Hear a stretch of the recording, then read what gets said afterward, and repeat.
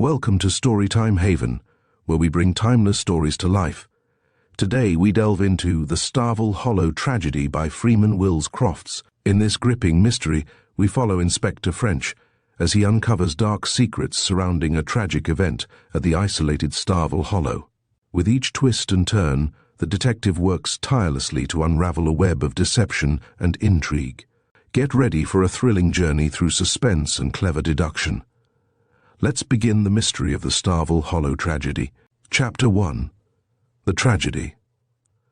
Ruth Averill moved slowly across the drawing room at Starvel and stood dejectedly at the window, looking out at the Scotch firs swaying in the wind and the sheets of rain driving across the untidy lawn before the house. The view was even more depressing than usual on this gloomy autumn afternoon. Beyond the grass-grown drive and the broken-down paling of posts and wire which bounded the grounds lay the open moor, wild and lonely and forbidding. A tumble of dun-coloured sedgy grass with darker smudges where rock outcropped, it stretched up, bleak and dreary, to the lip of the hollow in which the dilapidated old house had been built. To the girl standing in the window with a brooding look of melancholy on her pretty features, the outlook seemed symbolical of her life. For Ruth Averill was not one of those whose lives could be said to have fallen in pleasant places. But in spite of her unhappy expression, she was good to look at as she stood watching the storm. Though rather under medium height, she had a charming figure and something of a presence. She was dark, as though in her veins might flow some admixture of Spanish or Italian blood. Her features were small and delicate, but her firmly rounded chin gave promise of character. She scarcely looked her 20 years of age. But though she had the fresh vitality of youth, there was something old-fashioned in her appearance not out of accord with her surroundings. She wore her long dark hair piled up in great masses over her broad forehead. Her dress was of the plainest, and in the fashion of 3 years earlier. Though scrupulously neat, it was worn threadbare. Her shoes were cracked and her stockings showed careful darns. For Ruth Averill was an orphan, dependent on the bounty of her uncle Simon Averill for every penny. And Simon Averill was a miser. Ruth was born in southern France, and she had dim recollections of a land of sun and warmth, of jolly people and bright colours. But since she had come to this gloomy old house in the wilds of the Yorkshire moors, the joy had gone out of her life. Her companions during childhood had been the two not very prepossessing servants, and the still less attractive gardener and outdoor man. With her uncle Simon she had nothing in common. Even at the time of her arrival, he was elderly and morose, and every day he seemed to grow more self-centered and less approachable. After some years a break had come in her life. She had been sent to a boarding school, but she had not been happy there, so that when she was finished, she was almost glad to return to the dullness and loneliness of Starvel. There she had found changes. Her Uncle Simon was now an invalid, querulous and solitary, and living only for the accumulation of money. His passion took the form of collecting actual coins and notes and hoarding them in his safe. He made no attempt to cultivate the friendship of his niece, and had it not been that he required her to read to him once a day, she would have seen him but seldom. At this time, also, the 2 old women servants and the gardener had gone, and their places had been taken by a comparatively young married couple called Roper. Though more efficient than their predecessors, Ruth did not take to either of the newcomers, with the result that the 14 months which had passed since her return from school were lonelier than ever.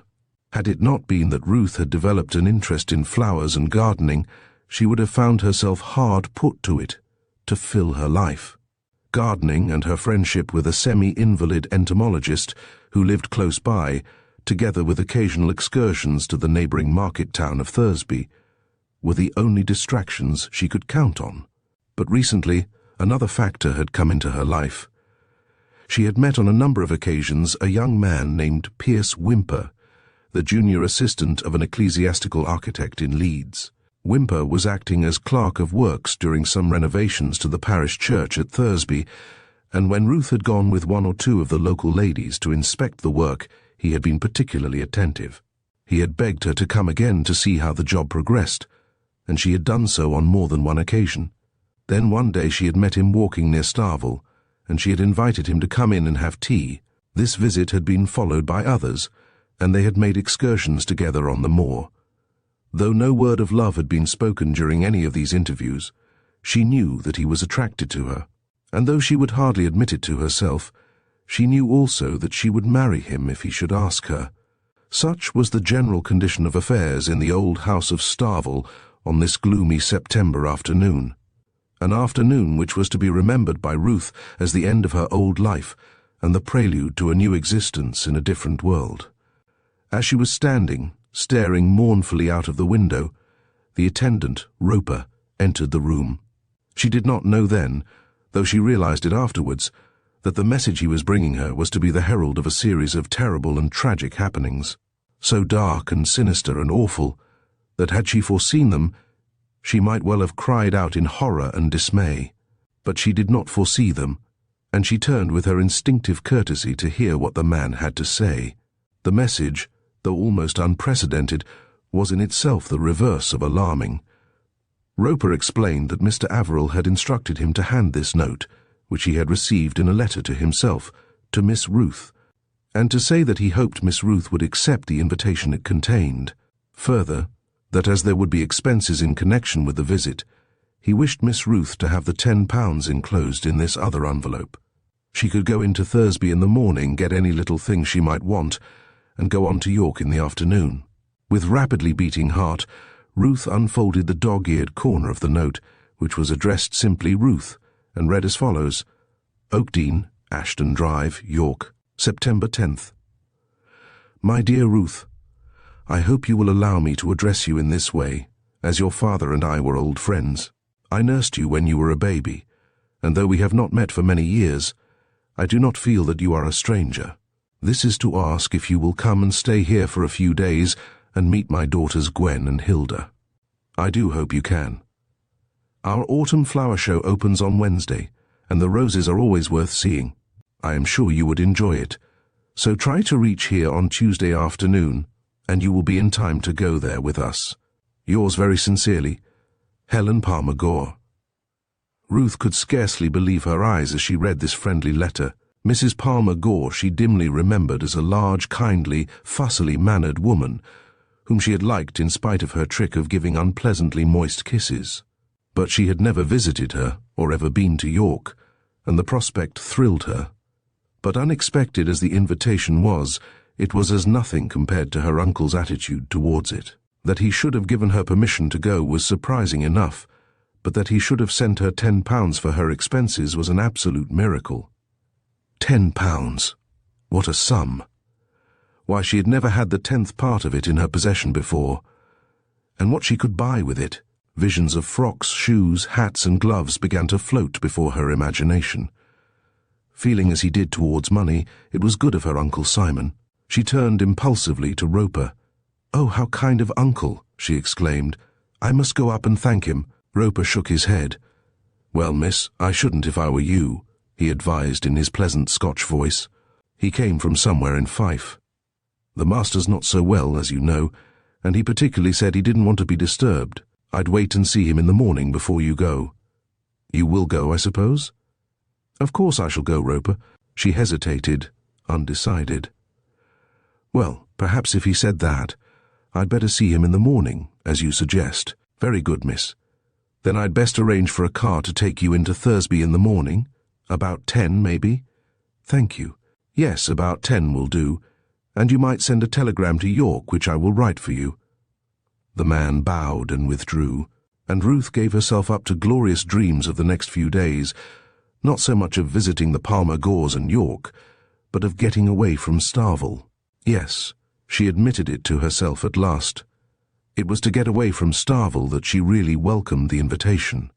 While there had been no chance of quitting it, she had not realized how terribly bitter was her hatred of the place, and not the place only, but of everyone in it.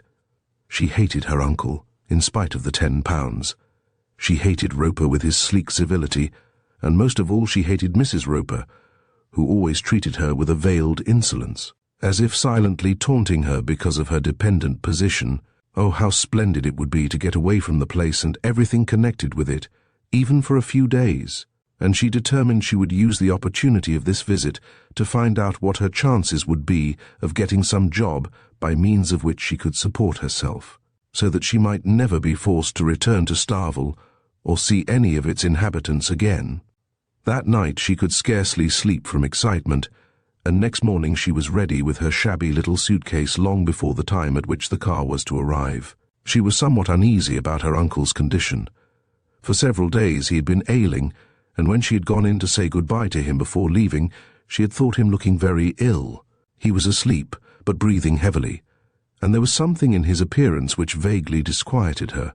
"I don't think he's at all well," she said to Roper when she came down. "I believe he should have the doctor." "I was of the same opinion, miss, and I took the liberty of calling at Dr. Philpot's when I went in to order your car. But the doctor's ill. He's got influenza and is confined to bed. I thought of going on to Dr. Emerson, and then I thought, if it's only influenza that's wrong with Dr. Philpot, we might just as well wait. He'll likely be about again in a day or two." Dr. Philpot was Mr. Averill's usual attendant. He was a youngish man who had come to the place some 3 or 4 years earlier, and who had already built up a reputation for care and skill. The other practitioner, Dr. Emerson, was old and past his work, and had retired in all but name. Ruth paused in some perplexity. "That's very unfortunate. But I think you are right, that if it's only a matter of a day or two, we should wait for Dr. Philpot. I hadn't heard he was ill." "Neither had I, miss. He was all right on Thursday, for he was out that day to see Mr. Giles. So I understand. How is Mr. Giles today?"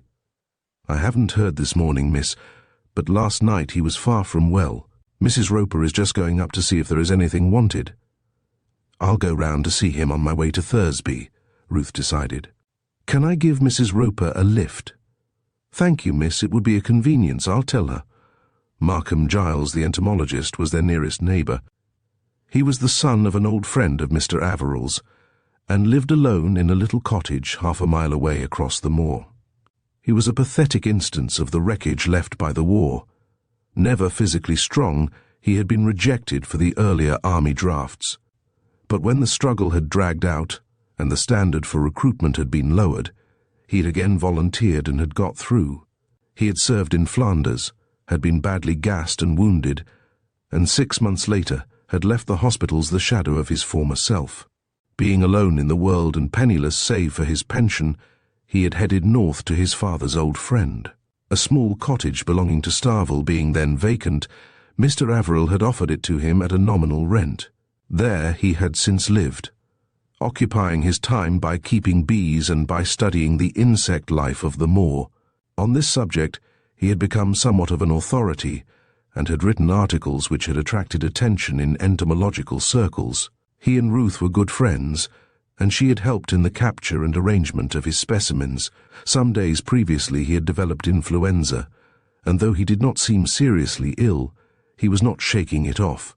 Mrs. Roper had been kind in looking after him, and Ruth also had done what she could. 10 minutes later the two women arrived at the tiny cottage which lay just outside the lip of Starvel Hollow, the big saucer-shaped depression in the moor, in the centre of which stood Simon Averill's house.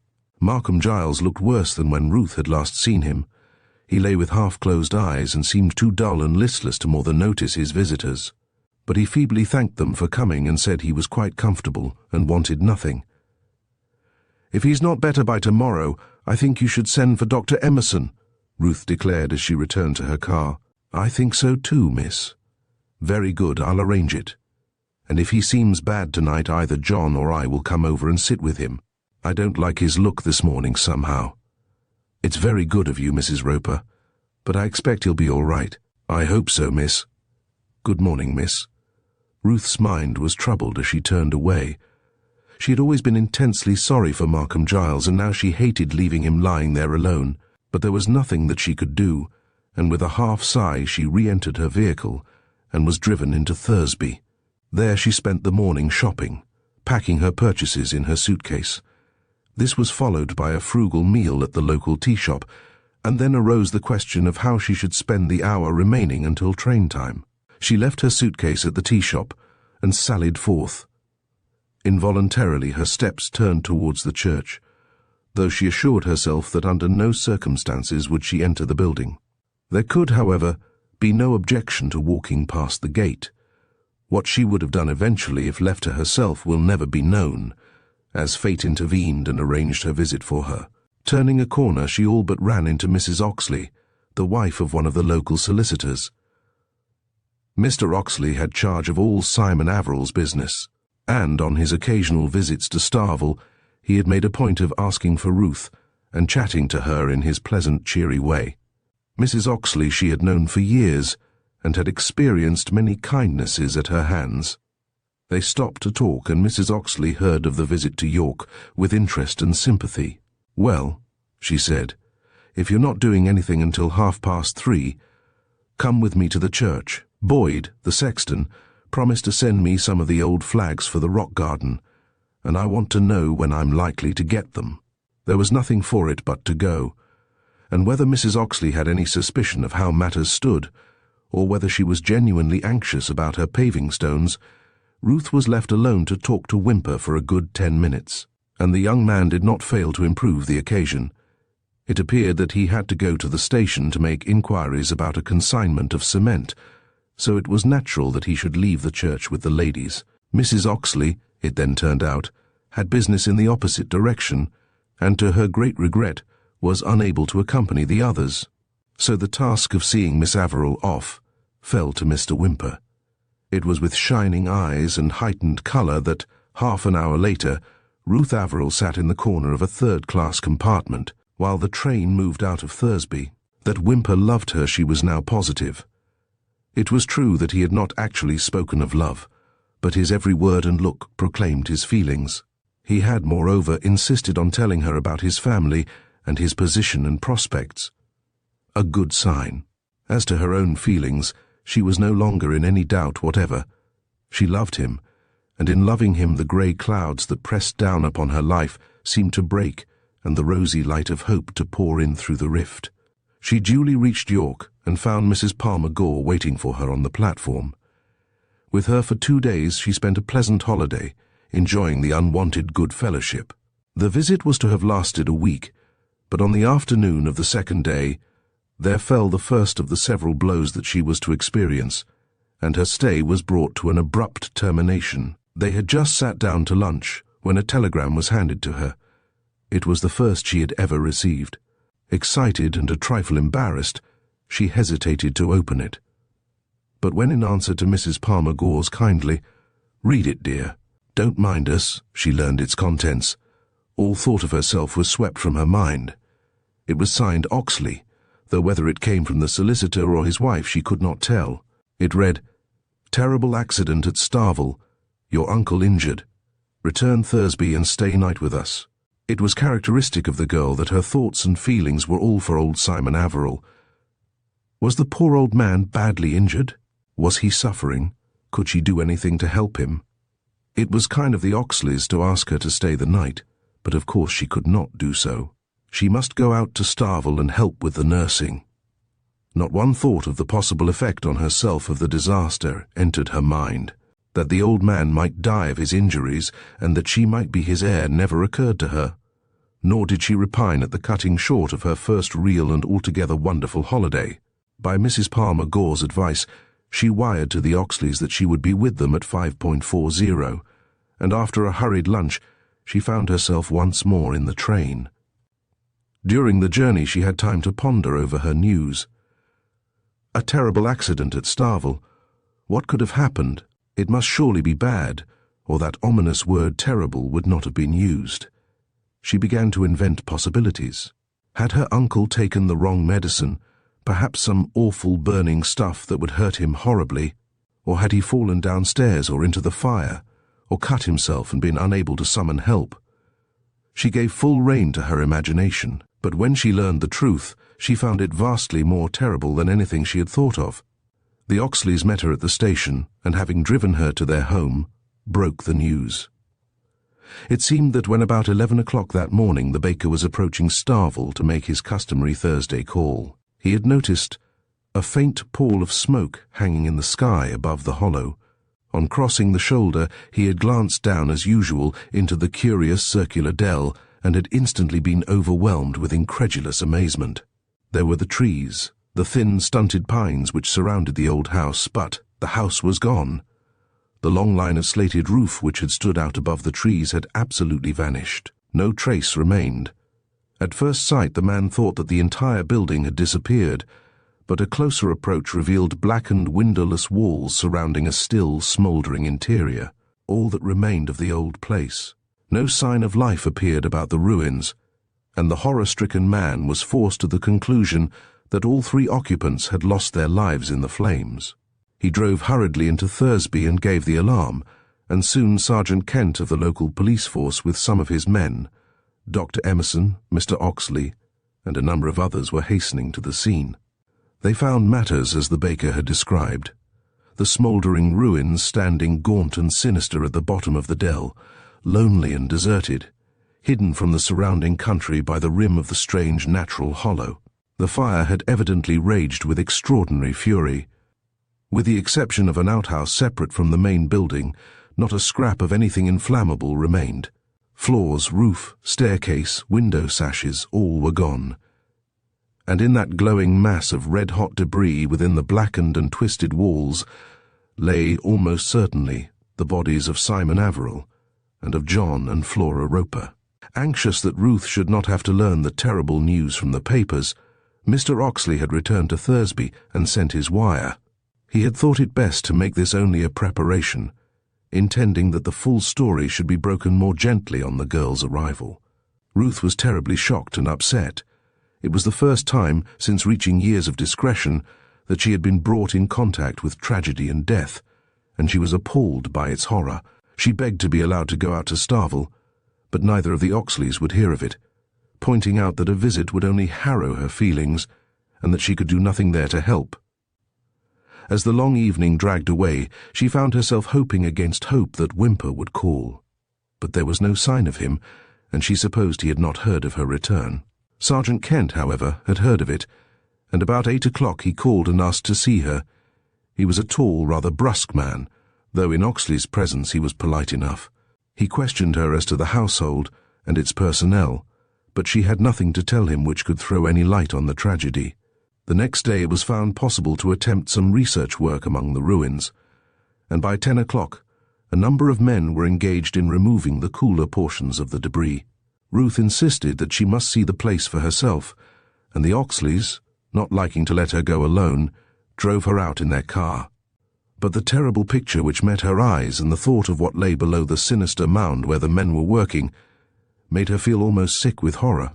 Her feelings, too, had changed. Gone was her hatred of the place, and particularly of the 3 poor people who had met with such an appalling fate. She felt she had been wicked to hate them. Her uncle had been a recluse and fond of money, no doubt, but in his own way he had always been kind to her. He had opened his door to her when she was a homeless child, and had since supported her without grudging the money she must have cost him. And he had been ill, continuously ill, and when people are ill, they cannot help being depressed and a little trying to others. And the Ropers, had she not misjudged them also? In their own way, they too had always been kind to her.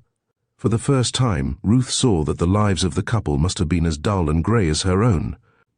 Though their jobs were underpaid and rather thankless, they had not complained, and she, Ruth, had never shown an appreciation of their services. She saw now that she had really had no reason at all for hating them, and when she thought of their terrible death, her tears flowed. In silence, she allowed Mrs. Oxley to lead her back to the car and drive her to Thursby. On their way to the little town, the second blow fell on the young girl, and coming so quickly on the first, left her weak and trembling. As they mounted the rim of the hollow, they saw a funeral approaching along a converging road. It was a sorry procession, only the hearse, and the vicar and Dr. Emerson in the former's car. As the 2 ladies drew up for it to pass, the vicar also stopped, and he and the doctor came over to express their sympathy with Ruth. "You will be sorry for poor Mr. Giles also, Miss Ruth," the vicar went on. "I understood you were kind enough to help him in his scientific researches." Ruth stared at him in horror. "You don't mean," she stammered, "that Mr. Giles is dead?" "He died on Tuesday, I'm sorry to say. After a short illness he passed away in his sleep. He had no suffering, but only 36. Truly, another tragedy of the war." Ruth was stunned, Markham Giles also. To lose at one blow all 4 persons whom she had known best, the only 4 persons in the world she had known at all well, it was too much. She pulled herself together, however, and insisted on following her friend's body to its last resting place. But when she reached the Oxleys' house, she broke down altogether. Mrs. Oxley put her to bed, and at last she sobbed herself to sleep. That evening the charred remains of 3 human bodies were found within the tragic walls of Starvel. Chapter 2. The Inquest. When Ruth Averill awoke next morning, she found that the overwhelming sense of sick horror which had weighed her down on the previous evening had lightened. She had been worn out in body from the shock and the nervous strain, but sleep had restored her physical well-being, and her mind reacted to her body.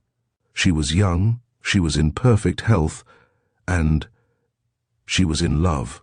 While her feelings of compassion for the trio who had lost their lives in so terrible a way were in no whit lessened, she would have been less than human had she not begun to look upon the tragedy as it affected herself. And here at once was something exciting and a little terrifying. What would happen to her now? She had hated her life at Starvel. Would the life that lay before her be better or worse? Scarcely worse, she thought. Any change must surely be for the better. She had intended while at York to make some inquiries about earning her own living, so that she might leave Starvel. Now this was no longer a matter of choice. In some way she must learn to support herself. Vaguely she wondered if any of her uncle's money would come to her. But she dismissed the idea as too good to be true. Perhaps with luck there might be enough to keep her until she could train for some post, but even about this she could not be certain. However, Mr. Oxley was kind and clever. She need not worry over much. He would advise her. While making up her mind to rise and face what the day might bring forth, Ruth was greatly comforted by a visit from Mrs. Oxley. That lady presently knocked to inquire if her charge were awake, and she was so kind and understanding and kissed her in such a motherly way that Ruth felt a glow of warmth in her heart. Mrs. Oxley brought with her a tiny tray with the daintiest little tea service and the thinnest of bread and butter. And while Ruth enjoyed this unheard-of luxury, the elder woman sat on the bed and proceeded to feed the girl's mind with healing news. She mentioned, casually and yet with such a wealth of detail, that Mr. Whymper had called on the previous evening to inquire for Miss Averill. With really praiseworthy ingenuity, she spun out the subject for nearly 10 minutes.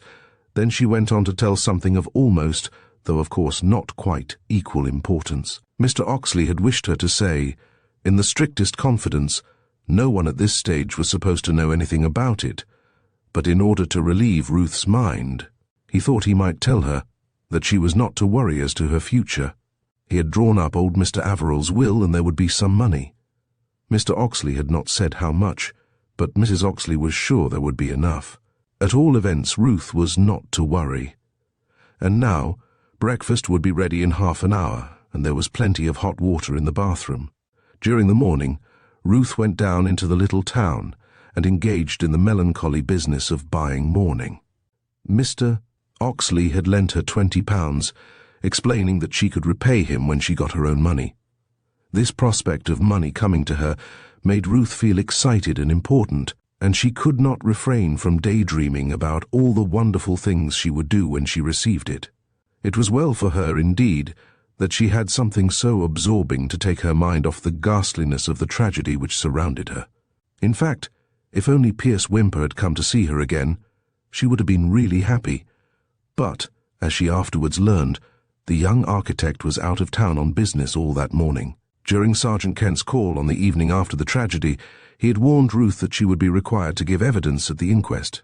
Now he came round to say that this was to be held in the courthouse at 3 o'clock that afternoon, and that she must be sure to be there in good time. The girl was naturally nervous at the prospect of giving evidence, which she had always heard was a terrible ordeal. But Mrs. Oxley reassured her in her kindly way, explaining that she had nothing to do but answer the questions she was asked, and promising that Mr. Oxley would see that nothing untoward befell her. Shortly before the hour, therefore, the little party approached the courthouse. The building was already crowded, but Mr. Oxley's position as the leading solicitor of the town and Ruth's, as one of the most important witnesses, procured them an immediate entrance and places on the seats usually reserved for counsel. As Ruth looked round the small old-fashioned building, she saw many familiar faces. There, surrounded by policemen and looking weighed down with importance and responsibility, was Sergeant Kent. He was moving restlessly about, whispering to various persons and consulting at times a sheaf of papers he held in his hand. Some of the policemen she recognized also. There was the young, smiling one with the light blue eyes whom she had met so many times when shopping in the town, and his companion, with the long, drooping nose and the hollow cheeks. In the seat behind was Mr. Snellgrove, the butcher, and Mr. Pullar, of the shoe shop. That tall, very thin man with the little moustache and the bald head was Mr. Tarkington, the bank manager, and the slight, medium-sized man beside him was Mr. Bloxham, the clerk whom he used to send out to Starvel with Mr. Averill's money. The venerable-looking old gentleman with the short white beard, who was just pushing to the front, was Dr. Emerson. And there, how could she have failed to see him before? There, at the back of the court, was Pierce Whymper. He looked anxious and troubled, and though when she caught his eye and smiled, he smiled back, there was a something of embarrassment or reserve in his manner that seemed to her strange and disquieting. And just beside him, but a sudden shuffle took place about her, and looking in front of her, she saw that a stout, thick-set man with a square face and a walrus moustache had entered from some invisible side door, and was, taking his seat in the judge's chair, Dr. Lonsdale, the coroner. Mr. Oxley whispered, and Ruth nodded. She was surprised to find that the affair began so tamely. She'd expected an elaborate and picturesque ritual, but nothing of the kind took place. The coroner opened his bag, and taking out some papers, began to turn them over. Other persons sitting round the table before her also took out papers and shuffled them, while Sergeant Kent, turning round, shouted out, "Robert Judd!" so suddenly and loudly that Ruth jumped. Someone at the back of the court answered, "Here," and was promptly ordered to come forward and enter the jury box. Other names were called, to some of which there was no reply, until all the places in the box were occupied. Then all stood up and stared vacantly at Kent, while he murmured something about, "Justly try and true deliverance make," after which everyone sat down again. "Have the jury viewed the remains?" asked the coroner. And Kent, answering, "They're going to do it now, sir," shepherded his charges out of the box and away through a door just behind it. Everyone began conversing in low tones except the coroner, who kept on steadily writing. Presently the jury trooped in again and the proceedings began in real earnest. "Call Peter Spence," Sergeant Kent shouted. "Peter Spence," repeated 2 or 3 policemen, and a stout, red-faced man pushed to the front and entering the witness box was sworn. Spence told his story in great detail. In answer to the sergeant's questions, he explained that he drove a bread cart belonging to Messrs. Hinkston of Thursby, and that for over 12 years he had, 3 times a week, delivered bread at Starvel. He remembered the day before yesterday. On that day, about 11 in the morning, when he was approaching Starvel to deliver bread, he had observed a cloud of smoke in the sky. On crossing the lip of the hollow, he happened to look down at the house. He was amazed to notice that the roof, which formerly showed up above the surrounding trees, had totally disappeared. He drove on quickly to the place, and then he saw that the house had been burnt down. Only the walls were standing. There was no one about. He hurried into Thursby and reported the matter to Sergeant Kent. Simple as these facts were, their recital was a lengthy business. After each question, a pause ensued, while the coroner wrote a précis of the man's reply. Finally, Dr. Lonsdale, after vainly inviting the jury to ask the witness any questions, read over what he had written. Peter Spence, having agreed that it was a correct transcript of his evidence, was asked to sign the document and then allowed to step down.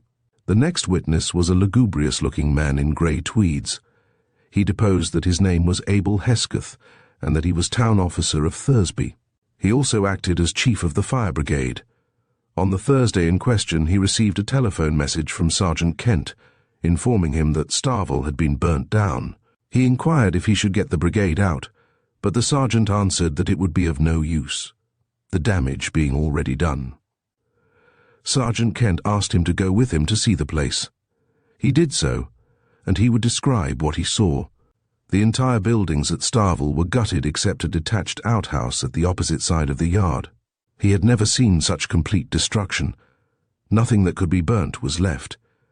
Between the walls the debris was still a red-hot glowing mass. In answer to the coroner, he thought it quite impossible to say either where or how the fire had originated. There was no wind that night, and the outbreak, once started, would creep through the entire building. Hesketh went on to say that the very heavy rain which fell on the following night had cooled down the red-hot interior, enabling his men to search the ruins. They had come on the charred remains of 3 human beings. Yes, he could say just where the remains were found. The house was in the shape of the inverted letter, with the shorter wing pointing to the west and the longer to the south. At the extremity of the shorter wing, in the northwestern corner, were 2 bodies. The third body was about 10 feet from the end of the southern wing. All the bodies were unrecognizable, but he assumed they were those of the 3 inmates of the house. After the bodies had been removed, he continued his investigations, but he found nothing of interest except a safe, which was in the southern wing, not far from the single body. It was locked, and he had set it up on a pile of debris so that the expert that he understood Sergeant Kent was getting to open it should be able more conveniently to carry out the work. Sergeant Kent corroborated the evidence of the last 2 witnesses insofar as their testimony concerned himself, and added that an expert from Hellifield had that morning opened the safe. In it he had found £1,952 in sovereigns and a mass of burnt papers.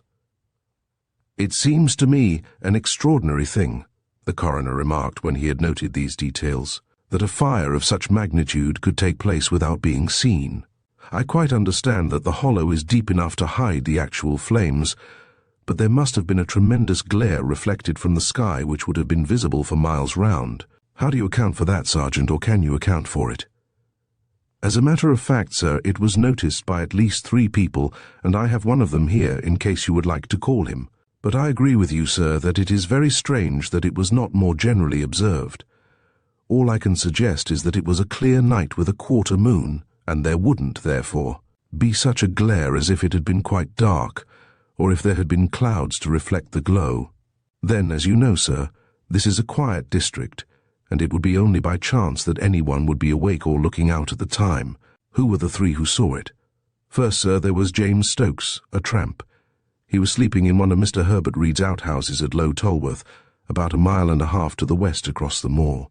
He said nothing about it at the time, because he thought it wasn't his business, and he didn't want his whereabouts inquired into. But he mentioned it in Thursby in the morning, and it came to my ears, though not before the baker had reported. I have Stokes here if you wish to call him. Then, sir, it was seen by Mrs. Eliza Steele, a labourer's wife living just outside the town on the Hellifield Road. Her husband was ill, and she was sitting up attending to him. She did nothing about it because she was busy with her husband, and the glare looked far away. She said she thought those nearer it would do all that was possible.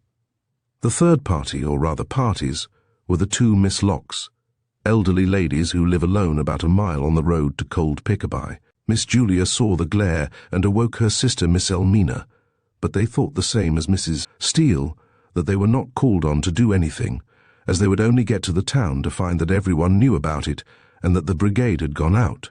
I can understand that attitude, the coroner admitted. It is a pity, however, that no one noticed it in time to give a warning, though indeed it is doubtful whether a warning would have been of any use. I will hear the man Stokes. But the tramp had little to say, and nothing which threw any light on the subject of the inquiry. He had seen a glow through the door of the outhouse, and had looked out. From the direction of Starvel great masses of smoke were belching up, with a bright flickering glare and occasional jets of fire. The night was calm, and even at the distance of 1.5 miles he could hear the roaring and crackling of the flames. That was about 4 in the morning. Ruth's feelings were harrowed by these recitals, which seemed to bring home the tragedy to her in all its grim starkness. But she had not time to dwell on the terrible pictures, as after the tramp had signed his deposition and stepped down from the box, her own name was called. With her heart beating rapidly, she left her seat and entered the little pulpit-like enclosure. There she stood while the sergeant repeated a phrase about truth, and then, having given her name, she was told to sit down. The coroner bent towards her.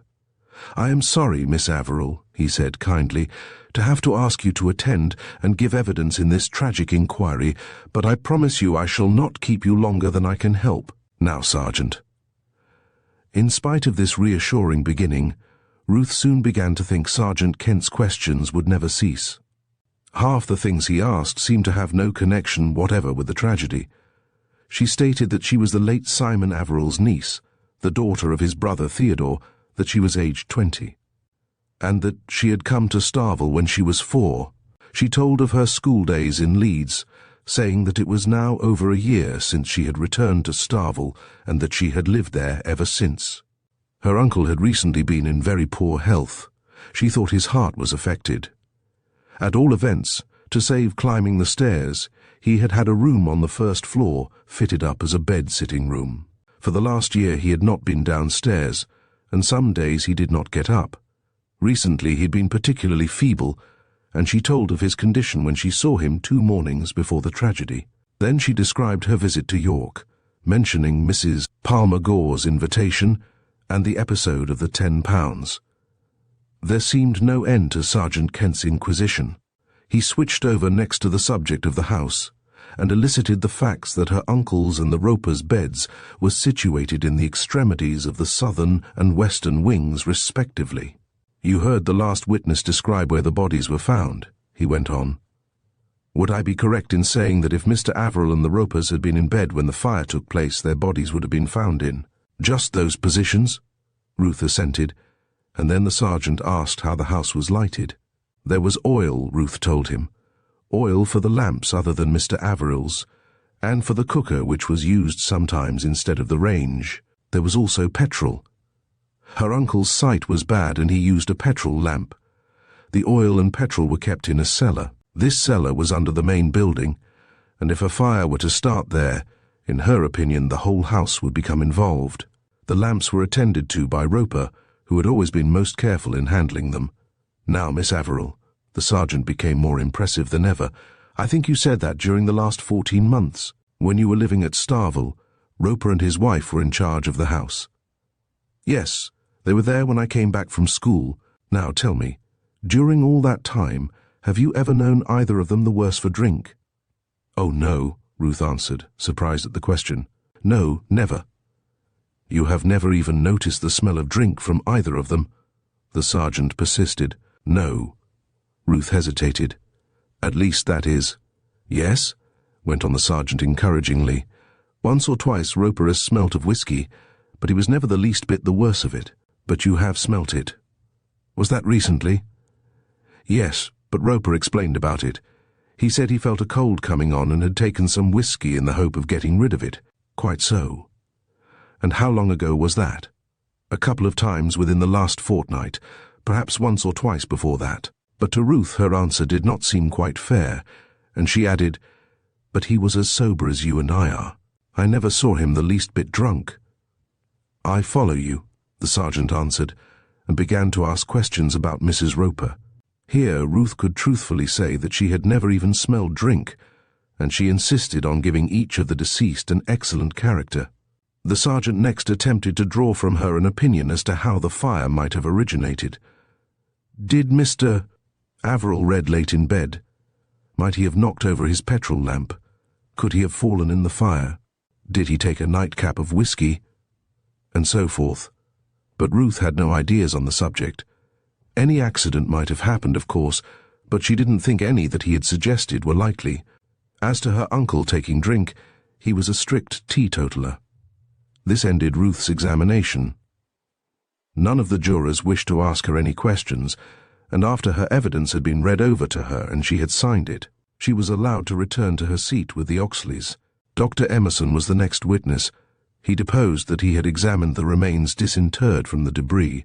It was, of course, quite impossible to identify them, but so far as he could form an opinion of the body found in the southern wing, it was that of an elderly, tall, slightly built man, and the others were those of a man and a woman of medium height and middle age. These would correspond to Mr. Averill and the Ropers respectively, and so far as he was concerned he had no doubt whatever that the bodies in question were theirs. Questioned as to the conditions obtaining at Starvel before the fire, Dr. Emerson said that for the last 4 years he had not attended Mr. Averill. At his advancing age, he found it too much to visit outlying patients, and Dr. Philpott had taken over almost all of them. "Is Dr. Philpott here?" the coroner asked. "Dr. Philpott is suffering from influenza at present," Dr. Emerson returned, though it was to Sergeant Kent that the question had been addressed. "I saw him this morning. He wished to attend, but I persuaded him not to run the risk. It would have been most unwise. He had a temperature of over. I'm sorry to hear he is laid up, but I don't suppose he could have helped us.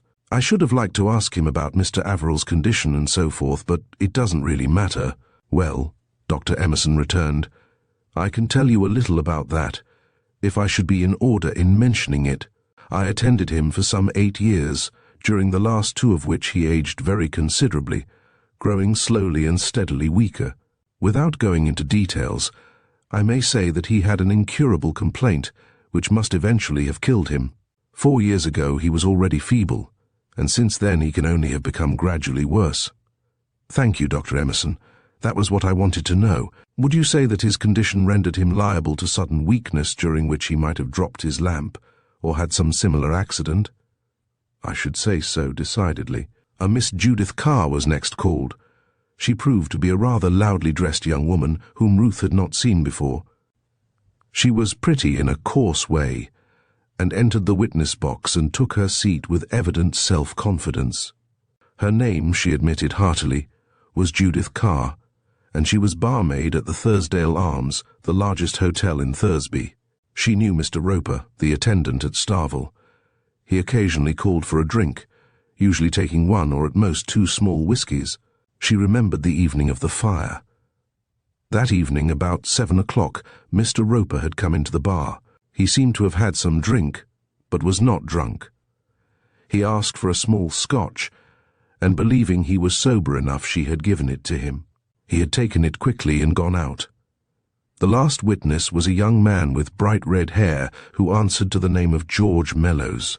He was, he said, a farmer living at Ivybridge, a hamlet lying some miles beyond Starvel. On the day before the tragedy he had been over in Thursby on business, and he had left the town in his gig shortly after 7 to drive home. He had not passed beyond the lights of the town when he had overtaken Mr. Roper, whom he knew. Roper was staggering, and it was not difficult to see that he was drunk. The deceased was by no means incapable, but he had undoubtedly taken too much. Mellows had stopped and offered him a lift, and Roper had thanked him and with some difficulty had climbed into the gig. He had talked in a maudlin way during the drive. Mellows had gone a little out of his way and had set the other down at the gate of Starvel. Roper had opened the gate without difficulty and had set off towards the house, walking fairly straight. Mellows had then driven home. That was close on to 8, and there was no sign of a fire. When Mellows had signed his deposition and returned to his seat, the coroner made a little speech to the jury. He said that every one must feel appalled at the terrible tragedy which had happened so near to them all. The police had been unable to find relatives of any of the deceased other than Miss Averill, who had given evidence that day, and he took that opportunity of conveying to her their respectful sympathy in her loss. He would remind the jury that their duty on this occasion was threefold. First, to state the identity of the deceased if they were reasonably convinced by the evidence on this point. Second, to find the cause of death in each case. And third, to state whether, in their opinion, blame attached to any person or persons, and if so, to whom. He did not think their task would be difficult. On neither of the first 2 points was there any doubt. He had only one observation to make with regard to the third point, the fixing of responsibility for the catastrophe. It had been shown that the manservant, John Roper, had been to some extent under the influence of drink on the evening in question. The suggestion, of course, was that some careless act of Roper's might have caused the fire. Now, while he approved the action of the police in bringing out this matter, they could not have done anything else. He must point out to the jury that there was no evidence that Mr. Roper's condition had had anything to do with the fire. If anything, the evidence tended in the opposite direction. The position of the remains suggested that the 3 unfortunate people had been burnt in their beds, and if this was so, it seemed to involve the presumption that they had been suffocated by the smoke while asleep. If the jury accepted this view, they would see that it ruled out the possibility of any accident with lamps, or by falling in the fire, or by igniting petrol or paraffin oil. The argument was, of course, not conclusive, but he thought it tended as he had said. In any case, he should be sorry that a slur should be cast on the memory of Mr. Roper, to whose zeal and efficiency different witnesses had testified, unless that slur were really deserved. It was, of course, for the jury to decide, but he suggested that they might find that Simon Ralph Averill, John Roper, and Flora Roper had lost their lives in a fire at Starvel on the night of the 15th of September, the cause of which there was no evidence to show. Without leaving the box, the jury found as the coroner directed. The verdict was entered on the records and signed, and the inquest was over. Chapter. Mr. Tarkington develops a theory. As Ruth emerged from the comparative gloom of the courthouse into the bright September sunshine, her spirits seemed to rise. A reaction had set in from the strain of the inquiry, with its continuous suggestion of the hideous details of the tragedy. Now, with the ending of the inquest, it seemed to her that the terrible affair was all but over. The final episode, the funerals, would not be anything like so harrowing. Not since the first hint of disaster had come in the shape of Mr. Oxley's telegram to York had she felt so light-hearted and in love with life. She seemed to have awakened from an evil dream. It was therefore no indication of heartlessness that she should glance eagerly around as she and her friends advanced from the shadow of the old building into the little square. She was young, and the claims of the living were more to her than those of the dead. And who will reproach her for the thrill of pleasurable excitement which she experienced as the sight she was hoping for met her eyes? There was Pierce Whymper evidently waiting for a chance of speaking to her. With a smile she invited him over, and he came and joined her. At the same moment Mr. Tarkington, the thin, hawk-like bank manager whom she had seen in the courthouse, approached and spoke to Mr. Oxley. "Will you go on?"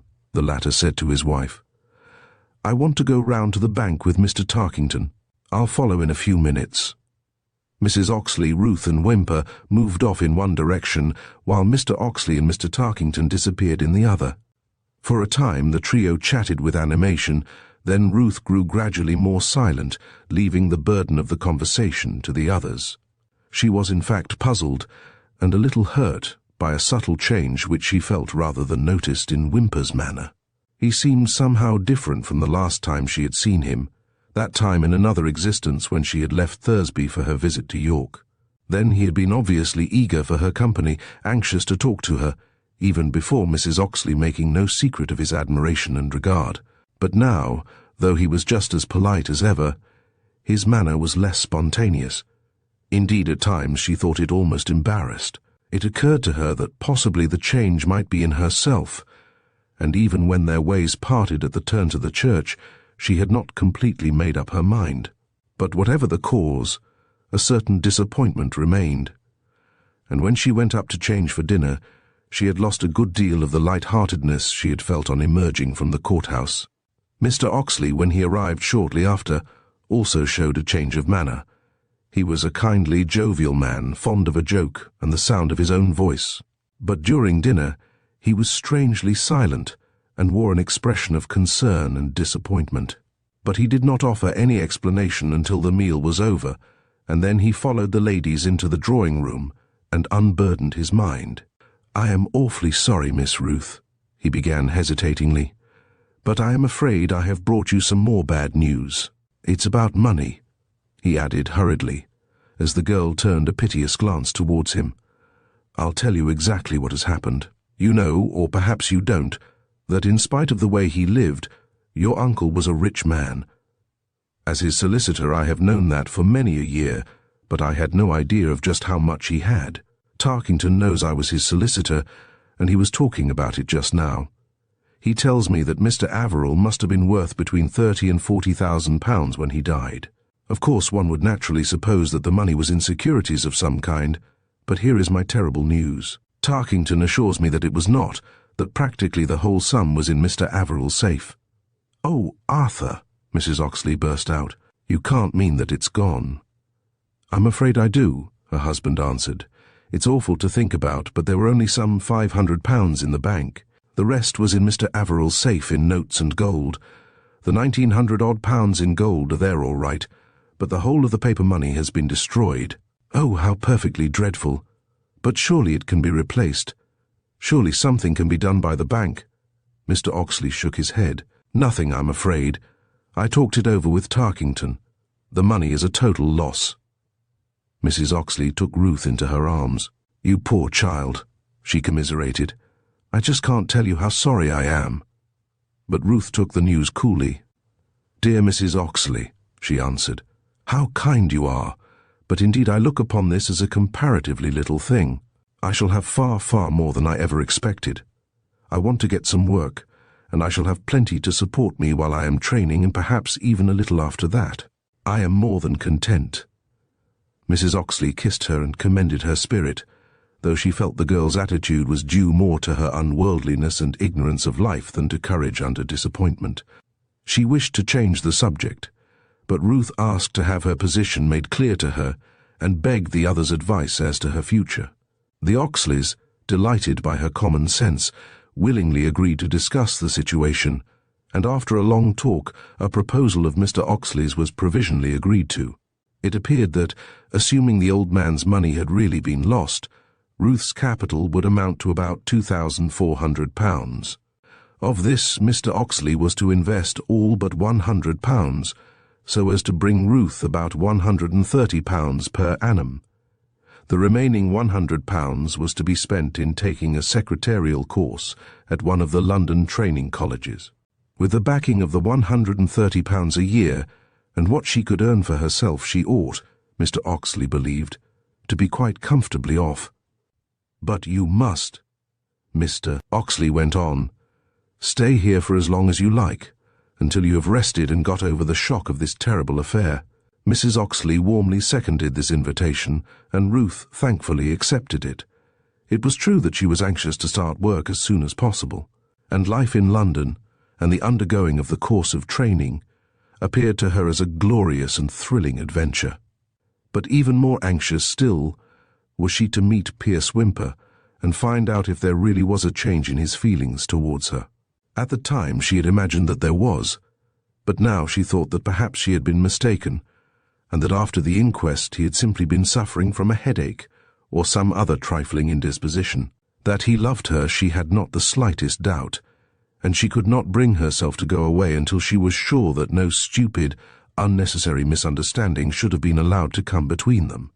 2 days later, she met him in the main street of the little town. She stopped to chat, and he turned about and walked with her, and presently they had tea at the local confectioner's. But the interview left her more puzzled than ever. Her belief that Whymper loved her was confirmed beyond any doubt by his manner, by the way he looked at her, by the tones of his voice. But it was evident to her that something was weighing on his mind which prevented him making the proposal which, if the truth must be admitted, she had been expecting. He gave her the impression that he would speak if he could, but that he was being held back by matters outside his own control. And the same state of mind was evident at their subsequent encounters, until Ruth's pride asserted itself, and she grew colder and more distant, and their intimacy bade fair to come gradually to an end. She would have made a move for the metropolis to begin her course of training, had not Mrs. Oxley, from what was probably a quite mistaken sense of kindliness, suggested that a rest would be good for her after the shocks she had experienced. On the excuse of desiring the girl's assistance in the remodeling of her garden, which, owing to the difficulty of obtaining labour, she was doing with her own hands, the good lady invited her to stay on for a few weeks. Ruth did not like to refuse, and she settled down with the intention of remaining at Thursby for at least another month. During the month, the little town also settled down again after its excitements and alarms, and events once more began to pursue the even tenor of their ways. The Starvel Hollow Tragedy ceased to be a 9 days' wonder, and was gradually banished from the minds of the townspeople until an event happened which was to bring up the whole matter again, and that in a peculiarly sensational and tragic manner. One morning in mid-October, some 5 weeks after the fire, Mr. Tarkington called to see his friend Oxley, The bank manager's thin face wore a serious and mystified expression, which at once informed Mr. Oxley that something out of the ordinary had occurred to disturb the other's usual placid calm. "Good morning, Oxley," said Mr. Tarkington in his thin, measured tones. "Are you busy? I should like a word with you." "Come along in, Tarkington," the solicitor rejoined heartily. "I'm not doing anything that can't wait. Sit you down and have a spot." "Thanks, no, I'll not drink, but I'll take one of these cigarettes if I may." He drew the client's big leather-covered chair nearer to Mr. Oxley and went on, "A really extraordinary thing has just happened, Oxley, and I thought I'd like to consult you about it before taking any action, if I do take action." Mr. Oxley took a cigarette from the box from which the other had helped himself. "What's up?" he asked as he struck a match. "It's about that terrible Starvel affair. The fire, you know. I begin to doubt if the matter is really over after all." "Not over? What on earth do you mean?" "I'll tell you, and it is really a most disturbing thought. But before you can appreciate my news, I must explain to you how Averill carried on his bank business. The poor fellow was a miser, as you know, a miser of the most primitive kind. He loved money for itself, just to handle and to look at and to count. His safe was just packed full of money. But of course you know all this, and that it was through this dreadful weakness of his that poor girl lost what should have come to her." "I know," Mr. Oxley admitted. "Averill's income passed through the bank, and that's how I come to be aware of the figures. He had between 16 and 1700 a year, and it came from 3 sources. First, he had a pension. He had held a good job with some company in London. That amounted to about £300. Next, he had an annuity, which brought him in £150. But the major portion came from land on the outskirts of Leeds, which had been built over and which had become a very valuable property. In this he had only a life interest. Not that that affects my story, though it explains why that poor girl didn't get it." "I know about that property," Mr. Oxley interjected. "I've had a deal to do with it one way and another. The old man got it through his wife, and it went back to her family at his death. I imagined it must be something of the kind. Well, to continue. Averill's income, as I said, was passed through the bank. He received it all in cheques or drafts, and these he would endorse and send to me for payment. He had a current account, and my instructions were that when any cheque came, I was to pay into this account until it stood at something between £40 and £60, whatever would leave an even £20 over, and I was to send the surplus cash in £20 notes out to Starvel. Averill evidently looked upon this as a sort of revenue account and paid all his current expenses out of it. It never, of course, rose above the £60 and seldom fell below £20. To carry on my simile, any monies that were over after raising the current account to £60 he considered capital, and they went out to swell the hoard in the safe at Starvel. In addition, he kept a sum of £500 on deposit receipt. I don't know exactly why he did so, but I presume it was as a sort of nest egg in the event of his safe being burgled. You follow me?" "I follow you all right, but by Jove, it was a queer arrangement. Everything the poor old man did was queer, but, as you know, he was." Mr. Tarkington shook his head significantly. "However, to go on with my story, these monies that were to be sent out to Starvel I used to keep until they reached at least 100, and then I used to send a clerk out with the cash. The mission usually fell to Bloxham. You know Bloxham, of course. Averill liked him and asked me to send him when I could. Bloxham has seen into the safe on 2 or 3 occasions, and it is from him I know that it was packed with notes as well as the gold. I never can get over all that money being burnt," Mr. Oxley interjected. "It makes me sick to think of even now. Such stupid, needless, wicked waste." Mr. Tarkington took no notice of this outburst. "It happened that about a week before the tragedy," he went on in his precise manner, "a cheque for £346 came in from the Leeds property. The current account was then standing at £27, so I paid £26 into it, raising it to £53, and sent Bloxham with the balance, £320, out to Starvel. The money was in 1620s, the numbers of which were kept. As I said, it was one of the old man's peculiarities that he liked his money in £20 notes. I suppose it made it easier to hoard and count. Bloxham saw Averill lock these notes away in his safe, and brought me the old man's receipt. Mr. Tarkington paused to draw at his cigarette, then continued, "In my report about the affair to our headquarters in Throgmorton Avenue, I mentioned among other things that these notes, giving the numbers, had been destroyed in the fire. Well, Oxley, what do you think has happened? I heard from headquarters today, and they tell me that one of those notes has just been paid in." Mr. Oxley looked slightly bewildered. "Well, what of it?" he demanded. "I don't follow. You reported that these notes had been destroyed in the fire, but wasn't that only a guess? How did you actually know?" "It was a guess, of course, and I didn't actually know," Mr. Tarkington agreed, "but I think it was a justifiable guess. I am acquainted with Averill's habits. He made no secret of them. Moneys he paid out. He paid by check on the current account. Everything that one can think of went through it, even the ropers' salaries. The cash sent out to Starvel went into the hoard. All of it didn't." "Why, what do you mean?" "The £10 to Ruth Averill didn't."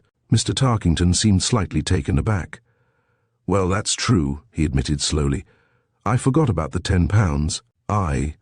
And there's another 20 that didn't," Mr. Oxley continued. "And that's the 20 that turned up in London. I don't get your idea, Tarkington. Just what is in your mind?" Mr. Tarkington moved uneasily in the big armchair. "It seems far-fetched, I know, and I hardly like putting it into words, but are you satisfied in your own mind that business was all just as it appeared to be?" "What? The fire?" "How do you mean, as it appeared to be?" "That it really was the accident we thought it." Mr. Oxley whistled. "Oh, come now, Tarkington, that's going a bit far, isn't it? Do you mean arson? What possible grounds could you have for suggesting such a thing?" "I don't exactly suggest it. I came to ask your opinion about it. But what passed through my mind was this.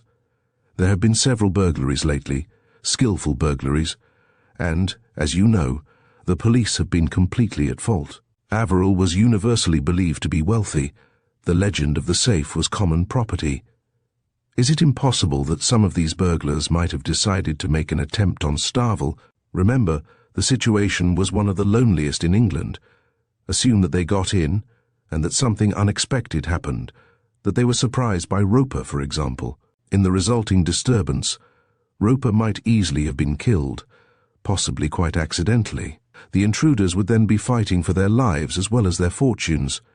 And in what better way could they do it than to murder the other members of the household? Lay them on their beds and burn the house down?" Mr. Oxley did not reply. The idea was chimerical, fantastic, absurd, and yet it was certainly possible. There had been a number of daring burglaries within the last few months, which were generally believed to be the work of one gang, and in no single instance had the police been able to effect an arrest. The belief in the old miser's hoard was universal, and from the point of view of the thief, Starvel would be one of the easiest cribs to crack. Moreover, on second thought, Tarkington's suggestion as to the origin of the fire was not so fanciful after all. The safe containing the money was in Averill's bedroom, and the old man would have to be quieted in some way before it could be opened. Roper's attention might easily have been attracted, and the burglars, either by accident or in self-defense, might have killed him.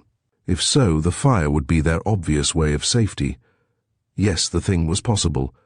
All the same, there wasn't a shred of evidence that it had happened. "But my dear fellow," Oxley said at last, "that's all my eye. Very ingenious and all that, but you haven't a scrap of evidence for it. Why invent a complicated, far-fetched explanation when you have a simple one ready to hand?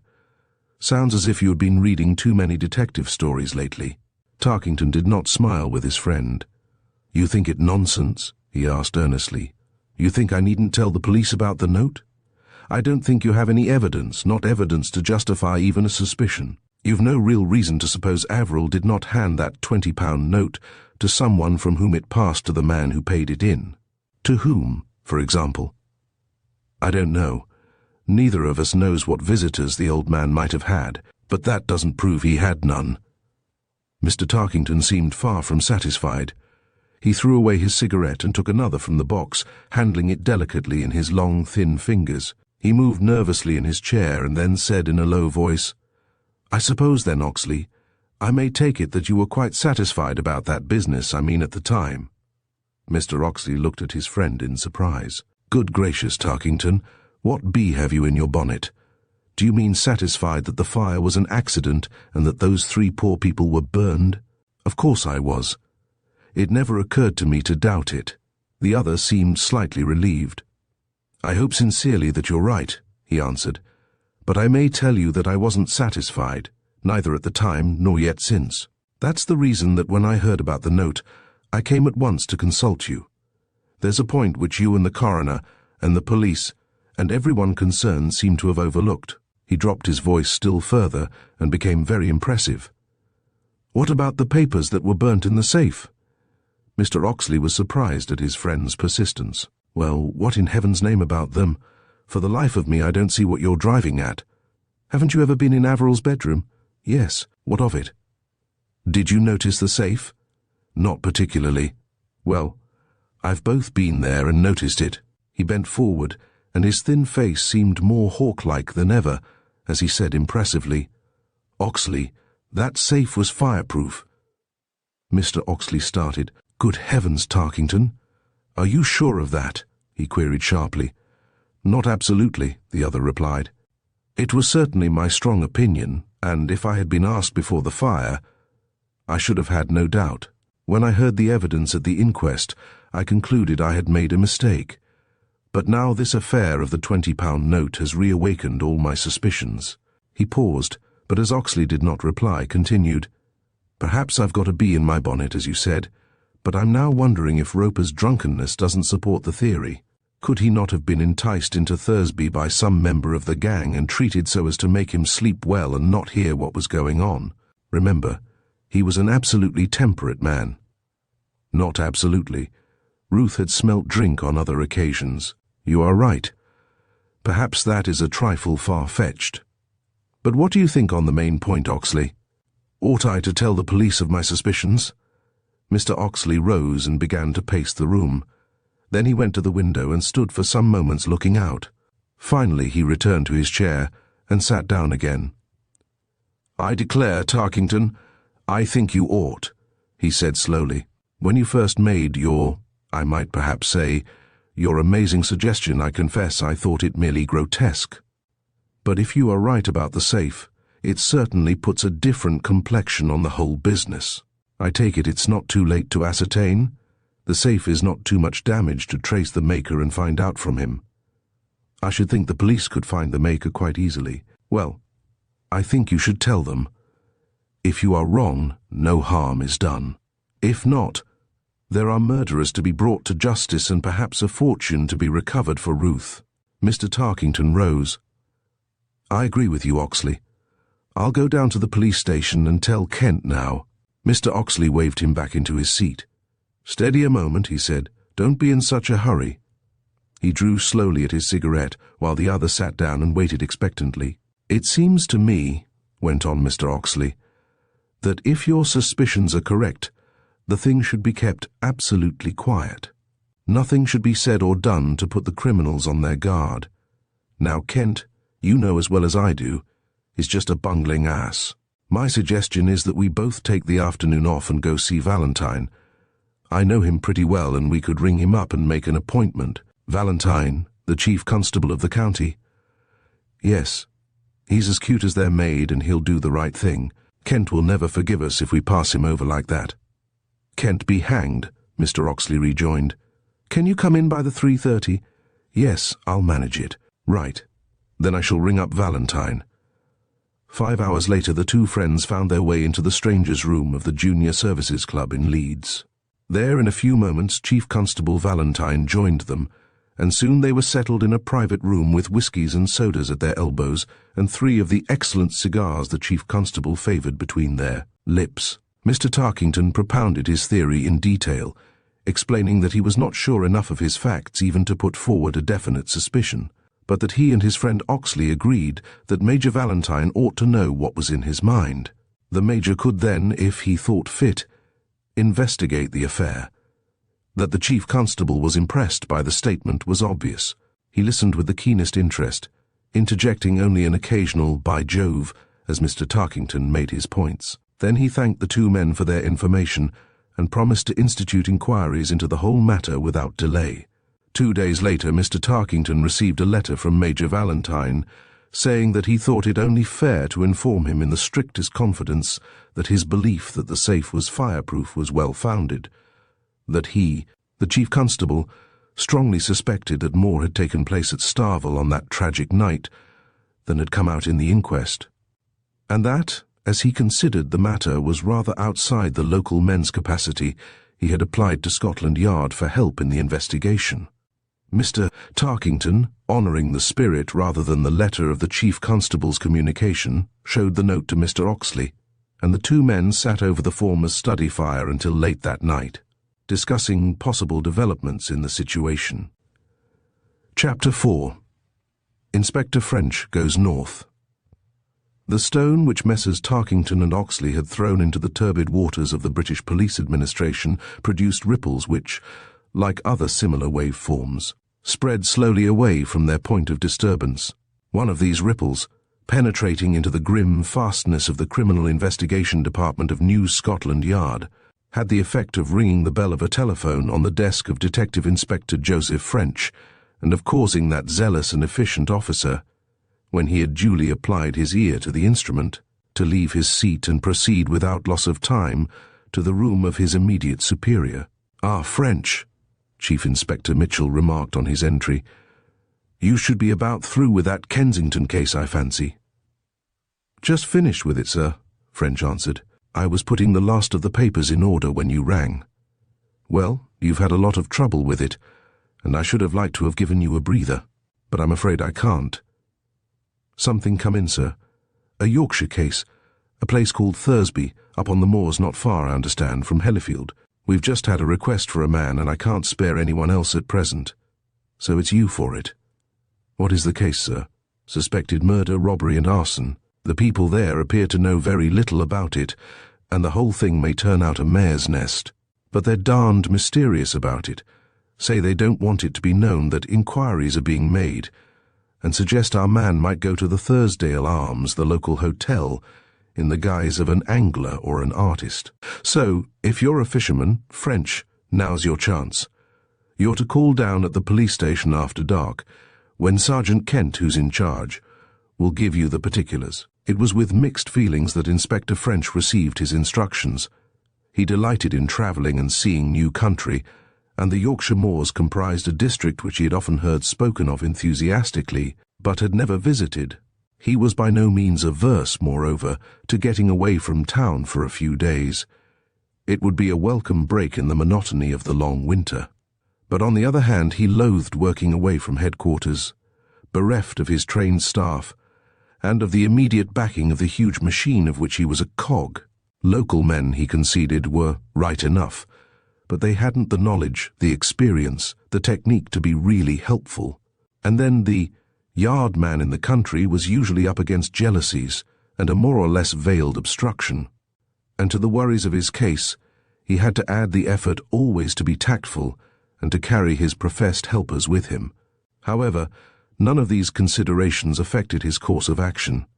He had his orders, and he must carry them out. He completed the filing of the papers in the Kensington murder case, handed over one or two other matters to his immediate subordinate, and taking the large dispatch case of apparatus, without which he never travelled, went home to inform his wife of his change of plans and pack a suitcase with his modest personal requirements. Then he drove to St. Pancras and caught the 12.15 restaurant car express to the north. He was neither an artist nor an angler, and in any case, he considered the month of November was scarcely a propitious time for worthies of either type to be abroad. Therefore, beyond dressing in a more countrified style than he would have affected in town, he attempted no disguise. He changed at Hellifield and took the branch line which wound up in a northeasterly direction into the bleak hills and moors of western Yorkshire. 6 o'clock had just struck when he reached the diminutive terminus of Thursby. A porter bearing the legend Thursdale Arms on his cap was at the station, and having surrendered his baggage, French followed the man on foot down the main street of the little town to a low, straggling, old-fashioned building with half-timbered gables and a real old swinging sign. Here a stout and cheery proprietor gave him a somewhat voluble welcome, and soon he was the temporary tenant of a low and dark but otherwise comfortable bedroom. While an appetizing odor of frying ham indicated that the pièce de résistance of his supper was in full preparation, he smoked a contemplative pipe in the bar, then about 8:30 took his hat, and passing the landlord at the door, gave him a cheerful good night and said he was going for a walk before bed. While he did not intend to hide the fact of his visit to Sergeant Kent, he had no wish to draw attention thereto. He believed that in a small town such things invariably get out, and to shroud them in an air of mystery was only to invite publicity. He therefore did not ask for a direction, but instead strolled through the streets until he saw the police station. Walking quietly but openly to the door, he knocked. 2 minutes later he was shaking hands with the sergeant in the latter's room. "I'm sure I'm grateful to you for giving me the chance of a change from London," French began in his pleasant, cheery way, as he took the chair the other pulled forward to the fire. "Will you join me in a cigar, or do you object to smoking in the office?" The sergeant dourly helped himself from French's case, and gruffly admitted he was not above the use of tobacco after office hours. French seemed in no hurry to come to business, but chatted on about his journey and his impressions of the country, drawing the other out and deferring to his views in a way that was nothing less than flattering. Before 10 minutes, Kent had forgotten that his visitor was an interloper sent to him over his head, because his superiors imagined that he was not good enough for his own job, and was thinking that this stranger, for a Londoner and a yardman, was not as bad as he might reasonably have been expected to be. Under the soothing influences of flattery and good tobacco, he gradually mellowed until, when French at last decided the time had come, he was quite willing to assist in any way in his power. At French's request, he gave him a detailed account of the tragedy, together with a copy of the depositions taken at the inquest, and then went on to describe the bomb which Mr. Tarkington had dropped when he mentioned his theories to Major Valentine. "Chief Constable, he told me to find out what kind of safe it was in the house," the sergeant went on. "I knew, for I had seen it at the time, but I went out again to make sure. It was made by Carter and Stevenson of Leeds number," he referred to a well-thumbed notebook, 12,473. "I went down to Leeds and saw the makers, and they said the safe was 20 years old, but it was the best fireproof safe of its day. I asked them would the notes have burned up in it, and they said they wouldn't scarcely be browned, not no matter how fierce the fire might be. And what exactly was in the safe? Just paper ashes and sovereigns. No whole papers, all was burned to ashes. Could I see those ashes? Are any of them left?" "I think so. We took out the sovereigns and left the rest. The safe is lying in the rubbish where we found it." French nodded, and for some minutes sat silent, drawing slowly at his cigar, while he turned over in his mind the details he had learned. As he did so, the words of Chief Inspector Mitchell recurred to him. "The people down there don't appear to know much about it, and the whole thing may turn out to be a mare's nest." Now, having heard the story, he wondered if this was not going to be another of his chief's amazing intuitions. It certainly looked as like a mare's nest as anything he had ever handled. The only shred of evidence for foul play was the safe builder's statement that their safe would protect papers even in the fiercest fire, and that statement left him cold. What else could the builders say? They had sold the thing as fireproof. How could they now admit they had made a false claim? And this Tarkington's theory of the £20 note was even less convincing. There was no real reason to believe that Averill had not handed it to his servant, or to a visitor, or sent it away by post. In fact, the whole tale was the thinnest he had listened to for many a day, and he saw himself taking a return train to St. Pancras before many hours had passed. But he had been sent up to make an investigation, and make an investigation he would. He rapidly planned his line of action. The first thing to be done was to get rid of this sergeant.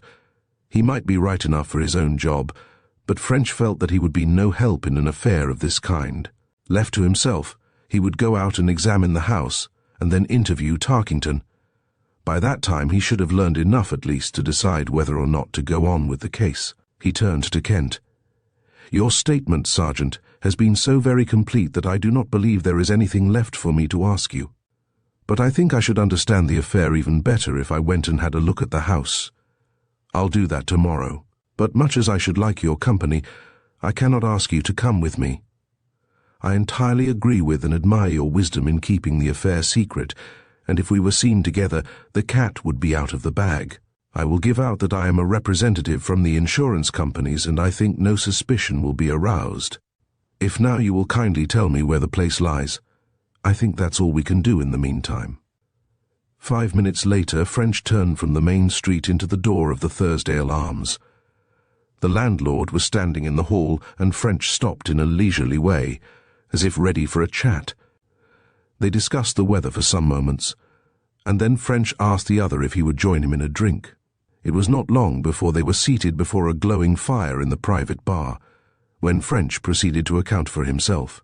"I like your country," he began, "what I've seen of it. I've been a bit run down lately, and though it's not the time one would choose for a holiday, my doctor thought I should take a week or two's rest. So, as I had a bit of business here, I thought I would kill 2 birds with 1 stone and do my business and take my holiday at the same time. And about that bit of business, I thought that if you would be good enough, you could maybe give me some help." The landlord, evidently curious, was anxious to do anything in his power, and French, following out his theory that where absolute truth is inadmissible, deviations therefrom should be as slight as possible, went on confidentially, "It's about a place called Starvel, where there was a big fire recently. You know all about it, of course." The landlord nodded eagerly. "Well, I may tell you strictly between ourselves that I'm a detective.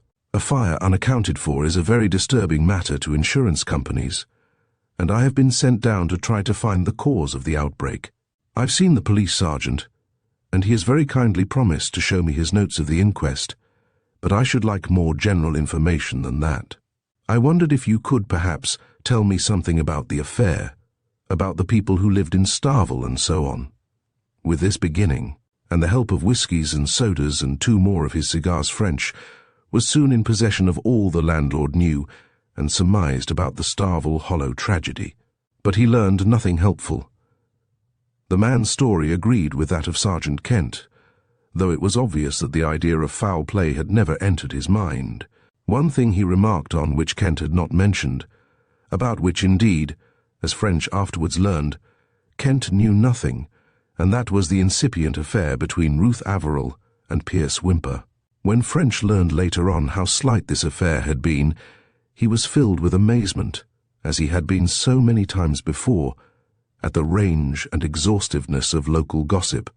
"Nice young fellow, Mr. Pierce Whymper," the landlord went on. "He's a son of Mr. Stephen Whymper, the lead surgeon, and a junior assistant of Nixon and Arbuthnot's, the church architects. He's here as clerk of works of the renovation of the church, a fine old church, this of ours. I got to know Mr. Whymper a bit, for he stayed here for a few days when he came first, and before he got lodgings. Our terms are a bit high for him, you know, for a constancy. They don't overpay these young fellows that are just starting on their jobs. It's a fact," French admitted. "And how is the affair with the young lady getting on?" "No one rightly knows. It seemed to be going on thick enough before the fire, and then somehow it seemed to be cooled off. I suppose one of these here lovers' quarrels." And the landlord smiled tolerantly, as one man of the world to another. But whether or not the landlord was a man of the world, there was no doubt whatever that he was a thoroughly accomplished and successful gossip. French soon found that by the mere interjection of an occasional phrase, he could obtain a detailed description of the life, habits and character of any of the inhabitants of Thursby that he cared to name. Very willingly, therefore, he suggested more whiskey and proffered further cigars, while he sat registering in his memory the impressions of his neighbours which the other sketched with such evident relish. He was a likeable old fellow, the landlord, or so French thought. Though a gossip first and always, he was something of a philosopher, and his outlook was human and kindly. The people he spoke of were real people, and French could picture them living in the little town and going about their businesses, with their loves and hates, their ambitions and their weaknesses. Old Mr. Averill, well, the landlord hadn't a great opinion of him. He was dead, and one didn't ought to say too much about the dead, but there was no denying that he was mean, A regular miser he was. The way he had treated that niece of his, as nice a young lady as ever stepped, was just a fair scandal. A young lady just grown up, like Miss Ruth was, should have a bit of pleasure sometimes, and the poor girl hadn't even decent clothes to wear. Mean, the landlord called it. And what use, he asked, growing oratorical, was the old man's money to him now? That was what he said, and he waved his cigar to give point to his remark. That was what he said. What had the old man got for all his screwing and saving? It would have paid him better. French insinuated the idea of Roper. Roper, the landlord did not know so much about, though he had to confess he had not particularly liked him. Roper had a squint, and if French took the landlord's advice, he would just keep his weather eye open when dealing with a man with a squint. Roper was quiet enough and civil-spoken, and they said he was good enough at his job, but he was close, very close. Sly, the landlord would call it, though, mind you, he hadn't known anything wrong about the man. Mrs. Roper? He had only met her once.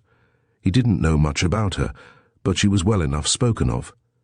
Neither of them could have had much of a time out at Starvel, but they had served the old man well and made no complaint. About Tarkington, the landlord waxed almost lyrical. Tarkington was a white man, straight as a die, and no fool neither. He was more than a bank manager.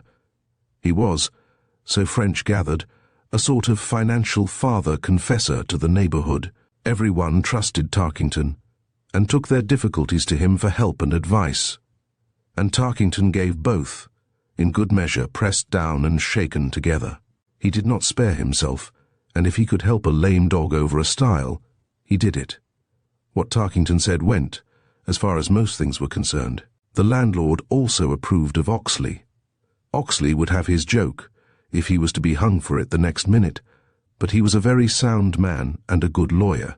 If you had Oxley on your side, he would make a keen fight for you, and for all his jokes and his breezy manner, he wouldn't give nothing away. Oxley was well liked, and he deserved it. Of the medical profession in Thursby, the landlord was equally ready to impart information. Dr. Emerson was a good doctor and well respected, but he was growing old. He hardly did any work now, but he had made plenty and he could afford to retire. Not that he had been a money grubber. The landlord had known many a case where he had treated poor patients free, but until Dr. Philpot had come, he had the whole of the practice, and he hadn't done badly with it.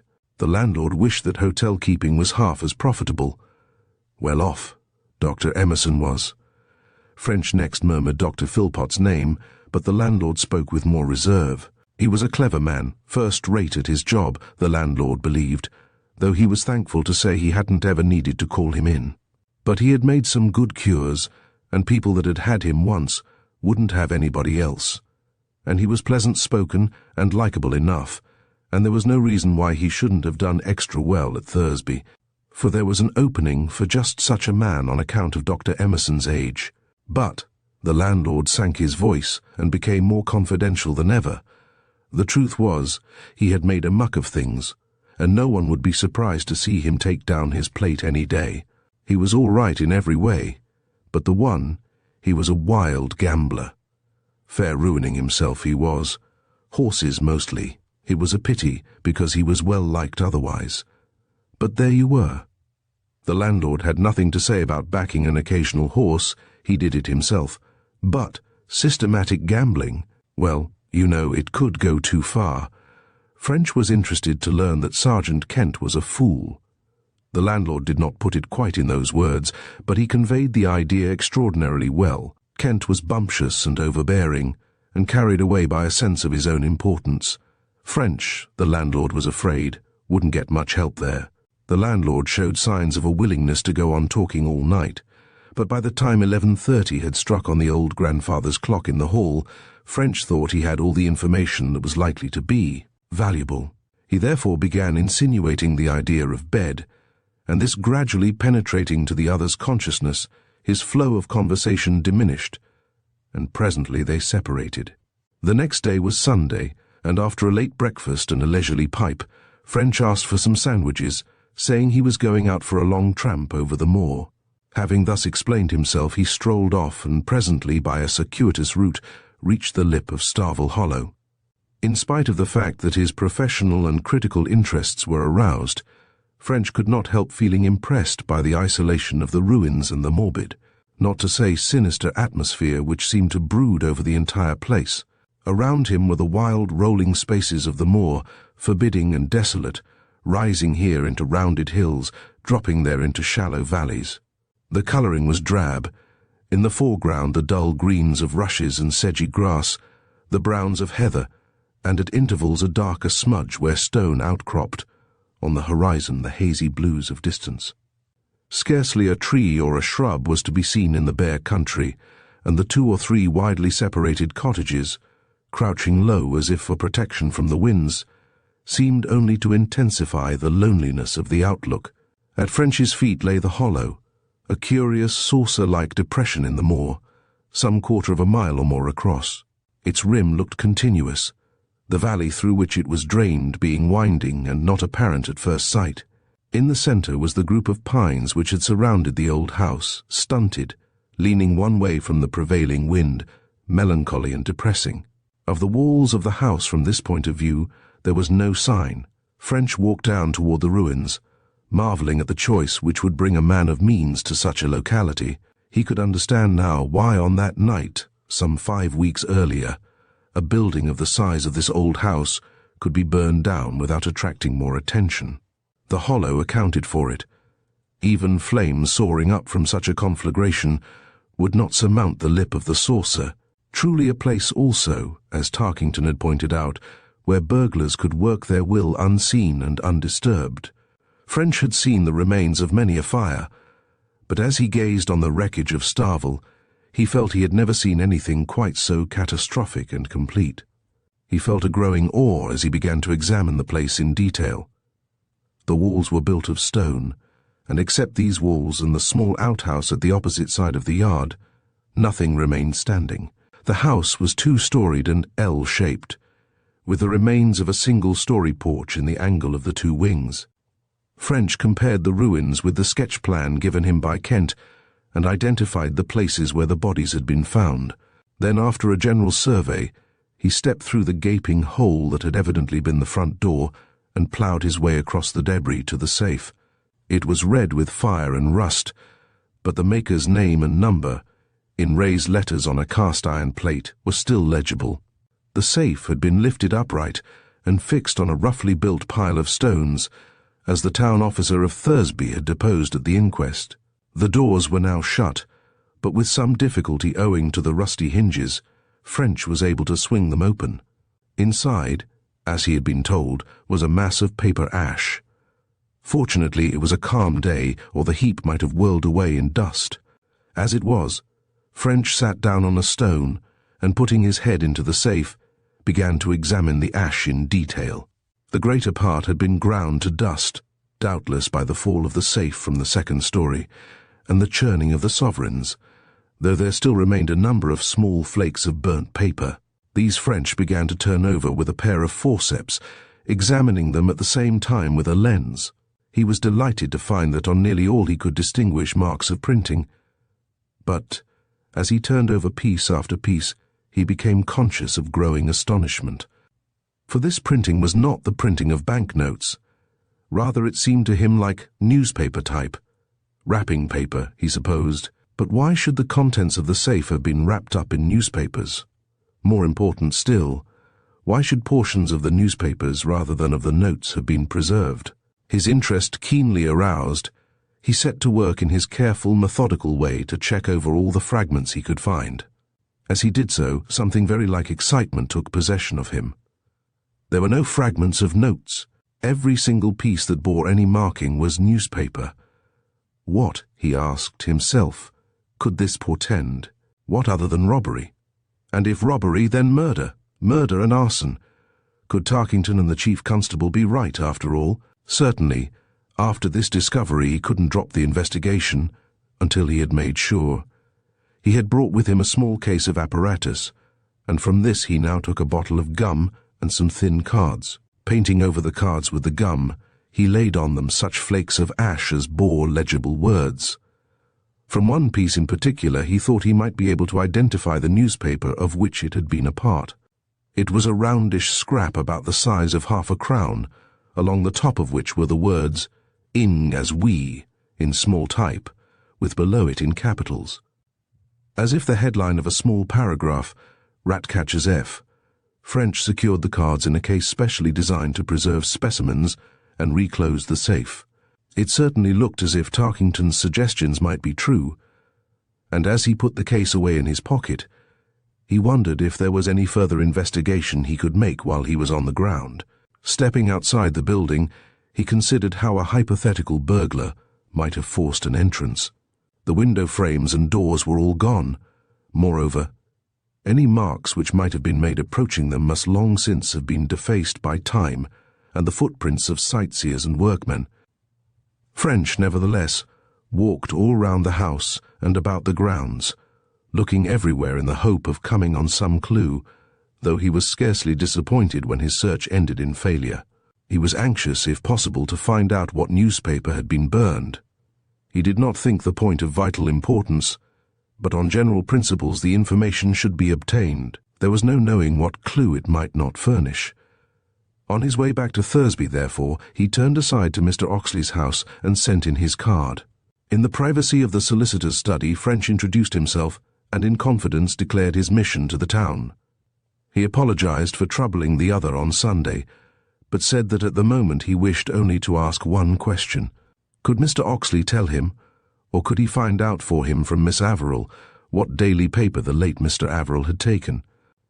Mr. Oxley did not know, and excused himself to interrogate Ruth. Presently he returned to say it was the Leeds Mercury. Next morning, French took the first train to Leeds, and going to the Mercury office, asked to see the files of the paper for the month of September. Commencing at the 15th, the day of the fire, he began working back through the papers, scrutinizing each sheet for a paragraph headed "Ratcatcher's F." He found it sooner than he had expected. Tucked in among a number of small news items in the paper of Tuesday, 14th September, he read, "Ratcatcher's Fatal Fall." And when he saw that the type was similar to that on the burnt scrap and the last line of the preceding paragraph was, "Mr. Thomas is doing as well as can be expected," with the "NG as we" in the correct position relative to the Ratcatcher's F, he knew he had really got what he wanted. French was extraordinarily thorough. Long experience had taught him that everything in the nature of a clue should be followed up to the very end. He did not therefore desist when he had made his find. Instead, he worked on to see if he could identify any of the other scraps he had found, and before he left, he had found 8 out of the 11 he had mounted, and proved that the burnt papers were those of the 13th, 14th, and 15th, the 3 days before the fire. So far, then, the indications were at least for continuing the investigation. Leaving the Mercury office, French walked up the Brigate to Messrs.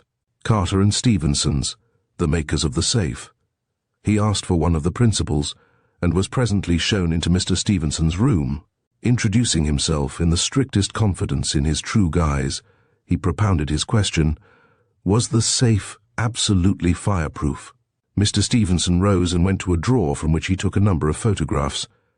"Look at those," he invited, "and tell me, was the fire at Starvel any worse than those fires?"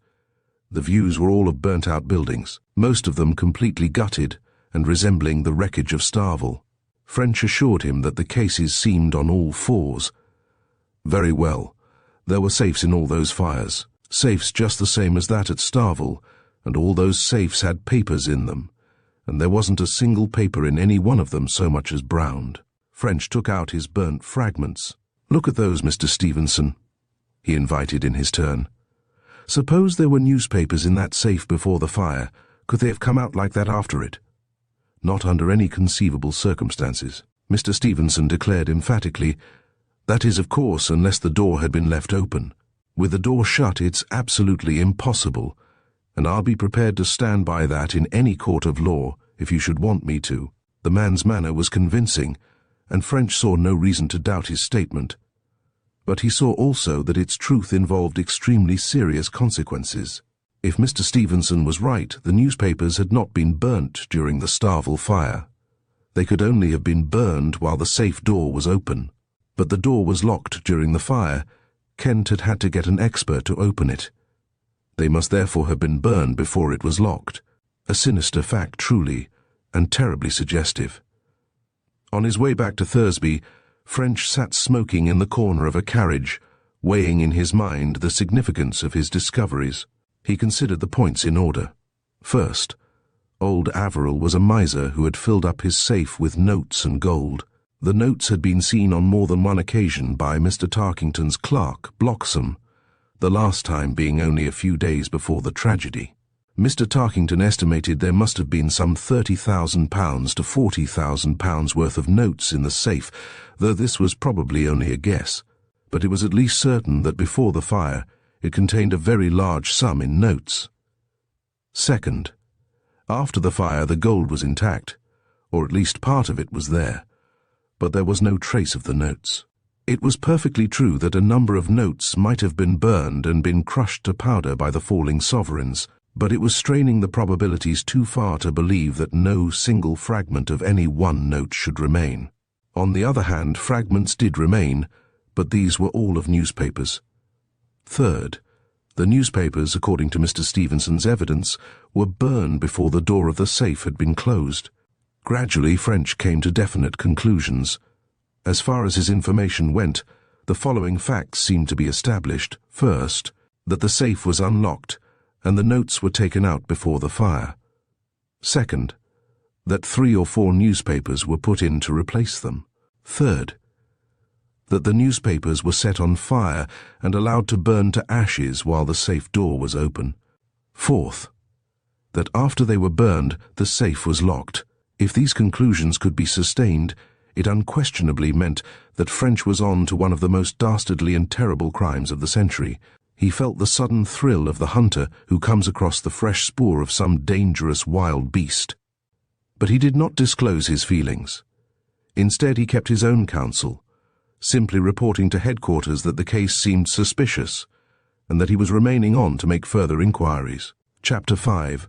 French picks up a clue. The more Inspector French pondered over the problems which his discoveries had raised, the more difficult these problems seemed to grow. There was so desperately little to go on. It was a common enough trouble in detective work, certainly, but this business was worse than the average. He could not recall a case which offered fewer clues or leads. As he turned over in his mind all that he had learned, it seemed to him indeed that there was but one channel to be explored, and that a channel which offered a very poor chance of success: the £20 banknote. If he were unable to trace the £20 banknote, and the odds were enormously against his doing so, he did not see what other line of inquiry he could follow up. Of course, there was the usual police question: who was seen in the vicinity of the crime at the time of its commission? But he had already put this inquiry to Kent, and the answer had been no one. If, as seemed likely, Tarkington's theory were true, and this crime had been committed by the burglars who had already brought off so many coups. In the district, French was up against a very able gang. For over 6 months, the police had been searching for these men, and they seemed no nearer finding them now than in the beginning. The banknote, then, appeared to be the only chance, and French decided that he would begin operations by trying to trace the passer, trusting that if this line failed, some other would by that time have opened out. The night was still young, and desiring to lose no time, French left his comfortable corner in the bar and went out to call on Mr. Tarkington. The bank manager was greatly interested when French revealed his calling and mission. He willingly repeated all he knew about old Simon Averill and his finances and explained his theories at length. "The only other thing I wish to ask you," French remarked when the other showed signs of coming to an end, "is about previous sums sent out to Starvel. Your clerk kept a record of the numbers of all the £20 notes sent in the last consignment, but have you a similar record of former consignments?" Mr. Tarkington nodded. "I early appreciated that point and made inquiries," he replied in his precise, measured tones. "By my own instructions it has been the practice to keep such records of all notes over £10 in value, and this was done in the case of those sent to Starvel. The records, however, are not retained very long, and I did not hope to be able to lay my hands on those of earlier consignments." But by a piece of pure chance, my clerk, Bloxham, found some earlier records in an old notebook, and I am able to give you the numbers of the notes of 11, not consecutive consignments, but stretching at intervals over nearly 5 years. They cover £3,860, all of which was sent to Starvel in 20s, that is 193 20s. I have their numbers here. That's a piece of luck for me, French commented as he pocketed the list which the other passed him. Curious that Mr. Averill collected £20 notes. Why not 50s or 100s or 10s? Mr. Tarkington shook his head. Like most of us, he said, a hint of human kindness showing beneath his rather dry manner. The poor old fellow had his weakness. Why he should prefer 20s to notes of other denominations I don't know. I can only record the fact that he did. The next morning, French occupied in making the acquaintance of the obvious dramatis personae in the case. He paid a long visit to Ruth Averill, hearing her story at first hand and questioning her on various details which occurred to him. Oxley he saw at his office, and the lugubrious Abel Hesketh, the town officer, he found at the toll room in the markets. He was waiting for Dr. Emerson as the latter concluded his morning round, and he went to the trouble of an excursion over the moor to interview the red-haired farmer, George Mellows, who had driven Roper home on the fatal night. Dr. Philpot he also called on to obtain his impressions of the Starvel household. Lastly, he saw the bank clerk, Bloxham, who struck him at once as a man of character. Though seemingly not more than 30, he had a strangely old face, sardonic and determined-looking, almost sinister. He gave his testimony with a refreshing restraint of words, and seemed to have observed carefully and to know just what he had seen. He said that on 3 occasions when he was at Starvel, Mr. Averill had opened his safe, and he had had a glimpse of its contents. From the size of the stacks of notes, he would estimate that these contained possibly 1,500 separate notes. If these were 20s, that would mean £30,000. There was also a cardboard box of sovereigns. If he had not heard the number, he would have estimated that it contained about 2,000. To all of these people, except Oxley, who already knew the truth, French accounted for himself by the story of the detective employed to ascertain the cause of an unexplained fire.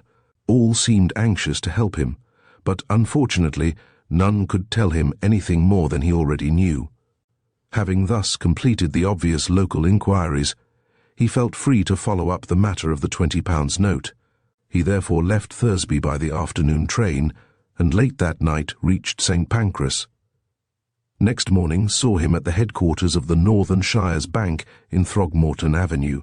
In 5 minutes he was closeted with the manager, who shook his head when he heard what was required of him. I naturally imagined some such question might arise, the manager said, and I questioned the clerk who had received the note. At first he was unable to give me even the slightest hint, but on thinking over the matter, he said the balance of probability was in favour of its having been paid in by the messenger from Cook's office in Regent Street. He explained that in Cook's deposit, which was an unusually heavy one, there were no less than 17 notes for £20, and he remarked to the messenger, "You're strong in 20s today." It was shortly afterwards that the clerk discovered he held one of the numbers sent in by Mr. Tarkington. He had 22 20s in hand when he made his discovery, and he believed he had not parted with any since the Cook lodgment. Therefore, the chances that the note came from Cook's are as 17 to 5. "There is no certainty about that," said French. "No certainty, but a good sporting chance," the manager returned with a smile as he bade his visitor good day. The next step was obviously Cook's office. Here again French asked for the manager, and here again that gentleman shook his head when French stated his business. "I should be only too glad to help you, Mr. French," he declared, "but I fear it is quite impossible. In the first place, we don't know the numbers of any of the notes which passed through our hands, and we don't, therefore, know if we had the one in which you are interested. Apparently you don't even know it yourself. But even if we did know, we couldn't possibly tell you who paid it in. So much money comes in over the counter that individual notes could not be traced. And then we have no idea of the date upon which we received this one, if we did receive it. You think we lodged it yesterday week. We might have done so, and yet have received it weeks before. You see, We keep a fairly large sum in our safe in connection with our foreign exchange department. Do you give receipts for all monies received? For most transactions, but not all.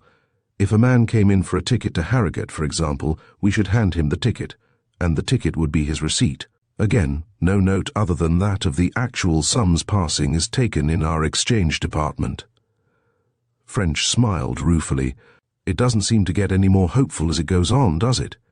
He remarked, continuing after a moment's silence. You see what I'm trying to get at, don't you? If I could look over your receipts for some time prior to yesterday week, I might find a name and address which would suggest a line of inquiry. I follow you, the manager returned. It is just possible that you might get something that way, though I must warn you it's most unlikely. You see, the balance of the payments in notes would not, in the nature of things, require receipts, and conversely, most of the accounts requiring receipts are paid by check. However, if you wish to make a search, I am prepared to help you. How far back do you want to go? The note in question was known to be in the possession of the dead man on Friday, 10th September. It was discovered in the bank here on Monday, October 18th.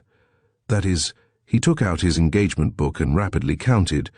33 working days, a little over 5 weeks. He looked deprecatingly at the other, then added, Rather a job to go through all that, I'm afraid.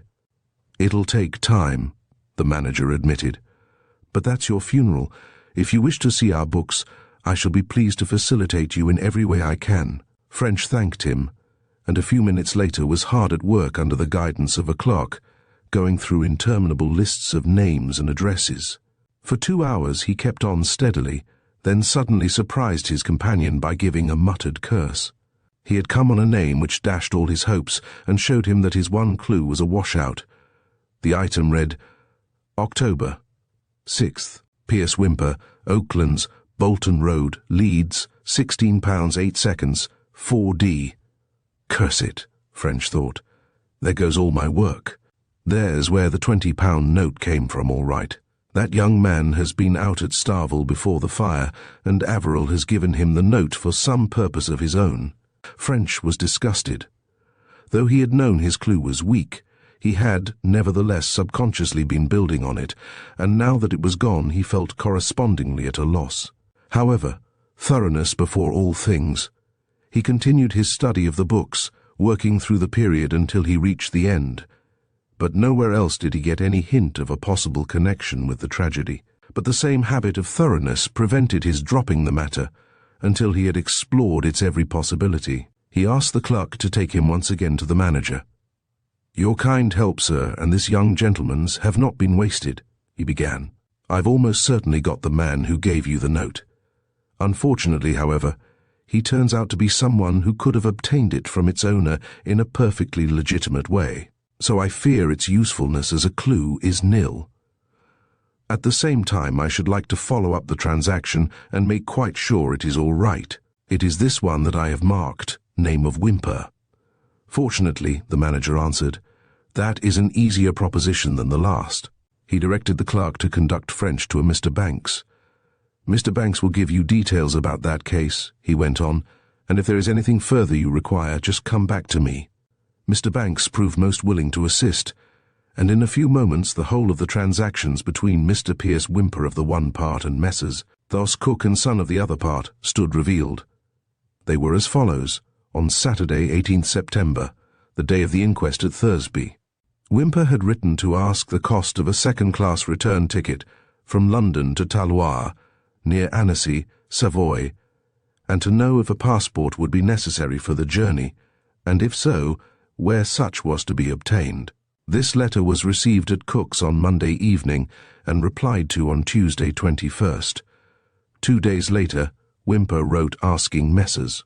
Cook to provide the tickets as well as various coupons for meals, etc., en route, which, he said, he would call for on the afternoon of Wednesday, October 6th. He evidently had done so, as on that date a receipt had been made out to him for the £16 8 seconds. 4D. What was the route covered? French inquired. Dover-Calais, Paris-Nord, Paris-PLM, Bourg, Amberieu, Coulos, and Aix-les-Bains. Return the same way. Meals on the outward journey were included, as well as 3 days' pension at the Hotel Splendide, Annecy. I don't know Annecy at all. What kind of place is it? Delightful little town on the lake of the same name, a tourist place, becoming better known in recent years. I could recommend it for anyone who liked a fairly quiet change, but surely October is too late for it.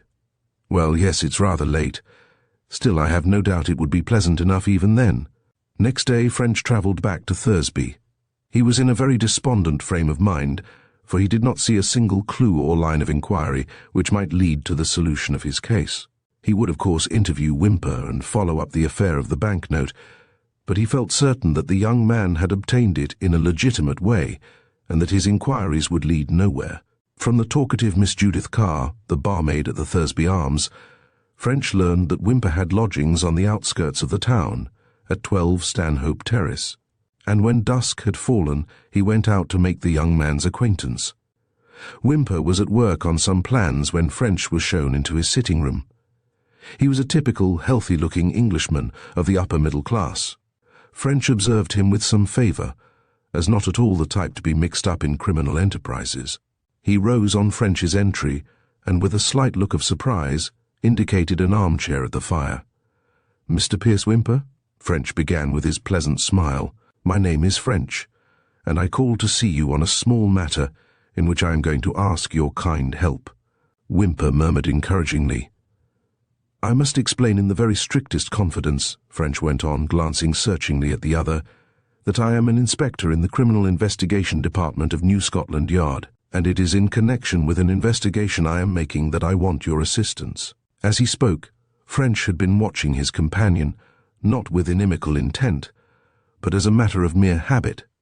He was surprised and interested to notice a look of apprehension, amounting almost to fear in the young man's eyes, while his face paled perceptibly, and he moved uneasily in his seat. French decided at once to be more careful in his examination than he had intended. "I have been," he resumed, "working at Messrs, Cook's office in Regent Street. I need not go into details, but there has been a robbery, and they have been handling some of the stolen money. Your name appeared among others who had been dealing with them during the period in question, and I'm trying to find out if you or these others could unwittingly have passed in the money." That Whymper was experiencing considerable relief, French was sure. He did not reply, but nodded expectantly. "I can ask everything I want in a single question." French's voice was friendly and matter-of-fact, though he watched the other intently. "Where did you get the £20 note with which you paid for your trip to Annecy?" Whymper started, and the signs of uneasiness showed tenfold more strongly. "Where did I get it?" he stammered, while French noted the admission his bluff had drawn. "Why, I couldn't tell you. I had it for a considerable time.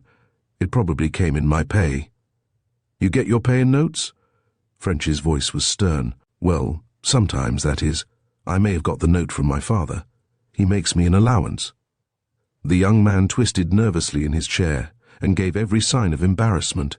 French, whose experience of statement-makers was profound, said to himself, "The man's lying." It did not occur to him that this thoroughly normal-looking youth could be guilty of the Starvel Hollow crime, but it suddenly seemed possible that he might know something about it. "I should like you to think carefully, Mr. Whymper. The matter is more serious than perhaps you realize. You handed Messrs. Cook a stolen £20 note. I am not suggesting that you stole it or that you are in any way to blame for passing it, but you must tell me where you got it. You cannot expect me to believe that you don't know. £20 notes are too uncommon for that." Rather to French's surprise, the young man began once more to show relief. "But that's what I must tell you, Inspector," he declared, but he did not meet French's eye, and again the other felt he was lying. "I have had that note for a long time, and I don't really remember how it came into my possession. Now, Mr. Whymper, as a friend I should urge you to think again. I am not making any threats, but it may become very awkward for you if you persist in that statement. Think it over. I assure you it will be worth your while." French spoke coaxingly, and the other promised he would try to remember. He seemed to French like a man who felt he had been exposed to a danger, which was now happily past. But if he thought he had got rid of his visitor, he was mistaken. "When were you last at Starvel, Mr. Whymper?" At this question, Whymper seemed to crumple up. He stared at his questioner with an expression of something very like horror. When he answered, it was almost in a whisper. "The day after the fire. I have not been there since." "I don't mean that. I mean, when were you last there before the fire?" Whymper's composure was coming back. He seemed to be nerving himself for a struggle. He spoke more normally. "Really, I couldn't tell you, Inspector. It was a long time ago. I was only there half a dozen times in my life. Once it was by Miss Averill's invitation, the other times on the chance of seeing her." "Were you there within a week of the fire?" "Oh no, the last time was long before that." "Had you any communication with Mr. Averill, I mean within a week of the fire?" "No, I never had any communication with Mr. Averill. I have never seen him." "Or with anyone in the household, either by letter, telegram, telephone, personal interview, or in any other way whatever?" "Yes, I met Miss Averill accidentally on the day before the fire. Mrs. Oxley, the wife of a solicitor here, came round to the church where I am working to see about some stones she was buying, and Miss Averill was with her. Miss Averill was on her way to stay with some friends, and I saw her to the station." "Did she give you the £20 note?" "She did nothing of the kind," Whymper returned with some heat. "Was Miss Averill the only member of the Starvel household with whom you communicated during the week before the fire?" Whymper hesitated and appeared to be thinking. "Well, Mr. Whymper, I met Roper, Mr. Averill's valet and general man, for a moment on the evening of the fire. We met by chance and merely wished each other good evening." "Where did you meet him?" "On the street just outside the church gate. I was leaving work for the night." "At what hour was that?" "About 5:30. "And do you assure me that you had no other communication with any member of the Starvel household during the period in question?" "None, nor received any message through any third party?" "No." "Well, Mr. Whymper, it is only fair to tell you that the note in question was in Mr. Averill's safe 5 days before the fire. You will have to explain how it came into your possession, if not to me, then later on in court. Now think." French's voice was suave and coaxing. "Would you not rather tell me here in private than have it dragged out of you in the witness box?" "I would tell you at once, Mr. French, if I had anything to tell, but I've nothing. There must be some mistake about the note. The one I gave to Messrs. Cook couldn't possibly have been in Mr. Averill's safe at any time." The words sounded reasonable, but Whymper's manner discounted them. More than ever was French convinced that the man was lying. He pressed him as hard as he could, but Whymper stuck to his story, and nothing that French could say shook him. French, of course, could only bluff. He was quite unable to prove that Whymper had really passed the stolen note, and though he believed he had done so, he fully realized that he might be mistaken. Recognizing he had failed for the moment, French set himself to calm the other's anxieties before taking his leave. He pretended to accept the young man's statement, saying he was afraid his journey had proved a wild goose chase, and that he would now have to interview the other persons whose names he had obtained from Cook's. Whether his efforts were successful he wasn't sure, but the look of relief on Whymper's face made him think so. Outwardly, at all events, both men seemed to consider the incident closed when, after French had again warned the other as to secrecy, they bade each other good night. But to French, it was very far indeed from being closed. He saw that the matter must be probed to the bottom. There was, however, nothing he could do that night, except to take one obvious precaution. Whymper must be watched. And going to the police station, he surprised Sergeant Kent considerably by asking him to put the young man under careful surveillance. This precaution was a bow drawn at a venture, but to French's surprise and delight, on the very next day, it proved that the arrow had found its way between the joints of Whymper's harness. While he was breakfasting, a note was brought to him from Kent. In it the sergeant said that, as a result of the order to put a watch on Whymper, Constable Sheldrake had made a statement which he, Kent, thought the inspector should hear. Sheldrake said that on the evening of the fire he had spent a couple of his free hours in taking a walk in the direction of Starvel with a friend of his, a young lady. Between 9:30 and 10, the two were approaching the junction where the Starvel lane diverged from the road which circled round the outside of the hollow, when they heard steps approaching. Not wishing to be observed, they had slipped behind some bushes, and they had seen a man coming from the Starvel lane. He had passed close to them, and by the light of the moon Constable Sheldrake had not only recognized Whymper, but had seen that his face bore an expression of horror and distress.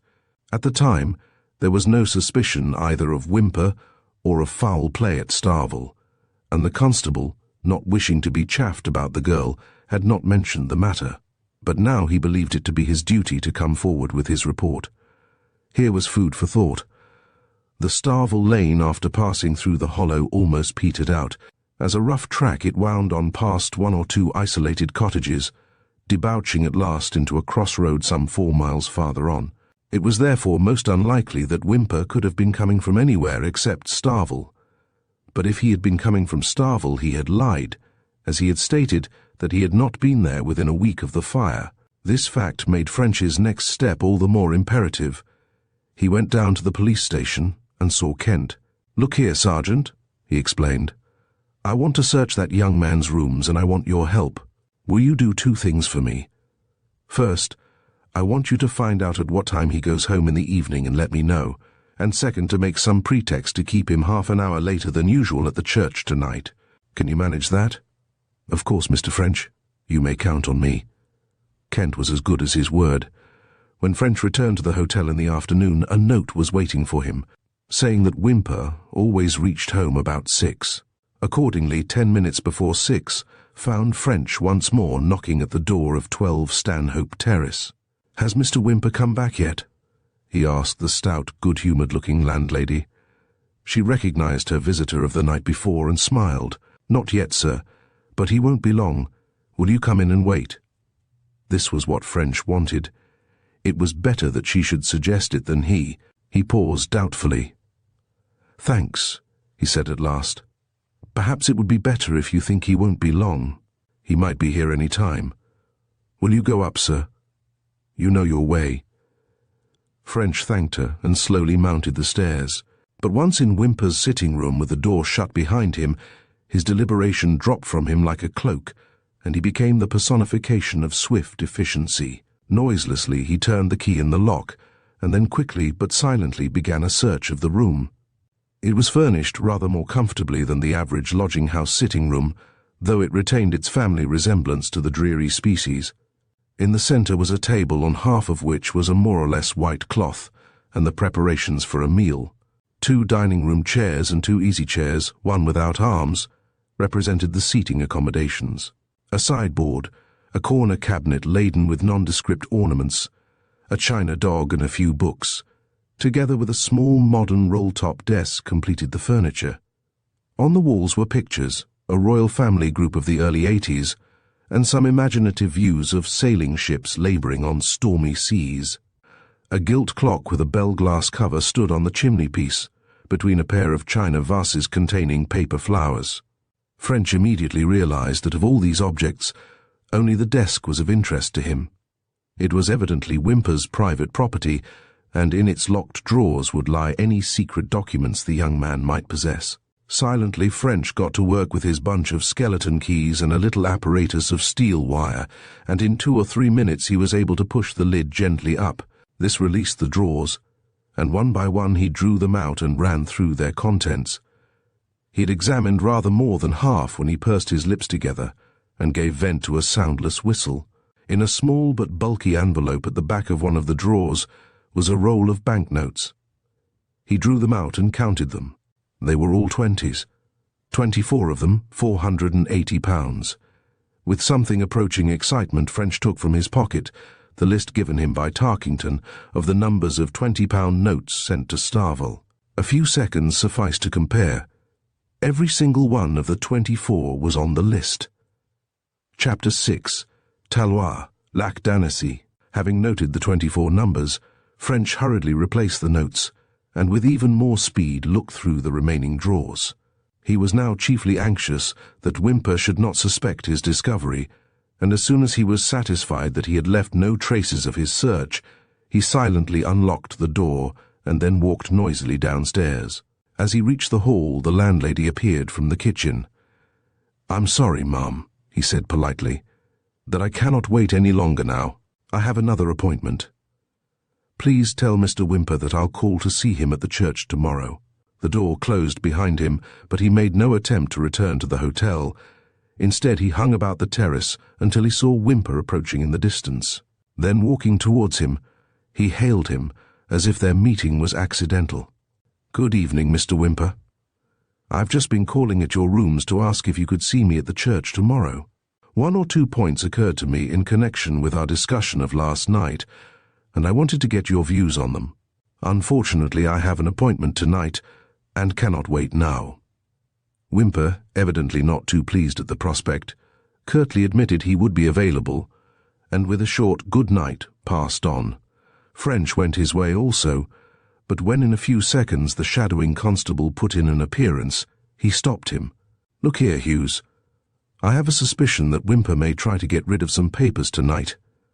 Be specially careful if you see him trying to do anything of the kind, and let me hear from you about it in the morning." He reached the hotel and in his pleasant way had a leisurely chat with the landlord before turning in.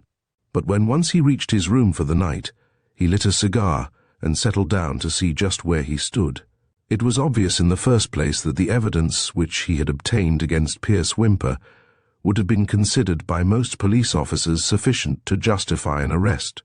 To find a man suspected of the theft with the stolen property in his possession was usually reckoned an overwhelming proof of his guilt. And if to this be added the fact that the accused was seen in the neighborhood of the crime about the time of its commission, having previously denied being there, and further, that his whole bearing when questioned was evasive and embarrassed, any lingering doubt might well have been swept away. But French was not wholly satisfied. A ripe experience had made him an almost uncanny judge of character, and he felt a strong impression that Pierce Whymper was not of the stuff of which thieves and murderers are made. That the young man knew something about the crime he had no doubt. That he was guilty of it he was not so certain. He racked his brains as to whether there was no other statement of Whymper's which he could check. Then he remembered that the young architect had admitted having seen Roper on the afternoon of the tragedy. This was a point of contact with Starvel, and French wondered whether more might not have passed between the two men than Whymper had divulged. He decided that it would be worthwhile trying to find out. According to his own statement, Whymper had met Roper outside the church gate at about 5:30 Zazu on the evening in question. Next morning, French therefore strolled to the church, and getting into conversation with one of the workmen, learned that the sexton was usually waiting to lock up when the men left at 5015. From the notice board he learned the sexton's address, ran him to earth and explained that he wished to speak to him confidentially. To his customary story of the insurance company who wished to discover the cause of the Starvel fire, he added some slight embroidery. At the inquest, a suggestion was made of contributory negligence, in other words, drink, and his instructions were to find out what he could about this possibility. Now he had heard that Roper was seen outside the church gate about 5:30 the afternoon of the tragedy, and he, French, wondered whether the sexton might not have noticed him when locking up. It was a long shot, but rather to French's surprise it got a bull's-eye. The sexton had seen Mr. Roper. Mr. Whymper, the young gentleman in charge of the renovation, had been 10 or 15 minutes late finishing up that evening, and he, the sexton, had waited by the gate till he should leave. While there he had noticed Roper. The man seemed to be hanging about, as if waiting for someone, and when Mr. Whymper appeared, Roper went up and spoke to him. The two men talked together as if Roper were delivering a message. Then they separated, walking off in opposite directions. They talked, the sexton was sure, for 2 or 3 minutes. No, he did not observe the slightest sign of drink on Mr. Roper. As a matter of fact, the man wished him good evening, and he could swear he was then perfectly sober. "Well, I'm glad to know that," French declared. "Though I suppose it is really against my company, but I expect we shall have to pay in any case. Now, I think I'd best see this Mr. Whymper you speak of, and get his confirmation of your views. You'll find him in the church, probably in the north transept where they're rebuilding the window." French did not, however, go immediately to the north transept of the church. Instead, he found his way to the residence of a certain Colonel Follows, a prominent magistrate with a reputation for discretion, whose name had been given him by Sergeant Kent. He took the colonel into his confidence, made the necessary formal statement, and obtained a warrant for the arrest of Pierce Whymper. Whether or not he would execute it would depend on the young man's answers to his further questions, but he wished to be able to do so if, at the time, it seemed wise. Returning to the church, French found his quarry superintending the resetting of the stone mullions of the beautiful north transept window. He waited until the young man was free, then said that he would be glad if they could now have their talk. "Come into the vestry room," Whymper returned. "I use it as an office, and we won't be disturbed."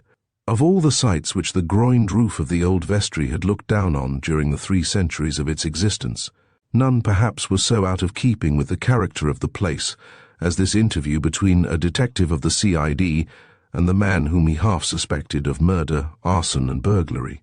And yet there was nothing dramatic about their conversation. French spoke quietly, as if their business was everyday and matter-of-fact. Whymper, though he was evidently under strain, gave none of the evidence of apprehension he had exhibited on the previous evening. Rather had he the air of a man who feared no surprise as he had braced himself to meet the worst. He waited in silence for the other to begin. "I am sorry, Mr. Whymper," French said at last, "to have to return to the subject we discussed last night, but since then further facts have come to my knowledge which render it necessary.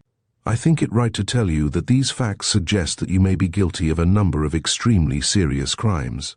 I am, however, aware that facts, improperly understood, may be misleading, and I wish, therefore, to give you an opportunity of explaining the matters which seem to incriminate you. I would like to ask you a number of questions, but before I do so, I must warn you that if your answers are unsatisfactory, I must arrest you, and then anything you have said may be used in evidence against you." Whymper had paled slightly while the other was speaking.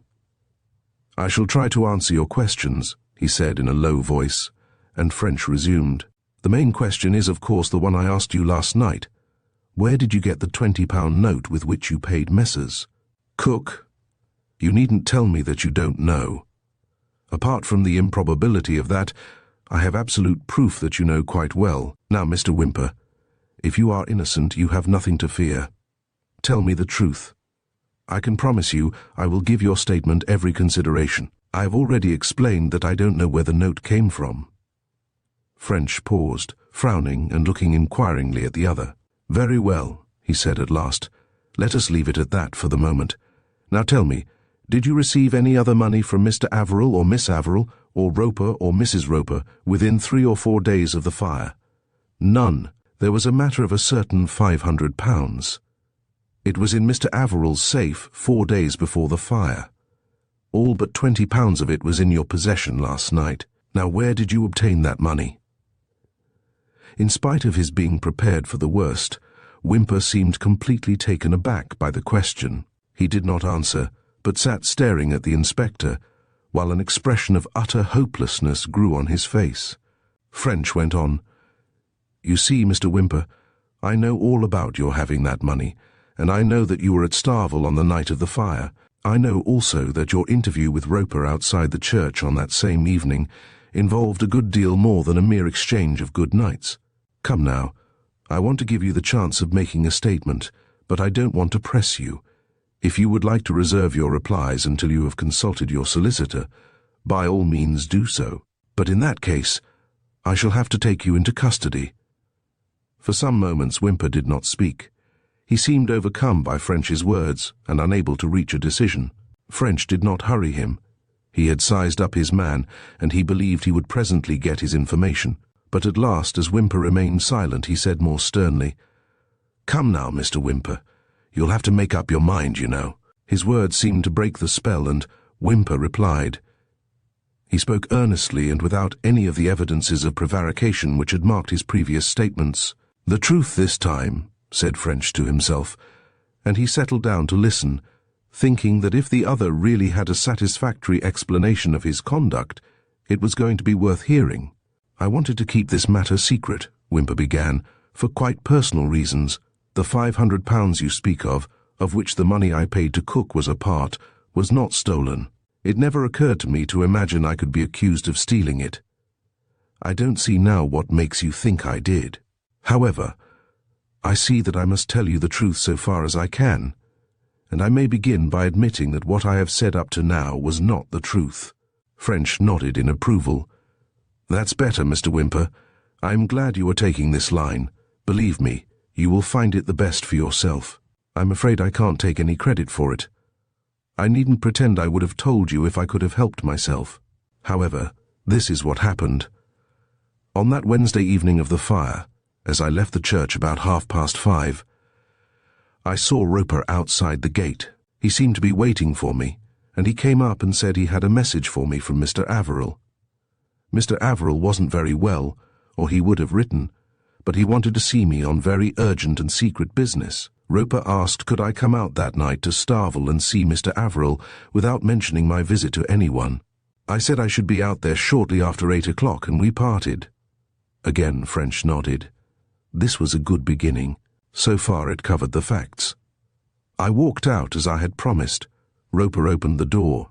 He showed me into the drawing room and asked me to wait until he had informed Mr. Averill. He was absent for several minutes, and then he came back to say that Mr. Averill was extremely sorry, but he was feeling too ill to see me. He had, however, written me a note, and Roper handed me a bulky envelope. I was fairly surprised when I opened it, for it contained banknotes, and when I counted them, I was more surprised still. There were 25 of them, and they were all for £20, no less than £500 altogether. There was a note with them. I don't remember the exact words, but Mr. Averill said he was sorry he was too unwell to undertake what must be a painful interview, that he didn't wish to put the facts in writing, that Roper was entirely in his confidence in the matter, and would explain it, and that as I should want money for what he was going to ask me to do, he was enclosing £500, to which he would add a further sum if I found I required it. Roper then went on to tell me a certain story. I can only say that it is quite impossible for me to repeat it, but it involved a visit to France. Mr. Averill would have preferred to have gone himself, but he was too old and frail, and he could not spare Roper. He asked me would I undertake it for him. The money was for my expenses if I would go. The matter was, however, very confidential, and this I could see for myself. I agreed to go to France and took the notes. I left Starvel about 9:30 and walked back to my rooms. Next day came the news of the tragedy. This put me in a difficulty as to the mission to France, but I saw that my duty would be to go just as if Mr. Averill was still alive. So I went, as you seem to know, but I was unable to carry out the work Mr. Averill had wished me to do. Instead, therefore, of spending £400 or £500 as I had expected to, the trip only cost me my travelling expenses, and I was left with £480 of Mr. Averill's money on my hands. At first I thought I had better hand it over to Mr. Oxley, Mr. Averill's solicitor, but afterwards I decided to keep it and go out again to France and have another try at the business. French was puzzled by the story. It certainly hung together, and it certainly was consistent with all the facts he had learned from other sources. Moreover, Whymper's manner was now quite different. He spoke convincingly, and French felt inclined to believe him. On the other hand, all that he had said could have been very easily invented. If he persisted in his refusal to disclose his business in France, French felt he could not officially accept his statement. "That may be all very well, Mr. Whymper," he said. "I admit that what you have told me may be perfectly true. I am not saying whether I myself believe it or not, but I will say this, that no jury on the face of this earth would believe it. Moreover, as it stands, your story cannot be tested. You must tell the whole of it. You must say what was the mission Mr. Averill asked you to undertake in France. If I can satisfy myself about it, there is no need for anyone else to know. Now be advised, and since you have gone so far, complete your statement." The hopeless look settled once more on Whymper's face. "I'm sorry," he said despondently. "I can't. It's not my secret. But Mr. Averill is now dead. That surely makes a difference. Besides, it is impossible that he could wish to get you into the most serious trouble any man could be in because of even a criminal secret. Tell me in confidence, Mr. Whymper. I'll promise not to use the information unless it is absolutely necessary." Whymper shook his head. "I can't tell," he repeated. French's tone became a trifle sterner. "I wonder if you quite understand the position. It has been established that some person or persons went to Starvel on the evening we are speaking of, murdered Mr. Averill and Roper, And his wife, Whymper gave an exclamation of dismay, stole Mr. Averill's fortune and then set fire to the house. So far as we know, you alone visited the house that night. Some of the stolen money was found in your possession, and when I give you the chance of accounting for your actions, you don't take it. Do you not understand, Mr. Whymper, that if you persist in this foolish attitude, you will be charged with murder? Whymper's face had become ghastly, and an expression of absolute horror appeared on his features. For a moment he sat motionless, and then he looked French straight in the face. "It's not my secret. I can't tell you," he declared with a sudden show of energy, and then sank back into what seemed the lethargy of despair. French was more puzzled than ever. The facts looked as bad as possible, and yet if Whymper's tale were true, he might be absolutely innocent, and French's inclination was to believe the story so far as it went. The secret might be something discreditable affecting, not Mr., but Miss Averill, which would account for the man's refusal to reveal it. On the other hand, could Whymper be hiding information about the Starvel crime? Was he even shielding the murderer? Could he, learning what had occurred and finding proof of the murderer's identity, have himself set fire to the house with the object of destroying the evidence? Somehow, French did not think he was himself the murderer, but if he knew the identity of the criminal, he was an accessory after the fact, and guilty to that extent. Whether or not he should arrest the young man was to French a problem which grew in difficulty the longer he considered it. On the whole, he was against it.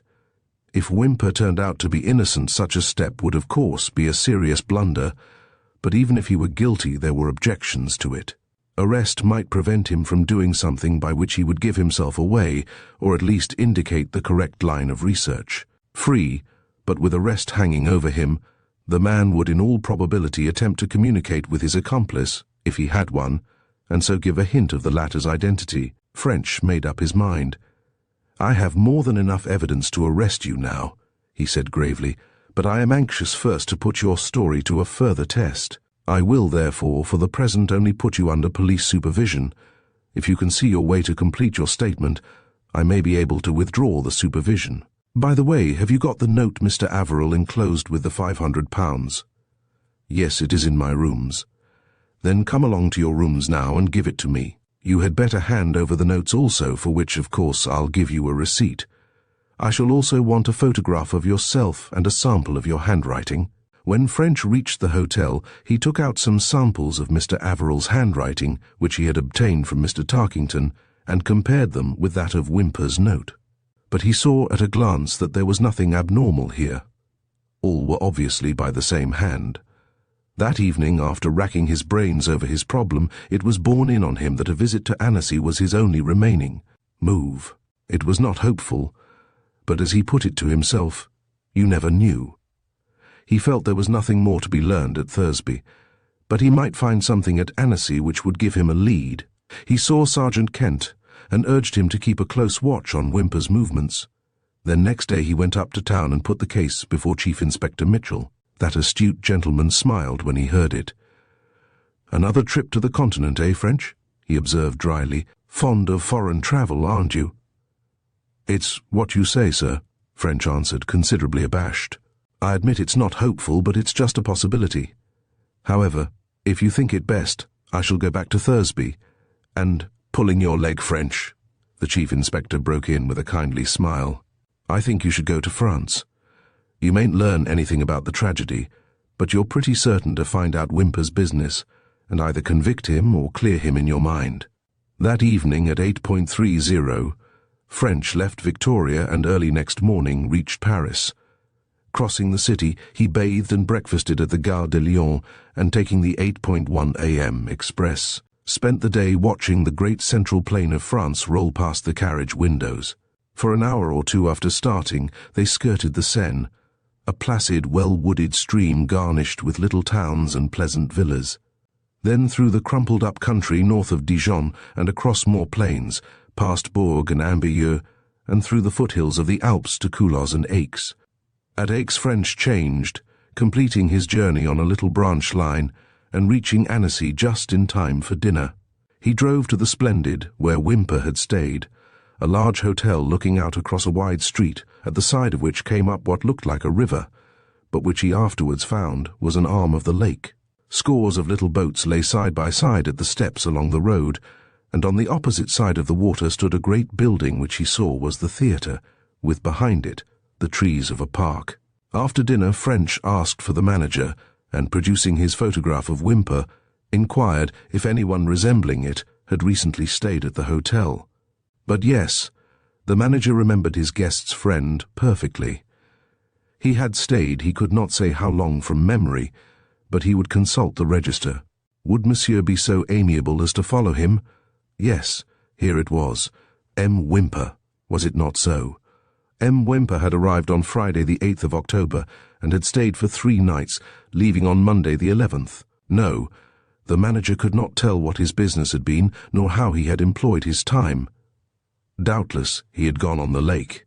To go on the lake was very agreeable. All the hotel guests went on the lake. By steamer, yes, you could go to the end of the lake in 1 hour, and round it in between 2 and 3.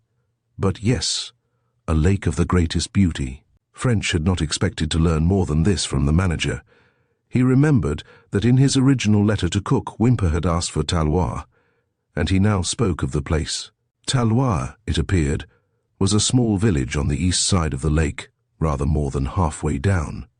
A picturesque spot, the manager assured him, with no less than 3 hotels. If Monsieur wished to visit it, he should take the steamer. All the steamers called. Next morning, accordingly, French took the steamer from the pleasant little quay alongside the park. French thought the lake less lovely than that of Thun, but still the scenery was very charming. High hills rose up steeply from the water, particularly along the eastern side, while towards the south he could see across the ends of valleys snow peaks hanging in the sky. Villas and little hamlets nestled in the trees along the shore. Right opposite the pier at Talois was a big hotel, and there French, having ordered a drink, began to make inquiries. But no one had seen the original of the photograph, or recollected hearing a name like Whymper. Another large hotel was standing close by, and French strolled towards it, beneath a grove of fine old trees, which grew down to the water's edge. This hotel building had been a monastery, and French enjoyed sauntering through the old cloisters, which he was told formed the salle à manger during the hot weather. Having done justice to an excellent déjeuner, he returned to business, producing his photograph and asking his questions, and here he met with immediate success. Both the waiter who attended him and the manager remembered Whymper. The young architect had, it appeared, asked to see the manager, and had inquired if he knew where in the neighborhood a M. Prosper Giraud had lived. When the manager replied that no such person had been there while he had been manager, over 5 years, Whymper had been extremely disconcerted. He had then asked if a Meme Madeleine Blancourt was known, and on again receiving a negative reply, had been more upset than ever. He had left after lunch, and the manager had heard that he had repeated his questions to the police. In 10 minutes French was at the local gendarmerie, where he learned that not only had Whymper made the same inquiries, but had offered a reward of 5,000 francs for information as to the whereabouts of either of the mysterious couple. Interrogations on the same point had been received from the police at Annecy, so presumably Whymper had visited them also. This supposition French confirmed on returning to the little town. Whymper had made his inquiries and offered his reward there also, and had seemed terribly disappointed by his failure to locate the people. He had left his address and begged that if either of the persons was heard of a wire, should be sent him immediately. As French made his way back to London, he felt that in one sense his journey had not been wasted. Whymper's actions seemed on the whole to confirm his story. French did not believe he would have had the guile to travel out all that way, and to show such feeling over a failure to find purely imaginary people. He felt sure that M. Prosper Giraud and Mme. Madeleine Blancourt did really exist, and that Mr. Averill had mentioned them. If Whymper had invented these people, he would have spoken of them, so that his inquiries might be discovered in confirmation of his statement. If Whymper, moreover, had had sufficient imagination to devise such a story, he would certainly have had enough to complete it in a convincing manner. The more French considered the whole affair, the more likely he thought it that there really was a secret in the Averill family. A secret so important or so sinister that Whymper was willing to chance arrest rather than reveal it. And if so, it could concern but one person. Surely for Ruth Averill alone would the young man run such a risk. And then French remembered that until the fire, that was, until Whymper's visit to Starvel, the courtship of the young people had been going strong, whereas after the tragedy the affair had seemed at a standstill. There was some secret vitally affecting Ruth. French felt he could swear it. And what form would such a secret be likely to take? French determined that on his return he would make some guarded inquiries as to the girl's parentage. But when he reached London, he found a fresh development had taken place, and his thoughts for some time to come were led into a completely new channel. Chapter 7. Posthumous Evidence. The cause of Inspector French's change of outlook on the Starvel case was a note from Sergeant Kent, which was waiting for him on his arrival at Scotland Yard. The sergeant wrote enclosing a letter addressed to the heirs or assigns of the late Mr. John Roper, Starvel, Thursby, Yorkshire, W.R. The postmaster, he explained, had shown it to him, asking him if he knew to whom it should be forwarded. Though he did not suppose it could have anything to do with the tragedy, the sergeant thought that French should see it. No good, French thought. Nothing to me. Nevertheless, he slit open the envelope and withdrew the contents. It was a letter headed, "The Metropolitan Safe Deposit Company, Limited, 25B, King William Street, City," and read as follows: "Dear Sir or Madam, we beg to remind you that the late Mr. John Roper of Starvel, Thursby, Yorkshire, W.R., was the holder of a small safe in our strong rooms. The rent of the safe, 30 shillings STG, is now due, and we should be glad to receive this sum from you, or alternatively to have your instructions as to disposal of its contents. Yours faithfully, for the Metropolitan Safe Deposit Company, Limited to French." It seemed a rather unusual thing that a man in Roper's position should require the services of a safe deposit company. He could not but feel a certain curiosity regarding the object which required such careful guarding. As things were, he supposed he had as much right as anybody to deal with the affair, and as it was but a short distance to King William Street, he decided he would go down and investigate. Half an hour later he was explaining the position to the manager. As far as was known, Roper had no relatives or heirs. His safe would therefore be given up, and on behalf of Scotland Yard, he, French, would take charge of its contents. The contents in question proved to be a small sealed envelope, and when French had once again reached the seclusion of his own office, he tore it open and ran his eye over its enclosure. As he did so, his eyes grew round, and he gave vent to a low, sustained whistle. To say that he was at that moment the most astonished man in London would be a very inadequate description of his sensations. The enclosure consisted of a single sheet of grey notepaper with an address, Braeside, Kintilloch, Fife, printed in small embossed letters at the top. One side was covered with writing, a man's hand, cultivated, but somewhat tremulous. It read, May 15th, 1921. I, Herbert Philpot, Doctor of Medicine and at present assistant on the staff of the Ransom Institute in this town, under compulsion and in the hope of avoiding exposure, hereby remorsefully confess that I am guilty of attempting the death of my wife, Edna Philpot, by arranging that she should meet with an accident, and when this merely rendered her unconscious, of killing her by striking her on the temple with a cricket bat. I do not state my overwhelming sorrow and despair, for these are beyond words. May God have mercy on me, Herbert Philpot. French swore in amazement as he read this extraordinary document. Dr. Herbert Philpot. Surely that was the Thursby doctor. He turned to his notes of the case. Yes, the name was Herbert all right. Presumably it was the same man. At all events it would be easy to find out. But what under the sun did the document mean? Was it really a statement of fact, a genuine confession of murder, written by Philpot? If so, how had it fallen into the hands of Roper, and what had the man been keeping it for? Had he been blackmailing Philpot, or was the whole thing a forgery?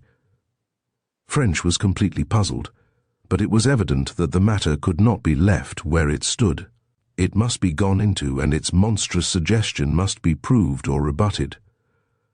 French's hand stole toward his pocket, and half unconsciously he filled and lit his pipe, puffing out clouds of blue smoke while he thought over this latest development. If the confession were genuine, and if Roper were blackmailing Philpott, Philpott would want to get rid of Roper. Could it therefore be possible that Philpott was in some way mixed up with the Starvel crime? Not personally, of course. There was medical evidence that the doctor was ill in bed at the time of the tragedy. But could he be involved in some way that French could not at the moment fathom? It seemed too far-fetched to consider seriously, and yet here was undoubtedly a connection with Roper of the most extraordinary kind. But this was sheer idiocy. French pulled himself together. An inspector of his service ought to know better than to jump to conclusions. Hadn't bitter experience again and again taught him its folly? Let him get hold of his data first. And then French recalled the statement of the landlord of the Thursday Alarms in Thursby. He had taken all that the landlord had said with a grain of salt. Gossips were seldom entirely reliable, but if Philpott had been gambling to the extent of embarrassing himself financially, it was worth looking into anyway. Obviously, the first thing was to make sure that the Philpott of the confession really was the Thursby doctor. This at least was easy. He sent for a medical directory and traced the Thursby man's career. A few seconds gave him his information. Herbert Philpott was born in 1887, making him now 39 years old.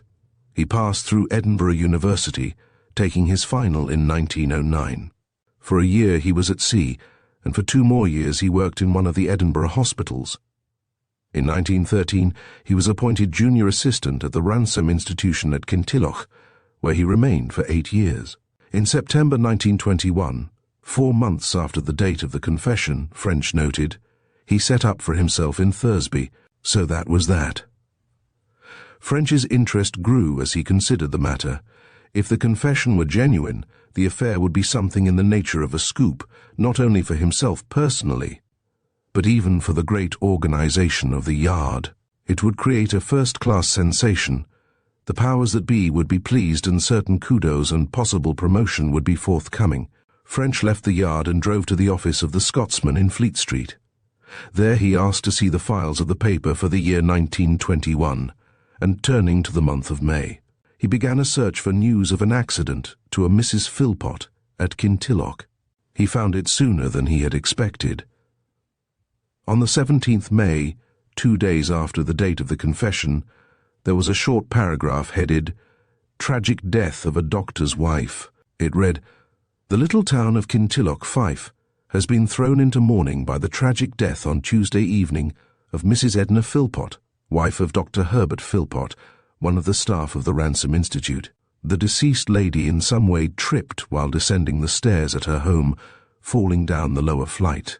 Dr. Philpott, who was in his study, heard her cry and rushed out to find her lying unconscious in the hall. She was suffering from severe concussion, and in spite of all his efforts, she passed away in a few minutes, even before the arrival of Dr. Ferguson, for whom Dr. Philpott had hurriedly telephoned. Mrs. Philpott took a prominent part in the social life of the town, and her loss will be keenly felt. It's suggestive enough, French thought, as he copied out the paragraph. It looks as if she had been alone with him in the house. I must get more details. He returned to the Yard and put through a telephone call to the detective department of the Edinburgh Police, asking that any information about the accident be sent him as soon as possible. While he was waiting for a reply, his thoughts reverted to Whymper. He was rather troubled in his mind about the young architect. While he was now strongly inclined to believe in his innocence, he was still not certain of it, and he hesitated upon starting off on this new inquiry until he had made up his mind definitely about the other matter. But some further thought showed him that there was no special reason for coming to an immediate decision about Whymper. Sergeant Kent was keeping him under police supervision, and might well continue to do so for a day or 2 more. 2 days later, French received a voluminous dossier of the case from the authorities in Scotland. There were cuttings from several papers as well as 3 columns from the Kintilloch Weekly Argus. There was a detailed report from the local sergeant embodying a short history of all concerned, and a copy of Dr. Ferguson's certificate of death from concussion resulting from a fall. Finally, there was a covering letter from the head of the department, marked confidential, which stated that owing to some dissatisfaction in the mind of the local superintendent, the matter had been gone into more fully than might otherwise have been the case, but that this inquiry having evolved no suspicious circumstances, the affair had been dropped. Considerably impressed, and beginning to think he was on a hot scent, French settled down to study the documents in detail, and the more he did so, the more determined he became that he would sift the affair to the bottom. Apart from the possible murder of Mrs. Philpott and the bringing of her murderer to justice, he saw that if such a crime had been committed, it might have a very important bearing on the Starvel tragedy. Roper might have been blackmailing Philpott, and though he did not see how, Philpott might have some association with the crime. Therefore, from 2 points of view, it was his duty to carry on. By the time he had read all the papers twice, he had a very good idea in his mind of what at least was supposed to have taken place. Dr. Philpott was third in command on the medical staff of the Ransom Institute, a large mental hospital about a mile from Kintilloch, a small town in Fifeshire.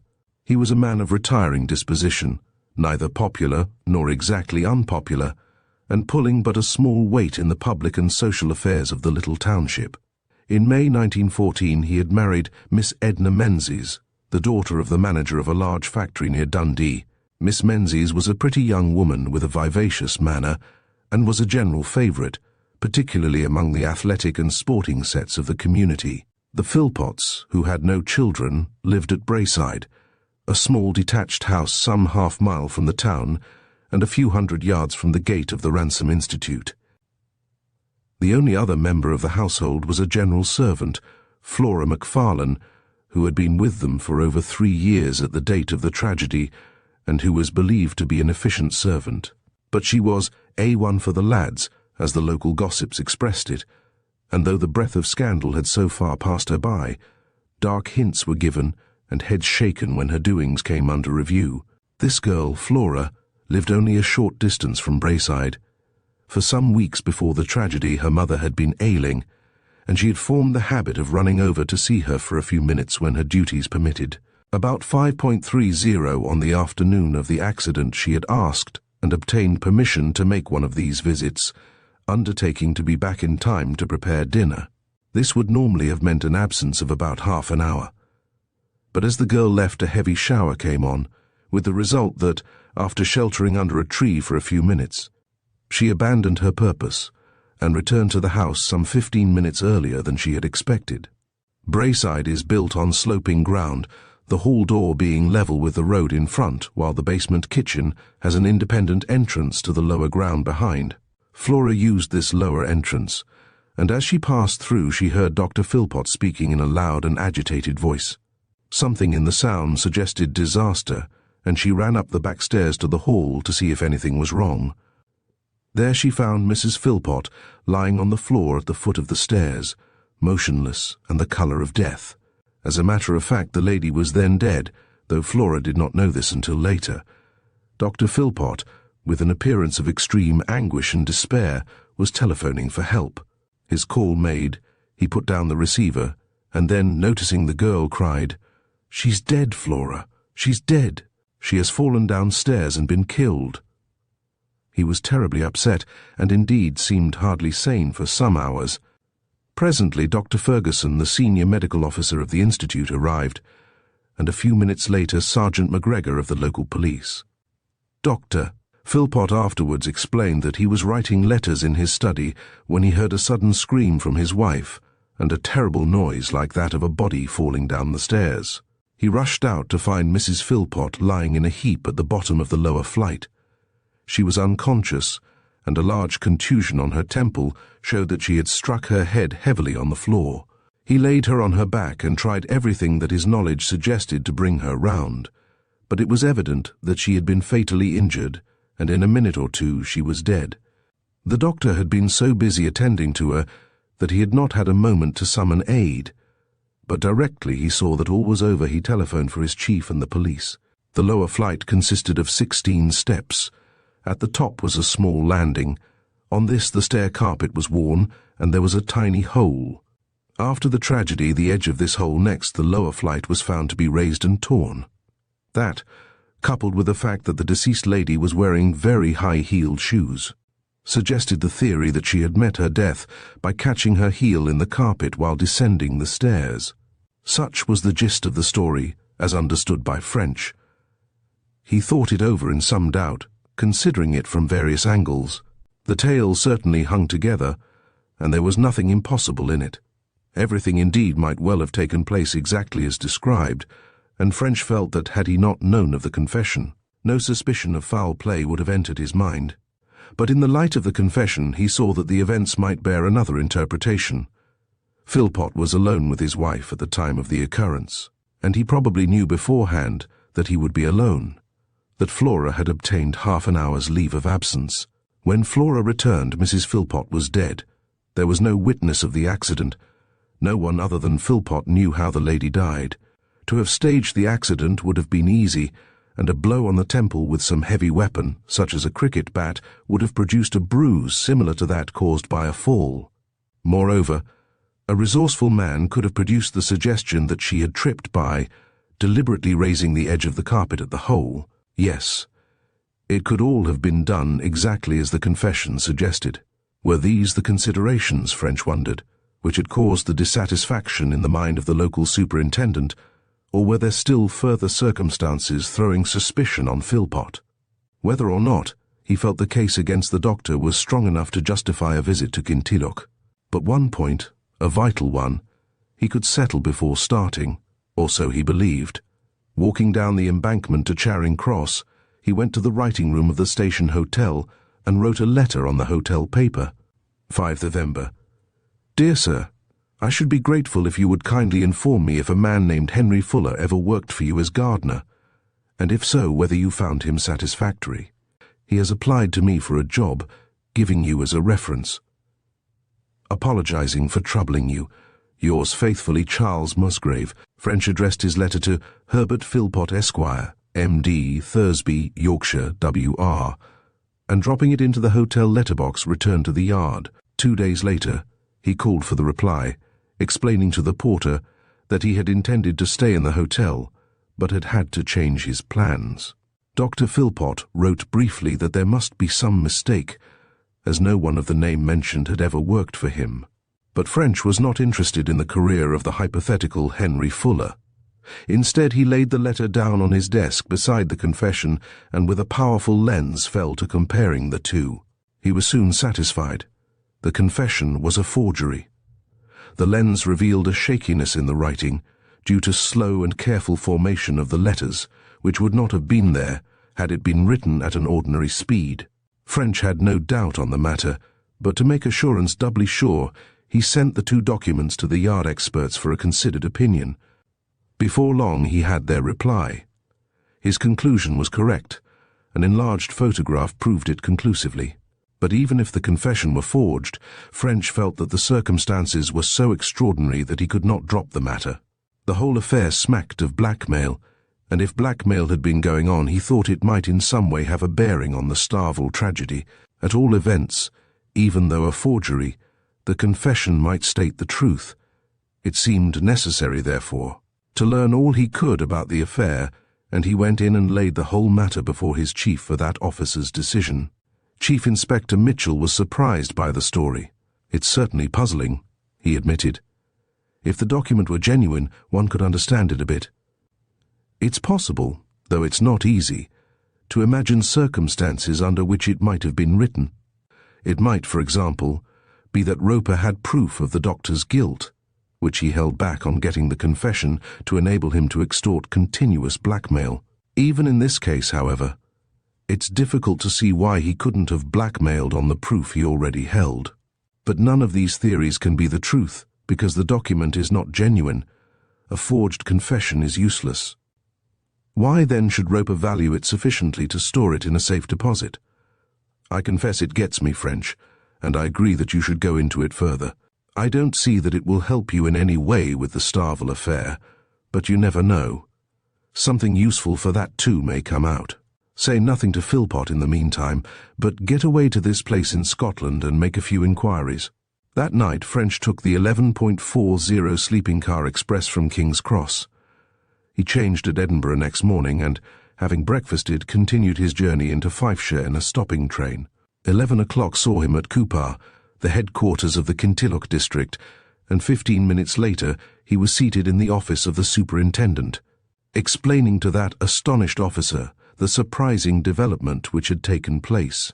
"They told me from headquarters that you were not satisfied about the affair when it occurred," French concluded. "I wondered if you would tell me why." "I will surely," the other returned, leaning forward confidentially, "but you'll understand that we hadn't what you'd call an actual suspicion. There was, first of all, the fact that it wasn't a very common kind of accident. I've heard of an occasional person falling downstairs, but I've never heard of anyone being killed by it. Then there was nobody there when it happened except Philpott. There was no one to check his statement.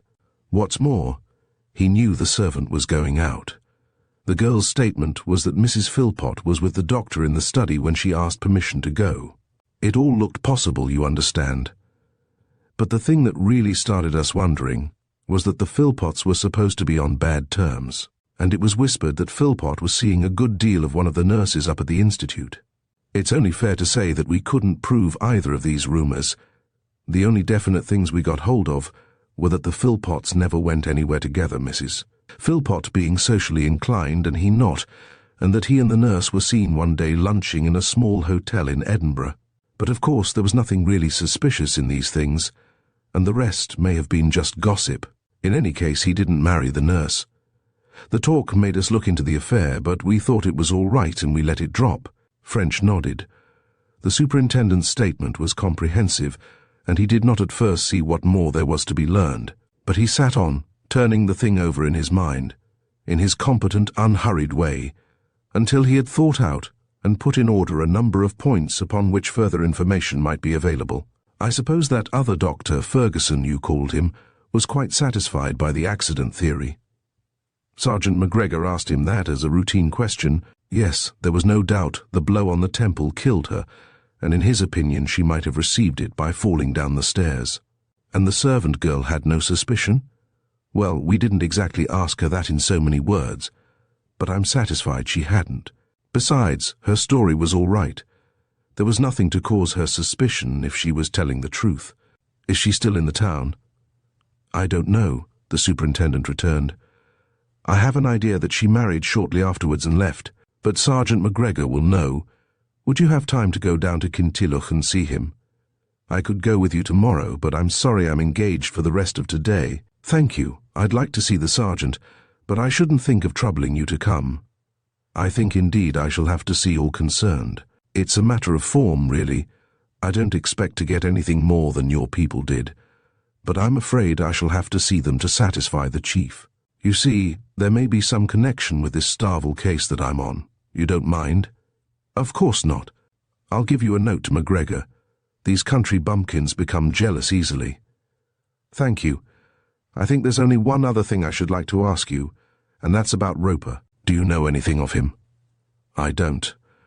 But he might have lived at Kintilloch all his life for all that. I don't know the local people very well. The sergeant will help you there. He is a useful man for his job, a shrewd gossip. There's not much happens in his district that he doesn't know about. A short run in a local train brought French to Kintilloch, and he was not long in finding the local police station and introducing himself to Sergeant McGregor. That worthy at first displayed a canny reserve, but on seeing his superintendent's note, became loquacious and informative. With the exception of 2 pieces of information, he had little to tell of which French was not already aware. Those 2 items, however, were important. The first was that he had known John Roper well. Roper had been for 6 years an attendant at the Ransom Institute. He had been, the sergeant believed, directly under Dr. Philpott. At all events, he and the doctor knew each other intimately. As to the man's character, McGregor knew nothing against him, but he had not liked him, nor indeed had many other people. Roper was an able man, clever and efficient, but he had a sneering, satirical manner, and was unable to refrain from making caustic remarks which hurt people's feelings and made him enemies. He left his job in the town some 3 or 4 years after Dr. Philpott, as a result of trouble at the Institute, and so far as the sergeant could tell, no one was very sorry to see the last of him. The sergeant had supposed he had gone to Brazil, as he had applied for a passport for that country. He had informed the sergeant that he had a brother in Santos, and was going out to him. The second piece of news was that Flora McFarlane, the Philpotts' maid, had been married a month or so after Mrs. Philpott's death, and to no less a person than John Roper. The girl who had all but witnessed her mistress's tragic death had herself 5 years later been a victim in that still more terrible tragedy at the old house in Starvel Hollow. As French shortly afterwards walked up the long curving drive of the Ransom Institute, he felt that he was progressing. He was getting connections which were binding the isolated incidents of this strange episode into a single whole. And if that whole was not yet completely intelligible, he hoped and believed it soon would be. There was first of all the confession. He had started with the confession as a single fact, connected incomprehensibly with Roper through the medium of possession, but not connected with Philpott at all. Now the connection between Roper and Philpott had been demonstrated. Roper had first-hand information about the doctor from their respective positions on the staff of the Institute, and he had as good as first-hand information about the doctor's household from the girl he afterwards married. It all looked bad. Every further fact discovered increased the probability that Roper was blackmailing Philpott, and that the confession was a true statement of what had happened. French's interview with Dr. Ferguson was disappointing. He asked first about Roper, and received very much the same information that Sergeant McGregor had given him. Roper had been attendant to an invalid gentleman, a great traveller, with whom he had been over most of Europe and America. On the invalid's death, he had applied for a job at the Ransom. He was a fully qualified nurse, very intelligent and efficient, but he had not been personally liked. He seemed rather inhuman, and did not mind whom he offended with his sharp tongue. He was, however, good with the patients, except for one thing. On 2 occasions he had been found giving troublesome patients unauthorized drugs to keep them quiet. The first case was not a bad one, and on promising amendment he was let off with a caution. When the second case was discovered, he was immediately dismissed. He had not asked for, nor been given, a discharge. Anxious to see whether Roper's handwriting contained any idiosyncrasies which had been reproduced in the forged documents, French, with some difficulty, obtained some old forms which he had filled up. These he put in his pocket for future study. He then turned the conversation to Philpott, but he was here on difficult ground and had to be very wary and subtle in his questions. Between doctors, he knew, there is a considerable Freemasonry, and he felt sure that if Ferguson imagined Philpott was suspected of murder, he would take steps to put him on his guard, not in any way to take the part of a murderer, but to see that a colleague in trouble had a fair chance. That Philpott should get any hint of his suspicions was the last thing French wanted, as he hoped the man's surprise at an unexpected question would force him into an involuntary admission of guilt. At all events, Ferguson told him nothing about Philpott that he had not known before. He asked and obtained permission to interrogate a number of the staff who remembered the 2 men, but from none of these did he learn anything new about either. He could see nothing for it, therefore, but to interview Philpott forthwith, and returning to the station, he caught the last train to Edinburgh. There he stayed the night, and next day took a train which brought him through the border country to Carlisle, and thence in due course to Hellifield and Thursby. Chapter 8. Dr. Philpott's Story. Dr. Philpott lived in a small detached house at the end of the high street of the little town, close enough to the centre of things to be convenient for patients, and far enough away to have a strip of garden round his house, and to avoid being overlooked by his neighbours. The reply to the letter he had written from Charles Musgrave about the mythical gardener told French that the doctor's consulting hours were from 6 to 8 o'clock in the evening, and at 2 minutes to 8 on the day he had returned from Edinburgh, French rang the doctor's bell. The door was opened by an elderly woman who led the way to the consulting room. There seemed to French a vaguely unprosperous air about the place. The garden was untended, the railing wanted paint, and the house, while well enough furnished, looked neglected and dirty. French wondered if these were the outward and visible signs of the betting proclivities of their owner, of which the hotel landlord had taken so serious a view. Dr. Philpott was seated at a writing table, but he rose on French's entry. His appearance was not exactly unprepossessing, but it suggested a lack of force or personality. Physically he was frail, neither tall nor short, and washed out as to colouring. His tired, dreamy-looking eyes were of light blue, his fair hair, thinning on the top, was flecked with grey, and his complexion had an almost unhealthy pallor. He had well-formed, rather aristocratic features, but his expression was bored and dissatisfied. He struck French as a dreamer rather than a practical man of affairs, but his manner was polite enough as he wished his visitor good evening and pointed to a chair. "I have called, Dr. Philpott, not as a patient, but to consult you on a small matter of business." Dr. Philpott glanced at the clock on the marble chimney-piece. "It is just 8, he answered. "I shall not have any more patients tonight. I am quite at your service." French sat down and made a remark or two about the weather, while he watched the man opposite to him keenly but unobtrusively. He was playing for time in which to ascertain what manner of man this doctor really was, so that he might handle the interview in the way most likely to achieve its end. Philpott replied politely but shortly, evidently at a loss to know why his visitor could not come to the point, but French presently did so with surprising suddenness. "I am sorry, Dr. Philpott, that I am here on very unpleasant business, and I must begin by telling you that I am a detective inspector from New Scotland Yard." As he spoke, French made no secret of his keen scrutiny. His eyes never left the other's face, and he felt the thrill of the hunter when he noticed a sudden change come over its expression. From inattentive and bored it now became watchful and wary, and the man's figure seemed to stiffen as if he were bracing himself to meet a shock.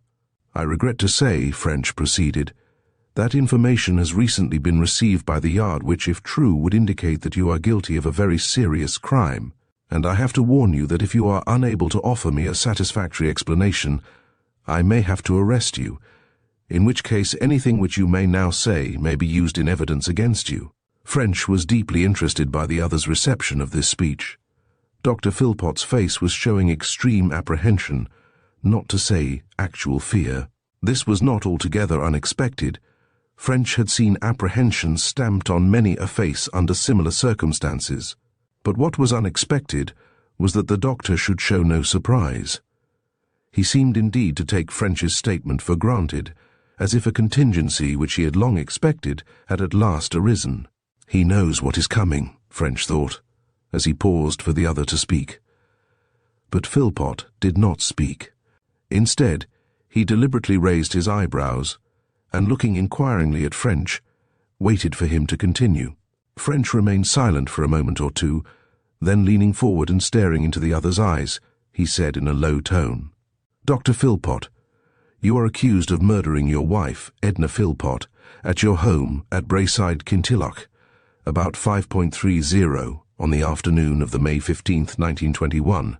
The doctor started and paled.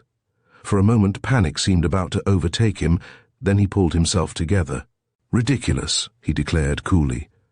"Your information must be capable of some other explanation. What does it consist of?" "It purports to be the statement of an eyewitness," French returned. Continuing slowly, "It mentions, among other things, it mentions a cricket bat." Again Philpott's start indicated that the shot had told, but he answered steadily, "A cricket bat? I don't follow. What has a cricket bat to do with it?" "Everything," French said grimly. "If the information received is correct, of course." Philpott turned and faced him. "Look here," he said harshly. "Will you say right out what you mean and be done with it? Are you accusing me of murdering my wife with a cricket bat? Or what are you trying to get at?" "I'll tell you," French rejoined. "The statement is that you arranged the accident which befell your wife. The accident, however, did not kill her, as you hoped and intended, and you then struck her on the temple with a cricket bat, which did kill her. That, I say, is the statement. I have just been to Kintilloch, and have been making inquiries. Now, Dr. Philpott, when I mentioned the cricket bat you started, you therefore realized its significance. Do you care to give me an explanation, or would you prefer to reserve your statement until you have consulted a solicitor?" Dr. Philpott grew still paler as he sat silent, lost in thought. "Do you mean that you will arrest me if I don't answer your questions?" I shall have no alternative. Again the doctor considered while his eyes grew more somber and his expression more hopeless. At last he seemed to come to a decision. He spoke in a low voice. "Ask your questions and I'll answer them if I can." French nodded. "Did you ever," he said slowly, "admit to anyone that you had committed this murder?" Philpott looked at him in surprise. "Never," he declared emphatically. "Then how," French went on, slapping the confession down on the table, "how did you come to write this?" Philpott stared at the document as if his eyes would start out of his head. His face expressed incredulous amazement. But here again French, who was observing him keenly, felt his suspicions grow. Philpott was surprised at the production of the paper. It was impossible to doubt the reality of his emotion, but he did not read it. He evidently recognized it and knew its contents. For a moment he gazed breathlessly, then he burst out with a bitter oath. "The infernal scoundrel!" he cried furiously. "I knew he was bad, but this is more than I could have imagined. Roper is at the bottom of this, I'll swear. It's another of his hellish tricks." "What do you mean?" French asked. "Explain yourself." "You got that paper from Roper somehow, didn't you?" The man was speaking eagerly now. "Even after he's dead, his evil genius remains.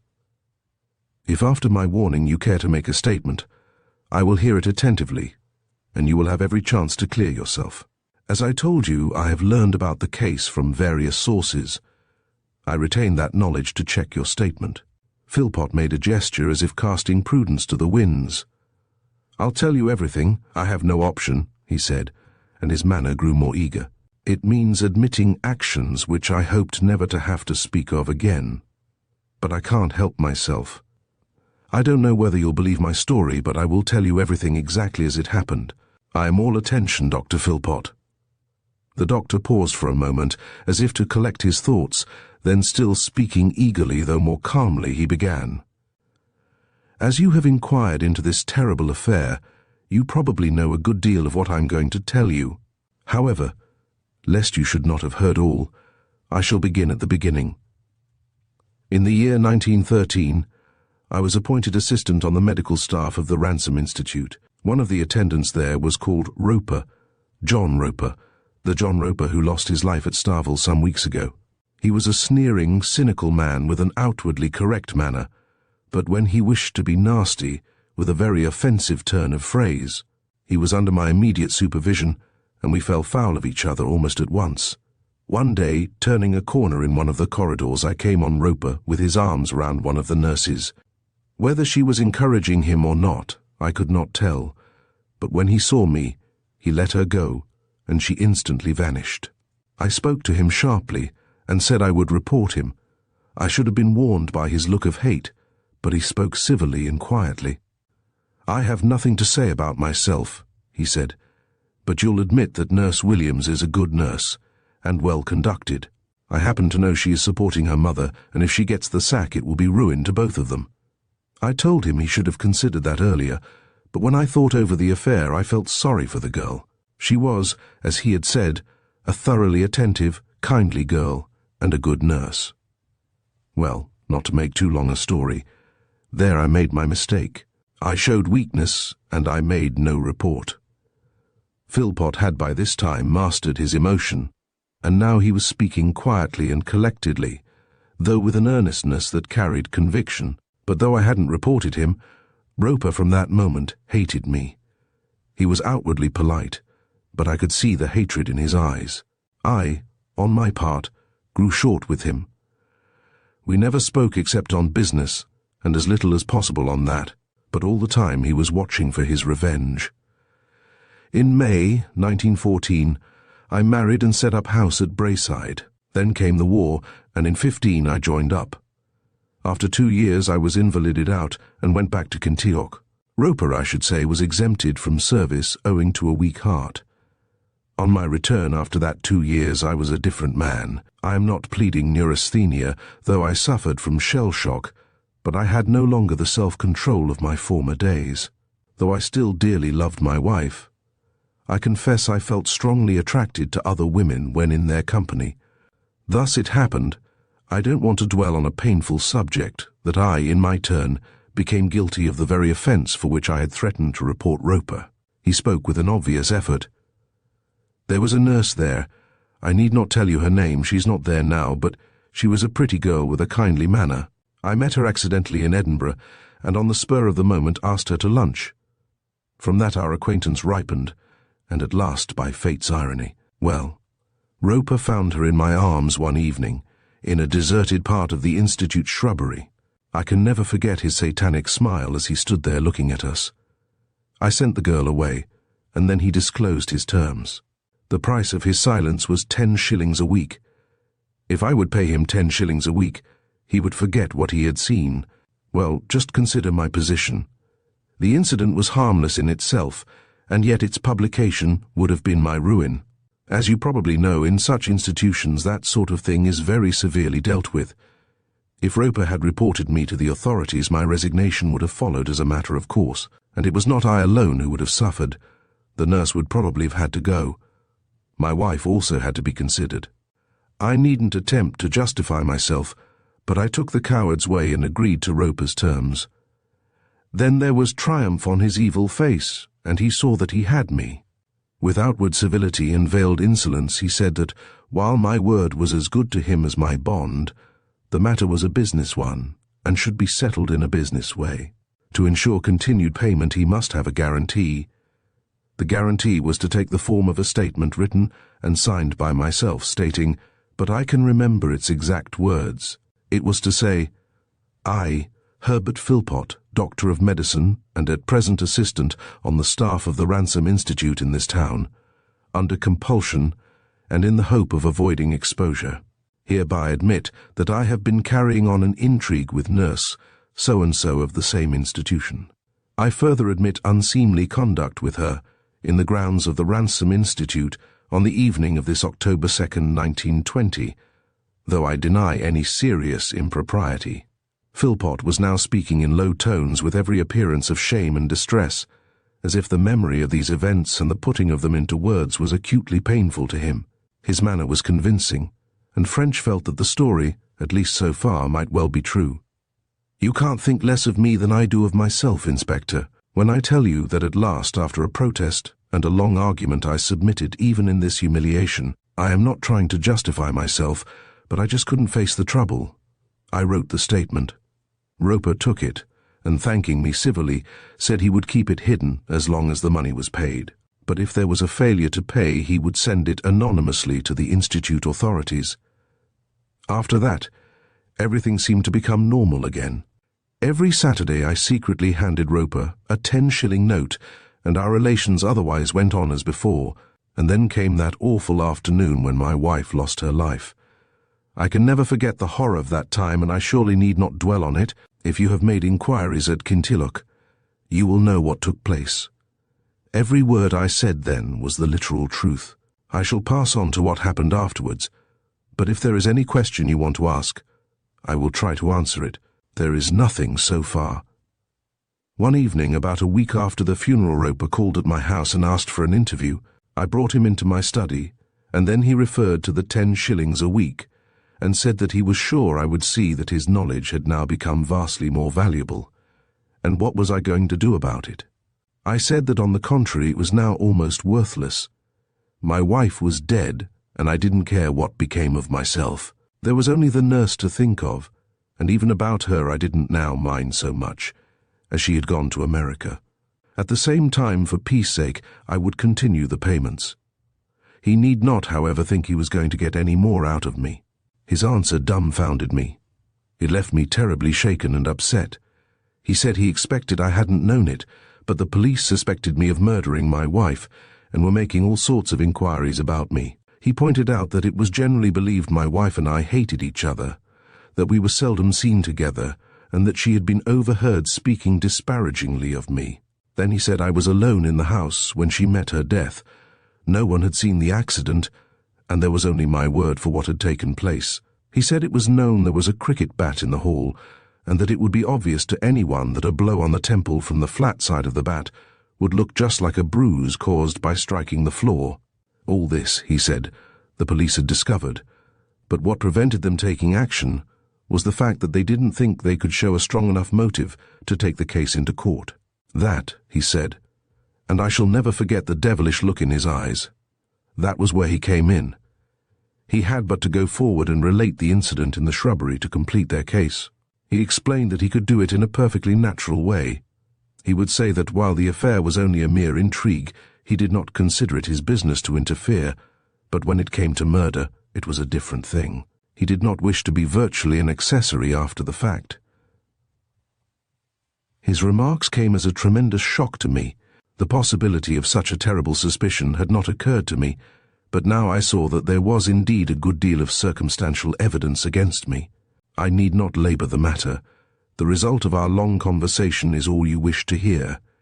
In the end, I was guilty of the same weakness and folly that I had shown before. I asked him his price and agreed to pay it. £2 a week, he demanded, until further notice, and I gave way. But when he went on to say that, as before, he required a guarantee and must have a written confession of the crime, I felt he had passed the limit. I refused to avow a crime of which I was not guilty and dared him to do his worst. But once again he proved himself one too many for me. With his cynical, evil smile, he took 2 photographs out of his pocket and handed me one.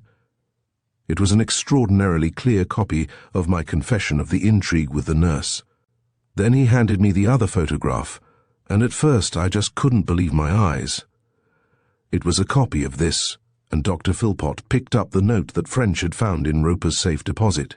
I asked him, of course, for an explanation, and he admitted brazenly that he had forged the letter. He had spent the week since the accident, making copy after copy, until he had got it perfect. When I stormed at him and threatened him with arrest, he just laughed and said the boot was on the other foot. He said I needn't have the slightest uneasiness, that so long as the money was paid, the letter would never see the light of day. Otherwise, the document would be enclosed anonymously to the police. You may guess how it ended up. I promised to pay, and I paid. Doctor. Philpott's face looked more grey and weary than ever, and his eyes took on a deeper sombreness as he said these words. He waited as if for French to speak, but French did not move, and he resumed. After all that had happened, life at Kintilloch became inexpressibly painful for me, and I began to look out for another job. Then I heard that the principal doctor of this little town was old and in failing health, and there was a possible opening for a newcomer. I resigned the ransom job and set up my plate here, but every week I sent 2 treasury notes to Roper. Some 15 or 16 months ago, when I had been here between 3 and 4 years, I had a letter from Roper saying that he had seen an advertisement for a man and wife to act as servants to a Mr. Averill of Starvel in my neighbourhood. As he had shortly before left the ransom, he wished to apply. As a matter of fact, I found out later that he had been dismissed for drugging a patient. I forgot to say also that he had married my former servant. If, he went on, I would use my influence with Mr. Averill to get him the job, he would cease his demand for the £2 a week and send me the note he had forged. Mr. Averill was by this time my patient, and I mentioned Roper to him. I could do so with a clear conscience, for with all his faults Roper was an excellent attendant. His wife Flora also was a good servant, and I believed they would suit Mr. Averill well. At the same time I told Mr. Averill just why he had left the ransom, but Mr. Averill thought that for that very reason he could get them cheap, and after some negotiations they were engaged. The very same week Roper called on me and said I had kept my word in the past, and he would keep his now. He said he was tired of crooked going and wished to live straight. He would blackmail me no longer. He handed me the forged note and watched me put it in the fire. I ceased paying him the money. From then to the day of his death he was civil when we met, and no unpleasant subjects were touched on. I began to believe his reformation was genuine. But now, since you show me this, I see he was unchanged. It is evident he must have made a copy of his forgery, and kept one while he let me destroy the other. I wish you would tell me how you got it. What his motive can have been you may be able to guess, but I cannot. That, Inspector, is the whole truth of this unhappy affair. I had hoped never to have to speak of it again, and now that I have told you of it, I trust that the whole miserable business may be decently buried and forgotten. French nodded gravely. He was puzzled by this long story of the doctor's. The tale was certainly possible. As he reviewed each point, he had to admit that not only was it possible, but it was even reasonably probable. Given a man of weak character as this doctor appeared to be, and a clever and unscrupulous ruffian, as Roper had been painted, the whole affair could have happened quite naturally and logically. Moreover, it adequately covered all the facts. On the other hand, if Philpot had killed his wife, he would tell just some such tale as this. There was no one to refute it. Roper and his wife were dead, and the nurse had left the country. Of course, it might be possible to trace the nurse, but it certainly couldn't be done easily or rapidly. As he turned the matter over in his mind, it seemed to French that the crucial point was the authenticity of the confession. If Philpot had written it, he had done so because he was guilty, and because he, therefore, could not help himself. However terrible the putting of such a statement in black and white would be to him, it would be the lesser of two evils, the alternative being immediate betrayal. But if the confession were a forgery, all this would be reversed.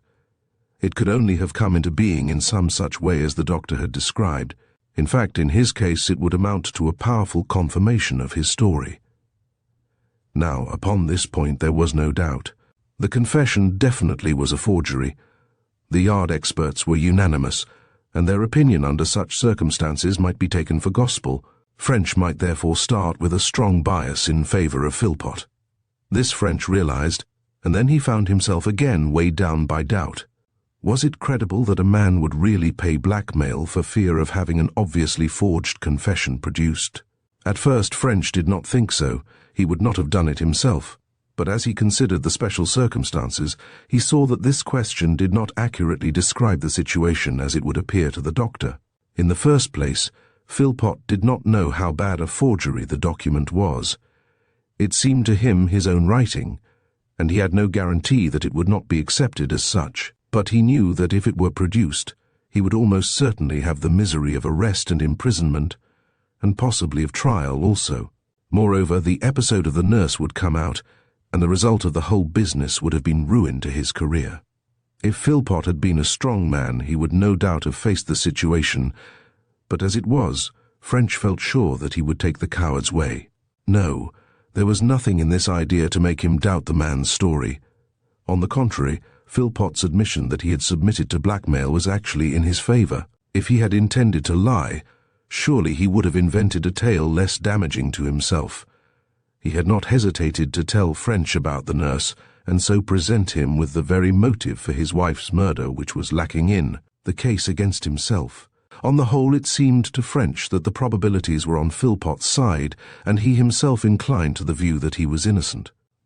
Whatever the truth, he saw that he had no case to bring into court. No jury would convict on such evidence, and if here was no evidence to convict the man of the murder of his wife, there was still less to associate him with the Starvel affair. In fact, there was here no case against him at all. Even leaving Philpot's illness out of the question, there was nothing to indicate any connection with the crime. It would be just as reasonable to suspect Emerson or Oxley or even Kent.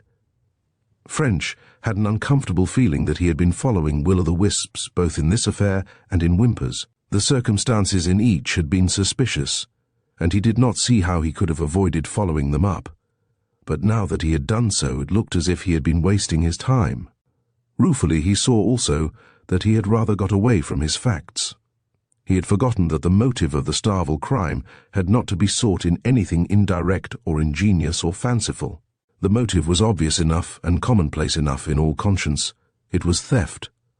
And such a motive French could not see actuating either Philpot or Whymper. No, he must get back to the facts. Who had stolen the money? That was what he had to find out, and he would not get it the way he was going. He must start again and work with more skill and vision. First, he must reassure this doctor, and then he must get away to some place where he could think without interruption. I am sorry, Dr. Philpot, to have had to give you the pain of reopening matters which I can well understand you would have preferred to leave closed. It was necessary, however, that my doubts on these matters should either be confirmed or set at rest. I may say that I accept your story and am satisfied with the explanation you have given me. I hope it may be possible to let the affair drop and at the present time I see no reason to prevent it." He arose.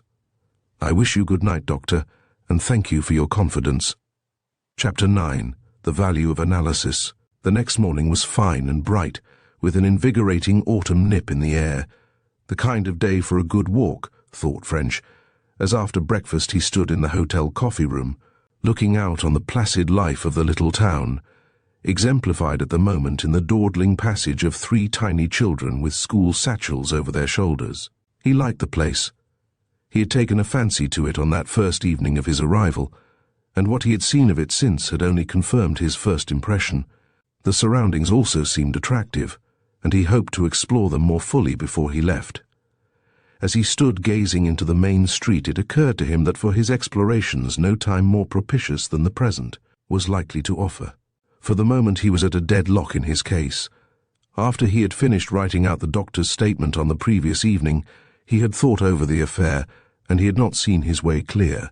What he required was a detailed study of the whole position, in the hope of lighting on some further clue or line of research. And what better opportunity for such contemplation could there be than during a long tramp through lonely country? Surely for once duty and inclination coincided. Whether this latter was strictly true or not, 10 minutes later saw him starting out with a stick in his hand and a packet of sandwiches in his pocket. He turned in the Starvel direction, and climbing up the side of the valley, came out on the wide expanse of the moor. Ahead of him it lay, stretching away in irregular undulating waves into the grey-blue distance, with here and there a rounded hill rising above the general level. For miles he could see the ribbon of the road showing white against the browns and greens of the grass, where it wound up over shoulders and ridges and mounted the far sides of hollows. Extraordinarily deserted was the countryside, a solitude quite astonishing in so densely populated a land as this of England. For a time French tramped on, his mind occupied with his surroundings, but gradually it turned back to his case, and he began reckoning up his progress, and considering how he could best attack what still remained to be done. And the more he thought of it, the less rosy the outlook seemed. Ruefully he had to admit that in point of fact he was practically no further on than when he started. He had done a good deal of work, no doubt, but unfortunately it had brought him only a negative result. His researches into the movements of Whimper and Philpot had been unavoidable, but these had proved sidelines, and he did not believe that either would help him with the main issue. He let his mind rest once again on Philpot's statement. If it were true, Roper showed up very badly. From every point of view he seemed a thorough-paced blackguard. Though this had come out more particularly from the doctor's story, it was fairly well confirmed by what French had been told at Kintilloch. Neither Sergeant MacGregor nor Dr. Ferguson had a good word to say about the man. No one appeared to like him, and in the end he had been dismissed from the Institute for a fault of a particularly serious nature. But he was a clever rascal also. French was amazed when he considered how he had succeeded in worming himself into old Averill's confidence. Even making allowances for the old man's weak-minded senility, it was almost incredible that this shifty scoundrel should have been trusted with a secret which Whimper would risk a murder charge rather than reveal. French tramped on, pondering over the matter in his careful, painstaking way. Yes, that was the point. Misers were proverbially suspicious, and Averill's knowledge of Roper's break at the ransom would not tend to increase his trust in him. His confidence was certainly rather wonderful. And then French suddenly stood stock still as an idea flashed into his mind. Was his confidence not too wonderful to be true? Had Roper really wormed his way thus far into old Averill's confidence? He had not hesitated to blackmail Philpot. Had he played some similar trick on Whimper? As French considered the suggestion, a point which had before seemed immaterial now took on a sinister significance. Though Averill was represented as the moving spirit of the affair, his connection with it had never been directly proved. Roper, and Roper alone, had appeared. It was true that a note purporting to come from Averill had been produced, but in the light of Philpot's revelation of Roper's skill as a forger, who had written it? Was there any reason why Roper should not have engineered the whole thing? French reviewed the circumstances in detail. The first move was Roper's. He had met Whimper outside the church gate and told him that Mr. Averill wished to see him, asking him to go out there that evening. Secretly, mind you, No one was to know of the visit. Whymper had accordingly gone out. But he had not seen Averill. He had seen Roper, and Roper only. It was true that he was presented with a note purporting to be from Averill, but had Averill written it? French remembered that the handwriting was extremely like Averill's, but in the absence of any reason for suspecting its authenticity, he had not given it the careful scrutiny which he might have done. That was an error he must repair at once, and if the shadow of a doubt was aroused in his mind, he must send the papers to the Yard for expert opinion.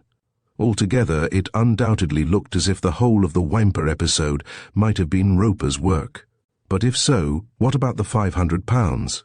Surely in this case Roper must have stolen it, and if he had stolen it, French grew almost excited as step after step revealed itself. If Roper had stolen it, did it not follow that he had murdered Averill, rifled the safe, taken out the notes and replaced them with burnt newspapers? And then French saw a step farther. If he were right so far, Roper's motive in the Whymper incident became clear as day. If Roper had stolen thousands of pounds worth of notes, he must find out whether it was safe to pass them. Were the numbers of the notes known? This was a matter of vital importance, and it was one on which he could not possibly ask for information. If suspicion became aroused, to have made inquiries on the point would be fatal. He must therefore arrange for someone else to pass a number of the notes, and preferably a number of those most recently acquired by Averill. Moreover, this person must not, if suspected, be able to account satisfactorily for their possession. Given the knowledge of Whymper's feeling for Ruth and some acquaintance with Averill's family affairs, a clever and unscrupulous man like Roper could easily have invented a story to make Whymper his dupe. All this, French recognized, was speculation. Indeed, it was little more than guesswork. But it was at least a working theory which covered all the facts, and he believed it was worthwhile following it up. He turned aside off the road, and sitting down in the thin autumn sunshine with his back against an outcropping rock, slowly filled and lit his pipe as he pursued his cogitations. If Roper had stolen the notes and put burnt newspapers in the safe, he must have intended to burn the house. And here again the motive was clear. In no other way could he so conveniently get rid of Averill's body and the traces of his crime. In fact, the plan had actually succeeded. It was not the doings at Starvel which aroused suspicion, but Whymper's passing of the note some 3 weeks later. The coroner's court had brought in a verdict of accidental death. If Tarkington had not kept the numbers of the notes sent out to Averill and advised his headquarters that those notes had been destroyed, no doubts would ever have arisen. But just here was a snag. Could so able a man as Roper have bungled so hideously as to have allowed himself and his wife to be caught in the trap he had arranged for Averill? Or had he intended to murder Mrs. Roper also? There was certainly no evidence for suspecting this. But whether or not, what terrible nemesis could have overtaken Roper? Had he really been drunk and paid for his indulgence with his life? French did not think so.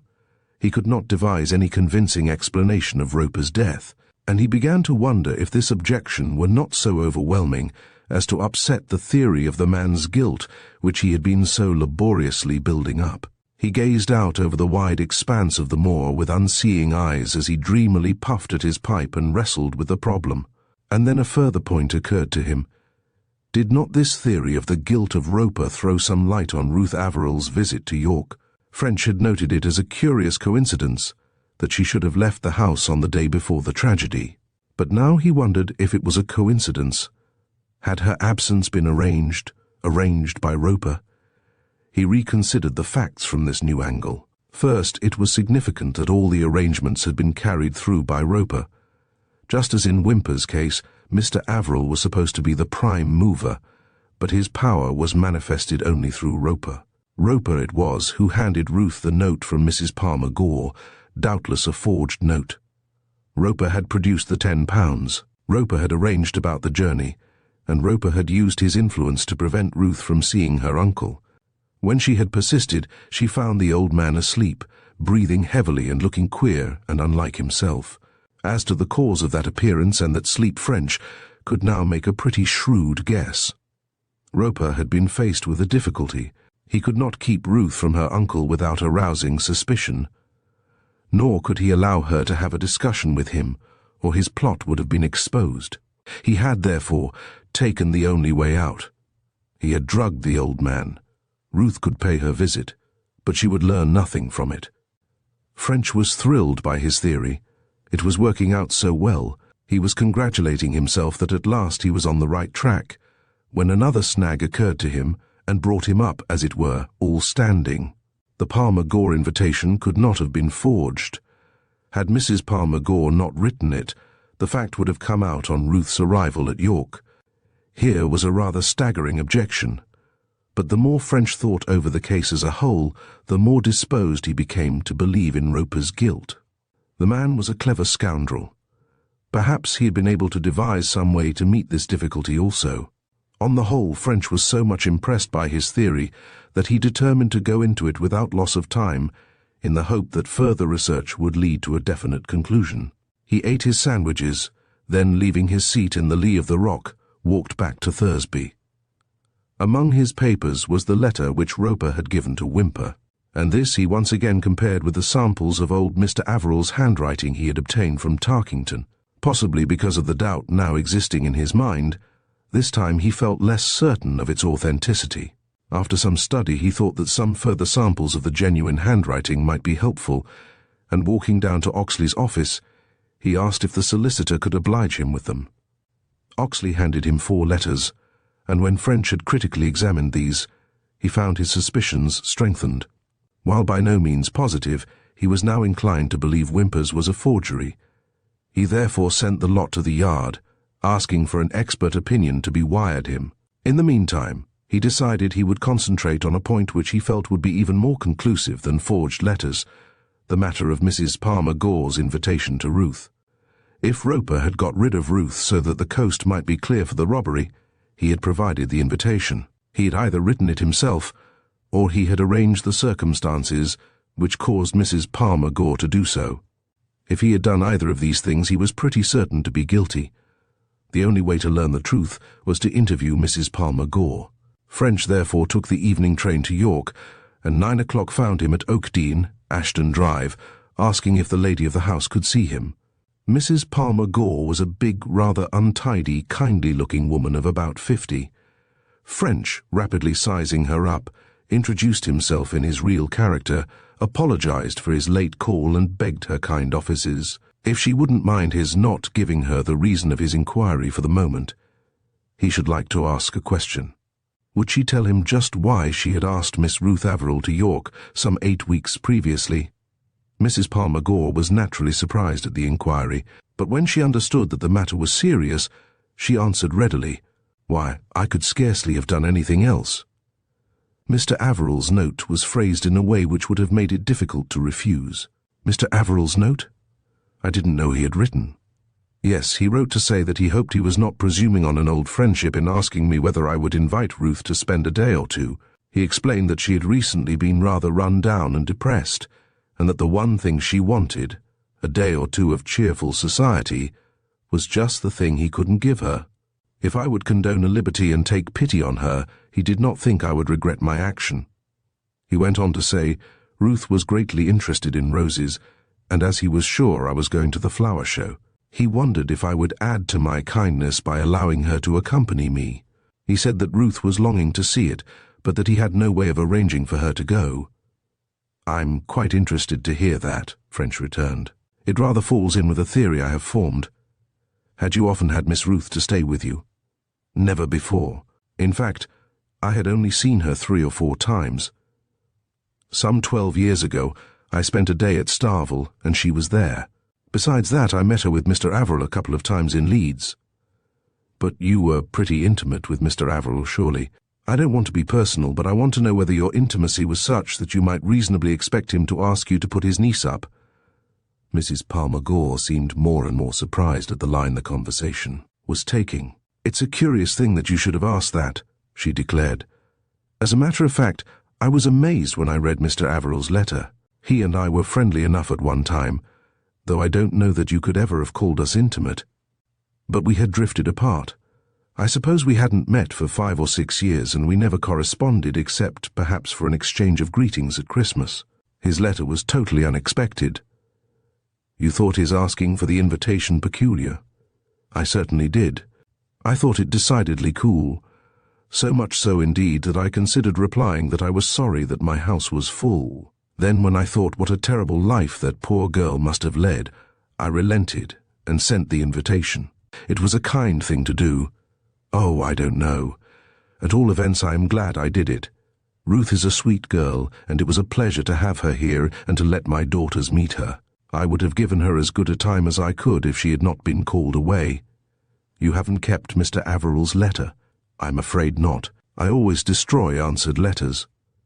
You recognized Mr. Averill's handwriting, of course. Oh, yes, I knew it quite well. Now, Mrs. Palmer-Gore, I am going to ask you a strange question. Did you ever suspect that that letter might be a forgery? The lady looked at him with increasing interest. Never, she answered promptly. And even now, when you suggest it, I don't see how it could have been. But, of course, it would explain a great deal. I confess I can hardly imagine Mr. Averill writing the note.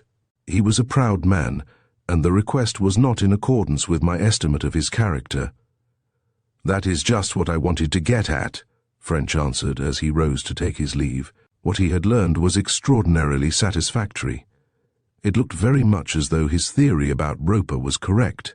The great snag in that theory had been Mrs. Palmer-Gore's invitation, and now it was evident that Roper could have arranged for it to be given. Some remark of Mr. Averill's had probably given the man Mrs. Palmer-Gore's name, and by skillful questions he could have learned enough about her to enable him to construct his plot. As French sat in the smoking room of his hotel, not far from the great west front of the Minster, he suddenly saw a way by which he could establish the point. The letter Mrs. Palmer-Gore had received had stated that Ruth was longing to see the flower show. Was she? If she was, the letter might be genuine enough. If not, Averill could scarcely have written it, and if Averill had not written it, no one but Roper could have done so.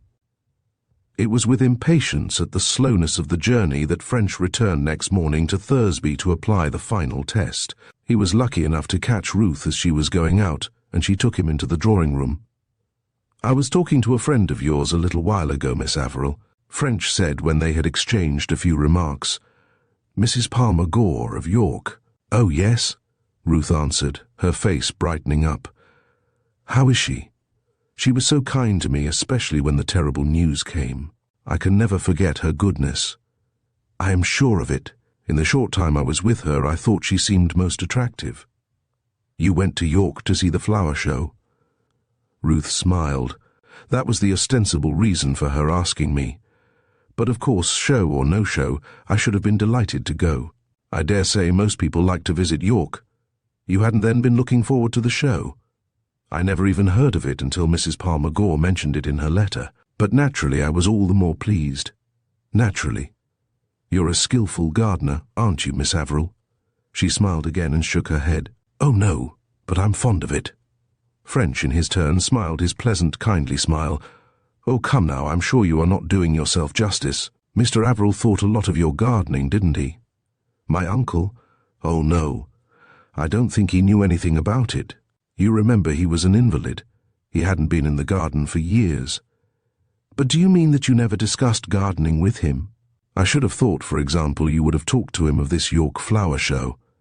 But I thought I explained I didn't know about that until Mrs. Palmer-Gore's letter came, and after it came, my uncle was too ill to speak about anything."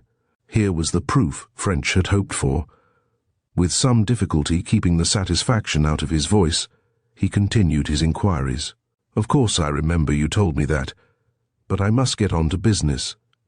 I'm sorry to have to trouble you again, Miss Averill, but there are one or two other questions I have thought of since our last meeting. Do you mind if I ask them now?" "Of course not." French leaned forward and looked grave. "I want to know what kind of terms Roper was on with his wife. You have seen them together a good deal, can you tell me?" Ruth's face clouded. "I hate to say anything when the two poor people are dead, but if I must tell the truth, I'm afraid they were not on good terms at all. I can understand what you feel, but I assure you my questions are necessary. Now please tell me what exactly was the trouble between those two." "Well," Ruth said slowly, and an expression almost of pain showed on her face. "They had, I think, what is the phrase, incompatibility of temperament. Mrs. Roper had a very sharp tongue, and she was always nagging at Roper. He used to answer her in a soft tone with the nastiest and most cutting remarks you ever heard. Oh, it was horrible. Roper really was not a nice man, though he was always kind enough to me. This was really all that French wanted, but he still persisted. Can you by any chance tell me, I'm sorry for asking this question, but can you tell me whether Roper was attached to any other woman? Or if you don't know that, have you ever heard his wife mention another woman's name in anger? Just try to think. No, I never heard that. Have you ever heard them quarreling? Once I did, Ruth answered reluctantly. It was dreadful. Roper said, "By," he used a terrible curse, "I'll do you in some day if I swing for it." And then Mrs. Roper answered so mockingly and bitterly that I had to put my hands over my ears, but she didn't make any definite accusation. No, but wasn't it dreadful? The poor people to have felt like that to one another. It must have been a terrible existence for them.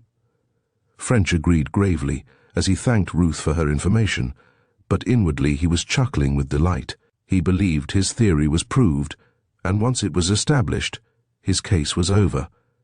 If the murderer lost his life in the fire, Scotland Yard would no longer be interested in the affair, and he, French, could go back to town with one more success added to the long list which already stood to his credit.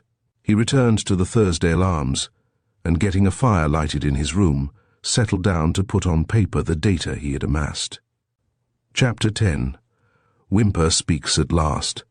By the time French had completed his notes, the theory he had formed had become cut and dry and detailed. He was immensely delighted with it, and with himself for having evolved it. Except for the failure to explain Roper's death, it seemed to him flawless, and for that one weak point, he felt sure that a simple explanation existed. In the hope of lighting on some such, he decided before putting away his papers to go once more in detail over the whole case as he now saw it. First there was the character of Roper. Roper was a clever and unscrupulous man with a cynical and discontented outlook on life. He was, in fact, the sort of man who might have planned and carried out the Starvel crime. His anxiety to get the job at Averill's was an interesting feature of the case. It must have been a poor job for a man who had been male nurse in the Ransom Institute. It was not only a hard and thankless job in itself, but it meant being buried in one of the bleakest and most barren solitudes of England. Moreover, such a job would lead to nothing, and as Averill was paying, it was unlikely that the salary was other than miserable. Of course, after dismissal from the Institute, Roper might have been glad of anything, but French did not feel satisfied that this really explained the matter. His thoughts took another line. The belief in Averill's wealth was universal, and Roper could scarcely have failed to hear of it when inquiring about the place. The feebleness of the old man and the isolation of the house were, of course, patent. Was it too much to conclude that the idea of robbery had been in Roper's mind from the first? If so, a reason why he had ceased to blackmail Philpot might be suggested. The doctor was the one person in the neighbourhood who knew his real character. If anything untoward happened at Starvel, the doctor would immediately become suspicious. It was, therefore, politic to suggest a reformation of character to Philpot, and the best way in which this could be done was undoubtedly the way Roper had chosen. But he was not going to spoil the affair by haste. This was the one great effort of his life, and he was out to make a job of it. No time nor trouble nor inconvenience was too great to devote to it. So he waited for over a year. How many a wife murderer, thought French, has aroused suspicion by marrying the other woman within the 12 months? Roper was not going to make the mistake of acting too soon. During this time of waiting, the man had doubtless been perfecting his scheme, and then another factor had entered into it. He had come to hate his wife. Why not at one fell stroke achieve both wealth and freedom? The same machinery would accomplish both. In the nature of the case, French saw that all this must necessarily be speculative, but when he came to consider the details of the crime, he felt himself on firmer ground. The first move was to get Ruth Averill out of the way, and here the modus operandi was clear. Roper had evidently either heard enough about Mrs. Palmer Gore from Mr. Averill to give him his idea, or he had discovered her existence from old letters. He had forged the note to her from Averill, and intercepting its reply, had used its enclosure to induce Ruth to go to York. As he couldn't prevent the girl from visiting her uncle, he had drugged the old man so that the fraud would remain hidden. His next care was to make sure that Averill's banknotes could be passed without arousing suspicion, in other words, that their numbers were unknown. To this end, a fraud on Whymper was devised. Whymper was to be used to test the matter, and in the event of the theft being discovered, Whymper was to pay the penalty. So Whymper was brought out to the house on the night of the crime, and there given the fateful money, being told some yarn which would make him spend it in a mysterious way for which he would be unable to account. That yarn was connected with something discreditable about Ruth's parents French shrewdly suspected, and he determined to see Whymper again and try to extract the truth from him. Whymper duped and sent away from Starvel, French thought he could picture the next sinister happenings in the lonely old house. Averill first. The frail old man would prove an easy victim. Any method of assassination would do which did not involve an injury to the skeleton. A further dose of the drug, smothering with a pillow, a whiff of chloroform. The thing would have been child's play to a determined man, particularly one with the training of a male nurse in a mental hospital. Then Mrs. Roper. How the unfortunate woman met her end would probably remain forever a mystery, but that she died by her husband's hand French was growing more and more certain. Witnesses to the theft removed, the safe must have claimed Roper's attention next. French in imagination could see him getting the keys from under their dead owner's pillow, opening the safe, and packing the notes in a suitcase. How it must have gone to Roper's heart to leave the gold. But obviously he had no other course. Gold wouldn't burn. It must therefore be found in the safe. Then came the substitution and burning of the newspapers. Here Roper made his first slip. Doubtless he was counting that the safe would fall to the ground level when the floor it stood on burned away, and the churning of the sovereigns would reduce the paper ashes to dust. But there he had been wrong. Enough was left to reveal the fraud. There was plenty of petrol and paraffin in the house, and Roper's next step must have been to spill these about, so as to leave no doubt of the completeness of the Holocaust. In that also he was only too successful. So far, French felt he was on pretty firm ground. He was becoming convinced that all this had happened substantially as he had imagined it, but now came the terrible snag, or rather two snags, for the one did not entirely include the other. The first was, what had happened to Roper? The second, where was the money? The more French puzzled over the first of these problems, the more he came to doubt his first idea that some quite simple explanation would account for it. That nearly every criminal makes some stupid and obvious blunder during the commission of his crime is a commonplace. Still, French could not see so astute a man as Roper making a blunder so colossal as to cost him his life. What super-ghastliness had happened upon that night of horrors? Had Roper started the fire before killing his wife and been overcome by fumes while in the act of murder? Had he taken too much drink to steady his nerves and fallen asleep to meet the fate he had prepared for others? French could think of no theory which seemed satisfactory, nor could he imagine where the money might be. Was it burned after all? Had the receptacle in which it had been packed been left in the house, and had its contents been destroyed? Or had Roper hidden it outside? Here again the matter was purely speculative, but French inclined to the former theory. All the same, he determined that before he left the district, he would make a thorough search in the neighborhood of the house. There was still the matter of the Whymper episode to be fully cleared up, and French thought that with the help of his new theory, he might now be able to get the truth out of the young man. Accordingly, he left the hotel and walked up the picturesque old street to the church. Whymper was busily engaged with a steel tape in giving positions for a series of new steps which were to lead up to the altar, and French, interested in the operation, stood watching until it was complete. Then the young fellow conducted him for the second time to the vestry room, and seating himself, pointed to a chair. "As no doubt you can guess, I've come on the same business as before," French explained in his pleasant, courteous tones. "The fact is, I've learned a good deal more about this Starvel business since I last saw you, and I want to hear what you think of a theory I have evolved. But first, will you tell me everything that you can of your relations with Roper?" I really hadn't any relations with Roper except what I have already mentioned, Whymper returned. Of course I had seen him on different occasions, but the first time I spoke to him was the first time I called on Miss Averill. He opened the door and showed me into the drawing room. The next time I went we spoke about the weather and so on, but I had no actual relations with him until the night of the tragedy, when he gave me Mr. Averill's message at the church gate. It never occurred to you to doubt that the message did come from Mr. Averill, I suppose? Of course not, Whymper answered promptly. You forget the note Mr. Averill sent me when I got to Starvel. I don't forget the note, but suppose I were to suggest that Roper had forged the note, and that Mr. Averill knew nothing whatever about it. I should tell you that it has been established that Roper was a very skillful forger. Such an idea never occurred to me. Even if Roper was a skillful forger, I don't see why you should think he forged this note. What possible motive could he have had? Well, I think we possibly might find a motive, but let that pass for the moment. Go over the circumstances again in your mind, and let me know if you see any reason why Roper should not have arranged the whole business himself. Whymper did not at once reply. French, anxious not to hurry him, remained silent also, idly admiring the pilasters and mouldings of the octagonal chamber and the groining of the old stone roof.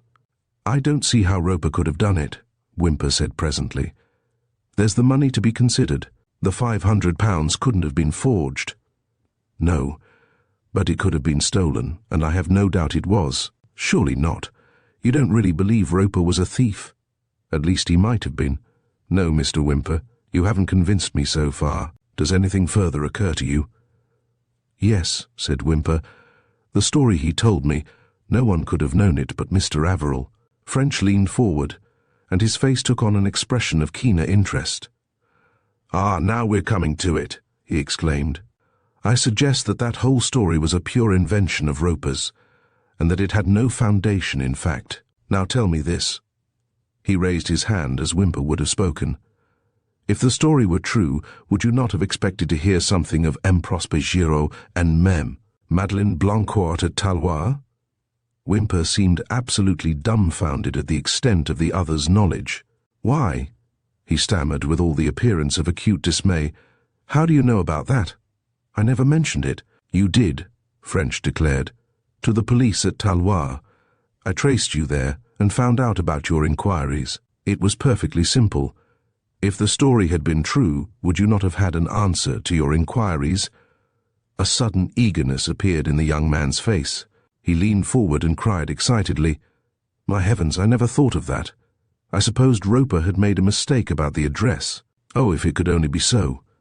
He paused for a moment, then burst out again. You may be right, you may be right. Tell me why you thought it might be Roper's invention. I must know. In the strictest confidence I'll tell you everything, French answered, and he began to recount. Not indeed everything, but a good many of the reasons which had led him to believe in Roper's guilt. Whymper listened with painful intensity, and when the other had finished he seemed almost unable to contain his excitement. I must know if you are right, he cried, springing from his chair and beginning to pace the room. I must know. How can I be sure, Inspector? You have found out so much, can't you find out a little more? That's what I came down for, Mr. Whymper, French said gravely. I must know too. And there's only one way out of it. You've got to tell me the story. I'll not use it unless it's absolutely necessary, but I'll test it and get to know definitely whether it's fact or fiction. Whymper paused irresolutely. Suppose, he said at length, suppose telling you the story involved letting you know of a crime which had been committed, not recently, many years ago. Suppose the criminal had escaped, but my story told you where you could find him. Would you give me your word of honor not to move in the matter? French glanced at him sharply. Of course not, Mr. Whymper. You know it is foolish of you to talk like that. Neither you nor I could have knowledge of that kind and remain silent. If you learn of a crime and shield the criminal, you become an accessory after the fact. You must know that. In that case, Whymper answered, I can't tell you. French became once more suave, even coaxing. Now, Mr. Whymper, that is quite an impossible line for you to take up. Just consider your own position. I have ample evidence to justify me in arresting you for the theft of Mr. Averill's money. If I do so, this story that you are trying to keep to yourself will come out, not privately to me, but in open court. Everyone will know it then. By keeping silent now, you will defeat the very object you are striving for. Attention will be forced on to the very person you are trying to shield, and when it comes out, you will be charged as an accessory. On the other hand, if you tell me the whole thing here, and in private, you will ease your mind of a burden and may clear yourself of suspicion of the theft. And with regard to the other crime, we may find that it is a pure invention, and that no such thing ever took place. Now, Mr. Whymper, you've got to take the lesser risk. You've got to tell me. As I say, I'll not use your evidence unless I must. Whymper made no reply, and French, recalling his theory that the secret concerned Ruth's parentage, decided on a bluff. "Well," he said quite sharply for him, "if you won't speak, I shall have to get the information from Miss Averill. I shall be sorry to have to force her confidence about her parents, but you leave me no option." The bluff worked better than French could have hoped. Whymper started forward with consternation on his face. "What?" he cried. "Then you know." Then, realizing what he had said, he swore. "Confound you, Inspector, that was a caddish trick. But you won't get any more out of me in spite of it." French tried his bluff again. "Nonsense," he answered. "It would be far better for Miss Averill that you should tell me than that she should, but that's a matter for you. If you like to tell me, well, if not, I shall go straight to her. Look here." He leaned forward and tapped the other's arm. "Do you imagine that you can keep the affair secret? I've only got to trace Mr. Simon Averill's history and go into the matter of Miss Ruth's parentage, and the whole thing will come out. It's silly of you." He waited for a moment, then got up. "Well, if you won't, you won't. You'll come along to the station first, and then I'll go to Miss Averill." Whymper looked startled. "Are you going to arrest me?" "What else can I do?" French returned. Whymper wrung his hands as if in despair, then motioned the inspector to sit down again. "Wait a minute," he said brokenly. "I'll tell you. I see I can't help myself. It is not that I am afraid for myself, but I see from all you say that I have no alternative. But I trust your word not to use the information if you can avoid it." "I give you my word." "Well, I suppose that is as much as I can expect." He paused to collect his thoughts, then went on. "I have already explained to you about Roper meeting me when I reached Starvel, and his saying that Mr. Averill was too ill to see me. And you have seen the letter that I took to be from Mr. Averill, stating that he did not wish to put the matter in question in writing, that Roper was his confidential attendant, that he understood the affair in question, and had been authorized to explain it to me.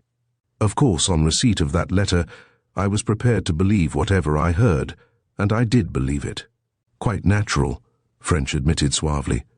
"Roper began by saying that his part in the affair was very distasteful to him, that he felt he was intruding into a family and very private matter, but that he had no alternative but to carry it through as Mr. Averill had given him definite instructions to do so.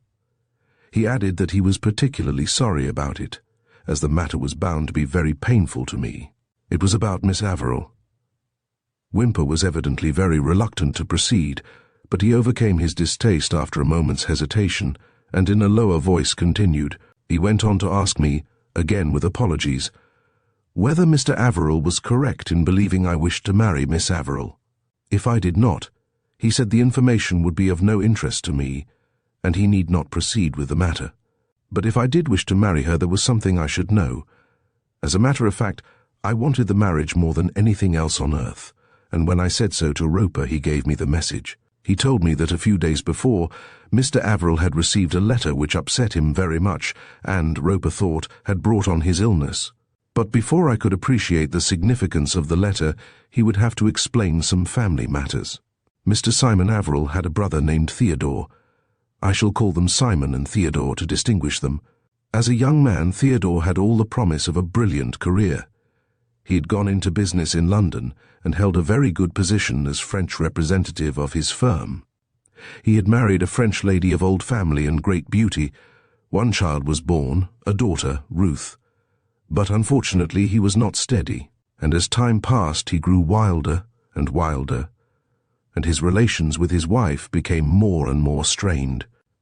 At last, when Ruth was 4 years old and they were living in London, there was some fearful trouble which finished him up. Roper did not know the details, but it was a scandal in some illicit gambling rooms in London. Theodore was caught cheating. They were all half drunk, and in the row that followed, a man was killed. It was never known who actually fired the shot, but Theodore was suspected. At all events, he disappeared and was never heard of again. It was the last straw for his wife, and she collapsed altogether. She brought Ruth, a child of 4, to Simon, begged him to look after her, and then committed suicide. Nothing more was heard of Theodore Averill, and everyone concerned believed him dead. Simon's surprise may be imagined then, when during the last 2 or 3 days he received a letter from him. This was the letter which I told you had upset him so much. I didn't see the letter, but Roper told me it said that Theodore was living under the name of Prosper Giraud at Talois in Savoy. He had escaped from London to Morocco, and after wandering about for a year or 2, had entered the French Foreign Legion. After serving several years, he left that and went to Talois, where he supported himself by writing short stories for the magazines. He did fairly well, and was comfortable enough, but recently a disastrous thing had happened to him. He had been in poor health for some time, and had begun to talk in his sleep. His old housekeeper, Madeleine Blancourt, must have listened and heard something which gave his secret away. For one morning she came to him and said she had discovered all, and asked what he was going to pay to have the matter kept from the English police. He was unable to give what she demanded, and for the sake of his family, he prayed his brother Simon to help him. If Simon wouldn't do so, nothing could save him. He would be brought to England and perhaps executed, and Simon and Ruth would have to bear the shame. The recital of these facts was evidently very painful to Whymper, but he went on doggedly with his statement. Simon, in his delicate state of health, was much upset by the whole thing, so Roper said. If the story was true, he was willing to make some allowance, both because he didn't wish to have his brother come to such an end, and also for his own and Ruth's sake. He had therefore applied sending £20, and saying that he would either go over himself to Talois, or send a representative within a month to discuss the situation. He found he was too feeble to go himself, and for the same reason he couldn't well spare Roper, so he cast round for someone who could do it for him, and he thought of me. He thought that if I wanted to marry Miss Averill, the secret would be safe with me, and also I should be just as anxious to have the matter settled as he was. Of course I agreed to go. You can understand that I really hadn't any option, though as far as I was concerned myself, I didn't care 2 pins what Theodore had done or hadn't done. Roper said Simon would be extremely relieved to hear my decision. He said also that Simon did not wish me to go for about 3 weeks, lest it would look too eager and Mem Blancourt would think she had frightened us. Roper went on to say that Simon was giving me £500. Out of this I was to take my expenses, and the balance was to buy off Memi Blancourt. He did not want me to give her a lump sum, but to arrange a monthly payment which she would know she would lose if she informed. I was to find someone in Talois who would take the money and dole it out for a percentage. The cure possibly might do it, or I could employ a solicitor. He left the arrangements to my judgment. In any case, I was to make the best bargain I could with the woman. That was all on the Wednesday night before the fire started. Then came the tragedy. With Simon dead, I didn't know what on earth to do. Of course I saw that I must carry out my promise just the same, and go out to Talois and try to arrange for Theodore's safety, but I thought that if Simon's money went to Ruth, Theodore might try to make trouble with her. However, I could do nothing until I saw him and Mem Blancourt, and I arranged to go to Talois at the end of the 3 weeks as Simon had asked me. You can guess the rest. I took the money and went to Talois. But as you know, I could find no trace either of Prosper Giraud or Memi Blancourt. I was in a difficulty then. I had no doubt that the message was really Simon's. It never occurred to me that Roper could invent the story or steal the money, and when I failed to find the people, I simply thought he had made a mistake in the address. I was pretty bothered, I can tell you. I was expecting every day to read of Theodore's arrest, and I could do nothing to prevent it. The young man was very earnest as he added, I swear to you that what I have told you is the literal truth. I don't know whether you will believe me, but whether or not, I am glad I've told you. It is a tremendous weight off my mind, and if you can prove that the story was only Roper's invention, I'll be 10,000 times more relieved." French felt that he might very well believe the statement. Not only had Whymper's manner changed and borne the almost unmistakable impress of truth, but the story he told was just the kind of story French was expecting to hear. No tale that he could think of would have better suited Roper's purpose, to make this young fellow change stolen banknotes, the possession of which he could not account for. The more French thought it over in detail, the more satisfied he felt with it. It was true that there were two minor points which he did not fully understand, but neither would invalidate the tale, even if unexplained. Of these the first was, why had Roper asked Whymper to wait 3 weeks before going to France? And the second, if the young man was as enamored of this girl as he pretended to be, why had he not proposed to her so as to be in a proper position to offer her his protection? A little thought gave him the answer to the first of these problems. Evidently no suspicion must fall on Whymper, other than through the notes. If he were to rush away directly the tragedy occurred, any general suspicion which might have been aroused might be directed towards him for that very reason. That would be no test of the safety of passing the notes. But if 3 weeks elapsed before he made a move, suspicion must depend on the notes alone. With regard to the second point, French thought he might ask for information. "I don't want to be unnecessarily personal, Mr. Whymper, but there is just one matter I should like further light on. You were, I understand you to say, anxious to marry this young lady and desired to protect her from trouble with Mimi. Blanquot. If that were so, would it not have been natural for you to propose to her and so obtain the right to protect her?" Whymper made a gesture of exasperation. "By heaven, I only wish I had. It might have come out all right. But, Inspector, I've been a coward. To be strictly truthful, I was afraid. I'll tell you just what happened. After the tragedy, I was very much upset by this whole affair, and it made me awkward and self-conscious with Miss Averill to have to keep secret a thing which concerned her so closely. I tried not to show it in my manner, but I don't think I quite succeeded. I think my manner displeased her. At all events, she grew cold and distant and well. There it is. I didn't dare to speak. I was afraid I would have no chance. I thought I would wait until I found something out about her father. Then when this began to seem impossible, I determined to risk all and speak, but then you came threatening me with arrest for theft. I couldn't propose until that was over, and the question is it over now? Are you going to arrest me, or how do I stand?"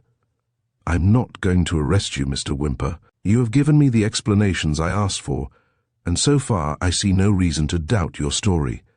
I'm glad you have told me.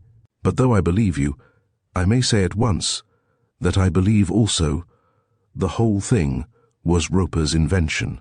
"Why did he not show the letter he alleged Theodore Averill had written?" "I don't know. I assumed there was something further in it which Mr. Averill wished to keep from Roper and me." French shook his head. "Much more likely it didn't exist, and he wanted to save the labor and risk of forging it. Now, Mr. Whymper, there is only one thing to be done. You or I, or both of us together, must go to Miss Averill and ask her the truth. I do not mean that we must tell her this story. We shall simply ask her where her father lived, and where she was born. Records will be available there which will set the matter at rest." Whymper saw the common sense of this proposal, but he said that nothing would induce him to ask such questions of Miss Averill. It was, therefore, agreed that French should call on her and make the inquiries. Ruth was at home when French reached the Oxleys, and she saw him at once. French apologized for troubling her so soon again, and then asked some questions as to the possible amount of petrol and paraffin which had been at Starvel on the night of the fire. From this he switched the conversation onto herself, and with a dexterity born of long practice, led her to talk of her relatives. So deftly did he question her, that when in a few minutes he had discovered all he wished to know, she had not realized that she had been pumped.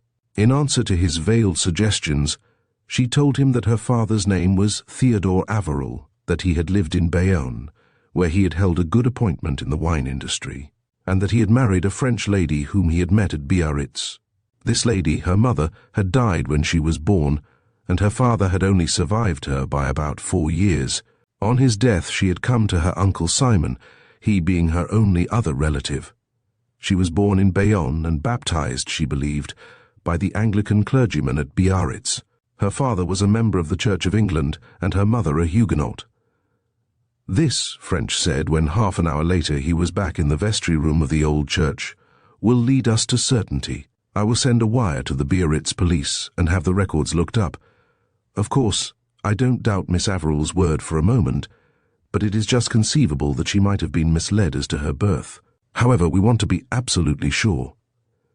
He wired that evening, and it may be mentioned here that in the course of a couple of days he received the following information. 1. Mr. Theodore Averill was a wine merchant and lived at Bayonne. 2. Mr. Averill and Mélie Anne de Condillac had been married in the English church at Biarritz on the June 24, 1905. 3. Mrs. Averill had died on the July 17, 1906, while giving birth to a daughter. 4. This daughter, whose name was Ruth, was baptized at the Anglican Church, Biarritz, on the August 19, 1906. 5. Mr. Theodore Averill had died on the September 8, 1910, his little 4-year-old daughter then being sent to England. So that was certainty at last. Roper was the evil genius behind all these involved happenings. He it was who had got Ruth away from the doomed house. He had sent Whymper off to pass the stolen notes so that he might learn if their numbers were known. He had murdered Simon Averill. He had stolen the notes from the safe. He had murdered his wife. He had burned the house. All was now clear, except the one point at which French, trembling with exasperation, was again brought up. What had happened to Roper? What blunder had he made? How had he died? And again, where was the money? Was it hidden, or was it destroyed? As French went down to the police station to tell Sergeant Kent he might withdraw his observation on Whymper, he determined that next morning he would begin a meticulous and detailed search of the ground surrounding the ruins in the hope of finding the answer to his last question. But next morning, French instead found himself contemplating with a growing excitement a new idea which had leaped into his mind, and which bade fair to change the whole future course of his investigation. Chapter 11. A startling theory. Inspector French's change of plans was due to a new idea, which suddenly, like the conventional bolt from the blue, flashed across the horizon of his vision. For some reason, he had been unable to sleep on that night on which he had completed his proof that the Whymper incident had been engineered by Roper. French, as a rule, was a sound sleeper. He was usually too tired on getting to bed to be anything else. But on the rare occasions when he remained wakeful, he nearly always turned the circumstance to advantage by concentrating on the difficulty of the moment. His brain at such times seemed more active than normally, and more than one of his toughest problems had been solved during the hours of darkness. It was true that he frequently reached conclusions which in the sober light of day appeared fantastic and had to be abandoned. But valuable ideas had come so often that when up against a really difficult case, he had thankfully welcomed a sleepless night in the hope of what it might bring forth. On this occasion, when he had employed all the conventional aids to slumber without effect, he turned his attention to the one problem in the Starvel Hollow Tragedy, which up to now had baffled him, the cause of Roper's fate. How had the man come to lose his life? What terrible mistake had he made? How had Nemesis overtaken him? French felt he could see the whole ghastly business taking place, excepting always this one point, and the more he thought of it, the more difficult it appeared. It seemed almost incredible that so clever a man should have blundered so appallingly. He had asked himself these questions for the 100th time, when there leaped into his mind an idea so startling that for a moment he could only lie still and let his mind gradually absorb it. Roper's death seemed the incredible feature of the case, but was this a feature of the case at all? Had Roper died? What if his death was a fake, arranged to free him from the attentions of the police, so that he might enjoy without embarrassment the fruits of his crime? French lay trying to recall the details of a paragraph he had read in the paper a year or two previously, and wondering how he had failed up to the present to draw a parallel between it and the Starvel Hollow affair. It was the account of the burning of a house in New York. After the fire, it was found that a lot of valuable property had disappeared, and further search revealed the remains of 2 human bodies. 2 servants were believed to have been in the house at the time, and these bodies were naturally assumed to have been theirs. Afterwards it was proved, French could not remember how, that the 2 left in the house had planned the whole affair so as to steal the valuables. They had visited a cemetery, robbed a grave of 2 bodies, conveyed these to the house, set the place on fire, and made off with the swag. Had Roper seen this paragraph and determined to copy the Americans, or had the same idea occurred to him independently? How Roper might or might not have evolved his plan was, however, a minor point. The question was, had he evolved and carried out such a plan? Was he now alive and in possession of the money? It was evident there were 2 possible lines of inquiry, either of which might give him his information. The first was the definite identification of the body, which had been found in the position of Roper's bed. Was there any physical peculiarity about Roper which would enable a conclusion to be reached as to whether this body was or was not his? It was true that the remains had been examined by Dr. Emerson and unhesitatingly accepted as Roper's, but the doctor had no reason for doubt in the matter, and might therefore have overlooked some small point which would have led to a contrary conclusion. The second line of inquiry was more promising. If Roper had carried out such a fraud, he must have provided a body to substitute for his own. Had he done so, and if he had, where had this body been obtained? Here was an act which, French felt, could not have been done without leaving traces. Roper had proved himself a very skillful man, but the secret acquisition of a dead body in a country like England was an extraordinarily difficult undertaking, and of course the more difficult an action was to carry out, the greater were the chances of its discovery. Proof or disproof of his theory would be quickly forthcoming. Hour after hour French lay pondering the matter, and when shortly before daylight he at last fell asleep, he had laid his plans for the prosecution of his new inquiry. He began by calling on Dr. Emerson. The doctor was writing in his consulting room when French was shown in, and he rose to greet his visitor with old-fashioned courtesy. "Sorry for troubling you again, Doctor," French began with his pleasant smile, "but I wanted to ask you a question. It won't take 5 minutes." "My dear sir, there is no hurry. I'm quite at your disposal." "Very good of you, Dr. Emerson, I'm sure. It's really a matter more of idle curiosity than a serious inquiry. I was thinking over that Starvel affair, and I wondered how you were able to identify the bodies. It was a phrase in the evidence that struck me. I gathered that you said that the bodies of each of the 3 occupants of the house were lying on the sites of their respective beds. I should like to ask if that was stated from definite identification of the remains, or if it was merely a reasonable and justifiable assumption. If that is what you read, I'm afraid I have not been correctly reported. I certainly never said that the body found at each bed was that of the owner of the bed. That they were so, I have no doubt. From every point of view, I think that is a reasonable and justifiable assumption, to use your own phrase. But actual identification was quite impossible. It is rather an unpleasant subject, but fire, especially such a furnace as must have raged at Starvel, destroys practically all physical characteristics. But you were able to tell the sex and age of the victims? The sex and approximate age, yes. Given a skeleton or even certain bones, that can be stated with certainty. But that is a very different thing from identification. I thought I was right, French declared. I had always heard that was the result of fire, and therefore was puzzled. Identification of burnt remains has, however, been frequently established from rings or jewelry, has it not? Certainly, though there was nothing of the kind in the instance in question. Indeed, such identification would have been almost impossible in any case. In that intense heat, gold rings or settings would have melted, and the stones themselves would have dropped out, and would only be found by an extraordinarily lucky chance. French rose. Quite so, I agree. Well, I'm glad to know I was right. We yard inspectors are always on the lookout for first-hand information. So the first of the 3 lines of inquiry had petered out. The bodies were unidentifiable, and therefore, so far as that was concerned, his theory might be true or it might not. As he strolled slowly back to the hotel, French considered his second clue, the provision by Roper of a body to take the place of his own. From the first, the difficulty of such a feat had impressed French, and as he now thought of it in detail, This difficulty grew until it seemed almost insurmountable. Where could bodies be obtained? Only surely in one of three ways: from a medical institution, from a cemetery, and by means of murder.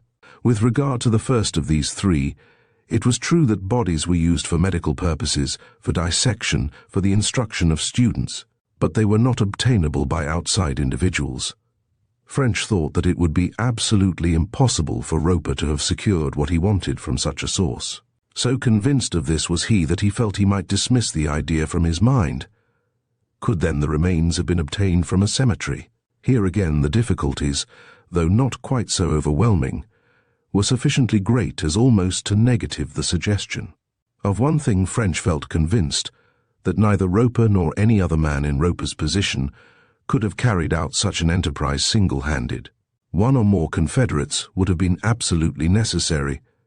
To mention a single point only, no one person would have had the physical strength to perform such a task. No one person, furthermore, could have taken the requisite precautions against surprise or discovery, nor could one person have carried out the needful transport arrangements between the cemetery and Starvel. The whole subject, as French thought out its details, was indescribably gruesome and revolting. But so interested was he in its purely intellectual side, as a problem for which a solution must be found, that he overlooked the horror of the actual operations. For him the matter was one of pure reason. He did not consider the human emotions involved, except in so far as these might influence the conduct of the actors in the terrible drama. Assuming, then, that the remains had not been procured from a cemetery, there remained but one alternative: murder. Some unknown person must have been inveigled into that sinister house, and there done to death, so as to provide the needful third body. If Roper were guilty of the Starvel crime as French now understood it, it looked as if he must have been guilty of a third murder, hitherto unsuspected. Here was food for thought and opportunity for inquiry. Who had disappeared about the time of the tragedy?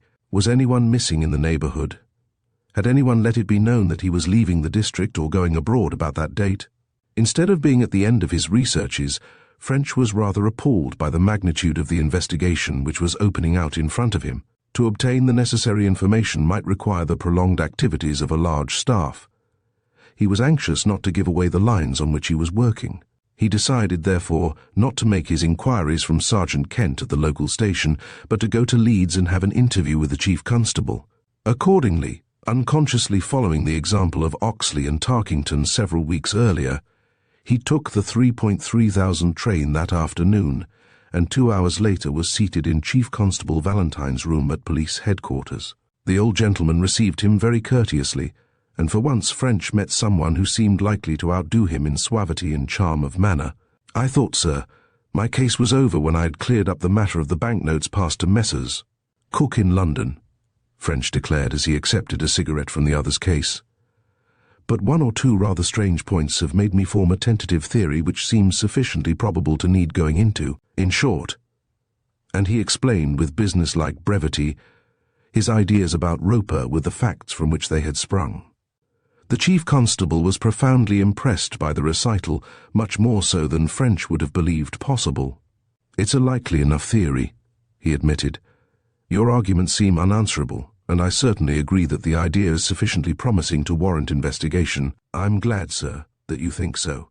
In my job, as you know, there is always the danger of being carried away by some theory that appeals because of its ingenuity, while overlooking some more commonplace explanation that is much more likely to be true. I know that, and this may of course be an instance. I'm glad, however, that you mentioned your theory to me. It is an idea which should be kept secret, and I shall set inquiries on foot without giving away the Starvel connection." "Then, sir, you can't recall any disappearances about the time?" "I can't, and I don't expect we shall find any. Do you?" "Well, I was in hope that we might." Major Valentine shook his head. "No, Inspector, there I think you're wrong," he said with decision. "If Roper really carried out these crimes, he's far too clever to leave an obvious trail of that kind. We may be sure that if he inveigled some third person to the house and murdered him, a satisfactory explanation of the victim's absence was provided. You suggested it yourself in your statement. The man will ostensibly have left his surroundings, never to return. If he was a native, he will have gone to America or some other distant place. If he was a visitor, he will have left to return home. Somehow matters will have been arranged so that he will disappear without raising suspicion. Don't you think so? Yes, sir, I certainly do. But it's going to make it a hard job to trace him. I know it is. If he lived in a large town, it will be so hard that we probably shan't succeed. But if he came from the country or a village, the local men should have the information. That is so, sir. Then I may leave the matter in your hands? Yes, I'll attend to it. By the way, where are you staying? French told him, and after some desultory discussion, took his leave and caught the last train back to Thursby. He was partly pleased and partly disappointed by his interview. He had hoped for the cooperation of the chief constable, but Major Valentine had gone much further than this. He had really taken the immediate further prosecution of the investigation out of French's hands. French was therefore temporarily out of a job. Moreover, French had the contempt of the Londoner and the specialist for those whom he was pleased to think of as provincial amateurs, and yet he could not have acted otherwise than as he had. The organization of the police with all its ramifications was needed for the job, and the chief constable controlled the organization. Next morning, after he had brought his notes of the case to date, French left the hotel, and walking in the leisurely, rather aimless fashion he affected in the little town, approached the church. It had occurred to him that he would spend his enforced leisure in an examination of the cemeteries in the immediate district to see if any local conditions would favor the operations of a body snatcher. Owing to the renovation, the church gate was open, and French, passing through, turned into the graveyard surrounding the picturesque old building. It also was old, and completely filled with graves. As French leisurely strolled round the paths, he could not find a single vacant lot. Even on the wall of the church itself there were monuments, one of which bore the date 1573, and none of which were later than 1800s. Though the place was carefully tended, there were no signs of recent interments, and French was not therefore surprised to learn from one of the workmen that there was a new cemetery at the opposite end of the town. He stood looking round, considering the possibilities of grave robbing. The church was almost in the centre of the town, and the graveyard was surrounded on all sides by houses. In front was the old high street, fenced off by a tall iron railing and with a continuous row of houses and shops opposite.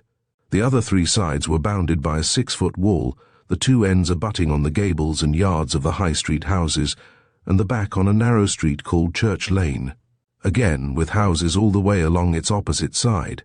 There were heavy wrought-iron gates leading to both Church Lane and High Street. The longer French examined the place, the more certain he became that the robbery of a grave by less than 3 or 4 persons was an absolute impossibility. However, he saw the sexton and made sure that both gates were locked on the night in question. He next paid a similar visit to the new cemetery. Here the difficulties were not quite so overwhelming, as it was farther from the town and much less overlooked. At the same time, even here they were so great as to make theft practically impossible. In the afternoon he tramped to the only other cemetery in the district, that of a village some 3 miles northeast of Starvel. But again his investigations met with a negative result, and he definitely put out of his mind the theory that Roper had robbed a grave. For 2 days he kicked his heels in Thursby, hoping against hope that he would hear something from Major Valentine, and wondering whether he should not go back to London. And then he accidentally learned a fact which gave him a new idea and started him off on a fresh line of investigation. As a forlorn hope, it had occurred to him that he would call again on Ruth Averill to inquire whether she could think of anyone who might have visited Starvel after she left for York. He did not expect an affirmative reply, but he thought the inquiry would pass the time as profitably as anything else. Ruth, however, had known of no one. "We never had a visitor, Mr. French," she went on. "Rarely or ever. Except those 3 or 4 calls of Mr. Whymper's of which I told you, I don't think a single person had come to the place for a year. Why should they?" "It must have been lonely for you," French said sympathetically. "It was lonely. I didn't realize it at the time, except just after coming back from school, but now that I have plenty of people to speak to, I see how very lonely it was. You didn't feel able to make confidants of the Ropers?" Of course, French went on hastily. I know they were only servants, but still many servants are worthy of the fullest confidence. Ruth shook her head. No, I didn't feel that I could make friends with either. It was not in the least because they were servants. Some of the cottagers were even lower socially, and yet they were real friends. But there was something repellent about the Ropers, or at least I thought so. I was never happy with either of them, and yet both were kind and attentive and all that. Of course there was Mr. Giles. He was always friendly, and I enjoyed helping him with his insects. But I didn't really see a great deal of him. French felt sorry for the young girl, as he thought of the unhappy life she must have led. I think I understand how you feel, he returned gently. Personality is a wonderful thing, is it not? It is quite intangible, but one recognizes it and acts on it instinctively. And that Mr. Giles whom you mentioned, who is he, if it is not an impertinent question? Oh, he is dead, Ruth answered sadly and with some surprise in her tones. Did you not hear about him? He lived close to Starvel at least, about half a mile away, but his cottage was the nearest house. He was dreadfully delicate and, I am afraid, rather badly off. He was wounded in the war and was never afterwards able to work. He was interested in insects and kept bees. He collected butterflies and beetles and wrote articles about them. Sometimes I used to help him to pin out his specimens. He taught me a lot about them. And you say he died? Yes. Wasn't it tragic? The poor man died just at the time of the Starvel affair. It was too terrible. When I came back from York, I found he had gone too. French almost leaped off his seat as he heard these words. Was it possible that in his careless, half-interested inquiries, he had blundered on to the one outstanding fact that he needed? Could it be that Mr. Giles's death represented Roper's search for a body, that he was his third victim? Crushing down his eagerness, French did his best to simulate a polite and sympathetic interest. How terrible for you, Miss Averill, he said with as real feeling in his tones as he could compass. One shock added to another. Tell me about it, if it is not too painful a recollection. Oh no, I'll tell you. He fell ill a few days before I went to York. Influenza, Mrs. Roper thought. But he must have been fairly bad, as he had Dr. Philpot out to see him. Both the Ropers were certainly very good to him.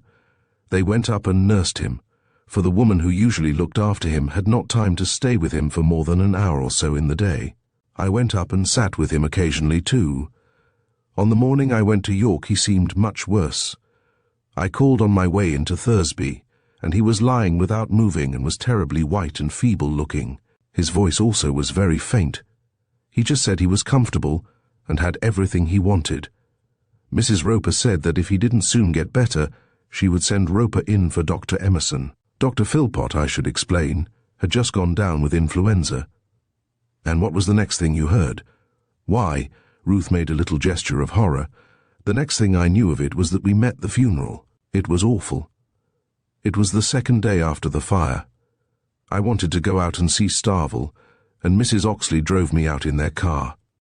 When we were coming back, just as we reached the point where the Starvel road branches off, we saw a funeral coming in along the main road. It was trotting and we waited to let it pass on. Mr. Stackpoole, that's the vicar, and Dr. Emerson were there, and they told us whose it was. Of course we joined them. Poor Mr. Giles.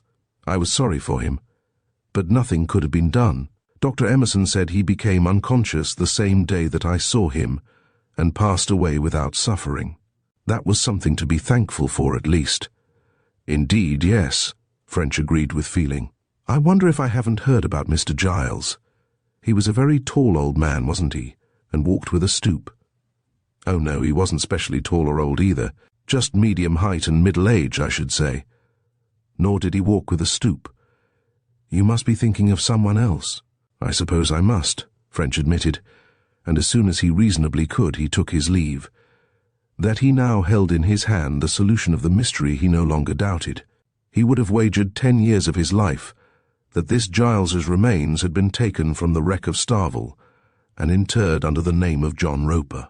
Such a supposition, moreover, was consistent with the medical evidence. Dr. Emerson had stated at the inquest that the third body was that of a man of middle height and middle age. This, of course, had been taken as applying to Roper, but it might equally apply to Giles.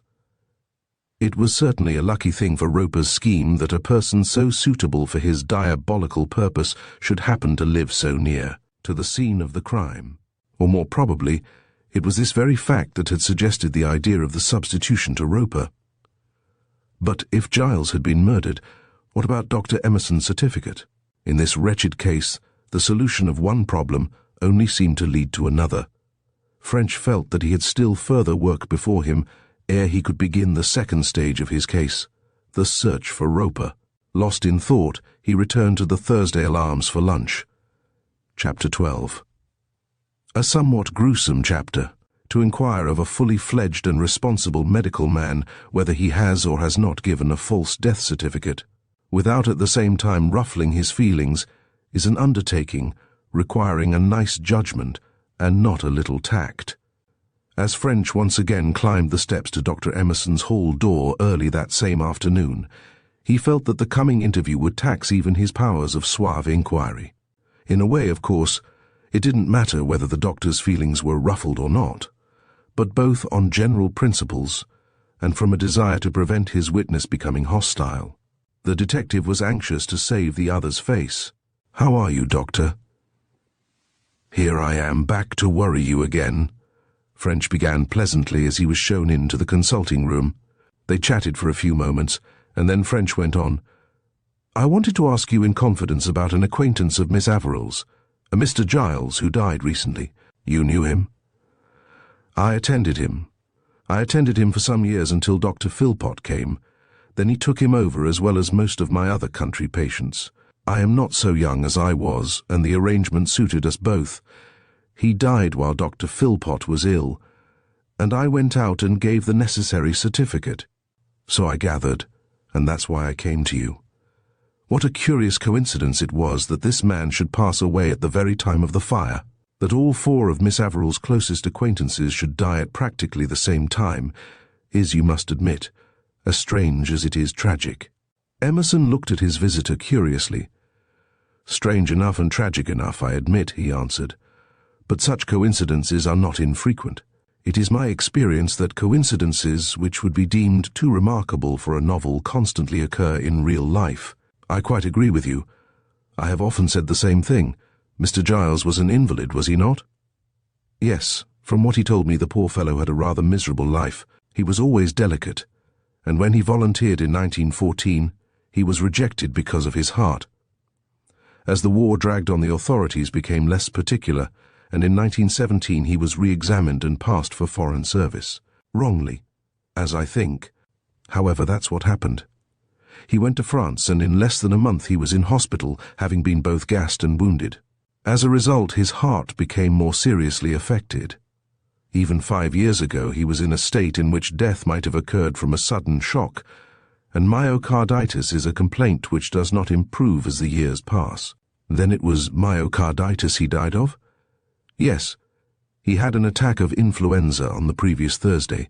When Dr. Philpott got laid up and asked me to take his patients over, he told me he had seen Mr. Giles, and that he was in a bad way. The influenza made an extra call on the poor man's heart, which no doubt hastened his end, but the actual cause of death was myocarditis. Does this disease leave any infallible signs after death?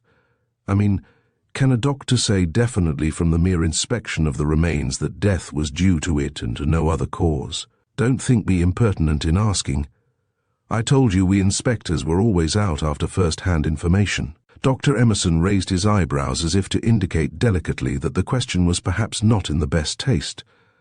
But with only the slightest hint of stiffness he replied, "In this case the question does not arise. This man was in a serious condition of health. His heart might have failed at any moment. Moreover, he was suffering from influenza, which puts an extra strain on the heart. Dr. Philpott gave it as his opinion that he would not recover. When therefore I learned that he had died suddenly, I was not surprised. It was only to be expected.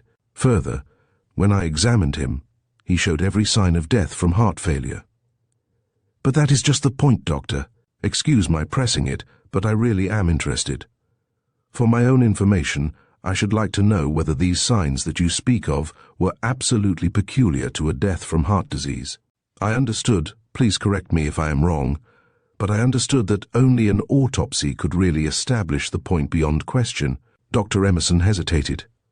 These are very peculiar questions, he said presently. I think you should tell me what is in your mind. It seems to me that I am equally entitled to ask how the death of Mr. Giles affects the cause of the Starvel fire. French nodded, and drawing forward his chair, spoke more confidentially. You are, Doctor.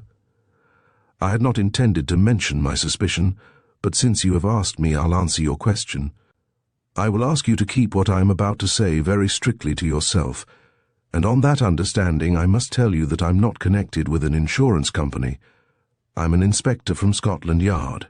Certain facts which I do not wish to go into at present have led me to suspect that Mr. Giles may have been murdered. I want to make sure. Dr. Emerson stared as if he couldn't have believed his ears, and his jaw dropped. God bless my soul, he cried. Murdered? Did I hear you say murdered? Yes, said French, but I am not sure about it. It is only a suspicion. A pretty nasty suspicion for me after my certificate. But you couldn't be right. The very idea is absurd. Who could have murdered such a harmless man and badly off at that? Well, I think it might be possible to find a motive, but if you don't mind, I'd really rather not discuss what may prove to be a mare's nest. However, you see now the object of my questions. I want to know the possibilities from the medical point of view. Perhaps you will tell me about that autopsy? Dr. Emerson was manifestly disturbed by French's suggestion. He moved uneasily in his chair and gave vent to exclamations of skepticism and concern. Of course, he went on, I'll tell you everything I can, and I needn't say I most sincerely hope your suspicion is unfounded. You are perfectly correct on the other point. Only an autopsy can establish beyond question the fact of a death from myocarditis. If I had had the slightest doubt in Mr. Giles' case, I should have required one before giving a certificate. But I had no doubt, and with all due respect to you, I have none now. You may be right, Doctor. I'll tell you as soon as I know myself. In the meantime, thank you for your information, and not a word to a soul. French left the house with a deep satisfaction filling his mind. Dr. Emerson's admission was what he had hoped for, and it very nearly banished his last remaining doubt. But he felt that he ought to get Dr. Philpot's views also. Philpot had seen the man before death, and his evidence would certainly be required if the matter went further. Accordingly, he turned in the direction of the younger man's house, and a few minutes later was entering a consulting room for the second time that day. "Good afternoon, Doctor," he said with his usual cheery smile. "I've come on my old tack of looking for information, but it's a very simple matter this time, just one question on quite a different subject." Dr. Philpot was looking changed, old and worn and despondent. French was rather shocked at his appearance. He was sitting forward in his chair, hunched over the fire, with his head resting in his hands and a look of brooding misery on his features. He looked like a man upon whom a long-expected blow had at last fallen, a man at the end of his tether, who does not know which way to turn for relief. And then, somewhat to French's surprise, the cause came out. Of course, the other murmured, rousing himself as if from an evil dream. "If you want to know anything from me, ask it now, for I'm leaving the town almost at once." French was genuinely surprised. "Leaving the town?" he repeated. Do you mean for good?" "For good, yes. And I don't want ever to see the cursed place again, but it's my own fault. I may as well tell you, for you'll hear it soon enough. I have failed." "Financially, you mean?" Philpot glanced at his visitor with somber resentment. "Financially, of course. How else?" he growled. "It was never a land flowing with milk and honey, this place, but for the last few months my position has been getting more and more impossible. The only things I get plenty of are bills everywhere, and no money to meet them. I've struggled and fought to keep my end up, but it has been no good. When I came, I couldn't afford to buy a practice, and though I've not done so badly owing to Dr. Emerson's giving up his more distant patients, I haven't built up quickly enough, and my little capital couldn't stand the strain. Another 3 or 4 years and I might have got my head above water." He made a gesture of despair. "But there it is, and complaining won't help it." French's natural reaction was to show sympathy with anyone in trouble, and he could not help feeling sorry for this doctor who had made a mess of his life and who now, nearing middle age, was going to have to begin all over again. But when he remembered what the landlord of the Thursday Alarms had told him of the man's gambling proclivities, his sympathy was somewhat checked. To continue gambling when you know that your indulgence is going to prevent your paying your just debts is but a short way removed from theft. Of course, French did not know how far the landlord's story was true, so it was with relief that he reminded himself that he was not Philpot's judge, and that his business was simply to get the information he required as easily and pleasantly as he could. "I am exceedingly sorry to hear what you say," he declared gravely, and he was not altogether a hypocrite in making his manner and tone express genuine regret. "It is a terrible position for anyone to find himself in, and I can well understand how you feel. But though bad, you must not consider it hopeless. Many a man has passed through a similar trouble and has come out on top in the end." Philpot smiled faintly. "I appreciate your kindness," he answered, "but don't let us talk about it. I told you in order to explain my departure and because you would hear it in any case. But if you don't mind, I would rather not speak of it again. You said something about a question, I think." "Yes, but first I must ask just this. You say you are leaving here. Suppose through some unexpected development in this Starvel case, you are wanted to give evidence. Can I find you?" "Of course. I am going to a friend in Glasgow who says he can find me a job. I shall be staying with Mrs. Mackintosh of 47 Kilgore Street, Dumbarton Road." French noted the address. "Thanks. I do not think I shall want you, but I should be remiss in my duty if I failed to keep in touch with you.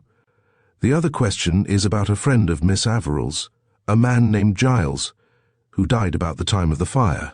I wish you would tell me what he died of." Dr. Philpot looked at him in surprise. Then something approaching a twinkle appeared in his eye. "Hello.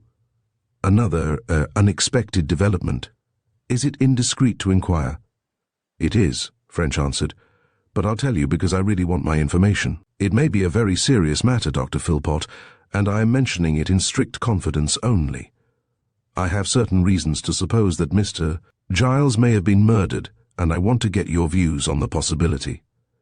Dr. Philpot's astonishment at the announcement was quite as marked as that of his confrère, but he made less effort to conceal his skepticism. "My dear Inspector, you're surely not serious? Giles? Oh, come now, you don't expect me to believe that? What possible motive could anyone have for doing such a thing?" French did not explain the motive. He said he didn't claim infallibility, and admitted he might be wrong in his theory. He was simply collecting facts, and he wanted any the other could supply. "Well," Philpot declared, "these are the facts so far as I know them." He crossed over to an index and, rapidly looking through it, withdrew a card. "This is the man's record. He was seriously ill to begin with. He had a heart affection which might have killed him at any moment. I have attended him for years, and his disease was growing worse. His life, in fact, was precarious. That is your first fact. The second is that during the week before his death, he developed influenza. I went out and saw him on the Thursday. I believed that his days were numbered, and I expected to hear of his death at any time. He did die, if I remember correctly, on the following Tuesday. I did not see him then, as I was myself down with flu, but Dr. Emerson saw him, and he can tell you if his death was natural. I don't know, Inspector, what you are basing your opinion on, but I can say with certainty that I shall be surprised if you are right." "It is your outlook on the matter which most strongly supports my suspicion," French rejoined, "yours and Dr. Emerson's, for I have seen him and his is the same. He was expecting that Mr. Giles would die from his disease. Consequently, when he did die, he assumed that the disease was the cause. Perfectly naturally, mind you, I'm not criticizing him, but my point is that his preconceived idea made him less critical than he might otherwise have been. Ingenious, no doubt, but to me unconvincing. However, it is not my affair, but yours. Is there any other question that you wish me to answer?" French rapidly reflected. He thought that there was nothing more. Between these two men he had got what he wanted. "I don't think there is, Doctor," he returned. "I'm afraid your information hasn't helped me on much. But after all, it was facts that I wanted. I'll not detain you any longer." Allow me just to say that I hope your present difficulties will be short-lived, and that you may soon settle down satisfactorily again. So, as far as the medical testimony was concerned, his theory about Giles's murder might well be true. Dr. Emerson had really been very lax, and yet, French imagined, most medical men in similar circumstances would have acted as he had done. But whether that was so or not, Emerson had jumped to conclusions and had signed the death certificate without having really taken any trouble to ascertain the cause of death, and this, if necessary, he could be made to admit in the witness box. French saw that only one thing would settle the matter. Giles' coffin must be opened and the contents examined. To obtain the necessary powers from the Home Office was a simple matter in London, where the request could be put through direct from the yard. But here in Yorkshire, it must come from the local authorities. French decided, therefore, that his proper course would be to put the additional facts that he had learned before Major Valentine and let that officer see to the rest. It was not a matter upon which he cared to telephone or write, so, having made an appointment by wire, he once again took the afternoon train for Leeds. "I believe, sir, that I have found where that third body was obtained," he began, as he took his seat for the second time in the Chief Constable's room. "It is, of course, only theory, indeed, you might almost say guesswork, but I think it works in. The nearest inhabitant to Starvel, a man living alone, died on the night before the fire." French went on to relate in detail what took place and to give his views thereon. The Chief Constable heard him in silence, and then sat for some moments thinking the matter over. "I'm afraid I don't feel so sanguine about it as you seem to," he said at last. "At the same time, I agree that the matter must be settled by an examination of the coffin, but I shall be surprised if Giles's body is not found within it." "It may be, sir, of course," French admitted, "but I'm glad you agree that we should make sure. In that case, there is no object in delay. Will you obtain the necessary exhumation order, or is there anything you wish me to do in the matter?" "No, I'll see to it. You may arrange with Kent to get the work done. Let Kent arrange for a magistrate to be present.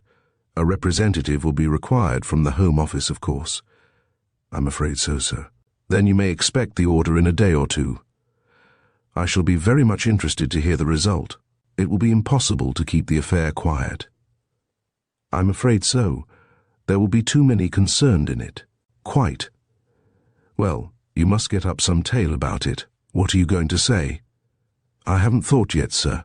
I'll dish out something when the time comes." When French reached Hellifield on his return journey, he found Oxley on the platform. "You been travelling also, Inspector?" Oxley greeted him. "I've just been to Penrith for the day. These connections always make me curse. They're all arranged to and from Leeds, but people going to or from the north have to kick their heels here for the best part of an hour each way. Can't please everybody, Mr. Oxley," French remarked tritely. "You think not?" Oxley smiled. "Well, how's the case?" "Nothing doing for the moment. I was in seeing Dr. Philpott this morning. He seems in a bad way, poor fellow." Oxley looked grave. "It's a bad case, I fear." He glanced round and his voice sank. "From what I've heard, and by putting two and two together, I shouldn't wonder if he'll only pay 2 or 3 shillings in the pound, all gone to the bookies, or nearly all.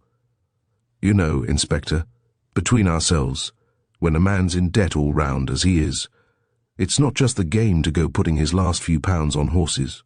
It's a fact, Mr. Oxley. Of course, one must remember that the gambler plunges in the hope of pulling something off. If he had some bits of luck, he might have put himself square. That's true, and you can imagine anyone taking the risk. If he wins, his whole trouble is over, while if he loses, he is little the worse. He may as well be hanged for a sheep as a lamb, but you haven't told me how the case is getting on." It was natural enough that Oxley should be interested in his investigations, but French thought he pushed his curiosity a little too far. They met fairly often, sometimes, he thought, not entirely by accident, and every time Oxley made a dead set at him to learn what he was doing and if he had reached any conclusions. French did not like being pumped, and as a result he became closer than ever. On this occasion it taxed even his skill to put the solicitor off without unpleasantly plain speaking, but he managed it at last, and the talk drifted into other channels. Oxley was in his usual state of rather boisterous good humour, and before the train stopped at Thursby, he regaled French with the gossip of the district and told a number of the highly flavoured stories in which his soul delighted. Coincidence ordained that French should meet at the station the one person whose curiosity as to the progress of the investigation was even keener than Oxley's, Tarkington's clerk, Bloxham. Bloxham never lost an opportunity of fishing for information, and French had little doubt that their frequent unexpected meetings were carefully prearranged. On the present occasion, the man joined French with a "Walking to the hotel, Mr. French? I'm just going that way too," and immediately began to ask leading questions. But French's feelings were still somewhat ruffled from his encounter with Oxley, and for once Bloxham received as direct and decisive a reply as his heart could wish. "Sorry, Mr. French," he stammered, staring at French in considerable surprise. "I'm afraid we outsiders must bother you a lot. I was interested because of the notes, you understand, but of course if the thing is confidential, that's another matter." "That's all right," French returned, recovering his temper. "Come and have a drink." 2 days later, the exhumation order came, and that same night, shortly after 12 o'clock, a little party emerged from the local police station, and separating at the door, set off by various routes in the direction of the cemetery.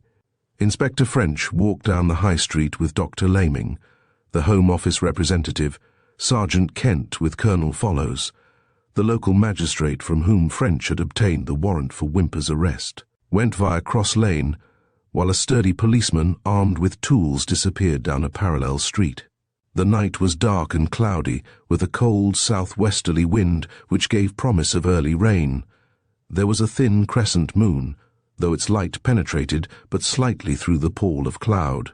The men shivered and turned up their collars as they faced the raw, damp air. The five met within the gates of the cemetery, which were opened to them by the caretaker and relocked behind them. 2 gravediggers were in attendance. In the darkness and silence the little company moved off, and led by the caretaker, crossed the ground towards its northeasterly corner. The place was very secluded. It lay on the side of a gently sloping hill whose curving bulk screened it from the town. It was tastefully laid out and well kept, but to the little party, with their minds full of their gruesome mission, it seemed eerie and sinister. The shrubs and bushes which French had so much admired on his previous visit now presented shadowy and menacing forms, which moved and changed their positions as the men passed on. Presently a beam from an acetylene bicycle lamp flashed out, and the caretaker called a halt. "This is it," he said in a low voice, pointing to the long narrow mound of a grave. Silently the 2 gravediggers advanced, and stretching a tarpaulin on the grass alongside the mound, began to remove the sods. Then they dug, first through dark soil and then through yellow, which they heaped up in a pyramid on the tarpaulin.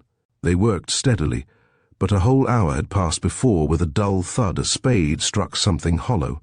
"We're down at last," the caretaker said, while the diggers redoubled their efforts.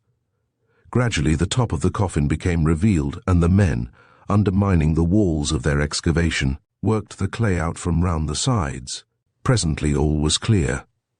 As the interment had taken place only some 2 months earlier, the coffin was still perfectly sound. Raising it was therefore an easy matter.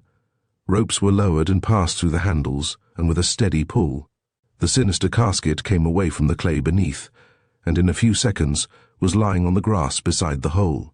French, holding his electric torch to the brass plate, could read the inscription: "Markham Giles, died September 14th, 1926, aged 36.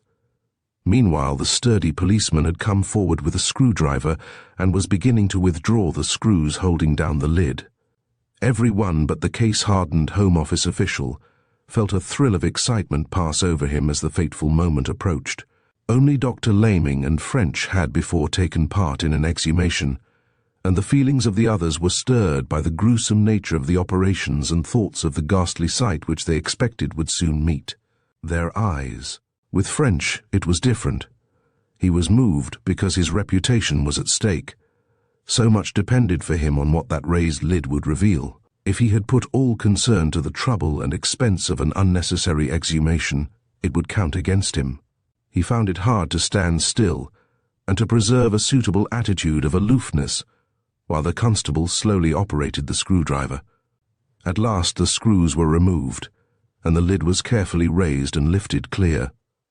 And then the eyes, which had been bulging with anticipated horror, bulged still more with incredulous amazement. There was no sign of Markham Giles's body or any other. Instead, the coffin was half full of dark, peaty earth, and when this earth was sifted, nothing was found embedded in it. The sight produced varying emotions in the onlookers. The uninitiated broke into exclamations of wonder. French felt such a wave of satisfaction sweep through him that he could have shouted in his delight. "Doctor," Laming contented himself with a quick glance and a murmur of, "One for you, French. Congratulations." All felt that they had assisted in a unique experiment, the result of which had triumphantly vindicated the authorities. This, then, was the end of the mystery. The conclusion which French had reached by analysis and deduction had been tested and had proved true. And that proof established, at one and the same time, the whole of the steps of his line of reasoning. Roper was guilty of one of the most diabolical plots ever conceived in the mind of a criminal. He had allowed nothing to stand in his way. He had sacrificed the lives of no less than 3 people in order that he might with the greater security steal his employer's money. Every part of his devilish scheme was made clear, except one, his present whereabouts. French determined that he would immediately begin to trace him, and that nothing would induce him to stop until he had succeeded. It was not long before the news of the discovery leaked out. When French came down to breakfast next morning, he found 3 reporters waiting for him, and he had hardly begun to speak to them when a 4th arrived. "That's all right, gentlemen," he said pleasantly. "I am from Scotland Yard, after all, and I'll tell you as much as I can. I only wish I knew more. As to what may or may not lie behind it, I cannot hazard a guess. We are about to go into that. But the fact is that we received secret information. I can't give away the source. You may say an anonymous letter if you like. But information was forthcoming which led us to believe that the poor gentleman, Mr. Giles, had become the victim of a gang of criminals. The story was to the effect that he had been murdered by chloroform or poison, and that after he had been coffined, the gang returned and removed the body, disposing of it in some other way. That was all, but it obviously suggested that the gang in question was that of the burglars who, as you are aware, have been active in these parts for many months, and that they had emptied the coffin in order to find a temporary safe deposit for their booty. That, at all events, was a possible explanation. On going into the matter, I thought it was worthwhile testing the story by exhuming the coffin, and sure enough, the body was gone. But the other suggestion about the burglar's swag wasn't so happy. When we opened the coffin, we found it half full of earth, about the weight of the deceased. Needless to say, we searched it thoroughly, but there was nothing else in it. So, whatever the motive of the crime, it was not to find a safe hiding place for valuables. The reporters were voluble in their interest, and in the joy they evidently felt in the scoop vouchsafed them. "Some story that, Inspector," they cried. "Tell us more, and we'll give you a good write-up."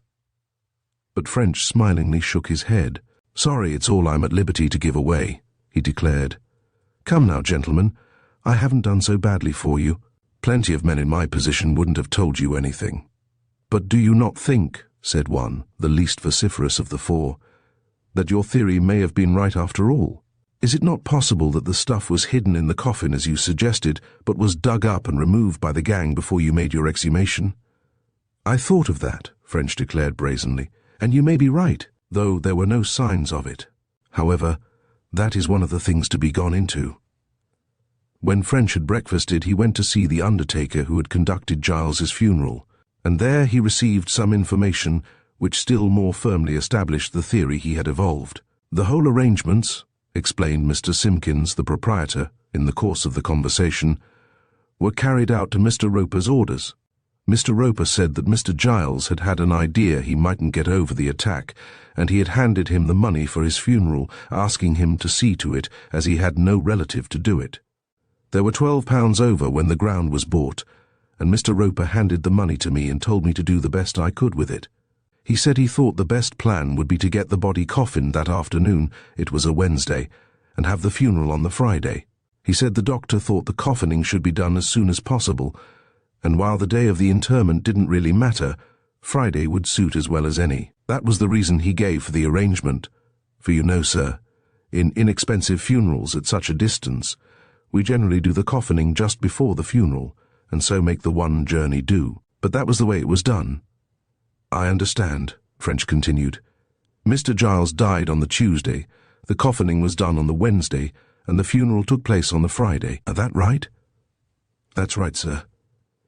It seemed to French that the undertaker's statement demonstrated the sole remaining steps of Roper's plan so completely that every detail of that hideous night now stood revealed in all its ghastliness. He had not only murdered Markham Giles, but he had arranged that the body should lie coffined in the lonely house on the night of the major tragedy. On that night he and probably Mrs. Roper must have opened the coffin, taken out the remains, replaced them with the proper weight of earth, and once more screwed down the lid.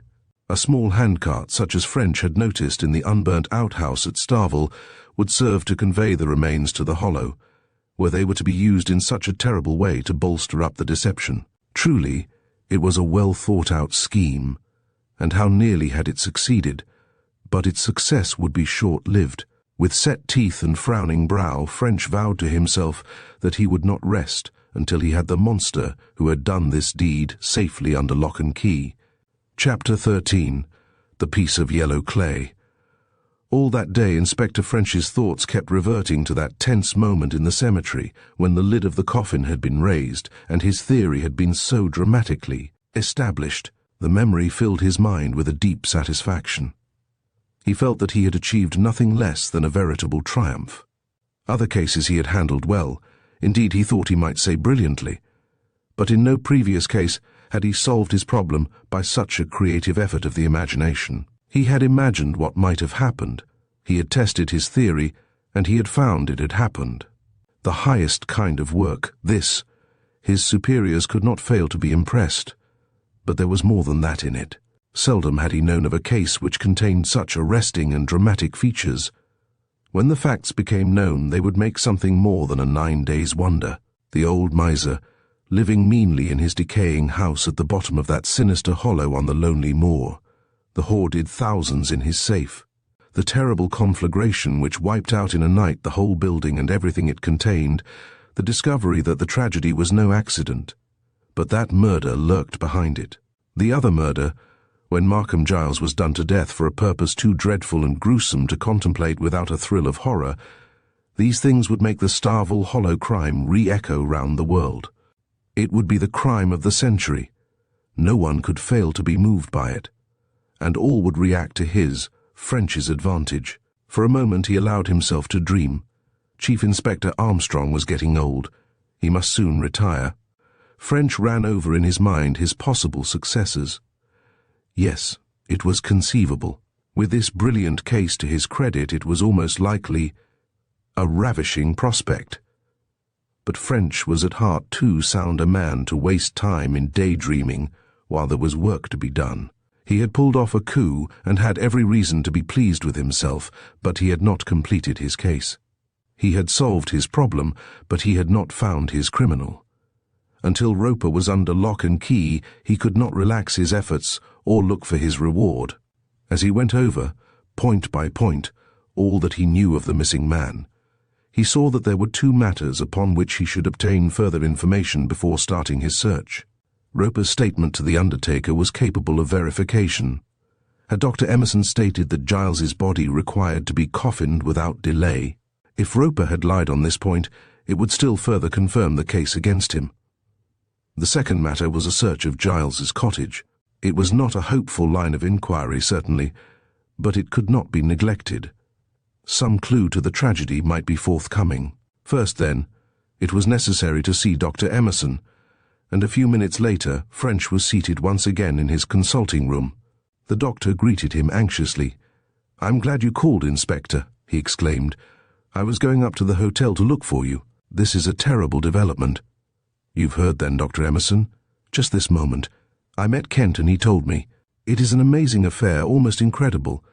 What does it all mean, Mr. French? Can you understand it?" "I am afraid, sir, it means what I said on my last call, that Mr. Giles was murdered." Dr. Emerson made an impatient gesture. But good gracious, man, that doesn't explain it. Suppose he was murdered. Where is his body? Have you a theory? French hesitated. He felt tempted to disclose his suspicions to this old man, whose interest and good faith were so self-evident, but his habit of caution was too strong. "I have a theory, Dr. Emerson," he answered, "but so far it is only a theory, and I don't like to discuss it until I am reasonably sure it is true. I shall know in a short time, and then I will tell you. In the meantime, perhaps you will excuse me. But I want to ask you one more question. Roper saw you about the funeral arrangements?" "Yes. He said that Giles had given him some money for the purpose, and that he would see that the best use was made of it. You thought it necessary, I understand, to have the coffining done without delay." Dr. Emerson looked up sharply. "I thought it necessary? Certainly not. You're mistaken there. Is that so?" French returned. "I thought you had told Roper that it must be hurried on. You didn't?" "Never. I never even discussed the matter with him. I never thought of it. As a matter of fact, there was no need to depart in any way from the usual procedure." "That's all right, Doctor. Now there is one other point. Let us assume that murder was committed. I want you to tell me from the appearance of the body how that murder might have been done. If you are able to do so, it might lead me to a clue." Emerson sprang to his feet and began pacing the room. "Merciful powers! That's a nice question to ask me, after my giving a certificate of death from myocarditis," he exclaimed. "I know, Doctor." French spoke soothingly. "But none of us are infallible, and if you made a mistake, it's only what everyone does at one time or another. Your reasons for giving the certificate were very convincing, and if they were not sound in this case, it is only because this case is 1 in a million. Don't worry about the certificate. Instead, just sit down and recall the appearance of the body and see if you can think of another cause of death. If you're not able to give a definite opinion, we can still get something by elimination. I take it, for example, the man's skull was not battered in, nor his throat cut. That limits the affair. You see what I mean? Oh, I see right enough. And naturally I'll give you all the help I can. But tell me first, have you found the body? No, nor have I the faintest idea where to look. That will be my next job, I suppose. I don't even say it's murder, but it may be. And if you can answer my question, it might be a considerable help." Dr. Emerson thought for some moments. "Well," he said at last, "I must admit that murder is possible, though I don't for a moment believe death occurred otherwise than as I said. As to possible methods, there were no obvious wounds on the body, and violence in the literal sense is therefore unlikely. A sharp blow over the heart or on the stomach might have caused heart failure without leaving physical marks, but in such a case the features would have looked distressed. For the same reason, death from the shock of a sudden fright or start may be ruled out. It is of course true that certain kinds of poison might have been administered. A whiff of hydrocyanic acid gas would cause almost instantaneous death and produce the same appearance as death from natural causes. An injection of cocaine would do the same where there was heart disease, and there are other similar agents. But in these cases, the difficulty of the average man in obtaining the substances in question, and also in knowing how to use them if obtained, is so great that I think they might all be ruled out. No, Inspector, amazing as your discovery seems, I cannot think you are right in assuming murder." "But," thought French, though he did not put his thought into words, "if the man you suspect spent the best years of his life as male nurse in a medical institution, these difficulties pretty well vanish. But he concealed his satisfaction, and instead simulated disappointment. That seems very reasonable, Doctor, I must admit. At the same time, I shall have to put inquiries in hand as to whether anyone recently tried to obtain cocaine, or those other things you have mentioned. Of course, I don't say that necessarily I am right in my ideas." "I don't think you are right, though I confess I'm absolutely lost in amazement about that coffin. Come now, Inspector, you must know more than you pretend. Are your ideas hopelessly confidential?" French shook his head, then said, "I can tell you, Doctor, that I know nothing more than I have already mentioned. I may have a surmise, but you will agree that I could not repeat mere surmises, which might also be slanders against perfectly innocent persons. If I find that my theories seem to have a basis on fact, I may ask for your further help, but at present I see no signs of that. You'll agree that I'm right?" Emerson admitted it, and after some further conversation, French took his leave. So far, everything was going satisfactorily. Each new fact which he learned tended to strengthen his theory, and incidentally and unexpectedly he had come on another piece of evidence, circumstantial of course, but none the less strong. According to Dr. Emerson, the murder was most likely to have been committed by methods which Roper alone, of all the people that French could think of, had the knowledge and the ability to employ. French's satisfaction was intense as he noted the cumulative effect of his discoveries. By this method of cumulative circumstantial evidence was he accustomed to find suspicion grow to certainty and certainty to proof. So much for the first of the two inquiries French had set himself to make. There remained the investigation of the late Markham Giles's cottage, and after a snack of early lunch at the hotel, he started out along the Starvel Road. It was dull and rather cold, but a pleasant day for walking. French tramped along, enjoying the motion and the extended view offered by the wide, open spaces of the moor, though, owing to the atmosphere, the colouring was neither so warm nor so rich as it had previously appeared. There was a fascination in the scenery which strongly appealed to him. He had found a similar though keener charm in Dartmoor, which he had once explored on the occasion of a visit to a cracksman doing time in the great prison at Princetown. Indeed, Dartmoor and Exmoor both figured on his list of places to be visited when time and money should permit. Diverging from the Starvel Road at the point where Ruth Averill and Mrs. Oxley had joined the deceased man's funeral, French skirted the edge of the hollow, and in a few minutes reached the cottage. It was a tiny box of a place, but strongly built, with stone walls and slated roof. Its architecture was of the most rudimentary kind, a door and two windows in front, and at the back being the only relieving features in the design. The house stood a short distance back from the road in the middle of a patch of cultivated ground. Behind was a row of wooden beehives. French looked round him. As far as he could see, he was the only living thing in all that stretch of country. The town, nestling in the valley up which he had come, was hidden from sight below the edge of the moor. The 3 or 4 houses standing at wide intervals apart seemed deserted. No one appeared on the road or on the moor. He walked up the little path to the door and busied himself with the lock. It was too large for his skeleton keys, but a few moments' work with a bit of bent wire did the trick, and presently he was inside with the door closed behind him. The house consisted of 3 rooms only, a sitting room, a bedroom, and a kitchen. A narrow passage separated the last 2 of these, the front portion of which formed a porch and the back a pantry. The atmosphere was heavy and nauseating, and this was soon explained by the fact that everything seemed to have been left just where it was when Giles died. The clothes were still on the bed, and there was mouldy and decaying food in the pantry. Dust was thick over everything. Indeed, it was a marvel to French where so much dust should have come from in the heart of the country. He opened the doors to let the atmosphere clear, and then began one of his meticulous examinations. He did not expect to find anything of interest, yet he searched as if the key to the whole mystery lay waiting to be discovered. But after an hour, he had to admit failure. There was nothing in the place from which he could get the slightest help. Reluctantly, he locked the doors and started back to Thursby. He walked slowly, scarcely conscious of his surroundings, as he racked his brains in the hope of seeing some other clue which might bring him more result. At first he could think of nothing. Then another line of investigation occurred to him which, though it seemed hopelessly unpromising, he thought he might pursue.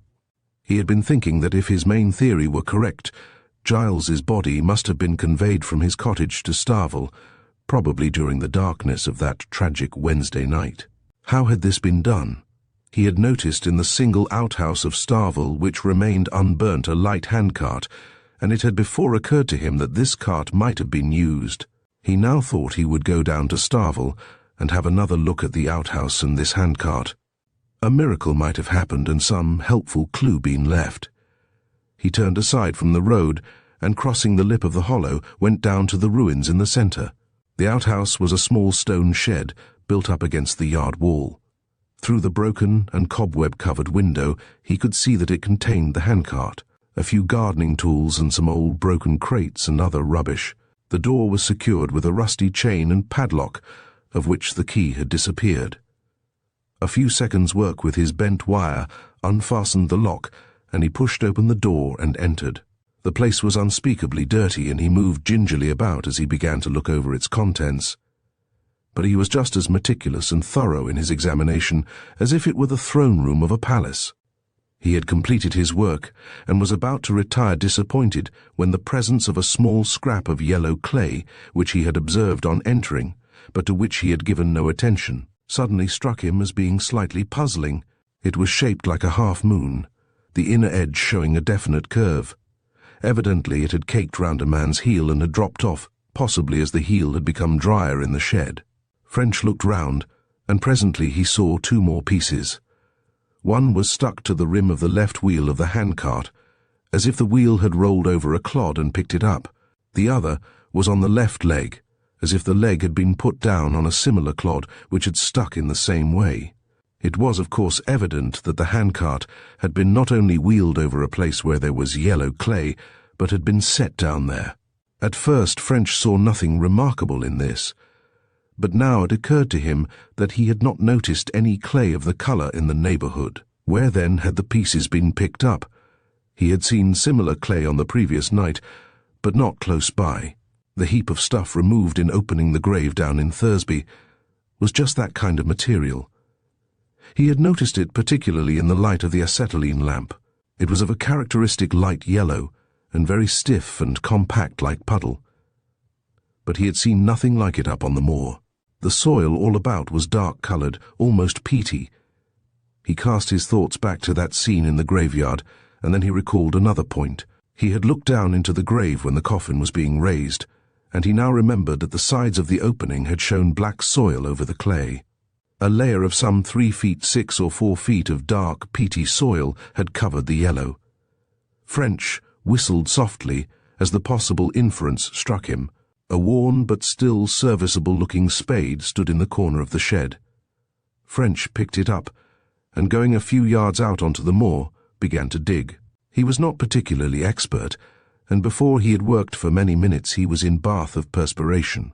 But he persevered, and the hole grew, until at a depth of nearly 3 feet he found what he wanted. The spade brought up a piece of hard, compact clay of a light yellow colour. French had grown keenly interested as he filled in the hole and removed the traces of his work. With a feeling of suppressed excitement, he returned to the shed and carefully packed the half-moon-shaped cake of clay in a matchbox. Then, locking the door, he went out again on the moor and stood looking round him as he pondered the facts he had just learned. The handcart had been recently set down in and wheeled across a patch of yellow clay. This almost certainly had been done on the last occasion it had been used. Otherwise, the clay would have been knocked off on subsequent journeys. For the same reason, the place must have been close to Starvel. There was no exposed clay near Starvel, but it was to be found at a depth of some 3 feet below ground level. From this it surely followed that someone had dug a hole near Starvel and wheeled the handcart to the edge before it was filled in. French went a step farther. If he was correct that the body of Markham Giles had been brought to Starvel on that tragic night, it was almost certain that the handcart had been used, as there was no other way, so far as he could see, in which the terrible burden could have been carried. But so long a journey would have knocked the clay off the wheel, therefore the journey to the hole had been made after that with the body. Further, the handcart could scarcely have been used since the fire. The tragedy was then over, and the surviving actor had left the district. Did these considerations not suggest that Roper, having brought the man's body to Starvel, had loaded up his booty on the handcart? Possibly there were old silver or valuable ornaments as well as the banknotes. Wheeled it out on the moor and buried it so as to hide it safely until he could come back and remove it? French recalled his reasons for thinking that the booty might have been so hidden. All those notes, assuming there was nothing else, would have had a certain bulk. Probably a suitcase would have been necessary to carry them. A man with a suitcase is a more noticeable figure than one without. Would it not have been wise for a criminal fleeing from justice to hide the stuff, provided he could find a safe place in which to do so? Moreover, and this was the strongest point, Had Roper been arrested without the notes, nothing could have been proved against him. He could say he had escaped from the fire by the merest piece of good fortune, or he could simulate loss of memory from the shock. Or again, he could explain that he had feared to come forward, lest he should be suspected. No matter what might have been thought, he was safe. But let him be found with the notes in his possession, and he was as good as hanged. French, looking round him there in the centre of the great hollow, felt his spirits rising as he wondered if he were about to make the greatest coup of the whole case. His question now was, where would Roper make his cash? Not near the road where the disturbed earth would be visible to a chance passer-by, not near the house in case some of the crowds attracted by the fire should make an unexpected find, but not too far away from either, lest he himself might have difficulty in locating the place. French began to walk round the house in circles of ever-increasing radius, scrutinizing the ground for traces of yellow clay, and so he searched until the evening began to draw in and dusk approached. And then, as he was coming to the conclusion that it was getting too dark to carry on, he found what he wanted. Out on the open moor at the back of the house, and at the bottom of a tiny hollow, were unmistakable traces of recent digging. The ground over a few square feet was marked with scraps of disintegrating yellow clay, and the sods with which the hole was covered still showed cut edges. French was overwhelmed with delight that he had found something of value, most probably a cache containing the stolen money, he had no doubt. Scarcely could he restrain his desire to open the hole again then and there. But it was getting dark, and he had no lamp. He thought 2 witnesses would be desirable, so he curbed his impatience, noted carefully the position of the marks, and regretting the necessity for leaving it unguarded, set off on his return journey. He called to see Sergeant Kent, and arranged that he and a constable should meet him at the outhouse at 8 o'clock on the following morning. At the hotel he dined, and saying that he had to take the night train to Carlisle, asked for a packet of sandwiches. Then he left the town, and walked out once more to Starvel. His mind was not at rest until he had again visited the site of the hole, and made sure it remained undisturbed. Then, determined to take no chances, he re-entered the outhouse, and seating himself at a window from which he could see the hollow in the light of the moon, lit his pipe and composed himself to watch. Chapter 14. The Secret of the Moor. That night in the lonely shed beside the gaunt, blackened walls of the old house proved one of the longest French had ever spent. But there was no escape from the vigil. If Averill's hoard lay beneath the sods a few yards away, the place must be watched. Roper might come for the swag at any time, and French could not run the risk of its being snatched at the last moment from his own eager clutches. He pulled a couple of old boxes to the window, and sitting down, made himself as comfortable as he could. But time dragged leadenly. He watched while the moon crept slowly across the sky. He speculated over the tragic business on which he was engaged, and indulged in waking dreams of the time when he should be Chief Inspector, French of the CID, but nothing that he could do seemed to shorten the endless hours. He was cold, too, in spite of his heavy coat. He longed to go out and warm himself by a brisk walk, but he dared not risk betraying his presence. In the small hours he ate his sandwiches, and then he had to fight an overwhelming desire for sleep, intensified by the fact that he had been up a good part of the previous night. But his vigilance was unrewarded. There was no sign of a marauder, and as the first faint glow of dawn began to show in the east, he saw that he had had all his trouble for nothing. Altogether he was not sorry when just before 8 o'clock Sergeant Kent and the constable put in an appearance, and as he stepped out to meet them, he heaved a sigh of heartfelt relief. "You're here before us," Kent greeted him in surprise. "That's right, but I was too early. Now, Sergeant, I asked you to come out here for rather an unusual purpose, in fact, so that we might dig a hole. Here is a spade, and we'll go and begin at once." The sergeant looked as if he wondered whether French hadn't gone off his head, but he controlled his feelings, and with his satellite followed the other's lead. "I want you," went on French when they had reached the site of his discovery, "to see just why I wish to dig this hole at this place." And he showed him the traces of the yellow clay and the cut sods. "You see, someone has buried something here, and I want to find out what it is." Kent, in a non-committal silence, seized the spade and began digging. The constable then tried his hand, and when he had had enough, French relieved him. So they took it in turns, while the hole deepened and the heap of soil beside it grew. Suddenly the spade encountered something soft and yielding which yet resisted its pressure.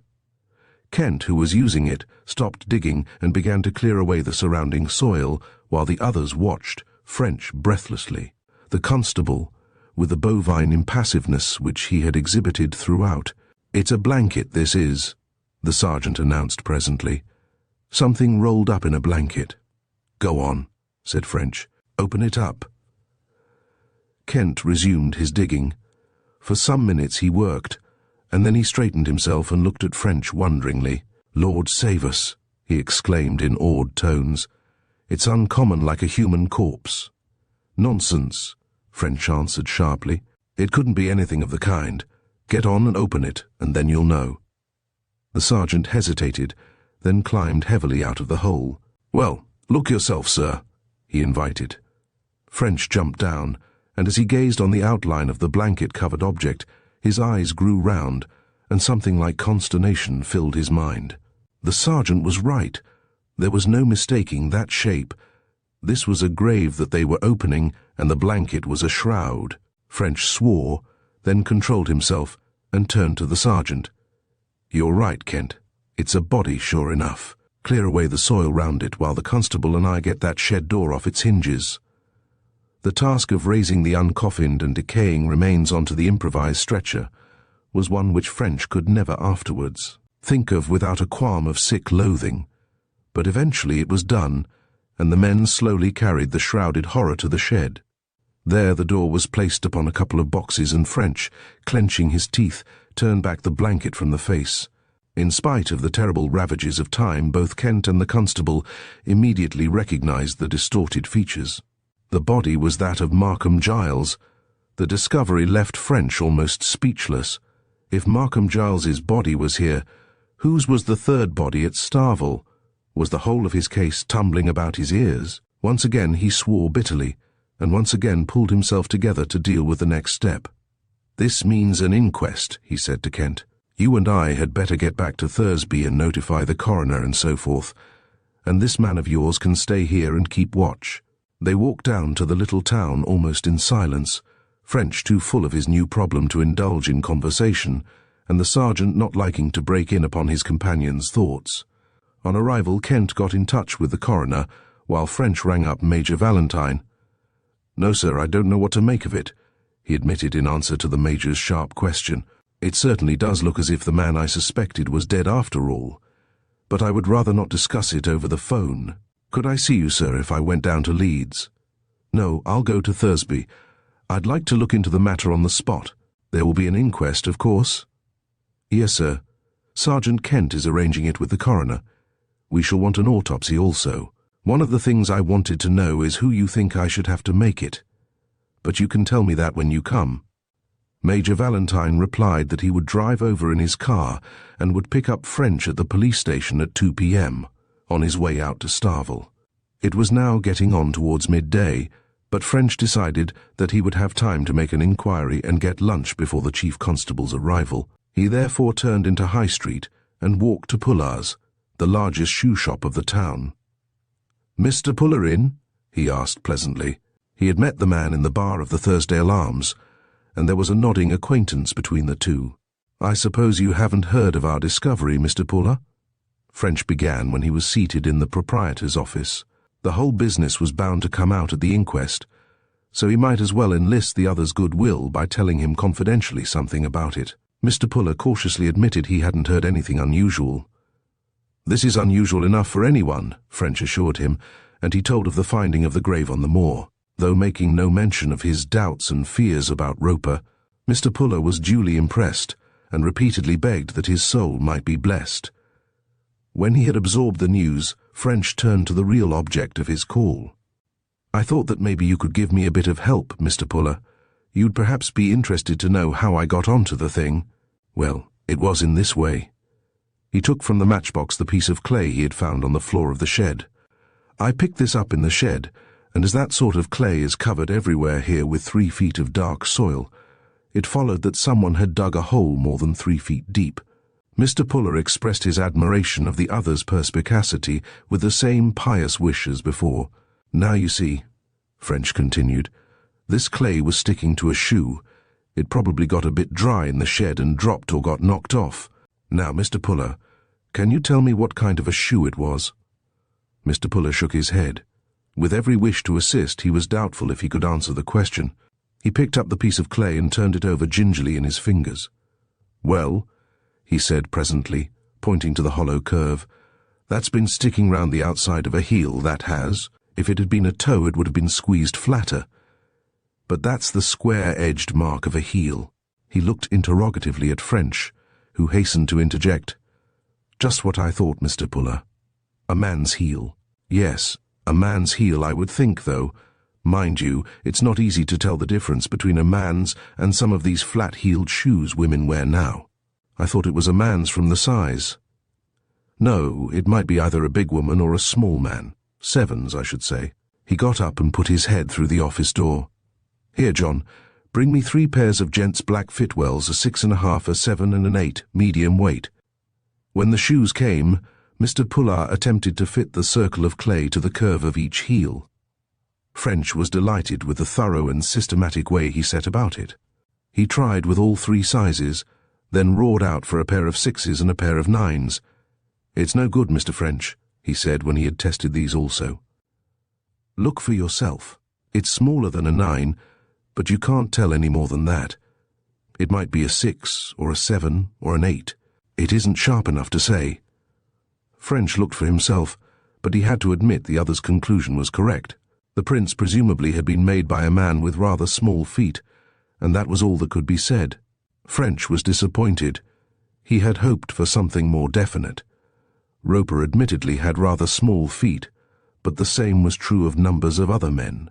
He bade Mr. Puller good day and returned to the hotel for lunch. But he soon learned that the worthy shoe merchant had made the most of his opportunities. Scarcely had he sat down when the reporter of the local paper hurried into the coffee room and excitedly demanded details of the great find. And behind him appeared the hotel proprietor and a number of clients who had been supporting British industries in the bar. French saw there was nothing for it but capitulation. Good-humouredly he told his story, merely stipulating that after his statement to the reporter he should not be troubled further until he had finished his lunch. This was agreed to, but it is sad to relate that French did not entirely play the game. His repast ended, he slipped out through the yard, and by devious ways reached the police station unnoticed. Major Valentine drove up as he arrived, and in a few seconds the 2 men were whirling out along the Starvel Road, while French told his story in detail. "It's really an extraordinary development," the chief constable commented. "You assumed that Giles had been murdered in order to obtain his body for the Starvel fraud. If you were correct, it followed that his coffin would be empty. You opened his coffin, and it was empty. A more complete vindication of your line of reasoning it would be hard to imagine.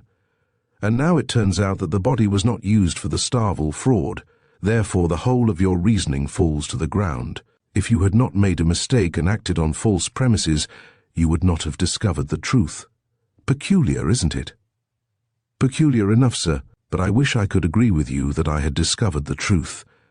It seems to me I am further away from it than ever. No, the correction of an error is always progress. But I'm not denying," Major Valentine went on with a whimsical smile, "that there is still something left to be cleared up." French laughed unhappily. "I don't like to think of it," he said, "but the post-mortem may tell us something. According to my previous theory, this man was murdered.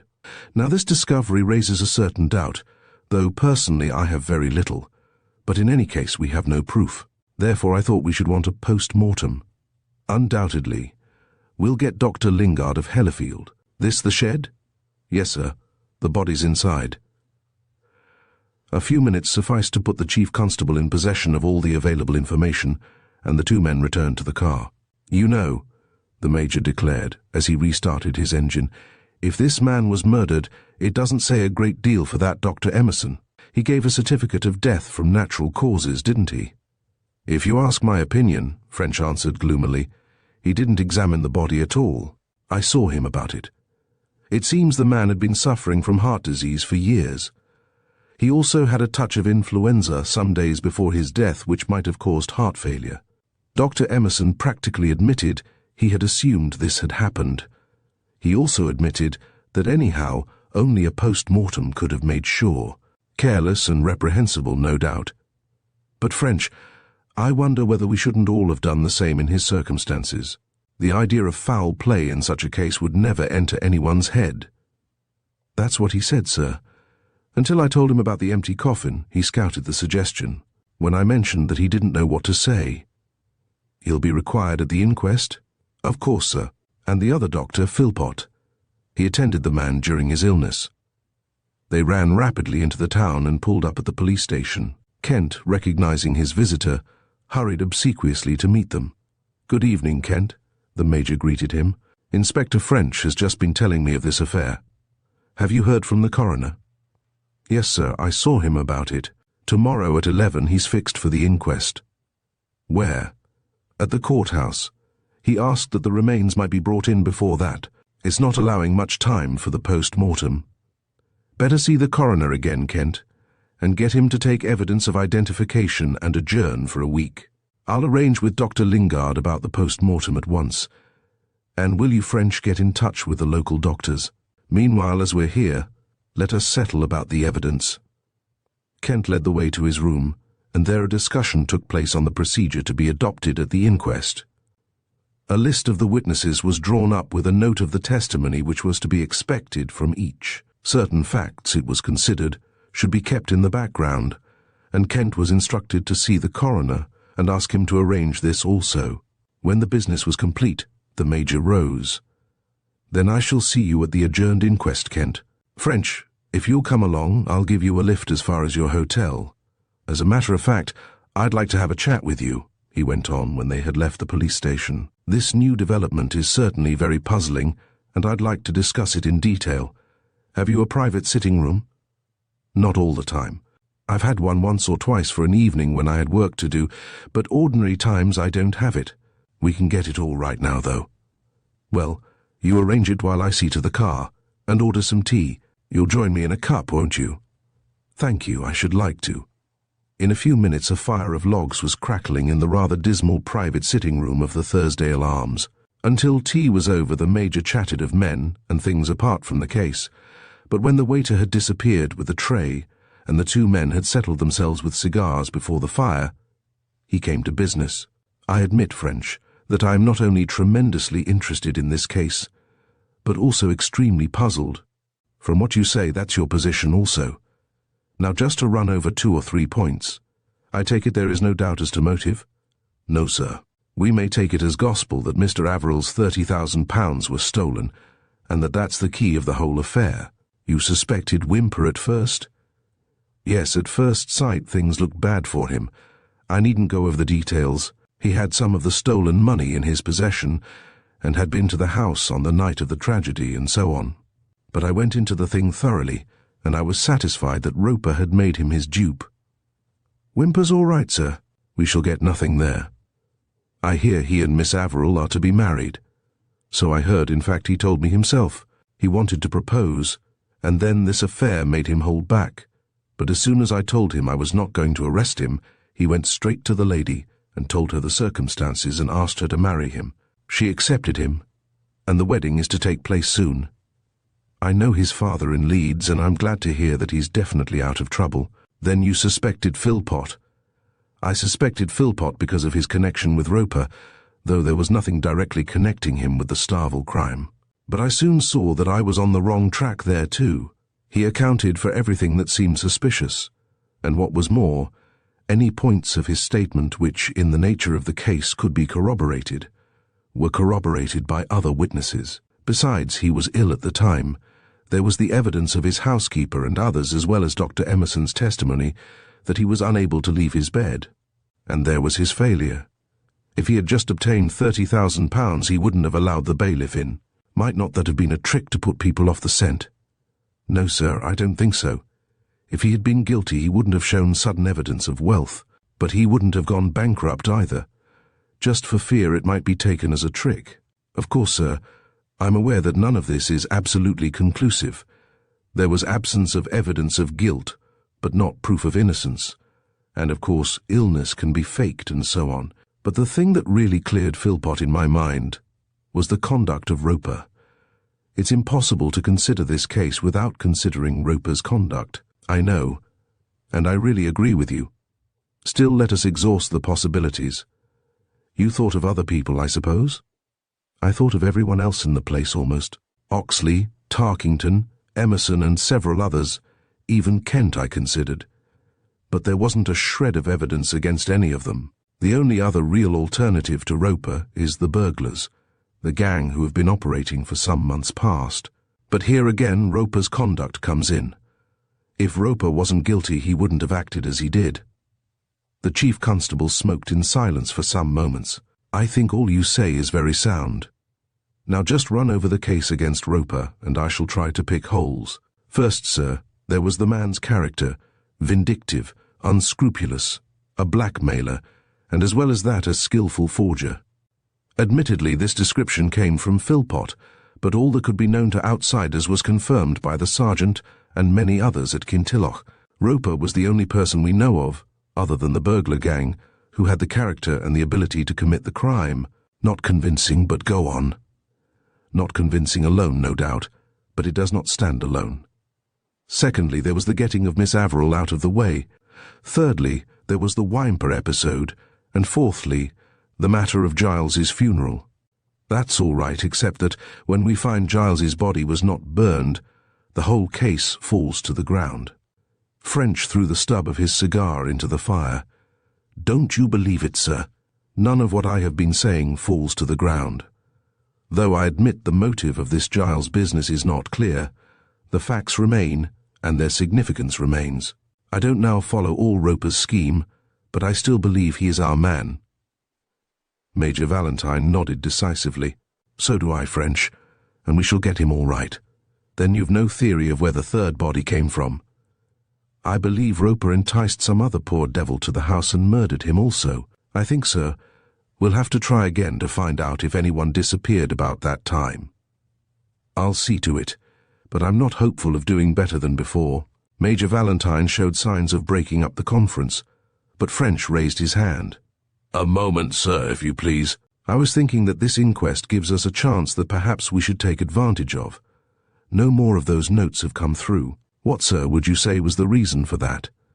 Well, if we're right about Roper being alive, I suppose because he's afraid. That's what I think.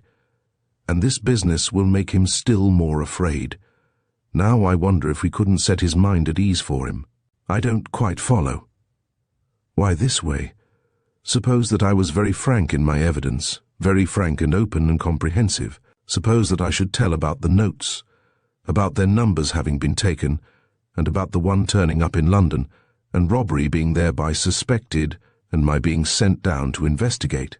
Suppose I explained that I had succeeded in tracing that note, and had found that it had been given by Mr. Averill himself to a friend, and that the whole transaction was perfectly in order.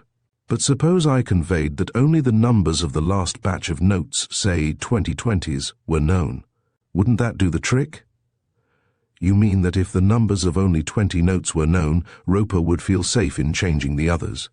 Quite so. Furthermore, if nothing was said about the ashes being newspaper, he would think that the suspicion of robbery had been dispelled by the discovery that the note passed in London was all right. It's worth trying. If he rises to it, you'll get him. Right, sir. Then I'll advise the coroner beforehand, or perhaps you would do so. I'll do it. Well, I must be getting home. I'm glad to have had this talk, and I hope your scheme will meet with success. Next morning the inquest opened and formal evidence of identification of the remains of the late Markham Giles was taken. The proceedings were then adjourned for 7 days to enable the police to prosecute inquiries. Chapter 15. French baits his trap. That day week was a red-letter day in the history of Thursby. The story of French's discoveries, by this time common property, had created an absolute furore in the little town. Never had such a series of tragedies and thrills disturbed its placid existence. Never had interest risen to such fever heat. It was therefore not surprising that every available seat in the courthouse was occupied long before the hour of the adjourned inquest, and that a queue of eager, pushing people, unable to gain admittance, stretched away in a long column from its door. But the police had seen to it that all who were particularly interested in the tragedy had obtained places. In the row usually reserved for barristers sat Oxley with Ruth Averill, who had been summoned to attend as a witness, and Mrs. Oxley, who looked on the girl as her charge and insisted on accompanying her. Whymper, now an accepted lover, sat next Ruth, and behind were Tarkington, Bloxham, Emerson, Philpott, and the police doctor, Lingard. Major Valentine and French were together in the seat usually occupied by the clerk of the Crown, while Kent, looking harassed and anxious, was standing in the body of the court, fumbling with a sheaf of papers and whispering to his subordinates. The coroner was that same Dr. Lonsdale, who had acted in a similar capacity some 9 weeks earlier when the inquiry into the death of the 3 victims of the Starvel fire had taken place. He also seemed worried, as if he feared the elucidation of these mysterious happenings might try his powers beyond their capacity. The preliminaries having been gone through already, the coroner began to take evidence immediately, and Dr. Emerson was called. "You attended the late Mr. Markham Giles?" the coroner asked when he had obtained the other's name and qualifications. "I attended him up to 5 years ago, when Dr. Philpott took the case over. Owing to Dr. Philpott's being ill at the time of his death, I was again called in. For what complaint did you formerly attend the deceased?" "Myocarditis. It was a disease of some years' standing. Myocarditis is heart disease, isn't it? Was the deceased badly affected?" "5 years ago, fairly badly. I have no doubt that at the time of his death he was much worse, as the disease is incurable and progressive. We can no doubt get that from Dr. Philpott. When did you hear of Mr. Giles's death, Dr. Emerson?" "On Wednesday morning, 15th September. Who told you of it?" "John Roper, the Starvel manservant. Did you go out to Starvel and examine the body?" "Yes, I did, after first consulting Dr. Philpott on the case." "Oh, you saw Dr. Philpott. And what was the result of your consultation?" "Dr. Philpott told me that Mr. Giles had developed influenza and that he had seen him on Thursday. He was very weak, and Dr. Philpott did not expect him to get over it." "Then you examined the body?" "Yes, I went out to Starvel immediately." "And what opinion did you then form as to the cause of death?" "I believed it to be myocarditis." "And you gave a certificate to that effect?" "I did." "Did you make any specific examination of the remains on which you based your opinion?" "Yes, so far as it was possible without a post-mortem." "And you were quite satisfied that you had made no mistake?" "I was quite satisfied." "That will do in the meantime. Please do not go away, Dr. Emerson, as I may have some further questions to put to you later." Dr. Philpott was then called. He corroborated the evidence of the last witness insofar as it concerned himself. He had attended Mr. Giles during the past 5 years. Deceased was suffering from myocarditis, which had become worse, and of which he might have died at any moment. On the Thursday prior to his death, witness had been informed by Roper, Mr. Averill's manservant, that deceased seemed rather seriously ill, and he went out to see him. Deceased was feeble, and witness believed that he was very near his end. Witness did not think he could live more than 3 or 4 days. When he heard of his death, it was only what he had expected. Ruth Averill was the next witness. She was nervous, but the sergeant was deferential to her, and the coroner fatherly and kind. Her evidence was soon over. In answer to a number of questions, she deposed that she had known Mr. Giles fairly well, and had been to sit with him on different occasions during his illness. On the Tuesday of that tragic week, she had left Starvel to pay a short visit to York, and on her way into Thursby, she had called to see him. He had seemed very weak and frail. He could scarcely speak. Ruth had spent about 10 minutes with him, and had then driven on to Thursby. She had never seen him again. A number of persons were then called relative to the funeral. The clerk from the town hall who dealt with interments, the caretaker of the new cemetery, the undertaker and such of his men as had assisted, gave evidence in turn. The coroner was extremely detailed in his questions, and when he had finished, the whole history of the sad affair stood revealed, with the exception of one point. This was Roper's false statement to the undertaker, that the body required to be coffined without delay. It had been decided that nothing must leak out connecting the death of Giles with Starvel, and it spoke volumes for the coroner's skill that he was able to obtain the other details of the interment while keeping Roper's duplicity secret. From the united testimony given, it seemed that Markham Giles had died at some time during the Tuesday night. Roper had stated to more than one witness that Mrs. Roper had gone out to see him about 8 o'clock on that evening, when she found him weak, but fairly easy, and showing no sign of any early collapse. About 9 the next morning, Wednesday, she went over again to find that the man had been dead for some hours. Mr. Giles was lying in the same position as he had occupied on the previous evening, and from the peaceful expression on his face, it looked as if he had passed away painlessly. Mrs. Roper had gone back for her husband, who had returned with her to the cottage. There they had done what they could, and Roper had then gone into Thursby and made arrangements for the funeral. First he had reported the death to Dr. Emerson. Then he had called at the town hall and purchased a grave, going on to the new cemetery to see the site. Lastly, he had visited the undertaker, arranging the details of the funeral. The undertaker had known Mr. Giles, and later on that day, the Wednesday, he had sent out 2 men with a coffin which he believed would be of the right size. His estimate had proved correct, and the men had placed the remains in the coffin, screwing down the lid and leaving all ready for the funeral. On the second day, the Friday, the interment took place.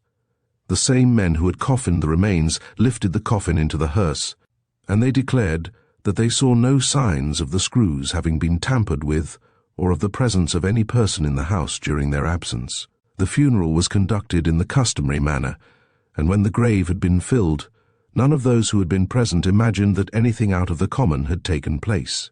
Roper had paid all the bills in advance, saying that the deceased had had a premonition of his death and had handed him the sum of £15 to meet the expenses. French was the next witness.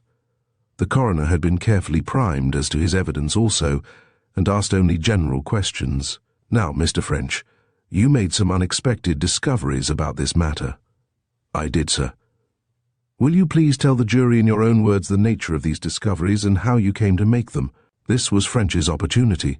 Speaking respectfully, and with an air of the utmost candour, he told very nearly the truth. Deliberately he slightly coloured the facts, coloured them with the object, and in the hope that somewhere Roper would read what he had said, and be deceived into coming into the open. I was sent here, he explained, on a matter arising out of the fire at Starvel. I made certain inquiries and received certain information. As to the truth of the information, I cannot of course bear testimony, but I cannot explain the steps I took unless I mention it. With the object of accounting for my actions, sir, is it your wish that I do so? If you please, Mr. French. We quite understand that your actual evidence is confined to matters which came under your own observation. That does not prevent you introducing explanatory matter as to how you got your results. Very good, sir. According to my information, the following was the state of affairs which had obtained prior to my being sent down here. The late Mr. Averill had a sum of money amounting to several £1,000s stored in a safe in his bedroom. This was given in evidence at the inquest on the victims of the Starvel tragedy. It was not then mentioned, but it was the fact, always according to my information, that that money had consisted largely of £20 notes. Mr. Averill was in the habit of sending to the bank the various cheques, dividends, and so forth, by which he received his income. By his instructions, these were cashed, and the money was returned to Starvel in the form of £20 notes, which the old gentleman placed with the others in his safe. All these notes were believed to have been destroyed in the fire, but it so happened that the numbers of the last consignment, 10 notes for £200, were taken by the bank teller before the notes were sent out to Starvel, and these notes were reported to the bank's headquarters as being destroyed. When, therefore, some 3 weeks after the tragedy, one of them turned up in London, questions were asked. Reasons were given for believing that this particular note had been in Mr. Averill's safe at Starvel on the night of the fire, so the suggestion at once arose that the fire was not an accident, but a deliberate attempt to hide a crime of murder and burglary. I was sent down to investigate the affair, and I may say that I found out who had passed the note, and satisfied myself beyond question that he had received it in a legitimate manner, and that all his actions were perfectly correct and in order. It followed, therefore, that the finding of the note did not in reality support any theory of crime such as had been put forward. While French was speaking, the proverbial pin could have been heard. Had anyone tried the experiment of dropping it in the courthouse? He had, to put it mildly, the ear of his audience. Everyone listened, literally, with bated breath, though it was vaguely known that he was a detective working on the Starvel case. The story that he himself had circulated had been generally accepted, that he was employed on behalf of certain insurance companies to ascertain the cause of the outbreak. To find that the pleasant-spoken, easy-going stranger whom the townspeople had almost begun to accept as one of themselves was none other than a full-fledged inspector from Scotland Yard. Investigating what had been at first suspected to be a triple murder of an unusually terrible and sinister kind was a discovery so thrilling as completely to absorb the attention of all. While engaged in clearing up the Starvel affair, French went on, a hint was conveyed to me that I was working on the wrong case, that if I wanted a real mystery, I should drop what I was at and turn my attention to the death and burial, particularly the burial of Mr. Giles. With your permission, sir, I do not feel at liberty to mention the source from which this hint came. It was very vague, but we men from the yard are taught to pick up vague hints. I thought over the matter for some days before I guessed what might be meant. Could Mr. Giles's coffin have been used as a hiding place for stolen goods? I knew, of course, of the many burglaries which had taken place in the surrounding country during the last 6 months. I knew also that if burglars wished to hide their swag, no better place could be devised than a coffin. There it would be safe, until the hue and cry had died down, and from there it could be recovered when desired. If this theory were true, the gang of burglars would either have heard of Mr. Giles's death and used the circumstances to their advantage, or they would have arranged the circumstance by murdering him. In either case, they would have taken the remains from the coffin, buried them somewhere close by, and replaced them with the stolen articles. French paused, and a wave of movement swept over the crowded assembly as its members changed their cramped positions. Seldom had the public had such a treat, and they were not going to miss any of it. There was an instantaneous stiffening to concentrated attention as French resumed. After careful consideration, I thought the matter serious enough to warrant action. I therefore obtained an order to open the grave, and there I found that my suspicions were well founded. There was no body in the coffin, but on the other hand, there was no swag. The coffin was half full of earth, but this did not, of course, invalidate the theory I have outlined. It only meant that if that theory were true, we were late, that at some time within the past 9 weeks, the burglars had visited the churchyard and removed the stuff. This might or might not have happened. Again French paused, and this time the coroner remarked quietly, "And then, Mr. French?" "Then, sir, I returned to the gentleman's cottage and made a further investigation. Eventually I found traces of yellow clay lying about. All the soil in the district is dark, but at the grave I had noticed that a layer of dark soil covered a bed of similar yellow clay. So I dug a hole and found, as I expected, that this bed of clay extended under the moor also. It therefore seemed certain that someone had dug a hole in the vicinity, and on searching the moor, I found the place. I took Sergeant Kent and a constable out, and the 3 of us reopened the hole and found the body just as these gentlemen," indicating the jury with a gesture, "have seen it." The police made no attempt to subdue the buzz of repressed though excited conversation which arose as French ceased speaking. The coroner was still laboriously writing down French's statement, but he soon laid his pen down and spoke. "You have made such a complete statement, Mr. French, that I have but little to ask you. There are just 1 or 2 small points upon which I should like further information." And he went on to put his questions. The coroner was a clever man, and he played up well to the request of the police. To the public he continued to give the impression of a careful, painstaking official, laboriously trying to obtain all the facts in a difficult and complicated matter. In reality, his questions were futile in every respect, except that they directed attention away from the features of the case which the authorities wished kept secret.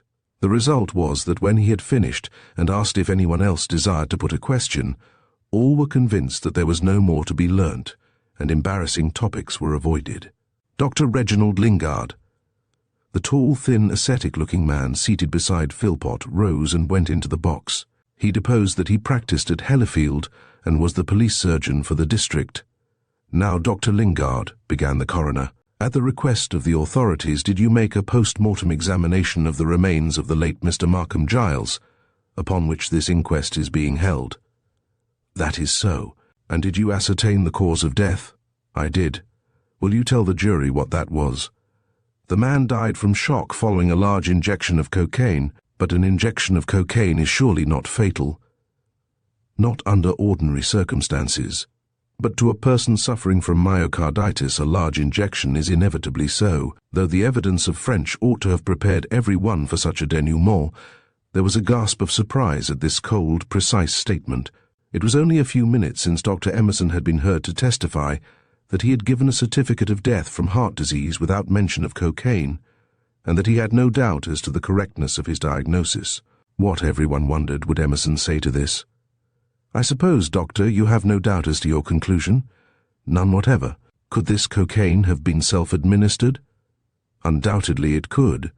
"With what object?" Dr. Lingard gave a slight shrug. "It is universal knowledge that many persons are addicted to the drug. They take it because of its enjoyable temporary effects. It might have been taken with that motive in this instance, or it might have been taken with the knowledge that it would cause death." "You mean that Mr. Giles might have committed suicide?" "From the medical point of view, yes." "Might it also have been administered by some other person?"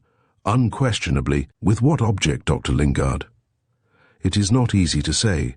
Possibly in ignorance or through error, or with a mistaken desire to give the patient ease, or possibly with the object of causing his death." "You mean that the action might have been willful murder?" "Yes, that is what I mean."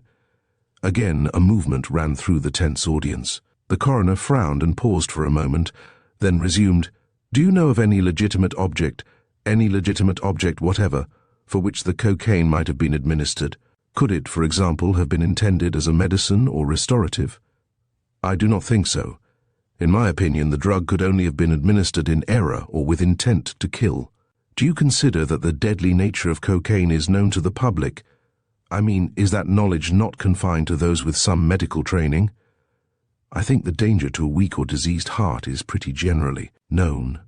Most people are aware that deaths have occurred by its use, for example, by dentists, and that for this reason it is now seldom employed as an anesthetic." The coroner slowly blotted his manuscript. "Now, Dr. Lingard, injections are administered with a hypodermic syringe, are they not?" "That is so. Is there any other way in which they can be given?" "No." "Was such a syringe found in the present instance?" Dr. Lingard did not know. He had examined the body only, not the house in which the death had occurred. The coroner turned to another point. "Did the body show any sign of the injection having been forcibly administered?" "No, but force sufficient to leave traces would not have been necessary." "Would death from this cause leave traces other than those ascertainable from a post-mortem?" Dr. Lingard hesitated very slightly. "I do not think so," he answered. "If it did, they would be very faint, and it would be easy to overlook them." "Was Dr. Emerson at the post-mortem?" "He was." "Have you anything else to tell us? Anything which you think might throw further light on this extraordinary affair?" No, Dr. Lingard had nothing, and Dr. Emerson was recalled. He declared emphatically that he had never had any suspicion that the deceased might have been addicted to the cocaine habit. "You have heard the evidence the previous witness gave as to the cause of the deceased's death. Do you, from your present knowledge, agree with his conclusions?" "Completely," Dr. Emerson answered. The man looked harassed and careworn, but his bearing remained dignified. "Then how do you account for your certificate that death occurred from natural causes?" Dr. Emerson made a gesture of helplessness. "How can I account for it except in the one way?" he replied. "I was misled by the facts. I admit being in error, but I do not think that under the circumstances any doctor in the world would have acted otherwise than as I did. Now, Dr. Emerson," the coroner leaned forward and looked keenly at his witness, "tell me this. Did you really examine the body at all after death?" "I certainly examined it, and I examined it with reasonable care, and neither then nor at any time since until I heard of this extraordinary development had I the slightest doubt that my certificate was incorrect." He paused then, as the coroner did not speak, went on again. You will admit that under the circumstances the idea of murder was the last that would occur to anyone. 5 days earlier Dr. Philpott had seen the man. He was then at the point of death. He told me he expected to hear of his death at any moment. When I heard of it, I went out and examined the body. It had all the appearance of death from myocarditis. Only a post-mortem could have told the difference. Only a post-mortem did tell the difference. As you know, a post-mortem is seldom held unless there is suspicion of foul play. In this case, there was none. I deeply regret that I was misled, but I believe in all honesty that there is no one who would not have acted as I did under similar circumstances. The coroner bowed and turned to the jury. As Dr. Emerson has spoken so fully and frankly on this matter, I do not think that I am called upon to refer to it further. He no doubt realizes how regrettable it was, for if suspicion had been aroused at the time, instead of 9 weeks later, it might have made all the difference in capturing the criminal. In saying this, I am not suggesting that blame attaches to him. Would anyone like to ask Dr. Emerson any further question before he stands down? No one responded to the invitation, and Dr. Philpott was recalled. He deposed that he had never seen any indications of the cocaine habit about deceased, and he did not believe that, considering the state of his heart, he could have used it. Sergeant Kent was then sworn. He said that on learning the result of the post-mortem, he had proceeded to the deceased's cottage and had there made a detailed search for cocaine or a hypodermic syringe, but without finding traces of either. The undertaker's men, recalled, also declared that they had seen nothing of the kind while attending to the body. There being no further witnesses, the coroner made a short business-like statement summing up the evidence. As to the cause of death, he said, there could be no doubt. The medical evidence was complete and undisputed. Deceased had died as the result of an injection of cocaine, which his diseased heart was unable to stand. That injection might or might not have been self-administered. The evidence of both doctors was that in their opinion the deceased was not a victim of the cocaine habit, and it was for the jury to consider the probability of his having used it in this instance. He would direct their attention to another point. Had the fatal dose been self-administered, the syringe must have remained on or beside the bed. It had not been found. Who then had removed it and why? On the other hand, if the jury considered the dose had been given by some other person or persons, they must consider with what motive this had been done. If they believed a genuine error had been made, they would return a verdict of death from misadventure. But if upon weighing all the circumstances they rejected the possibility of error, they would return a verdict of willful murder. For nearly an hour the jury deliberated, and then they brought in the expected verdict of willful murder against some person or persons unknown. You did that quite well, Major Valentine assured French, as the two men walked to the former's car after the inquiry. If Roper is alive and reads your evidence, and he is certain to do that if he is in the country, he will think he is safe and may start changing the notes. By the way, are you sure that Tarkington and that clerk of his won't give you away about the numbers of the notes? Your evidence must have sounded peculiar to them. I thought of that, French answered, and I saw them both and warned them. They'll hold their tongues. I suppose no one has been trying to get just that information out of them? No, sir. I asked them that first thing, but no one had. Before Major Valentine left, he discussed with French the steps that he would take to try to find out whether anyone had disappeared at the time of the fire. The inquiry had already been made, but this time it was to be pressed much more energetically.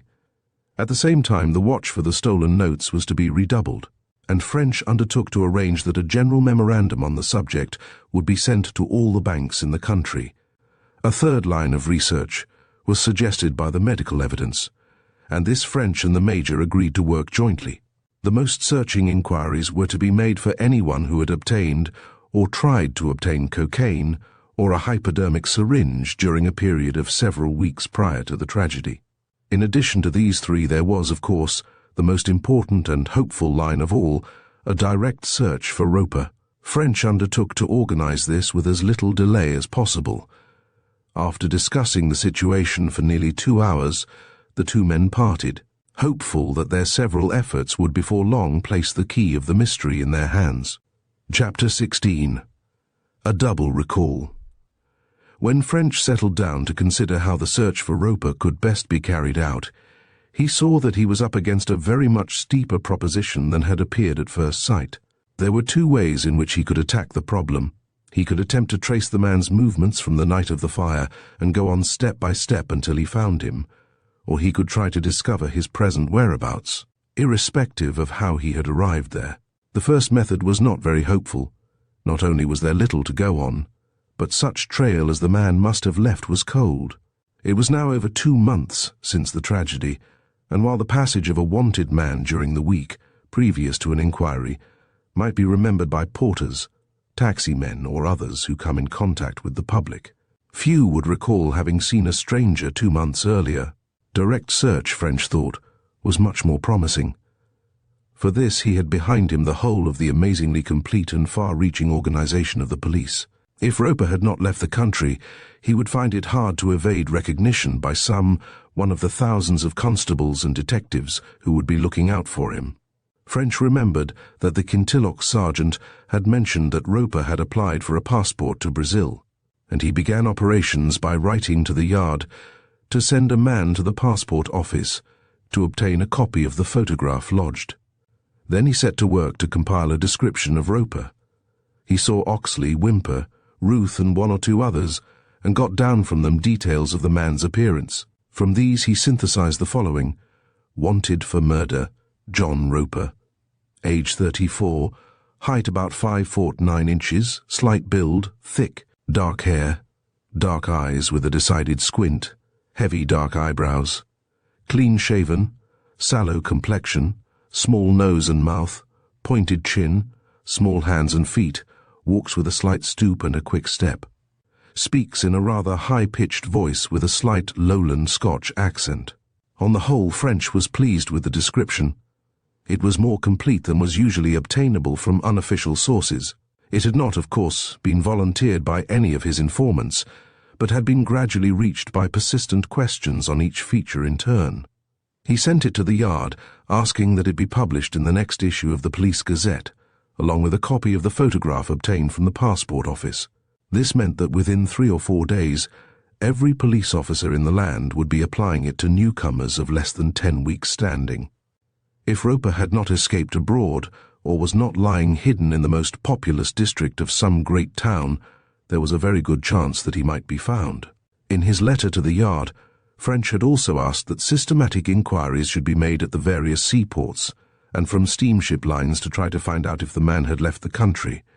He suggested concentrating on lines running to Brazil, or calling at places from which other lines ran to Brazil. Airlines to the continent he included, as well as the ordinary cross-channel services, though from these he scarcely expected a result. Next he determined to make, so far as he could, lists of the attendant's friends, places where he had spent his holidays, and any other details of his life that could be ascertained.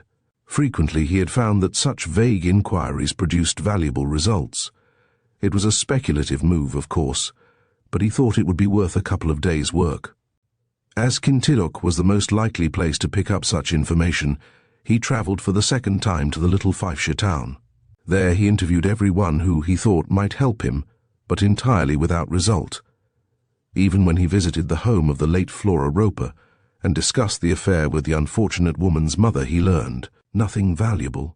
As he was leaving Kintilloch, it occurred to him as a last forlorn hope that possibly Dr. Philpott might be able to assist. The address the doctor had given him was in Glasgow, and to return via Glasgow was but little out of his way. He decided he would pay the call on chance. About 5 o'clock that afternoon, therefore, he turned from Dumbarton Road into Kilgore Street and looked up number 47. It was a rather decayed-looking apartment house of a shabby, genteel type, and the landlady who answered his ring gave him the same impression of having fallen on evil days. Rather a come-down, French thought, for a man who had occupied a comfortable villa standing in its own grounds to be reduced to this semi-slum lodging-house. With a momentary feeling of pity, he inquired if Dr. Philpott was at home. "There's no Dr. Philpott lives here," the woman answered in complaining tones. "There's a Mr. Philpott, if that's who you mean. He may not be a doctor, I'm not sure," French returned. "The man I mean is fair-haired with a thin face, and could only have come to you within the last week. Yes, that's him all right, but he isn't in. When do you expect him? He generally comes in about 6 or past. Then I'll call back. French strolled about the parks around Kelvinside until his watch warned him to return to Kilgore Street. Philpot had just arrived. He seemed glad to see French, and told of his new life with an eagerness that the latter thought rather pathetic. "I hated that place, Inspector," he went on. "I didn't realize it while I was there, but now that I have left, I am surprised how much I hated it. But I believe I'm going to like my new work. I've got a job, you know." "Glad to hear it," French returned cheerily. "I hope it's a good one." "It's too soon to say that. I'm now a commission agent. It is by the kindness of an old friend. He has let me have one of his sidelines to see how I get on. It doesn't sound a promising proposition, but I confess I've been surprised at its possibilities since I started. It concerns the marketing of inventions. My friend keeps in touch with the patent agents and approaches all the smaller patentees. Then if the thing looks good, I try to find a manufacturer or a market. I am to pay him a percentage of all my takings, and already I've been in touch with 5 inventions, all of which are doing very well. If my luck holds, I hope someday to be able to square all those people I now owe money to in Thursby. Then my idea is to get across to the States and start afresh." French offered his congratulations, and as soon as he reasonably could, switched the conversation over to Roper. Philpot seemed considerably surprised, but he willingly discussed the attendant and obviously did his best to satisfy his visitor. He gave a good deal of information, but only one piece seemed to French at all useful. Roper had occasionally visited Peebles. What he had gone for Philpot did not know, but he believed his family lived there. Roper had once referred to his widowed mother, and had spoken of going to Peebles to see her. "I'm sorry not to be able to give you more help," Philpot apologized, when French at last showed signs of coming to an end. "I suppose it would be indiscreet to inquire what you're after." French hesitated. He had avoided mentioning his theory to anyone except Chief Inspector Mitchell and Major Valentine, and his working principle in such cases was reticence. For a moment he was tempted to confide in Philpot. Then habit triumphed and he prevaricated. "My dossier of the case is not complete without all the information I can put into it. It is academic, of course, but I like to do things thoroughly. Gets you a reputation for efficiency, you know. One can't afford to sneeze at it. Well, Doctor, I'm glad to have seen you, and I hope your good luck will continue." It was evident that Philpot realized that he had been put off, but he made no further reference to the subject, and his goodbye was cordial enough. French, in his kindly way, was pleased to see that the man had a chance of making good, and his congratulations and good wishes were really sincere. After some thought, he determined to follow up the doctor's clue, and next morning he went to Peebles. There he had little difficulty in finding Roper's mother. She kept a huckster's shop in the poorer part of the town, but it was evident that she was getting too old for the work, and that business was not flourishing. She was suspicious at first, but under the genial influence of French's manner, she thawed and presently became garrulous. French was soon satisfied that she had no idea that her son might be alive. He pumped her with his usual skill, pretending he was a former acquaintance of Roper's, but in the end also he was unable to learn anything helpful. He returned to Thursby and began a series of inquiries at the nearby railway stations, posting establishments, inns and villages, in the hope of coming on some trace of the quarry. But the trail was too old. For 3 days he worked early and late, but nowhere did he learn of any mysterious stranger who might prove to be the missing man. He was indeed about to give up in despair, when his labours were brought to an unexpected conclusion. Chief Inspector Mitchell wired an urgent recall to the yard. It was by no means the first of such recalls that French had received. Though it was not usual to interrupt an officer who was actually engaged in investigating a case, the incident always bred a slight uneasiness. The possibility of having made some serious blunder was ever present, and French was aware that his most unhappy experiences had almost invariably followed periods of exultation and self-satisfaction. Chief Inspector Mitchell was an exceedingly shrewd man, and he had a perfectly uncanny way of delving to the bottom of problems and of seeing clues that other people missed. French earnestly hoped that it was not so in the present instance. He travelled up by the night train and early next morning reported at the yard. There he found his fears were groundless. The chief inspector, so far from grumbling, was in a very good mood and almost complimented him on what he had done. "Well, French, you're up against it again, are you? What were you busy at when you got my wire?" French explained. "You can do something better. Read that." It was the typewritten note of a telephone conversation. It appeared that at 4 o'clock on the previous evening, the manager of the Northern Shire's bank in Throgmorton Avenue had rung up to say that 2 £20 notes bearing numbers on the list, supplied in connection with the Starvel Hollow crime, had been passed into the bank that afternoon. The cashier had just at that moment made the discovery, but unfortunately he was unable to remember from whom he had received them. "By Jove, sir," French exclaimed. "Then Roper is in town." "It looks like it if your theory is right," the chief inspector admitted. "I sent Willis across at once and he saw the cashier. But the man couldn't say where the notes had come from. Willis got him to prepare a list of all the lodgements he had received that day, intending, if you didn't turn up, to go round the people today with Roper's description. You had better see him and find out what he has done. I want you to take over from him at once, as he is really on that Colchester burglary." "Very good, sir." "Do you know if the notes were together, if they seemed to have come in from the same party?" Willis asked that. "They were not near each other in the pile. Of course, the argument is not conclusive, but the suggestion is that they came in separately. If that is so, it looks as if Roper was changing them systematically." "Possibly. In that case, we may expect more notes to come in." "That'll do, French. Go and see Willis and start right in." Inspector Willis was seated at the desk in his room, apparently trying to reduce to some sort of order the chaotic heap of papers which covered it.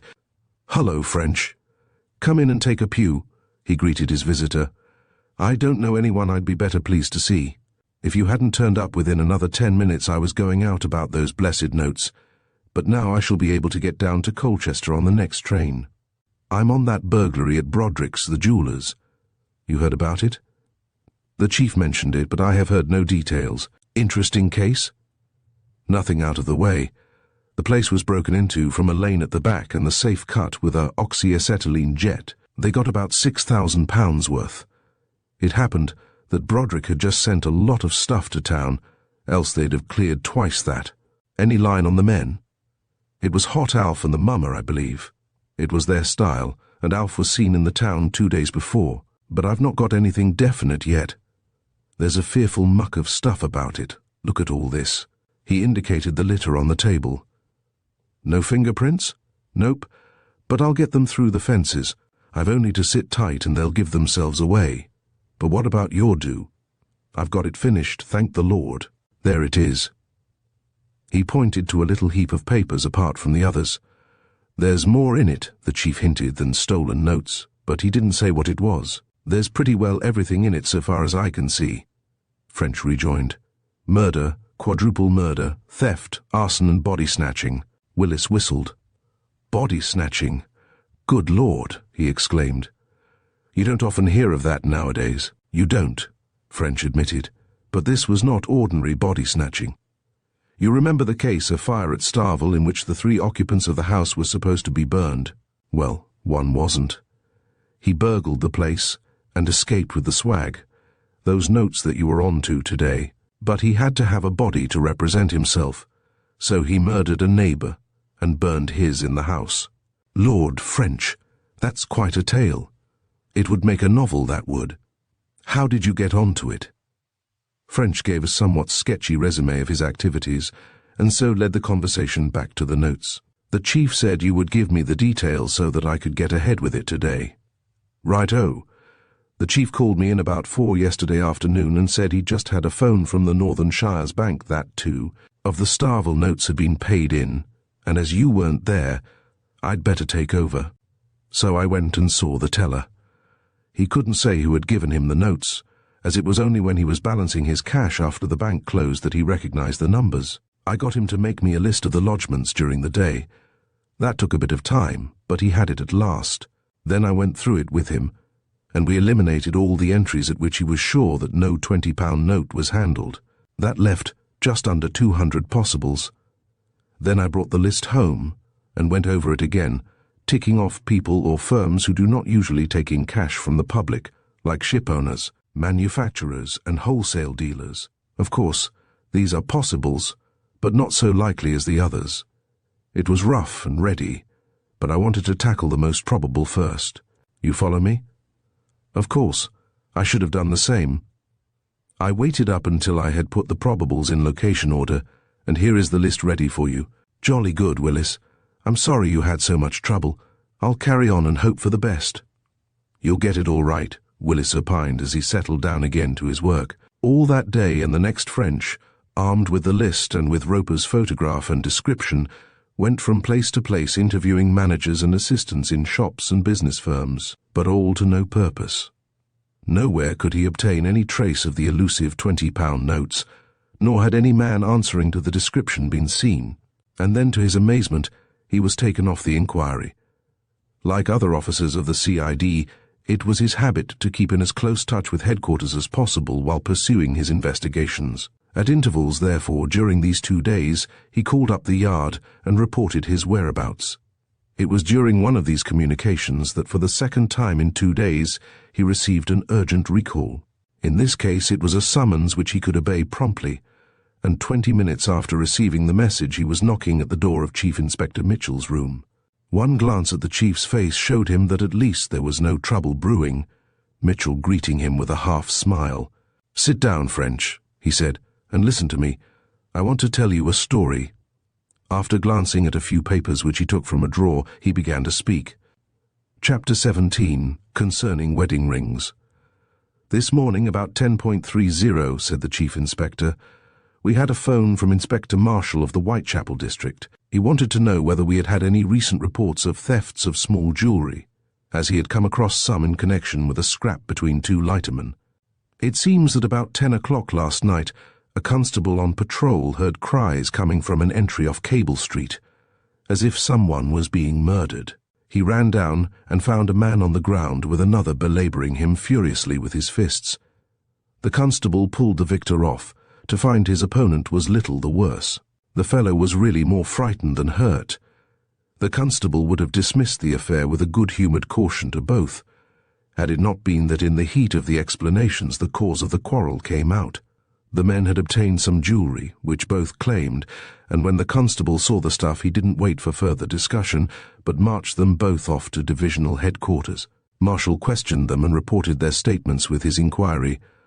The whole thing so far was purely commonplace, and if the jewellery had consisted of ordinary trinkets, I should have thought no more about it. But the nature of the stuff tickled my fancy, and I grew interested. You would hardly guess what they had. Wedding rings. I certainly shouldn't have guessed that, sir. I don't suppose you would. Well, that's what they had. 39 wedding rings on a cord. They were all much of the same size and value, and there was not another ring. They were searched, but nothing else was found on them. Marshall, of course, asked them where they got them, and their answer was more interesting still. It appeared that the victor, James Gray, was the skipper of a Thames lighter, and the vanquished, William Fuller, was his crew. A third man was on board who looked after the engine, but he didn't come into the affair. Gray stated that about 8:30 that same evening, they were working empty down the river. They had left a cargo of Belgian coal at an upriver works and were running down to their moorings for the night. They usually stopped about 6, but trouble with their engine had delayed them on this occasion. It was rather a dirty night, raining and very dark and blowing a little. Gray, the skipper, was at the helm, and Fuller was forward, acting as lookout. The third man was below at the engines. Just as they began to emerge from beneath the tower, Bridge Fuller heard a smack on the deck beside him. He looked down, and in the light of some of the shore lamps, saw some bright objects rolling about on the planks. On picking one up, he was astonished to find it was a wedding ring.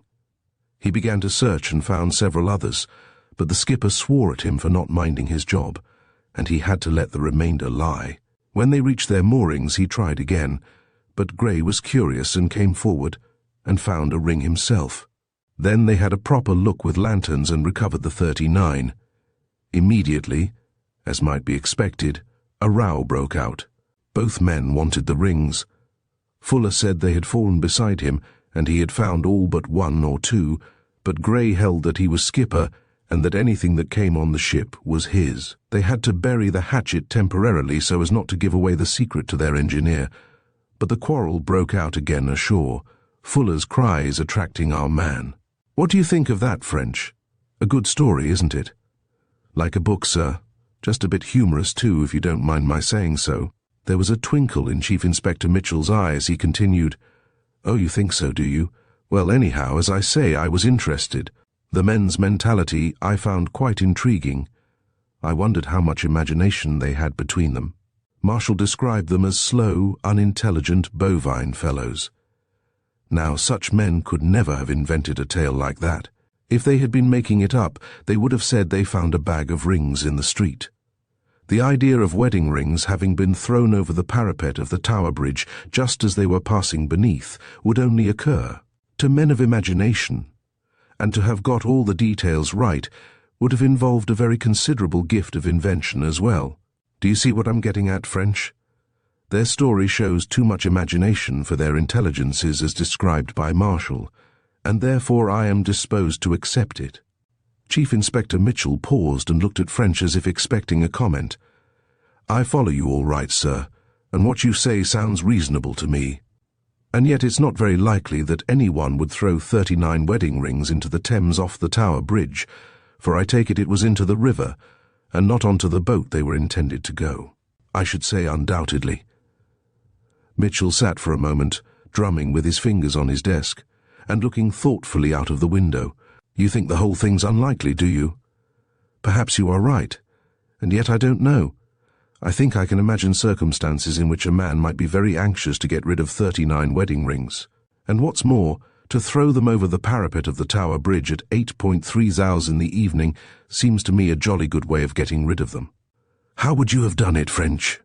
French glanced at his superior in some surprise. He could not understand the other's interest in this commonplace story of stolen rings. Still less could he understand why he had been interrupted in his useful and important work to come and listen to it. However, he realized that it would be tactless to say so. "I don't know, sir," he answered slowly. "I suppose to throw 'em in the river would be the best way, but he should have seen there was nothing passing underneath." "Ah, now that is an interesting point also. But first, does anything else strike you?" French looked wary. "Just in what way, sir?" "This. Suppose you want to throw a package into the river, and you want to do it absolutely unobserved. Where will you do it?" "I see what you mean, sir. That bridge at that time of night is about as deserted as any of the London bridges." "Exactly, that's what I mean. There is evidence there of selection which would never strike a man like these bargees, but you say he ought to have seen the boat. Why should our unknown not have looked out for passing boats? I'll tell you, I think. Though the bridge is comparatively deserted, it is not deserted. To look over the parapet far enough to see the water below would have attracted attention. A suicide might have been feared. Some officious person might have come forward. No, the unknown would simply chuck his parcel over without even turning his head, secure in the belief that even if by some miracle it was found, the contents would never be traced to him. Do you agree?" "Seems quite sound, sir." "It may be sound or it may not," Mitchell returned. "All that I have been saying to you may be the merest nonsense, but it shows, I think, that the story these men told may be true. The chances of its being true are sufficiently great to warrant investigation before they are charged with theft. You agree with that?" This time French felt no doubt. "Oh yes, sir, I agree with that certainly. The men could not be convicted without going into their story." The chief inspector nodded, as if he had at last reached the goal for which he had so long been aiming. "That's it, French. Now will you start in and do it?" French stared. "Me, sir?" he exclaimed, as if unable to believe his ears. "Do you wish me to take it up?" The other smiled satirically. "I don't know anyone who could do it better. And drop my present case?" "Only temporarily," the chief assured him. "A day or so will make little difference to your own affair, and I have no one else to send on this one. Look into it, and try and find out if anyone dropped those rings off the bridge, and if so, who he was, and why he did it. When you have done that, you can go ahead with the Starvel affair. French was completely puzzled. This was very unlike the line the chief usually took. Of course, sir, it's what you say, but do you not think it is very urgent that this banknote business be followed up while the trail is warm? Every day that passes will make it more difficult to get the truth. That applies even more strongly to this other affair, but it has the advantage of probably being a shorter inquiry. With luck, you can finish it off tomorrow, and if so, that will delay the larger case only very slightly. French saw that whatever might be the chief's motive, he had made up his mind. "Very good, sir," he returned. "I'll go down to Whitechapel at once and get started." "Right. I wish you would." French was conscious of not a little exasperation as he walked to Charing Cross and there took an eastward-bound train. A few hours might make all the difference between success and failure in the Starvel case, and here he was turned on to this other business during the very period when it was most important he should be on his own job. He could not understand what was at the back of the chief inspector's mind. Apparently he suspected a crime, though what crime he had in view French could not imagine. Marshall could have dealt with ordinary petty theft, but if Mr. Mitchell suspected a serious crime, and if, as he said, no other officer was available to investigate the affair, his attitude would be explained. But whether it were explained or not, orders were orders, and French with an effort switched his mind off John Roper and on to lightermen and wedding rings. On arrival at divisional headquarters, he saw Inspector Marshall and heard his account of the affair, which was almost word for word that of the chief inspector's. "I don't know what the chief's got in his mind," French grumbled. "Here was I on that Starvel case and on a hot scent too, and why he should switch me off onto this affair I can't see. He's got some bee in his bonnet about it. He believes these fellows yarn, and he wants me to find the man who threw the rings over." Marshall made noises indicative of surprise and sympathy. "I shouldn't have thought the chief inspector would have stood for that dope," he remarked. "What are you going to do about it?" French didn't exactly know. He supposed he had better hear the men's story for himself, though, of course. After his colleague had examined them, his doing so would be only a matter of form to satisfy the chief. Then he would think over the affair and try to plan his next move. But rather to his own surprise, French found himself considerably impressed by the two men's personalities and the way they told their story. Both were heavy and slow-witted, and French judged without any imagination at all, and both seemed reasonably honest. After he had questioned them, he felt very much inclined to accept his chief's view and to believe the tale. "You say you found the rings by the light of a hand lamp," he went on presently. "Very good. Come along down with me to this boat of yours, and we'll have another look by daylight. Perhaps you missed a few." The men didn't think so, but they were very willing to do anything which got them out of the police station. They led the two inspectors to the dirtiest wharf that French had ever seen, and there, hailing a man in a wherry, the four were put aboard the Thames lighter Fickle Jane. She was a long, low craft, more like a canal boat than a lighter. 9/10 of her was hold, but at one end there was a tiny forecastle, and at the other an equally diminutive engine room. She was steered by a small wheel aft. "Now," French said to the crew, "go and stand just where you were when the rings came down." Fuller moved to the forecastle and took up a position on the port side of the companion. "And where did the rings strike?" "Couldn't just say to a foot, governor," the man answered, "but about that they're bolt-eed, or maybe a bit for'ard." The point he indicated was starboard of the companion, and midway between it and the side of the boat. French saw that objects falling at that point might scatter in any direction, and he began a careful search for further rings. In less than a minute he found one. It had rolled down along the strip of deck at the side of the hold, and jammed itself in a crack of the coaming timbers.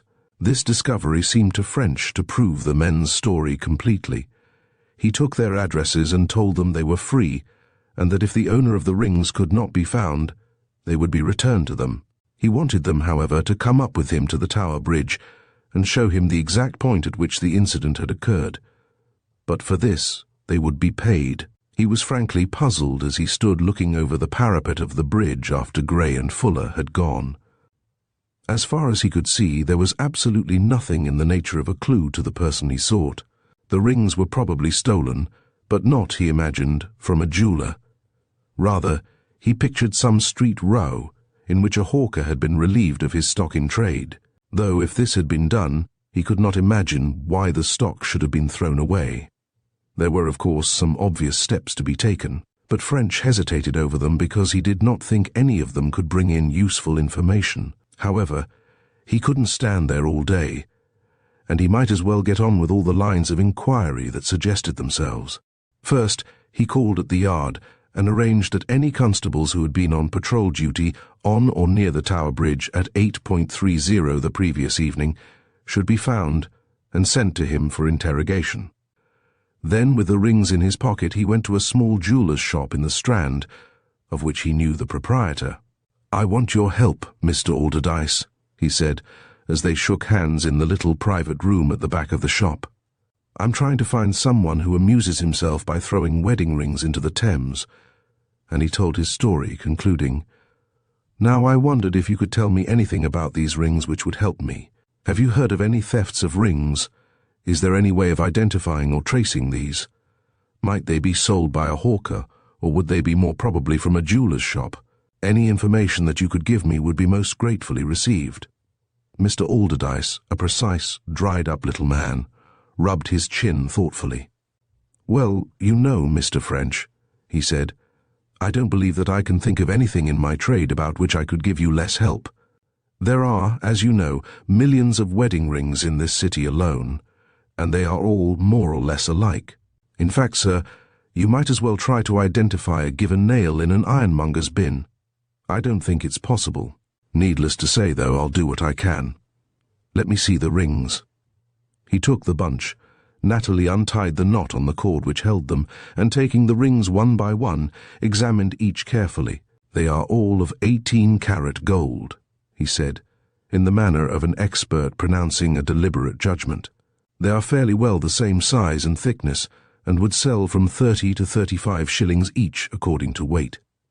I do not know much about the hawkers you refer to, but I should imagine that they would content themselves with a rather inferior article, and that these rings were sold by reputable jewellers. I have not heard of any cases of robbery of such rings. I do not see how you or anyone else could trace their sales.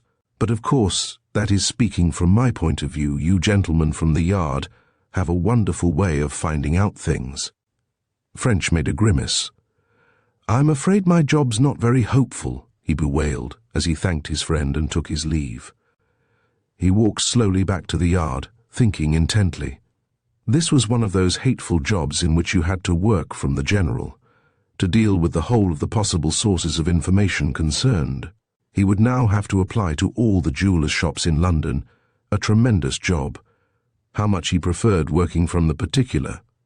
In that case, to complete the parallel, he would get a clue which would lead to the one shop or group of shops he required. But here the situation was reversed.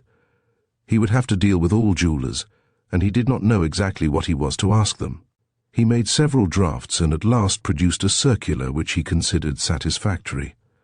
In it he said that the yard desired to trace a person who had got rid of 40 wedding rings on the night of Monday, 6th December, of which the particulars were as followed, and that he would be obliged for any information which might help. In particular, he wished to know whether any wedding rings had disappeared or been stolen recently. Failing that, he would be grateful for the description as far as it could be ascertained, of all persons who had bought wedding rings within the previous 4 days, with the date and approximate hour of the purchase. Replies, which would be treated as entirely confidential, were to be sent to Inspector French at New Scotland Yard. He set some men to work with directories to find out the addresses of jewellers in London and made arrangements to have the necessary copies of his circular prepared and delivered. Then he organised a staff to deal with the replies when they came in. Finally, having cleared his conscience with regard to the rings episode, he returned to his work on the banknote case, picking up the thread at the point at which he had left off. By next morning, several hundred answers to his circular had been received, and others were arriving continuously. Reluctantly, he gave up the banknote question and went to his office to have a look over them. In accordance with his instructions, his staff had prepared a statement to which they added the information given in each reply. One column they headed "Robberies and Disappearance of Rings," and a glance down this showed French that none such had occurred. In a number of other columns they had put information about purchasers. These columns were headed with certain details of appearance, such as estimated age, over or under 30, 45 and 60, tall, medium and short, dark and fair, with and without glasses and so on. By this means it became possible to determine whether the same person might have dealt in more than one shop. There were a great many columns and comparatively few entries in each, and of those in the same column nearly all were distinguished by differences in other columns. Of course, the vast number of the descriptions were vague and incomplete, and most of the shops recorded purchases in connection with which the assistants could recall nothing of the purchaser. But this was only to be expected, and French worked with such results as he could get. Of the replies entered up, French gradually eliminated. The remaining 6 he examined more carefully, whistling gently as he did so. They were all under the general divisions: Homburg hat, fawn coat, dark, with moustache, and with glasses. But this in itself conveyed little. It merely indicated a possibility. But when he found that 4 of the 6 shops were in the same street, and that the purchases in all 4 had been made on the same day and at almost the same hour, his interest suddenly quickened. French considered that the matter was worth a personal call, and leaving the yard, he drove to the first of the 6 and asked to see the manager. "We're very sorry to have given you all this trouble," he began as he produced the reply they had sent in. "But the matter is really important. This may be possibly the man we want. Could I see the assistant who attended to him?" In a few seconds a Mr. Stanley was produced, and French asked him to repeat his description of his customer. "I remember the man quite clearly, sir," Stanley answered. "He had very dark hair and a thick dark moustache and dark glasses. He wore a soft grey Homburg hat and a fawn-coloured coat." "It is a pleasure to deal with you, Mr. Stanley," French smiled. "You are certainly very observant. Now tell me, how do you come to remember the man so clearly?" "I don't think there was any special reason, sir, unless it was that I happened to look out of the window and saw him get out of a taxi, and that sort of fixed my attention on him. The taxi waited while he was in the shop, and he got into it again and drove off when he had bought the ring. This was very satisfactory. If the customer was really the man French wanted, here was a clue, and a valuable one. To find the taxi which had stopped at the shop at a given time on the previous day should not be difficult. He continued his questions. "At what hour was that?" "About 11:30, the salesman said after some thought. "I couldn't say for sure, but it was about an hour before I went for dinner, and that was at 12:30. He didn't seem at all agitated, I suppose?" "No, sir, not more than most of them." Stanley smiled knowingly, and French felt that only for the sobering presence of the manager, a wink would have conveyed the man's thought. Most of them are a bit, shall we say, nervous, but this man was just the same as the rest. He gave a size and said he wanted a medium weight, and that was all that passed. French nodded, and reverting to the description, tried for some further details with which to augment it. Though he had complimented Stanley on it, he realized that as it stood, it was of little use. But the young man was unable to improve on his former effort, and French was about to thank the 2 men and leave the shop when Stanley chanced to drop a phrase which sent the detective into a white heat of excitement and made him marvel at Chief Inspector Mitchell's perspicacity and his own obtuseness. And there was nothing in the slightest degree out of the ordinary in the whole transaction, no matter how trivial. He had asked as a sort of general finale to his catechism, more as a matter of form than because he hoped to gain any information, and it was in reply that the assistant, after saying, "No, sir, I don't think so," had pronounced the priceless words, "Unless you would call changing a large note out of the ordinary." The man hadn't enough loose change to make up the 35 shillings, and he asked me to change a £20 note. "What?" roared French, with a delighted oath, springing to his feet in his excitement. So that was it. He saw it all now. Like a flash, this whole mysterious business of the wedding rings became clear as day. And the chief had guessed. Moreover, the chief had given him a broad hint, and he, like the ass that he was, had missed its meaning. He sat down and wiped his forehead. Who was this mysterious individual, this dark-haired man with moustache and glasses, but Roper? Roper it was who had been going about buying wedding rings. and Roper it was who naturally found that he must get rid of such incriminating purchases at the earliest possible moment. The whole thing was clear. For every ring a £20 note, a tainted £20 note, a £20 note from Mr. Averill's wrecked safe up at Starvel, and for every £20 note got rid of over £18 of good, clean, untraceable money brought in. It was a scheme, a great scheme, worthy of the man who had devised the crime as a whole. As these thoughts passed through his mind, French saw that the fact that the elusive purchaser had a moustache and glasses while Roper wore neither by no means invalidated his conclusion, but rather strengthened it. To a person of Roper's mental caliber, a moustache would appear one of the best of disguises, while a man with a squint had practically no option but to wear tinted glasses if he wished to preserve his incognito. From disgust at his job, French had suddenly swung round to enthusiasm.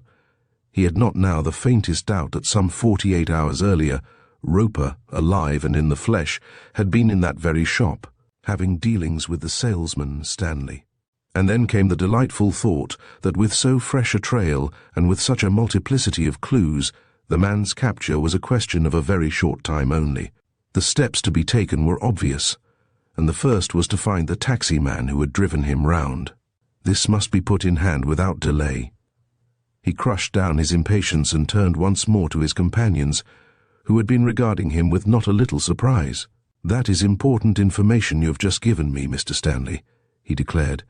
"Now can you tell me if this is the man?" He handed over one of Roper's photographs, and then his enthusiasm received a check. The salesman looked doubtfully at the card and shook his head. "I don't know," he said slowly. "I couldn't just be sure. It's like him and it's not like him, if you understand what I mean. The man who came here had a moustache." "A false one," French suggested. The other brightened up. "My word, but it might have been," he exclaimed. "I noticed it looked queer, now I come to think of it. It was very thick and long, thicker and longer than you generally see, and what you might call fuzzy round the top, not like a real moustache." "Yes, sir, I believe you're right. It looked just like a wad of hair set on." French laid a scrap of paper over the mouth. "Now look again." Once more Stanley shook his head. "No, sir, it's no good. I couldn't say for sure. You see that photograph shows his hair and his forehead and his eyes. Well, I didn't see any of those. He had tinted glasses and he wore his hat low down near his eyebrows. I couldn't tell. It might have been him and it might not." "Well, if you can't, you can't, and that's all there is to it. Now another point. Have you the £20 note?" The manager disappeared, returning in a moment with a handful of money. "Here are 7 £20 notes, all of that value we hold," he explained. "I cannot tell you certainly whether that paid in by your friend is among them, but it probably is, as the cashier thinks she did not give such a note in change, and no lodgment was made at the bank since the sale." Eagerly French compared the numbers of the 7 with those on his list, but this time he had no luck. If one of these had come from Starvel, it was one of which Tarkington had not retained the number. In spite of this, French was certain that he had discovered the truth, but he felt that before acting on his theory, he must put it to the proof. Fortunately, there was a very obvious way of doing so. If he traced another sale and found that another £20 note had been tendered, no further doubt could possibly remain. Pausing only to ascertain from the salesman that his customer had spoken with a Scotch accent, French hurried down the street to the next address on his list. There he had a somewhat different question to put to the manager. He was looking for a man who had within the last 3 or 4 days bought a wedding ring and who had paid for it with a £20 note. No, the manager need not be apprehensive. The note was good and the whole business in order. It was simply a question of tracing the man. Inquiries speedily produced the desired information. A Mr. Russell was sent for who had sold the ring in question. He remembered the purchaser, a slightish man of medium height with a heavy black moustache, a sallow complexion and tinted glasses. Owing to the latter, he had not noted the colour of the man's eyes, but he had observed that his hair was long and very dark, and that his hands were small. He thought the man might be the original of the photograph, but he could not be sure. When the bill had been made out, the man had searched his pockets and had been unable to produce sufficient change. He had said, "I'm afraid I'm short. I thought I had another 10-shilling note. Can you change £20? The salesman had replied, "Certainly, sir," and the man had handed over a £20 note. Both the salesman and the cashier had examined it carefully, and both were satisfied it was genuine. Unfortunately, it had since been paid away, and they could not therefore produce it. This information resolved French's last doubt, and he hailed a taxi and ordered the man to hurry to the yard. He was more than delighted with his day. At long last he was on a hot trail, with the vast resources of the CID. At his disposal, it could not now be long before he had his hands on the criminal of Starvel and had accomplished that triumph which was to be another milestone on the road which led to promotion. Chapter 18. Cumulative Evidence. Inspector French's satisfaction in this new development was but slightly marred by his knowledge that a certain amount of the credit for it must be allotted to his chief. Mr. Mitchell had certainly spotted the true significance of the discarding of the wedding rings, but French now saw that this was a comparatively unimportant achievement. In the first place, it was not due to superior ability, but to the lucky accident that the rings had fallen on the lighter instead of going overboard. In the second, and this French thought fundamental, the episode at the best had only hastened matters. If he had been left alone, he would certainly have traced one of the notes. Perhaps indeed this would have proved quicker in the end. But what, French asked himself, had led to the whole denouement? Was it not his, French's, foresight and ingenuity at the inquest? He had devised and skillfully baited a trap for his victim, and lo, the victim had walked into it with the most commendable promptness. He had fallen for the dope, as French's former acquaintance, Mrs. Chauncey S. Root of Pittsburgh, would have put it. And now a little energetic action, and the man would pay the price of his folly. For some time after reaching his room, French busied himself in putting in motion against the ingenious purchaser of rings the great machine of which he was a part. A telephone warning was sent to all stations that the man whose description had already been circulated in connection with the Starvel murders had disguised himself with a moustache and tinted glasses and had recently been in London, occupied in certain business involving taxis and wedding rings. A number of men were put on to trace the taxi or taxis employed, others to try to obtain further information at the jewellers, while still others were sent round the hotels in the hope of picking up a scent. It was not indeed until the late afternoon that French had time to settle down really to consider where he now stood. In the first place, it was clear not only that Roper had remained in the country, but that he had kept himself in touch with events in Thursby. Of course, this latter did not mean much, for the circumstances of the Starvel case had created widespread interest, and the details which came out at the inquest were fully reported in the papers. But Roper had evidently been uncertain as to how much the police knew, and French's evidence had had the desired reassuring effect. It might, of course, have happened that Roper's hand had been forced. He might have run out of cash to live on, or he might have required a lump sum, say, to leave the country. But whatever the reason, he had determined on a coup, and very cleverly he had arranged it. He must have made over £18 a purchase, and if he bought 40 rings in a day, his profits would amount to over £700. £700 a day was not bad. The following day was Sunday, but by Monday evening reports had begun to come in from French's little army of workers. 16 more shops had been found at which Roper had bought rings and changed 20 notes, and one of these notes bore a Starvel number. Moreover, it had been established that his activities had extended over at least 3 days. Inquiries at the fashionable restaurants had revealed the fact that on the Tuesday, a man answering Roper's description had paid for his lunch at the Carlton with a similar note. French received these items thankfully, and having made a skeleton timetable of the 3 days in question, fitted each item into its appropriate place. But none of those who had come in contact with Roper had been able to add to his knowledge of the man, or to give a clue to his present whereabouts. It was not indeed until the middle of the following forenoon that information came in which promised more satisfactory results. Within 10 minutes of each other, 2 telephone messages were received, stating that taximen who drove Roper had been found. These men on discovery had been ordered to report themselves at the yard, and they arrived almost simultaneously. French had them up to his room in turn. The first driver said he had been hailed by a man of the description in question about 10 a.m. on Tuesday of last week. The fare had explained that he wished to engage his vehicle up till 1 o'clock. He was a traveller in precious stones, and he wished to be taken to certain jewellers of which he had a list. The taximan had done as he was asked.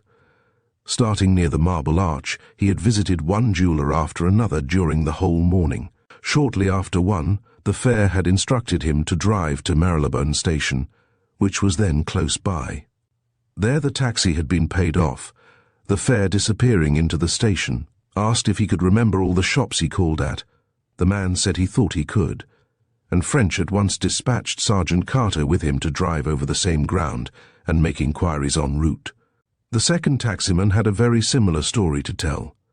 About 3 o'clock on the Thursday afternoon he was driving slowly down Aldwych when he was hailed by a man of the description the sergeant had given him. The man had engaged him by the hour and had told him of his business in precious stones, and they had driven to a number of jewellers, ending up about 5:30 at Moleseeds in the Strand. There the man had paid him off, and he had seen him entering the shop as he drove away. This driver also said he could remember the places at which he had called, and French sent another of his satellites round with him to amass information. As far as it went, this was satisfactory enough. If the other taximan could be found, every minute of Roper's 3 days would soon be accounted for, and it would be a strange thing if amongst all those with whom he had come in contact, some one person had not learnt or noticed anything which would help to find him.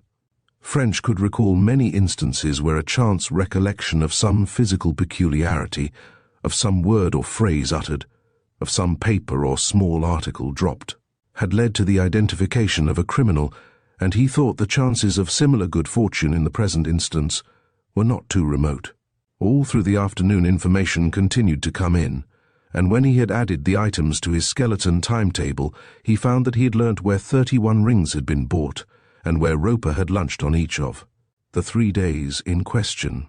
Of course, this information did not directly help with his present problem, but there were 2 other items of news which seemed more promising. The first was that 7 of the 31 shop assistants who had been interviewed had noticed a fresh cut on Roper's thumb, small but peculiarly shaped. This was an additional identification which might be useful in dealing with waiters, dining car attendants, hotel porters and others who would be likely to observe a customer's hand. The second item French received with deep satisfaction. Roper had spent the Tuesday night at the Strand Palace Hotel. This seemed to negative the suggestion that the man was living in London, and French therefore became much more hopeful of the prospects of finding his whereabouts on the Thursday night, the point at which he must start, if he was to succeed in tracing him. But it was not until the next afternoon that his hopes were fulfilled. When he reached the yard after lunch, he found that a telephone message had just been received from Sergeant Elliot, who was working the hotels in the Bloomsbury area. Roper, the man reported, had spent the Thursday night at the Peveril Hotel in Russell Square. Within 20 minutes, French had reached the building. Sergeant Elliot was waiting for him in the lounge. "How did you get on to him?" French asked, after they had greeted each other heartily and withdrawn into a quiet corner. "Just pegging away, sir. No special clue. This is the 16th hotel I've been to, but I think there's no doubt it's him. He turned up here about 7:15 on Thursday evening and asked for a room. On the plea of having a chill, he had a fire in his room and dined there. Next morning he paid his bill to the waiter and left about 9:45. Did he take a taxi?" "Not from the hotel, sir. He just walked out carrying a small suitcase in his hand. Wasn't taking any risks. Confound him for giving us all this trouble. See Elliot. You look round and get hold of the men who were on point duty hereabouts on Friday morning. Some of them may have noticed him. Then go round to the nearby tube stations. I'll go back to the yard and get the taxis and the terminal stations worked. You follow me?" "Right, sir. I'll go now." French turned to the manager's office to check his subordinate's information. There his inquiries speedily convinced him that Roper had indeed stayed in the hotel. It was true that he had registered under the name Jazz, Fulton, Manchester, but the handwriting set the matter at rest. That it was Roper's, French had no doubt whatever. Except that one of the waiters had noticed the cut on the man's right thumb. This, unfortunately, was the only result of his inquiries. Though he was as thorough and painstaking as ever, he could find no clue to the man's present whereabouts. Returning to the yard, he recalled the men who were engaged on the hotels and jewelers' shops and set them new tasks. Some of them were to look for a taximan who had taken up a fare of the suspect's description in the neighborhood of Russell Square about 9:45 on the morning of the previous Friday. The remainder were to visit the great stations, in the hope of learning that the same man had left by train. French was accustomed to prompt and efficient service, but when within an hour the wanted taximan had been found, he could not but admit pleasurable surprise. He therefore paid a somewhat unusual compliment to his subordinate on his prowess, and told him to fetch the man along. The driver proved to be a big, brawny Irishman. He stated he had picked up a fare like the man described at the Russell Square end of Southampton Row, about the hour named. The man had carried a small suitcase and had been walking away from the square. The driver had not seen his face clearly, as he had his collar turned up and his hat pulled low. But when French heard that he spoke with a Scotch accent, he felt that things were going as they should. It was therefore with keen interest that he waited for a reply to the question, where had he driven him? To Gracechurch Street, sir, the man answered. To a block of buildings halfway down the street on the left-hand side. Could you find it again? I could, sir, surely. Then drive there. An inspection of the plates at each side of the entrance door showed that the block of buildings contained 11 suites of offices. French stood contemplating the names and wondering in which of the firms Roper had been interested. None of them seemed very promising at first sight. There were 2 coal merchants, a chemical analyst, a stockbroker, an engineer and architect, 3 shipping firms and 3 commission agents. Of these, the shipping firms seemed the most hopeful, and French decided to start with them. Obtaining no information at the shipping offices, he went on to the remaining firms, and at the 7th he struck oil. The office boy at Messrs. Dashwood and Munce's stockbrokers remembered such a man calling at the hour in question. He had, he believed, seen Mr. Dashwood, and it was not long before French was seated in the senior partner's room. Mr. Dashwood, a tall, thin man with a shrewd expression and keen eyes, listened attentively while French stated his business. I admit, he said, that the description you give resembles that of our client, but you must be aware, Inspector, that a client's dealings are confidential, and unless you can prove to me that this is really the man you want, and that it is my duty to discuss his business, I do not think I feel called on to say any more. I thoroughly appreciate your position, French returned suavely, and under ordinary circumstances agree that you would be absolutely right. But these circumstances are not ordinary. Firstly, here are my credentials, so that you will see that I really am an officer of Scotland Yard. Secondly, I must take you into my confidence to the extent of telling you that the man is wanted for a very serious crime indeed, a triple murder, in fact. You will see, therefore, that you cannot keep back any information about him which you may possess. Mr. Dashwood shrugged. What you say alters the matter. Tell me what you wish to know. First, your client's name and address. Mr. Dashwood consulted a small ledger. Mr. Arthur Lyle Whitman, care of Mr. Andrew MacDonald, 18 Moray Street, Pentland Avenue, Edinburgh. Was he an old client? No, I had never seen him before. And what was his business? He wished us to purchase some stock for him. Oh, said French. Did he pay for it? Yes, he paid in advance. In notes of £10 and less in value, I suppose. Mr. Dashwood shot a keen glance at the other. That's right, he admitted. It seemed a peculiar way of doing things, but he explained that he was a bookmaker and had been doing some big business lately. What was the amount? Roughly £2,000. No £20 notes, I suppose? None. He counted it out here, and 10 was the highest value. French was delighted. There was no doubt he was on the right track. Further, 3 days at £700 just made the required sum. In what stock were you to invest? Brazilian, 1,000 in government 5% and the rest in rails.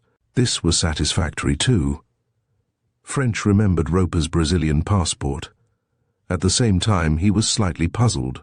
Surely the man was not mad enough to imagine he could get out of the country. Still, if he thought he was not suspected, he might try to do so. Where was the interest to be paid? Did he say he was going out? Yes. He said he was sailing in a few weeks and that he already had an account in the Beira Bank at Rio to which the dividends were to be paid. French laid his photograph and description on the other's desk. That the man? Mr. Dashwood examined the photograph and slowly read and reread the description. I don't know, he said at last. At first glance I should say not, but on consideration I'm not so sure. If it was he was disguised. I have reason to believe he was disguised. Then probably it was he. The features which he couldn't alter, such as his height and build, correspond all right. Have you got a specimen of his handwriting? Yes.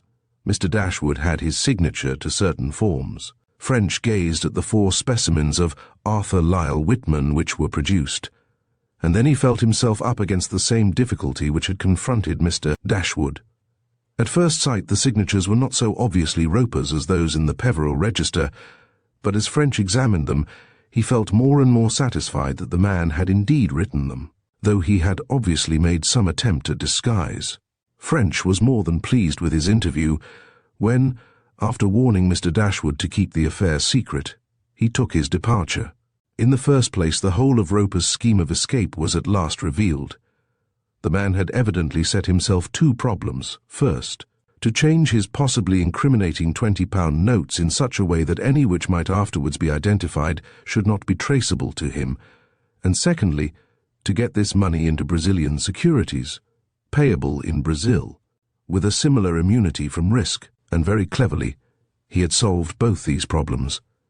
But he had made an error, and French smiled grimly as he thought of it. He had given an address to Dashwood and Muntz. A fatal error.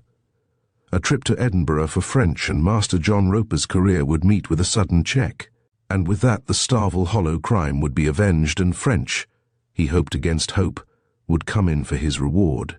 Could he not, French wondered, find out something about that address without leaving London? He turned into a telegraph office and sent a wire to the Edinburgh police. Early next morning there was a reply. It seemed that Mr. Andrews MacDonald of 18 Moray Street, Pentland Avenue, through whom Mr. Arthur Lyle Whitman was to be approached, was a small tobacconist with a rather shady reputation.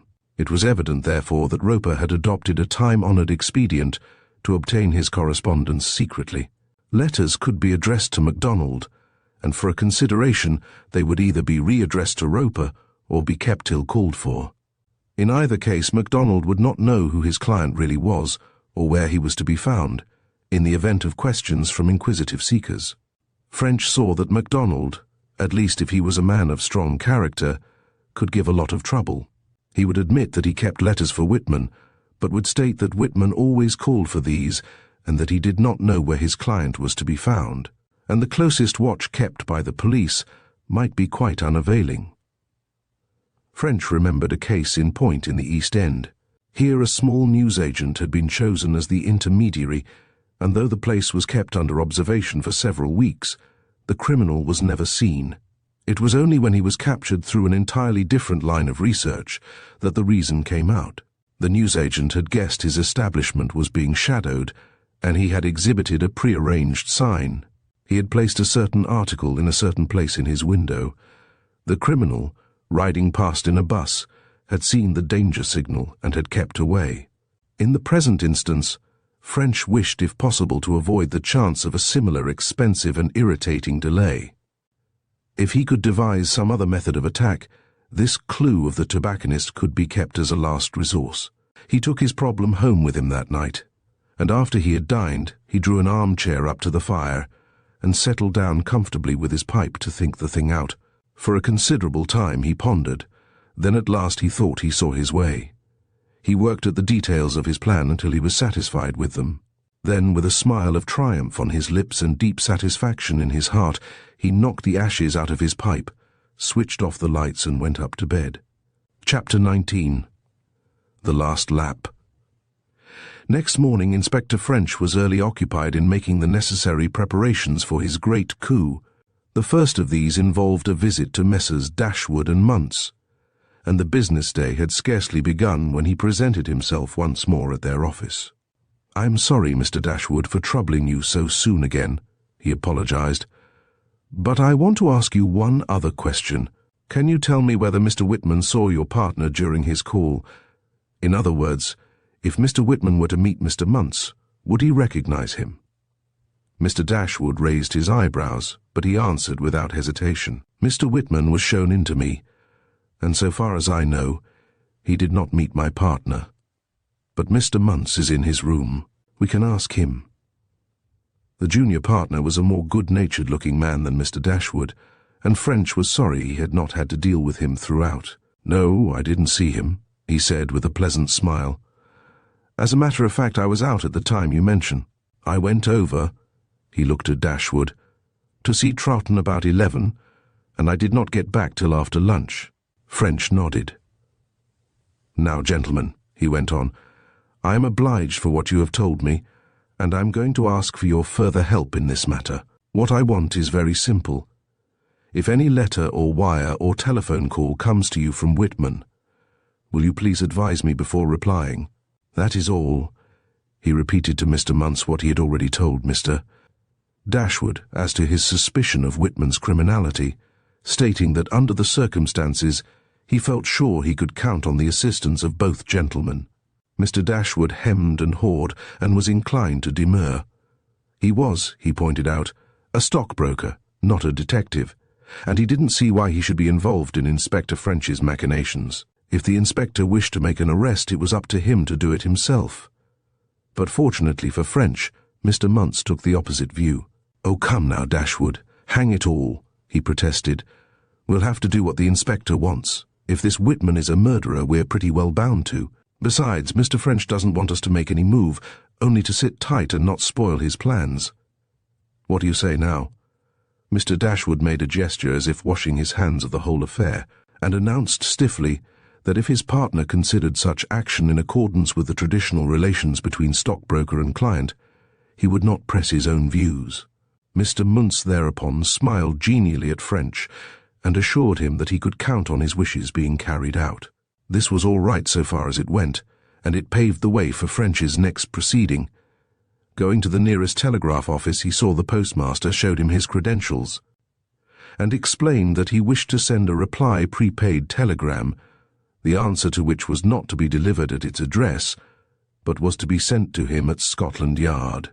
Then, drawing a form towards him, he wrote, "To Whitman, care of MacDonald, 18 Moray Street, Pentland Avenue, Edinburgh. Serious fall in Brazilian stocks impending.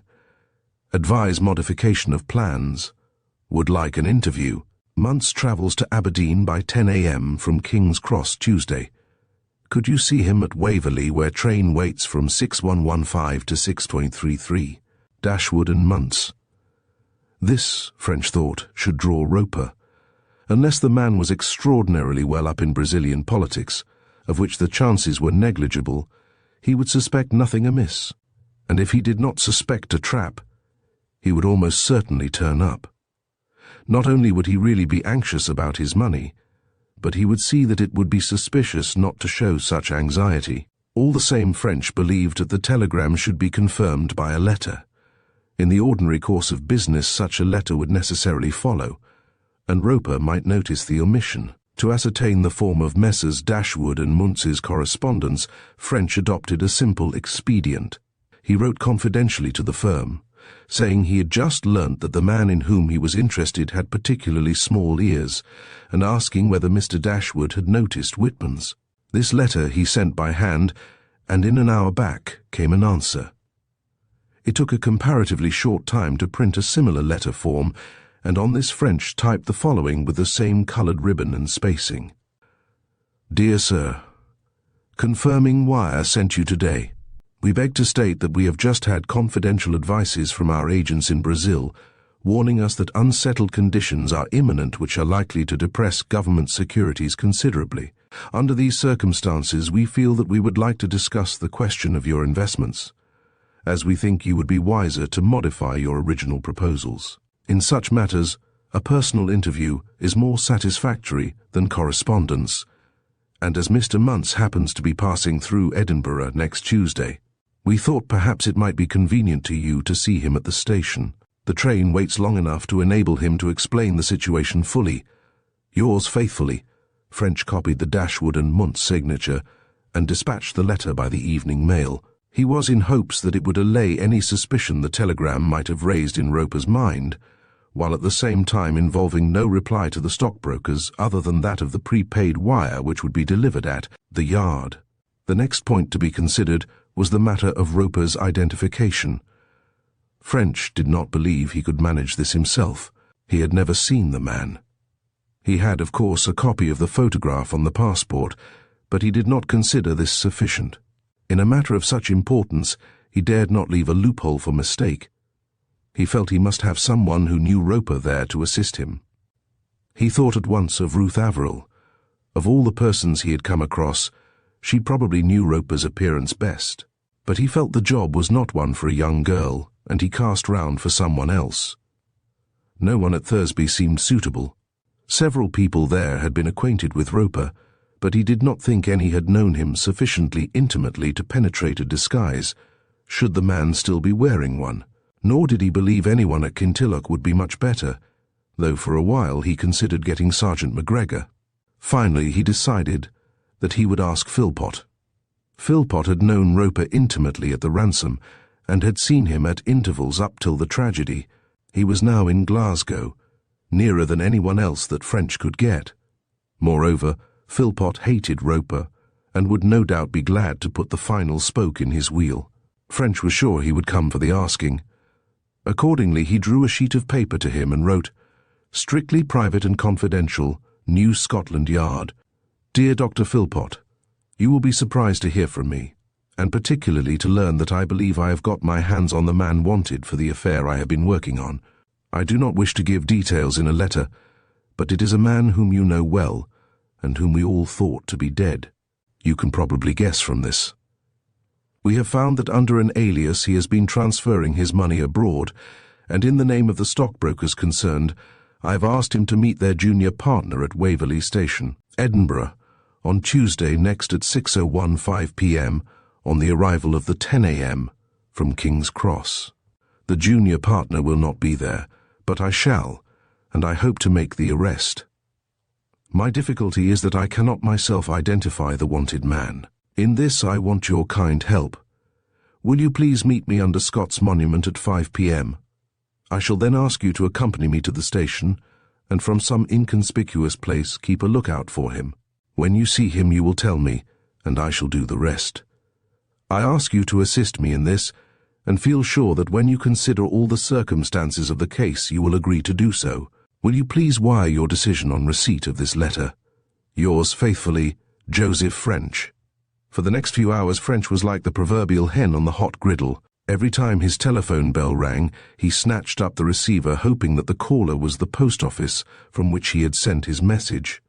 Every time the door opened, he looked up eagerly to see if it was not an orange-coloured telegraph message that was being brought in. He found it hard to settle to work, so much depended on his plans succeeding. When therefore about 4 in the afternoon a wire was brought to him, he had to exercise real self-control not to snatch the paper from the messenger, and then he could have laughed with delight. The message had been handed in at the General Post Office in Edinburgh and read, "To Dashwood and Muntz, Dover House, Gracechurch Street. Your wire. Will meet Muntz as suggested. Whitman." So far, so very excellent. Here was the major difficulty overcome. On Tuesday evening, the public career of John Roper would come to a sudden stop. The end of the case was at last in sight. Early the next morning, a second telegram was handed to French, which gave him almost equally great satisfaction. It was from Philpot and read, "Will meet you place and time stated." There was now just one other point to be settled. Roper was coming to the station to meet Muntz, but Muntz was not going to Edinburgh. Someone must therefore take his place. It would be better to have someone as like Muntz in appearance as possible. In spite of the statement of the partners, Roper might have got a glimpse of Muntz, or at least have had his description. In view of this very summons, he might make it his business to learn what the man was like. French considered his brother officers, and he soon saw that Inspector Tanner, with a slight make-up, could present himself as a very passable imitation of the junior partner. The men were about the same build and colouring, and an alteration in the cut of Tanner's hair, a pair of spectacles, different clothes, and a change of manner would do all that was necessary. French went to Tanner's room and arranged the matter. Tanner was to call and see Muntz on some matter of a prospective investment which would afterwards fall through, and while there observe his model, he would then make himself up and travel to Edinburgh by the 10 a.m. from King's Cross. On reaching Waverley, he would cooperate with French as circumstances demanded. To enable him to keep his appointment with Philpot, French found he must leave London on the Monday night. He therefore took the 11:35 p.m. from Euston, and about 8 o'clock the next morning reached Princess Street Station. He had not been to Edinburgh for years, and emerging from the station, he was struck afresh with the beauty of the gardens and the splendour of the Castle Rock. But Princess Street itself, which he had once thought so magnificent, seemed to have shrunk, and its buildings to have grown smaller and plainer. Too much foreign travel, he thought, vaguely regretful of his change of outlook. The towns abroad certainly spoil one for hours. He spent most of the day in exploring the historic buildings of the old town. Then, as 5 o'clock approached, he entered the Princess Street Gardens, and strolling towards Scott's Monument, took his stand in an inconspicuous place and looked around him. Almost immediately he saw Philpot. The doctor was muffled in a heavy coat, a thick scarf high about his ears and fur-lined gloves. A get-up, French shrewdly suspected, intended more as a disguise from Roper than a protection from the cold. He was approaching from the Waverley Station direction, walking slowly, as if conscious that he was early. French moved to meet him. "Well, Doctor, this is very good of you. A surprising development, isn't it?" Philpot shook hands and, glancing round, said eagerly, "Look here, I want to understand about it. I was quite thrilled by your letter. You tell me you know the Starvel murderer, and you seem to hint that it is Roper, at least. I don't know whom else you can refer to. But surely, Inspector, you couldn't mean that." "Why not?" "Why not? Why, because I don't know, but the idea seems absolutely absurd. Roper's dead. If he is not dead, whose was the third body found? Are you really serious?" "Yes," French said in a low tone. "I am quite satisfied that Roper escaped from that house, and that some poor devil was murdered and buried in his place. And what's more, I'll have him in an hour's time. Come, let us walk to the station and take up a position before he arrives." They moved off, while Philpot clamoured for further details. French, true to his traditions of caution, was not over-communicative, but he explained some of the reasons which had led him to believe in Roper's guilt, and told of the purchases of rings which the man had made to get rid of his tainted money. Philpot evinced the keenest interest and plied the other with questions. French told him as much as his training would allow, which was as little as he conveniently could. And then he switched the conversation onto the coming scene. Did Philpot know the station? If so, where had they best hide so as to see the train arrive while remaining themselves unobserved? On reaching the platform, French introduced himself to the station master and explained his business. He had arranged for Tanner to travel in the last first-class compartment in the train, and he now found out from the station master where this coach would stop. Opposite was the window of one of the offices, and on French asking whether they might use it for reconnoitring purposes, the station master at once gave them the unrestricted use of the room. There, hidden from view by a screen, the two men took up their positions and began to scrutinize those who were assembling on the platform to meet the train. Philpot was fidgety and nervous, and from one or two remarks that he made, French saw the direction in which his thoughts were running. Evidently he was afraid that if he assisted in Roper's capture, the man would round on him and try to make trouble for him about Mrs. Philpot's death. In vain French attempted to reassure him. He was clearly uneasy in his mind, but presently he seemed to master his fears and concentrated his attention on the platform outside. Time passed slowly until the train was almost due. A large number of persons had collected and were strolling slowly up and down or standing talking in little groups.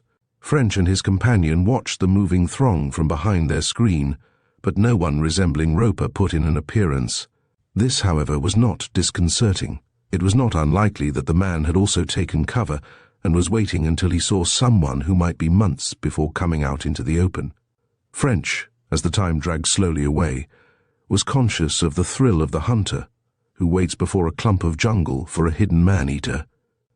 The crisis that was approaching was almost as important to him as the tiger's exit to the sportsman.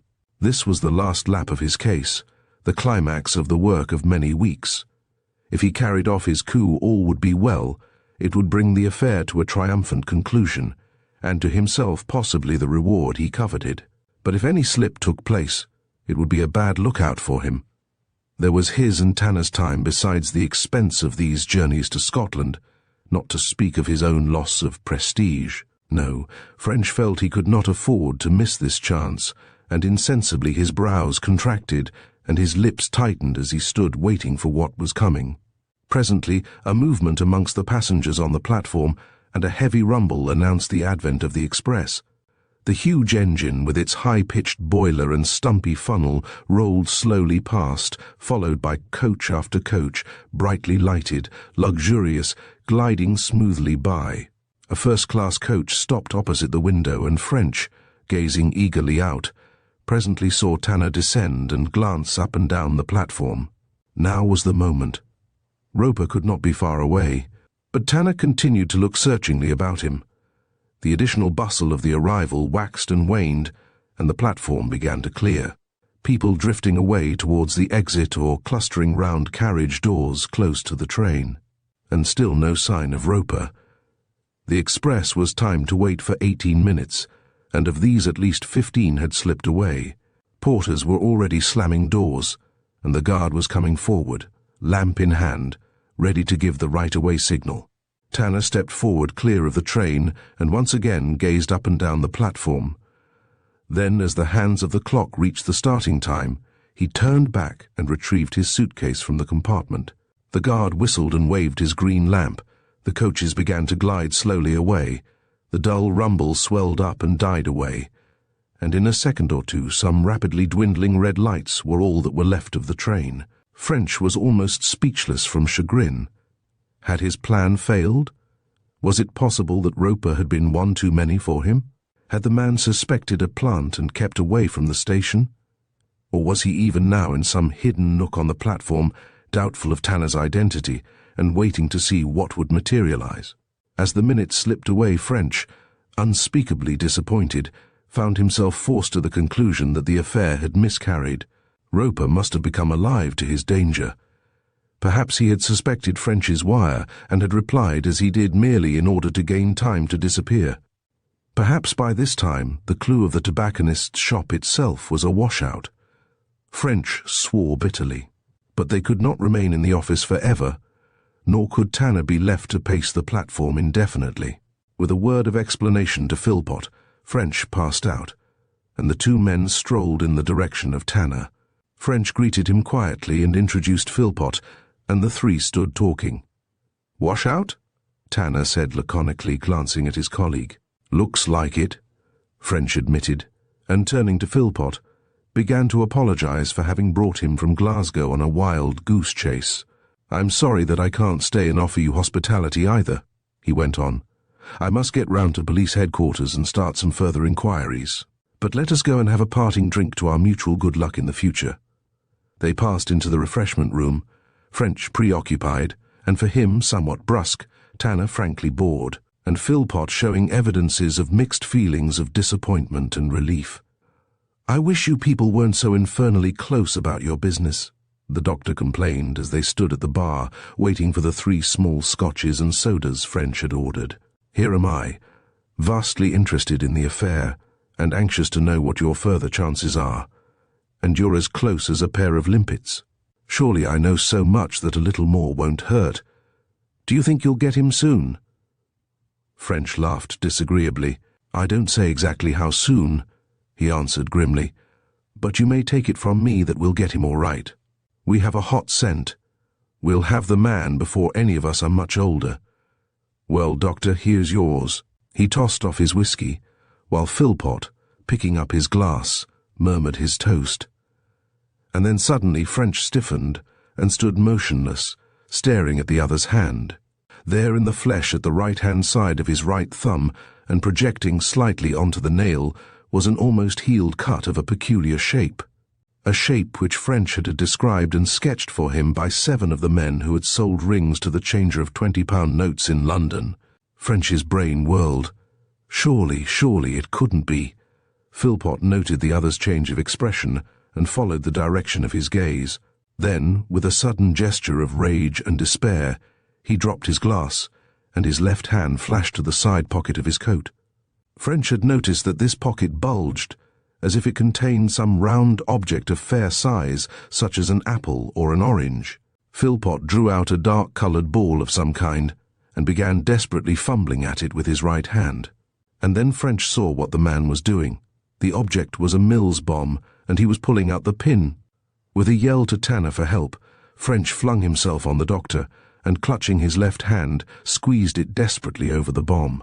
The pin was out, but the man's hand prevented the lever from moving.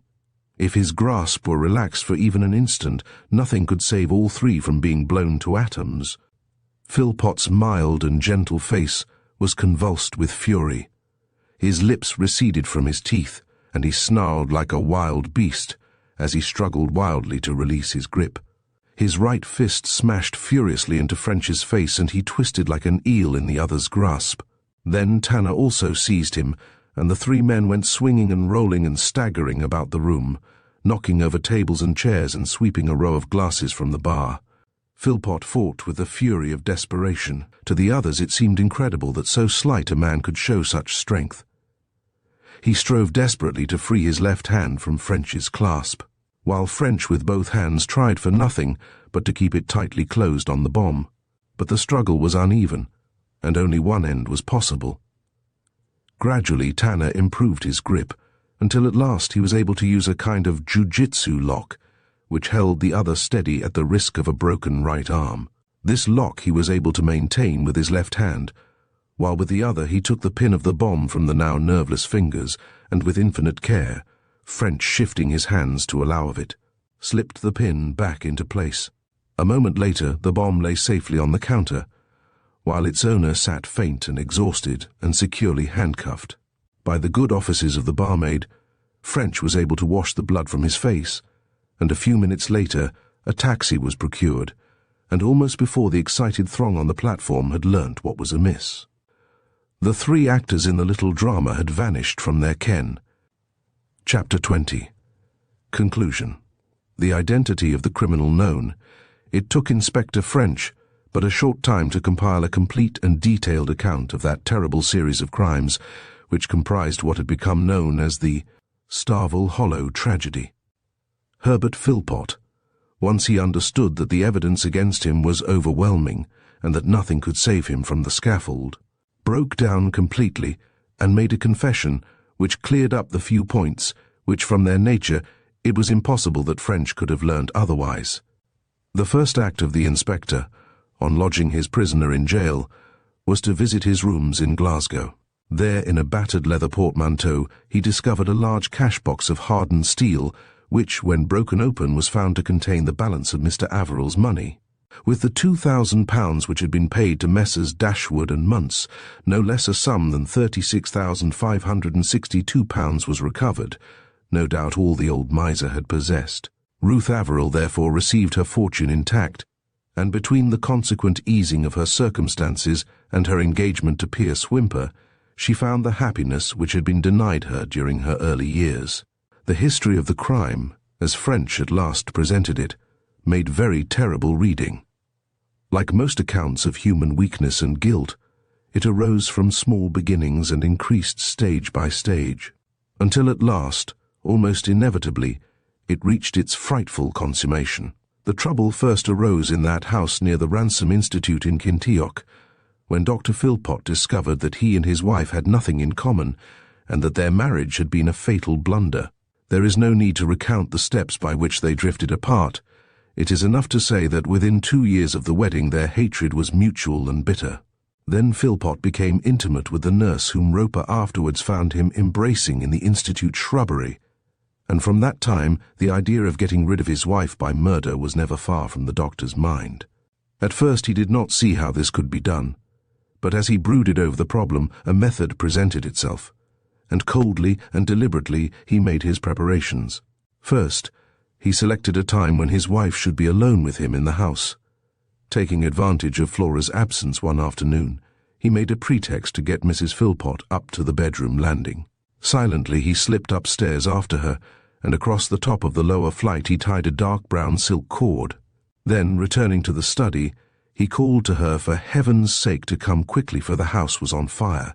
She rushed down, caught her foot in the cord, and fell headlong to the hall below.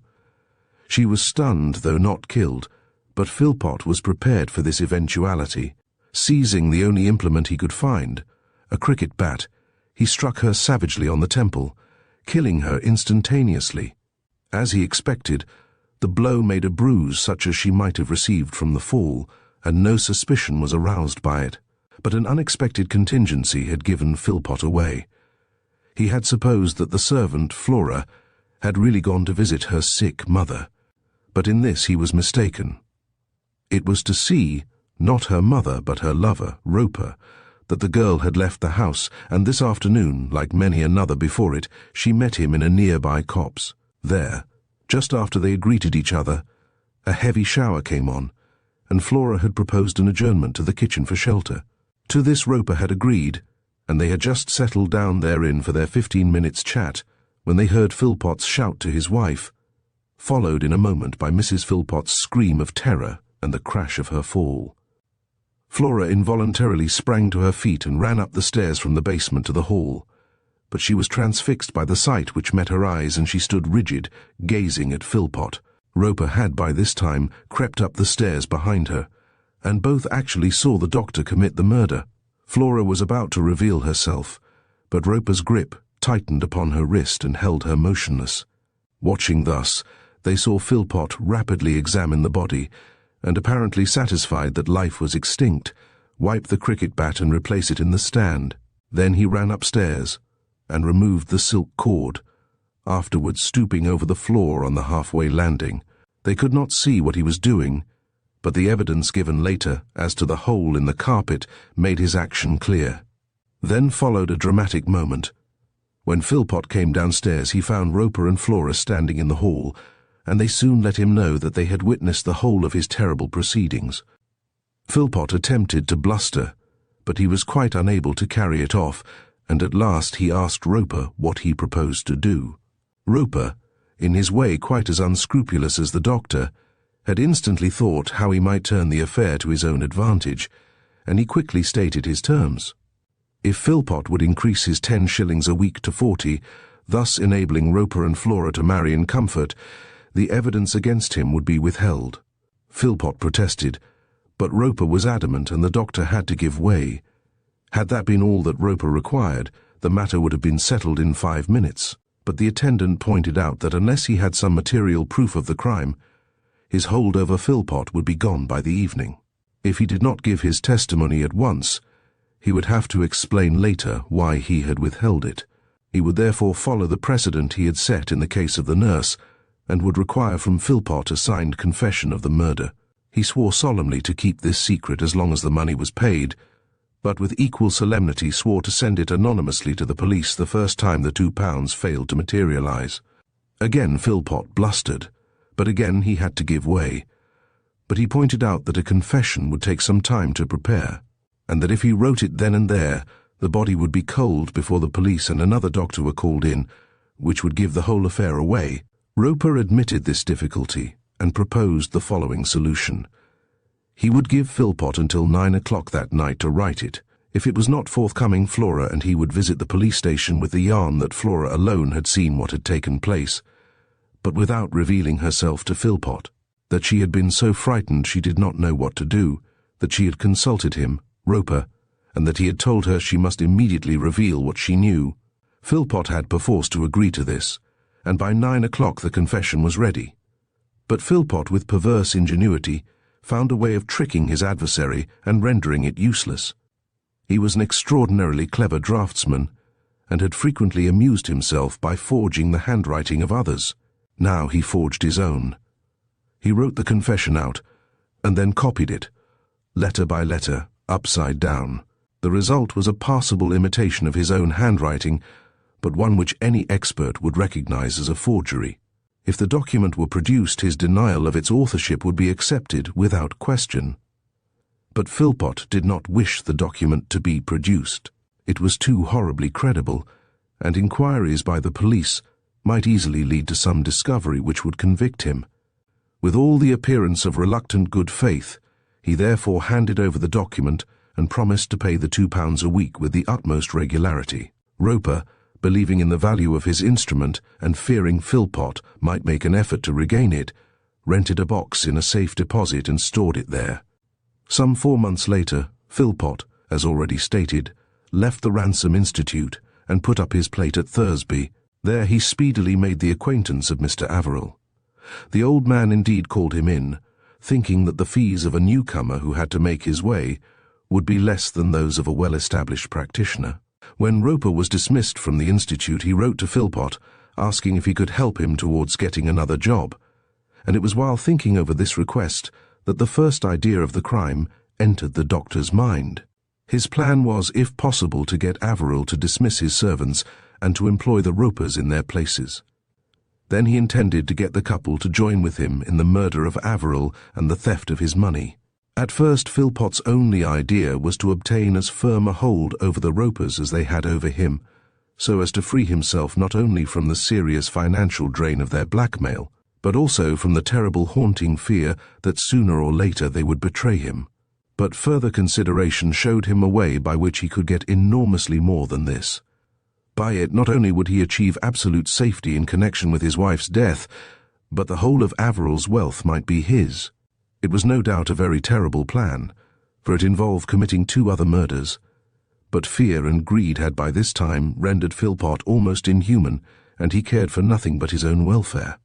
By this plan, both the Ropers were to be done to death in such a way that suspicion could not possibly fall on himself. Even suspicion that a crime had been committed at all was unlikely, but if this by some unforeseen circumstance were aroused, it would certainly be believed that Roper had not died, but had committed the crime himself. After careful thought, Philpot decided to put his plan into operation. First, he sent Roper a note to meet him at a secluded point on Arthur's Seat, Edinburgh, and there he put up his proposal. Roper listened eagerly and accepted with alacrity, but in the course of conversation he made an admission and suggested a modification which amazed the doctor, but which, as it fell in with the latter's secret plan, he agreed to after some show of objection. Roper, it appeared, had also made a mistake in his marriage. He had also grown to hate his wife and would go to any lengths to regain his freedom. In the light of the doctor's proposal, he saw his chance. Old Averill was to be murdered, and to cover up the crime, an accident was to be staged. Very well, Mrs. Roper could be got rid of at the same time. The same accident would account for both deaths. The 2 men discussed the ghastly details, and by the time they parted, the whole hideous affair was cut and dry. Briefly, the plan was as follows. Roper should first arrange his getaway, and while still living at Kintilloch, should apply for a passport for Brazil. Inquiries about him would come to the local police, who would certify that he was the original of the photograph enclosed and that the matter was in order. Roper would drop a hint that he had a brother in Santos, whom he had often thought of joining, a course which he proposed to follow now that he had left the ransom. On receipt of the passport, he would obtain the necessary visa.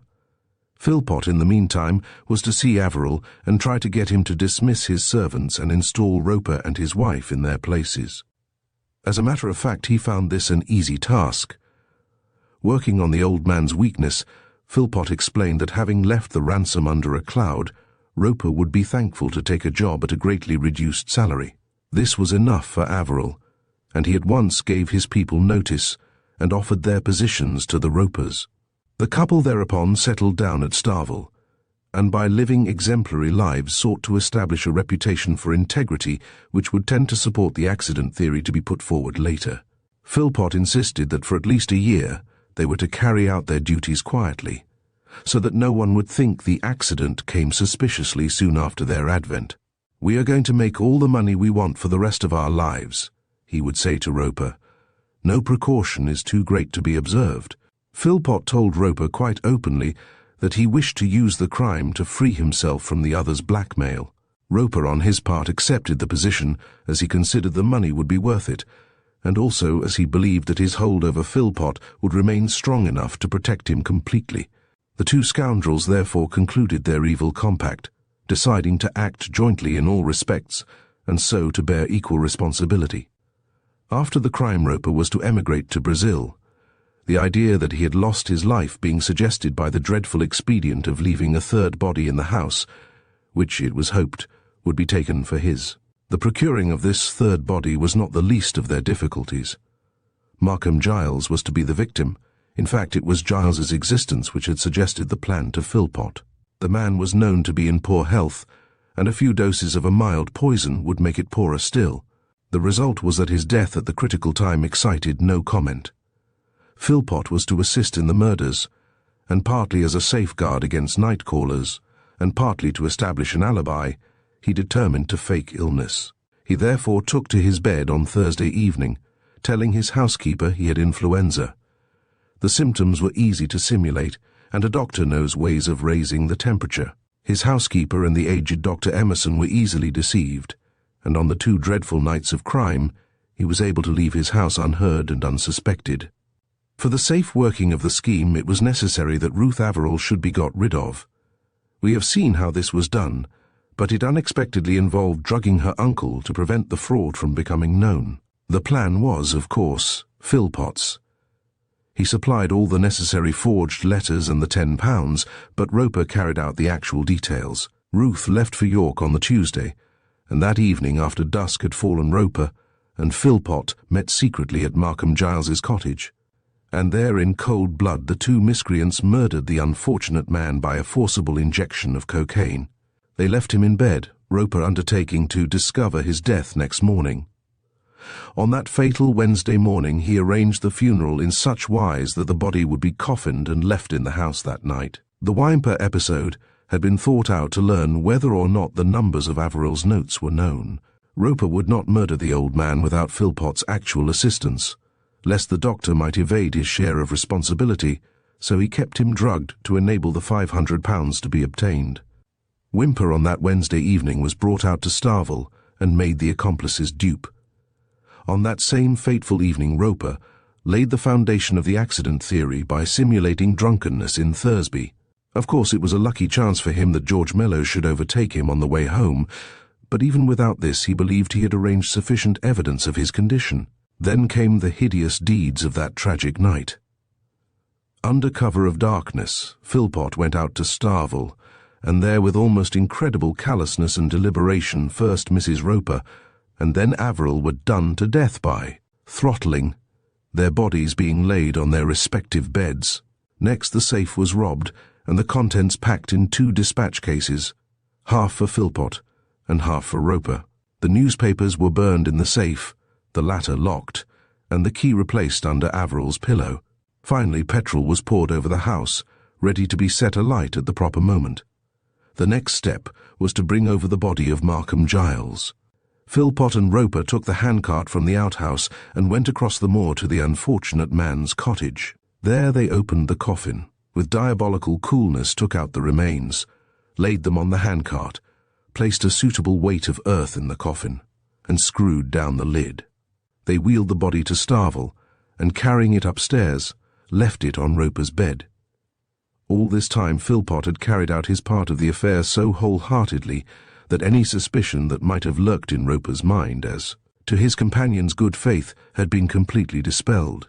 But Philpot had been only biding his time until his dupe had given him all the assistance that he required with his own even more hideous plan.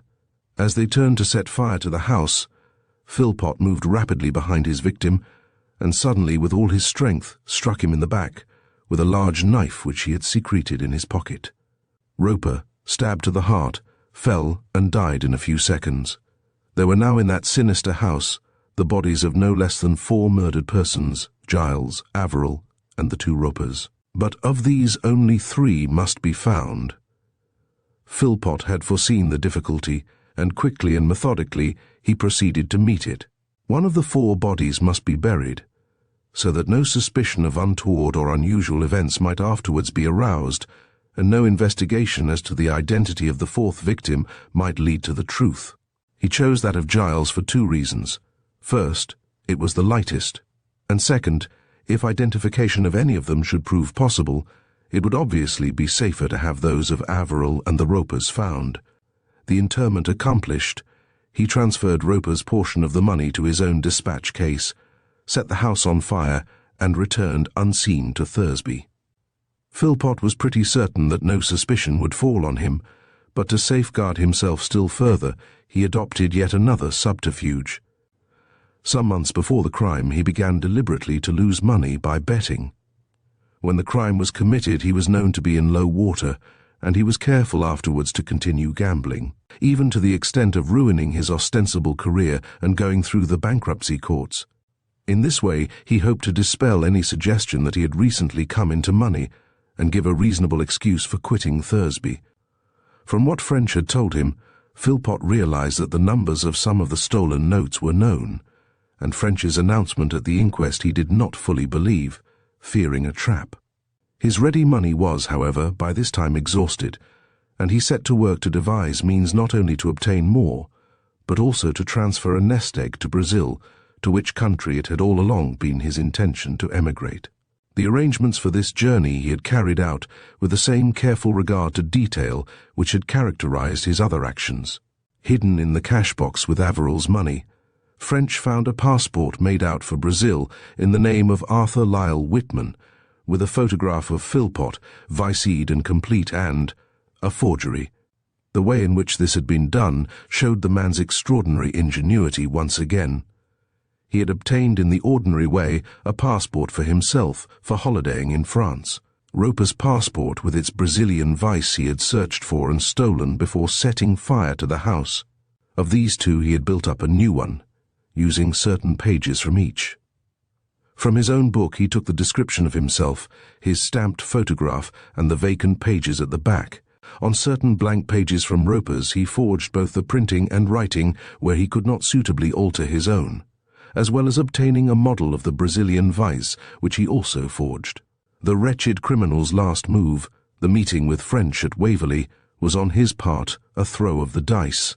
On receipt of the wire to Whitman through the Edinburgh tobacconist, he half suspected a trap, and of course the plan became apparent when French's letter to himself arrived. He saw, however, that he was either quite safe or irretrievably lost. If French had no inkling of the truth, it was evident that he must keep the appointment and continue to play his game. On the other hand, if French knew, nothing could save him, and he would make an end of things for all concerned with his Mills bomb. To bring this tale of the Starvel Hollow tragedy to a close, it remains only to be said that after a dramatic trial Herbert Philpot paid for his crimes with his life, while to turn to a happier side of the picture. Pierce Whymper and Ruth Averill were united in the bonds of holy matrimony, where both found the happiness which at one time had seemed likely to be denied them. Thank you for joining us for today's tale from Storytime Haven. We hope you enjoyed The Starvel Hollow Tragedy by Freeman Wills Crofts. The story reminds us that no mystery is ever too complex for the sharp mind of Inspector French. Be sure to like, comment, and subscribe if you want to hear more captivating stories. We look forward to bringing you another classic tale soon. Until then, take care and keep your curiosity alive.